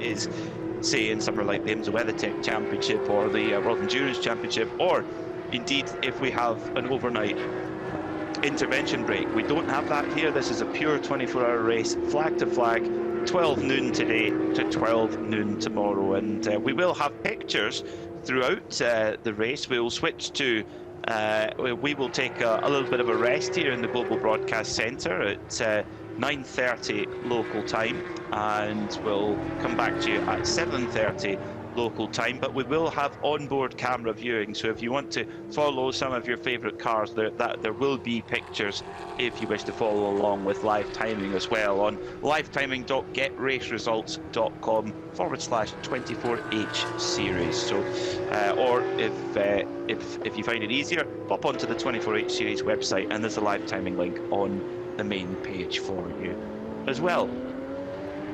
A great run for the relatively new team to the 24H series, W Autosport, with their Toyota Supra GT4 Evo.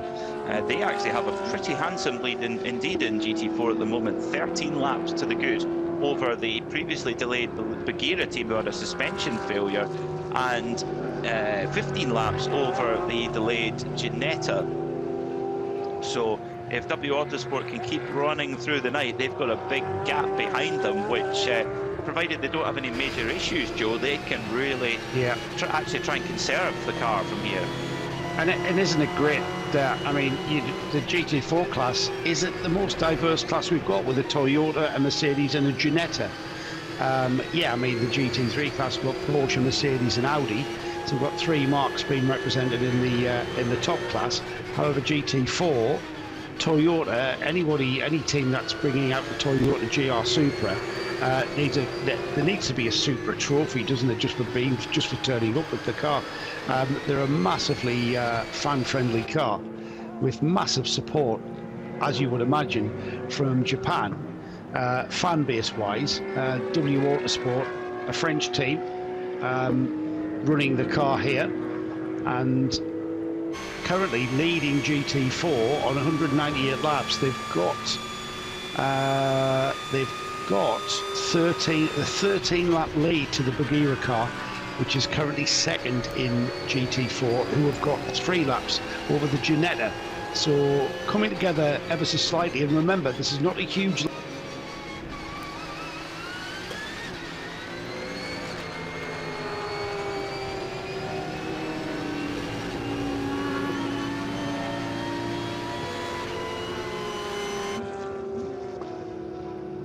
that you hit with as quickly and as efficiently as possible, and that's what we're seeing here. And certainly that Toyota is continuing to go round and round. Yeah, very reliably so. And of course, when you add that in, we had a 4th GT4 car, the Lion Speed Porsche, which went out early on, unfortunately. So we have had a real mixture in the GT4 class, and it's incredible the number of manufacturers you can go to for your GT4 car, which remain in homologation. I mean, the list is almost infinite. You could have an Aston Martin. I tell you what, I quite fancy this, the Alpine, because the Alpine, the GT4, the Sigmatech, the team that built the Alpine GT4 car, they built a rally car out of it, Joe. They had one out at Rallies Las Canarias last week, and oh, what a machine, seeing one basically a GT4 racing car on a rally stage. Is that right? Yeah. Oh wow! And it's again, is it a common car that they use in rallying? It's known as an RGT car, so they actually, you see some of them built out of a base of a Porsche Cup car, usually 997 generation. There's a few 991s out there now as well, but RGTs, you get an Abarth 124, and the Alpine is probably the most popular, I would say. It's very popular in France and Spain. And yeah, rear-wheel drive, based off the GT4 car, and it's a predominantly tarmac car, of course, and yeah, absolutely thrilling to watch. I'm being informed by our reliable Toyota geek expert Gaz Bury that the Mark V, which this isn't necessarily a fan favourite. Again, it was that collaboration with BMW that's turning off the Toyota purist, I believe, Gaz. Tell me if I'm wrong in reading that between the lines from what you're telling me there. Because it is, as we discussed earlier, a Z4 underneath the running gear. The floor plan is basically the BMW. Yes, there's a lot of shared parts with the BMW. I think one thing as well, I mean, you'll speak to this better than me, Joe, but when the original Supra came out, particularly the second generation Supra that was in the Fast and the Furious, for the first Fast and the Furious film, that was a cult hero because it was relatively accessible price-wise. The new Supra road car is 50 grand, so it's not quite the maybe affordable hero it maybe once was in the past, but many cars have lost that status as well. It's not just exclusive to the Toyota Supra, I guess. Yeah, it's still a Supra to me, and it looks like a Supra, and it behaves like a Supra. There's only people like Gaz Bury know what it's really underneath that. The Mark V, completely different to the early Supras that Toyota produced themselves, I suppose. But we've got one here, and it's leading a class. It's leading the GT4 class, and I suppose did Nick or Di ever get to the bottom of the Peugeot 308 Racing Cup of PRV and just what specification that is? It's still out there on track. It's still circulating. It's completed 184 laps, and there's no reason to suggest it won't continue to go around. Quite a robust little car, that, and it's. Yeah. I just want to know how close to TCR spec is that car. I think it's more close to a road car than TCR spec by just looking at it. Certainly bodywork-wise, it's very close to the 308 GTI, which I've always fancied to go off. They look like a top car.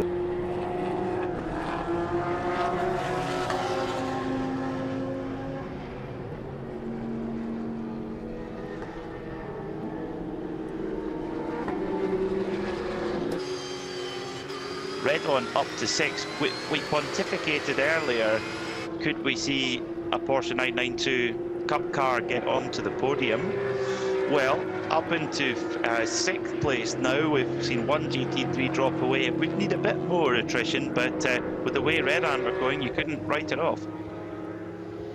No, not at all. That's going to go all the way to the flag. I think I called that one in the first half hour, didn't I? I've got somebody telling me, by the way, that they're disagreeing with our resident Toyota Supra expert. The Toyota Supra is not a Supra. It is a rebadge. Oh, no, sorry, Brian's agreeing. Yes. Yes, we're finding out all about Supras, everybody out there, and that's another one backing up Gasbury. Sorry, what was I talking about? Yes, the 992 class lead. Yeah, that's going to go down to the flag, isn't it? It's going to be all the way to the flag, and we still got a lot that can happen, a lot of drama that's going to come into it. But right now, it's all about the pace, and it's all down to pure pace in the 992 class with Red Ant, Red Camel, Red Ant, and then the two Orchid cars. Your top 5, 6th place, Jelu Racing by Duo, their Porsche, just ahead of the RPM Racing, the Tracy Crone car in 7th in class. Then we've got the Holmgard car, that's on a recovery drive, having lost some time in the pits. That's currently 8th down the order in 15th overall. So one thing that I'm noticing, Joel, about this Peugeot 308 Racing Cup that's different to a TCR, it's a paddle shift on both sides of the gears, on both sides of the steering wheel. So pull the left paddle to go down and pull the right paddle to go up, whereas a TCR car's got a big gigantic sequential gear lever. So gearbox, I think, would be one of the first things I would look to, and bodywork being the second. It's very much a standard road bodywork from what I can see. Yeah, I know, and Ian McCarthy's with us. Ian McCarthy, hello Ian, welcome along, as to a big welcome for Ryan Walker as well, who mentioned earlier that he'd finished his house chores so he can settle in and watch the coverage, Peter. But Ian's with us with a grid of these Peugeot Cup entries. Would be nice if we could get them, and I'm not really sure where all of these Peugeot Cup cars will be. And as the Peugeot pulls into the pits, Flavien Remy at the wheel, he will bring the car in, and maybe Diana Binks will get an opportunity to have a closer look at this car and even maybe speak to one of the team and just find out what specification that this car runs to. Di, their car's heading to you now. Yeah, we can hear you loud and clear. Go ahead. Yeah, the car. Oh, I can hear myself now. The car has just come in. Herberth is just standing alongside. Now, the problem we've got is the guys are all French. They don't have much English, so for me to be technical with them is going to be quite complicated. Okay. Herb, are you able to tell me anything about the Peugeot and the specification of the car? We've had quite a lot of it to different car. This is a Peugeot 308 Cup, strictly Cup for the French Cup, and 308 chevaux, 308 chevaux, 308 horsepower. Okay. What's the engine? Little car, but we are a lot of friends, and I love the cars, barbecue, beer, and very happy make 24 série à Portimao. Voilà. I mean, it's popular here, but people watching and listening really interested in the Peugeot car itself and the specification. Are you able to tell me a bit more about that? It's a traction compared to other of propulsion specification.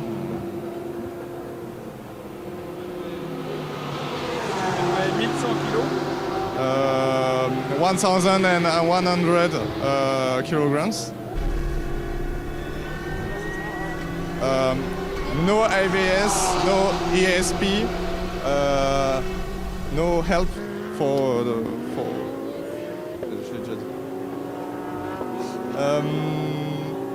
gearbox. Gearbox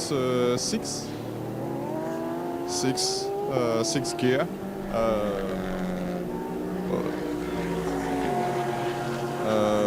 1016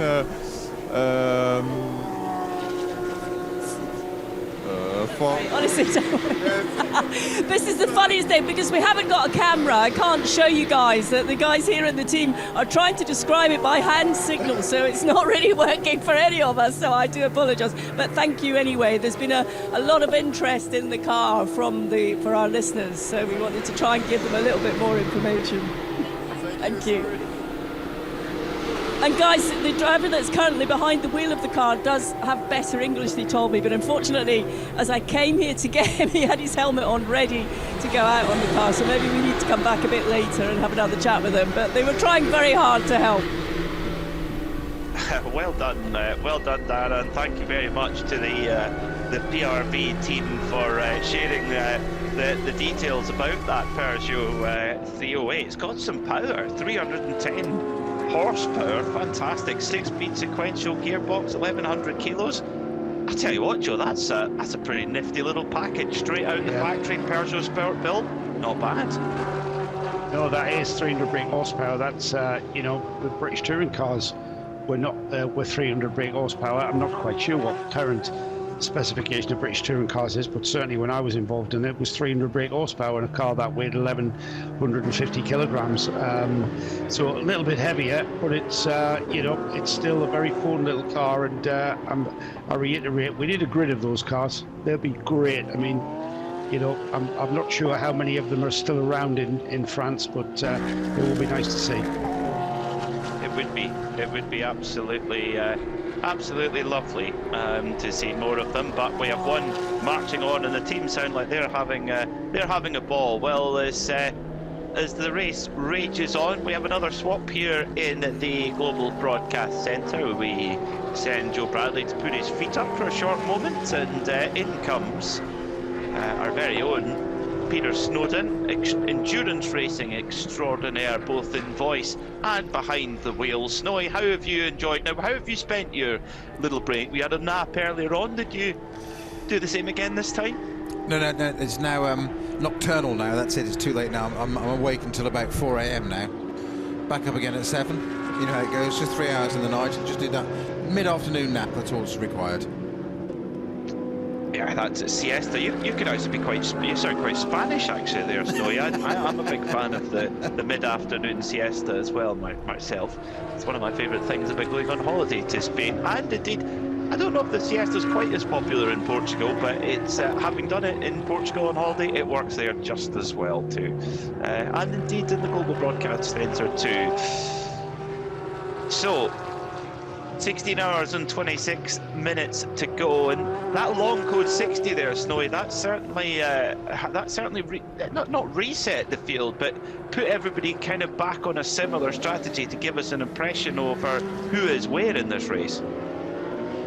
Well, that's what we said a bit earlier, wasn't it? How it changes everything. You can have a strategy and all the best laid plans and spreadsheets and all sorts and algorithms and whatever all set up, and then you get something like that. But they'll run variations of that, and I'm sure if we go and talk to somebody like Paul Truswell, we keep throwing under the bus for this, which is a bit unfair because they're strategists to every team up and down the pit lane. But Paul is ours. He's our tame strategist and commentator, and I've got to say he's been a commentator longer than he's been a strategist, and he's exemplary at both. And a newly appointed BRDC associate member last month as well, so good for him for his services to motorsport over the years and keeping us all entertained and understanding big 24-hour races, especially Le Mans, which seems to be his absolute forte. And but he will be the first to tell you that you'll have other variations and whatever, and what will happen is he'll remain calm like all the others, and it's okay, that changes, you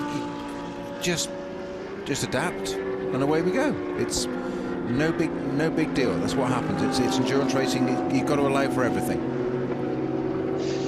Now it's since we've thrown Paul Truswell under the bus, Snowy, I think we should all take turns at throwing each other under the bus. I'm going to throw you under the bus here. Excellent. We saw I'll go first. Yes, go on. We saw the Grove Motorsport team unfortunately have that issue with their fuel pumps. It looks like it's taken them out of the race, and they were trying to get it fixed, and instead of coming to the pit lane, they kept going.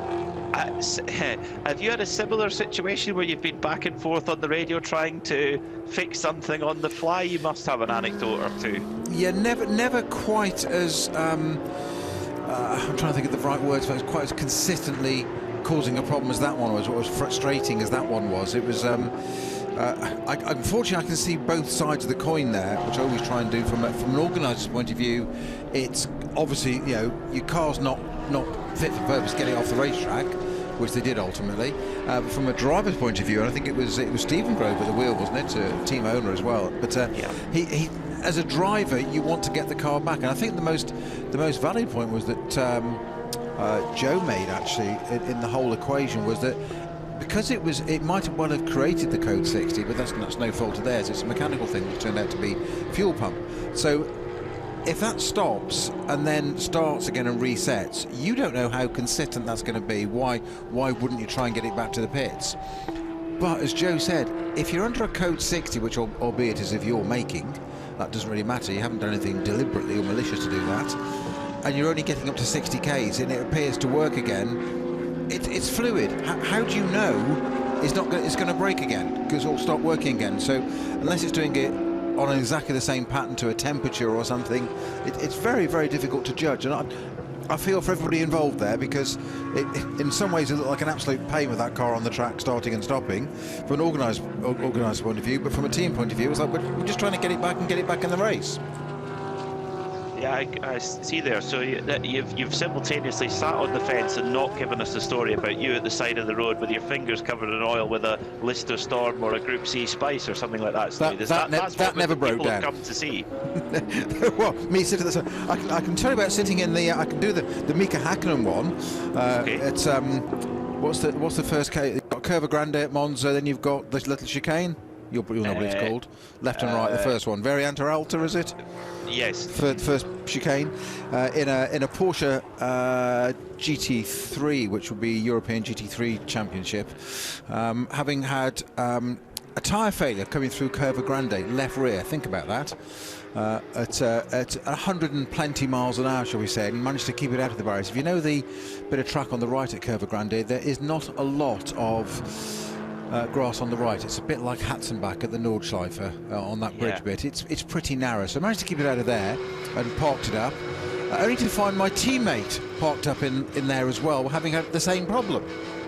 So we both had tyre failures about a lap apart, and he ended up sitting in the woods, and would you believe he managed to pull out of his overall pockets a packet of Marlboro Light. Other brands are available. A cigarette, but then didn't have a lighter. So we went to a Marshall and got a lighter, offered me one, forgetting I was a non-smoker, and we sat there doing that Mika Hakkinen bit, dwelling on our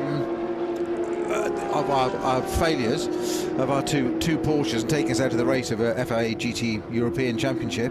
And I'm going to name drop now as to who that was, because he runs a fairly successful team now called TF Sport. Tom Ferrier. Oh, was it really? Yes. Was it really? Fantastic. See, that is the story we got there in the end. Oh, now another problem for a Mercedes, and it's not a fuel pump here. It's quite bizarre. The right-hand tail light has come off. No other way to describe it other than that, of the Hoffer Racing number 11 car. Kenneth Hire on board. He's probably oblivious that his tail light has come off. Utterly bizarre. 100% oblivious to that, and it's literally just fallen out of the aperture, hasn't it? But of course, the issue now becomes that will have to go to the pits, because when we're going into darkness, it's got to have its lights. Now, the point is, if it's just fallen out of the aperture, why are there no wires or etc. holding it in place? I can understand the fixings not being there. It's probably on a multi-block of some form, but that is what, as you say, Peter, that's one of the strange things I've seen. I would have, if it falls out, I'd expect it to dangle there and then drop off, but it's not even connected in the first place, so how is it ever going to work? Anybody that knows Mercedes will now probably phone in or write in or social media tell us that it just plugs in and goes into pins or something straight away, but I'm not familiar with the design of an AMG Mercedes at the back. I know how the pedals and the steering wheel work, I don't know about how the lights work. Yeah, you could skip one if we asked you to, I'm sure. That's it. As long as actually the brake lights are working on the car to warn Now, where do the regulations stand here, would you say, Snowy? Is one brake light enough, or do you need two? I think you're going to need two, and you're certainly going to need both. You're going to need tail lights when it goes into darkness. I'm not sure how far away we are on that, so that would be. I would imagine the team manager will be consulting the rule book now as to what they need to do, because we're getting into shadow on the pit straight, are we not? Yes. So it's not nowhere near dark yet, but I don't know what sundown is here, so it's going to be due a pit stop long before that. But if they're even aware of it, of course, but that is one of the strangest things I've ever seen. A light just there's no impact, no damage, no reference to anything else is collected. It's just the light just fell out, didn't it? Just popped off. Yeah, it's very, very strange. And this might be where the Hoffer Racing's assistance of their neighbours, Grove Racing, with some blowers, some coolers, they might have to say, I'm going to call that favour in, folks. Yes. Could we borrow a tail light, please, of your car, since you might not be using it for the next 16 hours or so? It's a fascinating one, that. I've never seen anything quite like that before. Yeah, like you say, where was the wire? So was it not going to work anyway? Anyway, Antoine Leclerc brings in the number 963 Porsche Cup machine in the 992 class as he'll jump out. Yeah, it looks like he's jumping out of that car, and we'll swap driver. New tyres will be going in. Of course, no tyre limit here in the 24H series. You can put on as many new tyres as you wish, unlike in, say, World Endurance Championship, where you've got a limited allocation and you might have to double or treble stint. We don't need to do that here. It's the mechanic getting into the car to make some adjustments, do some service, and block our view here in the Global Broadcast Centre for the onboard camera.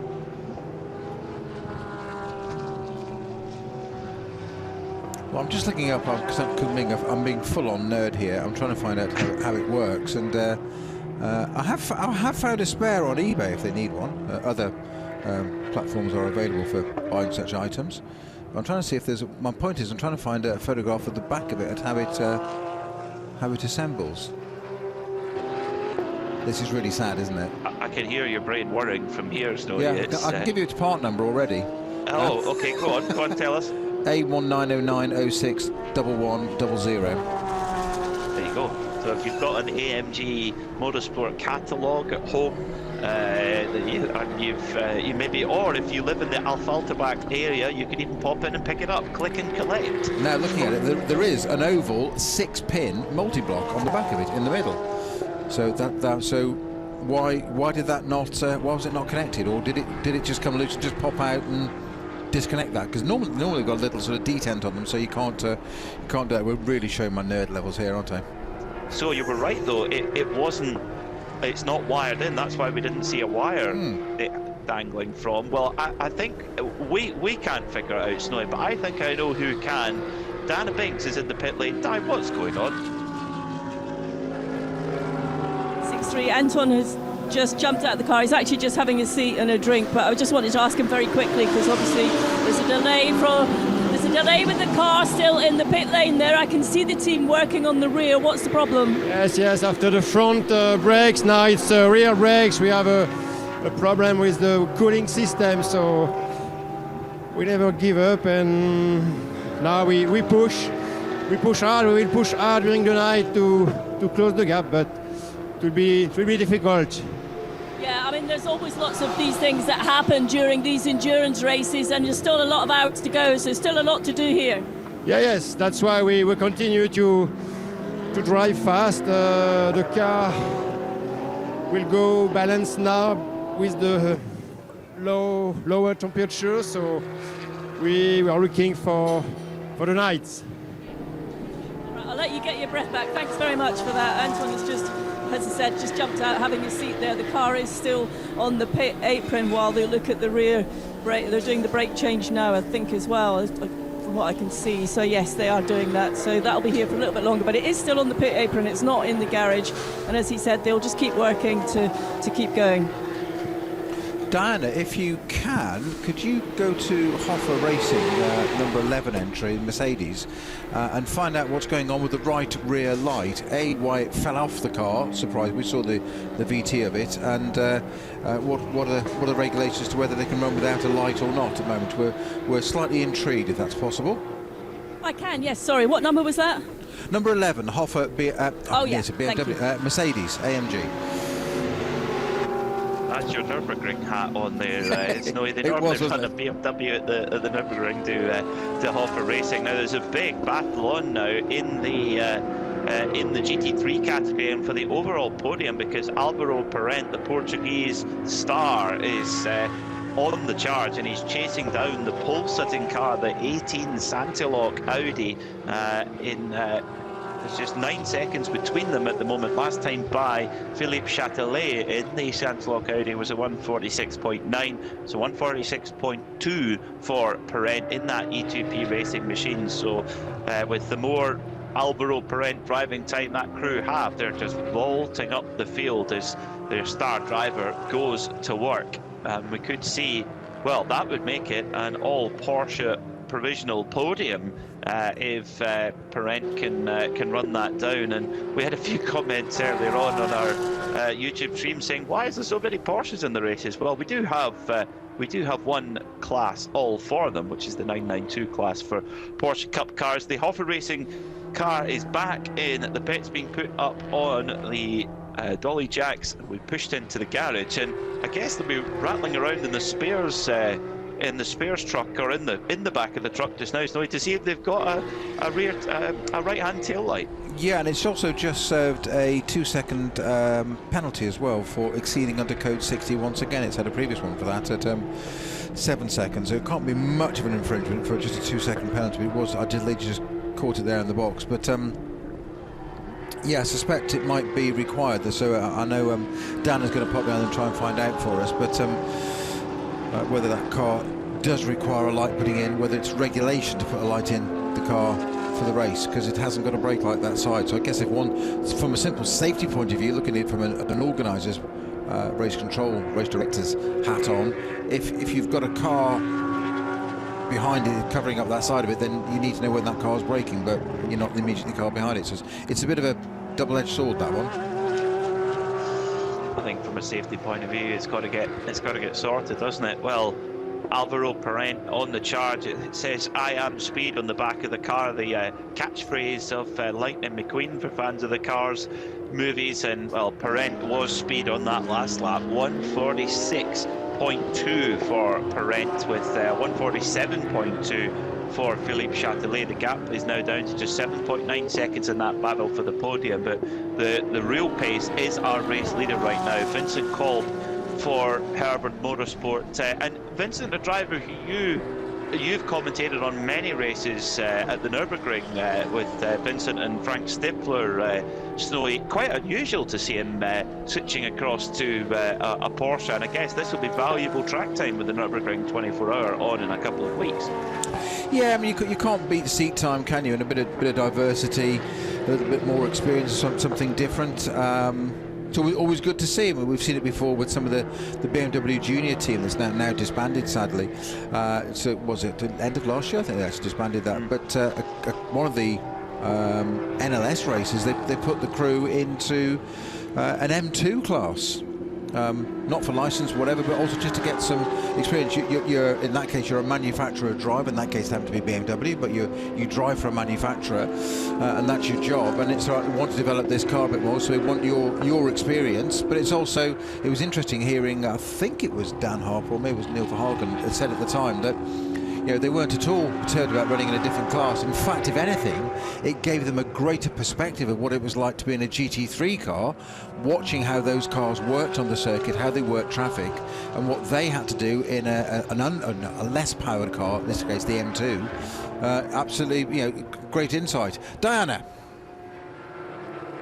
The Hoffer Racing Garage, and they are repairing the light at the back. They have got all the parts ready, so they're working on that quite frantically. They've taken the opportunity to change the brake pads in the front as well of the car, so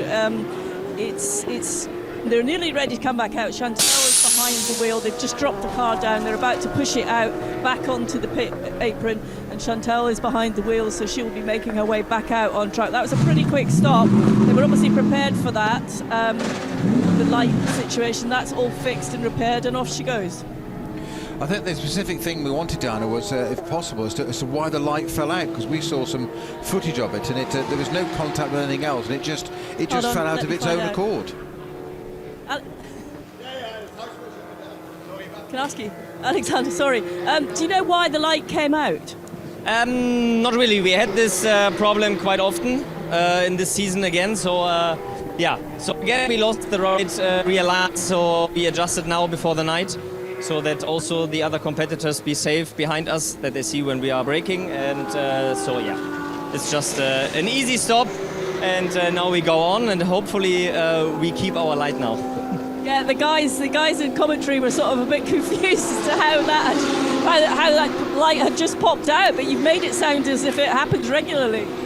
Yeah, we have this problem on the right rear quite often. Honestly, I don't know why this happens so often. I never saw it also on another Mercedes. So yeah, we have to check it. It happens always with our light. So yeah. Well, you were all ready and prepared to fix it when I came into the garage. You were already on it, so you must have known exactly. Yeah, we saw it on TV because your team was really nice to show it in slow motion for us, so we knew exactly what to do.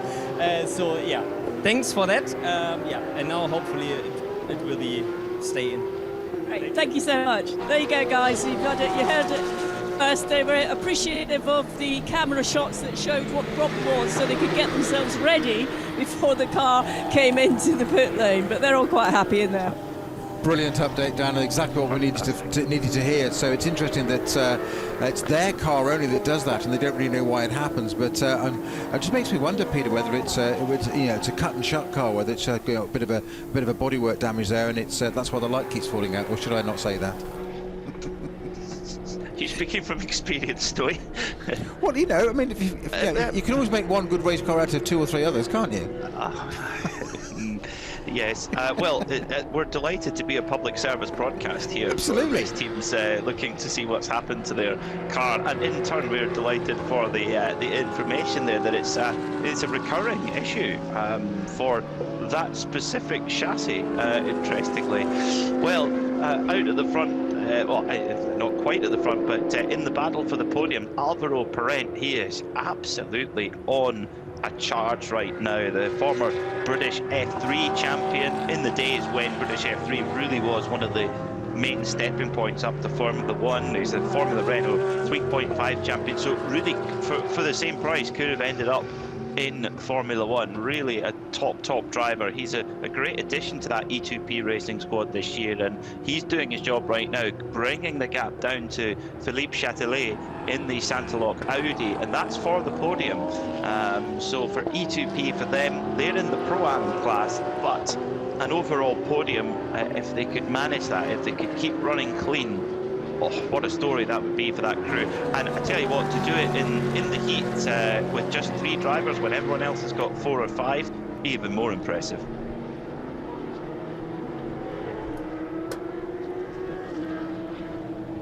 So we're coming up to 1/3 race distance then here in the 6th edition of the 24 Hours of Portimao, powered by Hankook.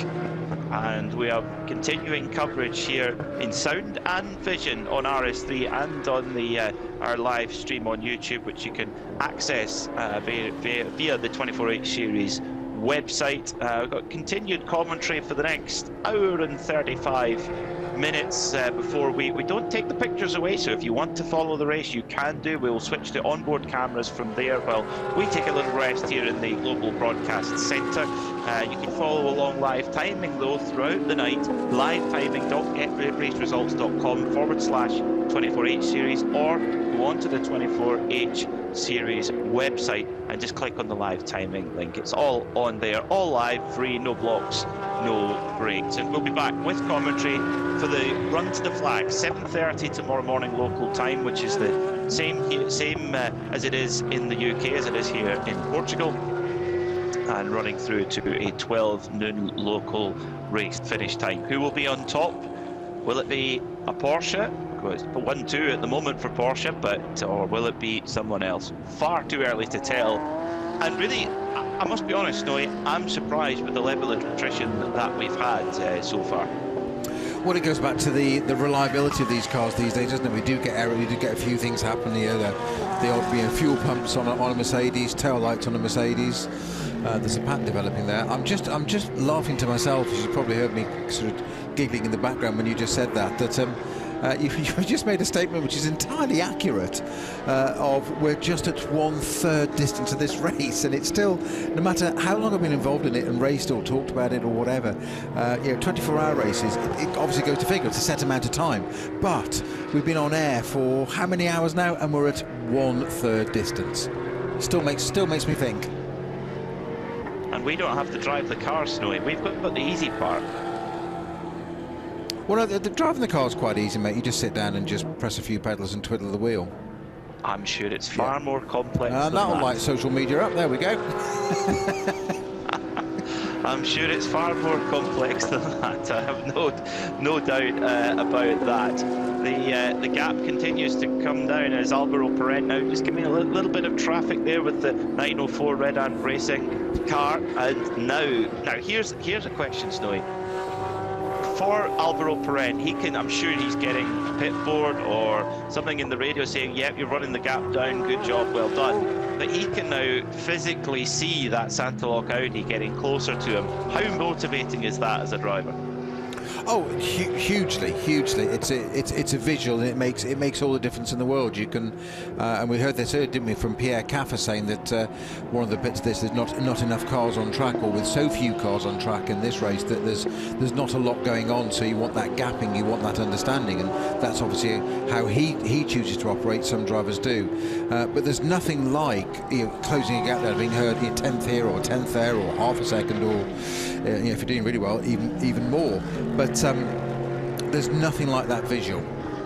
It's suddenly you can drive the car as hard as you like and as well as you like and efficiently, and you think you're doing a great job, and you'll be doing good times. But you'll see a car you suddenly see it visually, and then it's like, oh, you find, no pun intended, you find another gear almost. It's quite extraordinary, and I don't know what it is. It's a psychologist will tell you probably a great deal about that. But you that was good English. Tell you a great deal. That was good, wasn't it? I know what I meant. You get my drift. 1/3 of the race down, Snowy. I totally get what you mean, that dangling carrot effect. But this is again where you get this real kind of accordion effect in endurance racing, particularly Pro-Am endurance racing like we have here. The E2P Racing crew have a mixed driver lineup there. Alvaro Parent is the pro. We've got Pablo Berguera, the AM and the semi-pro of Antonio Sanero. And well, Alvaro Parent, he did have his prey in his sight, but his prey is gone and hidden in the pits. So he moves up into 3rd position regardless. It's interesting, just going back to the thing you think about that, that our colleague Joe Bradley came out with something once years ago in the days when I was unfortunate to have him commentate on me racing. So imagine that's a double-edged sword, isn't it? Goodness. But he made a great observation which I wasn't aware of a driver attitude or mentality or psychology. I was in a different type of race. It was just a simple 2-driver race, and it was if you like, a Pro-Am. The Am had started and was a little bit further back, and we'd literally, I was starting to catch up, but there was a big gap to close down. But that very thing happened there. I then got side of the car in front, and it was a visual. And unbeknownst to me, Joe commented that he said he noticed that the head angle, the crash helmet angle, changed. It went down, like your head got down, and I said you got on with the job. Suddenly it was like, right, now I've got something. I'd never really thought of it, but it's so true. You went full Francois Delacour, because his chin is almost on the steering wheel. Martin Ragginger does it as well. So there you go, Martin Ragginger, Francois Delacour, Peter Snowden, all one and the same. The 125 Peugeot serves its penalty in the penalty box before going down to take pit service. That was for one of them in fact both penalties for exceeding the speed limit during the Code 60, 4 seconds for each. So now at the front of the field, we have 3 Porsches, 2 992 GT3Rs for Herberth Motorsport, 92 from 91, and then the 991 edition for E2P Racing sitting in 3rd at this moment in time, while the Santaloc Audi comes in for service. Philippe Châtelet, who took that car in. I've just got to say there, Peter, you might that 909 Red Camel just taking a massive amount of curb on the right-hand side and take that car fully into the air. Oh, that's huge. I mean, at turn 1, your apex speed there, about 130 kilometres an hour. And the rest. Well, in a Porsche Cup car, about that, yeah. And yeah, just clipped the right-hand side tyres, bashed off the sausage curb. But Luke Broeker's driving, and I mean, if with a strike that hard, how much are you risking it there? Punctures, suspension damage, is that a risk with that kind of level of strike? I would say that suspension damage is a potential there more than the tyre. If you hit the tyre on the tread, you're going to be okay. It's the sidewalls you don't want to damage, but it's suspension there. It's what you knock through it. It's a lot. Just very quickly, I've got to say, Ian McCarthy, once again, he hasn't got onto social media. He sent me personally, via X, picture of, or actually a comment of, not far off the pins on the Mercedes light, yeah? AMG rear light assemblies can be installed or removed by hand without tools and is wired via a single plug connector. And he's even sent me a photograph of how it works. So there you go. So they're not screwed into the car. So if it's a bit loose, vibrates, whatever, that's why that light's coming out. So just slightly defective fitting by the look of it, or retainers or something. That's all it is.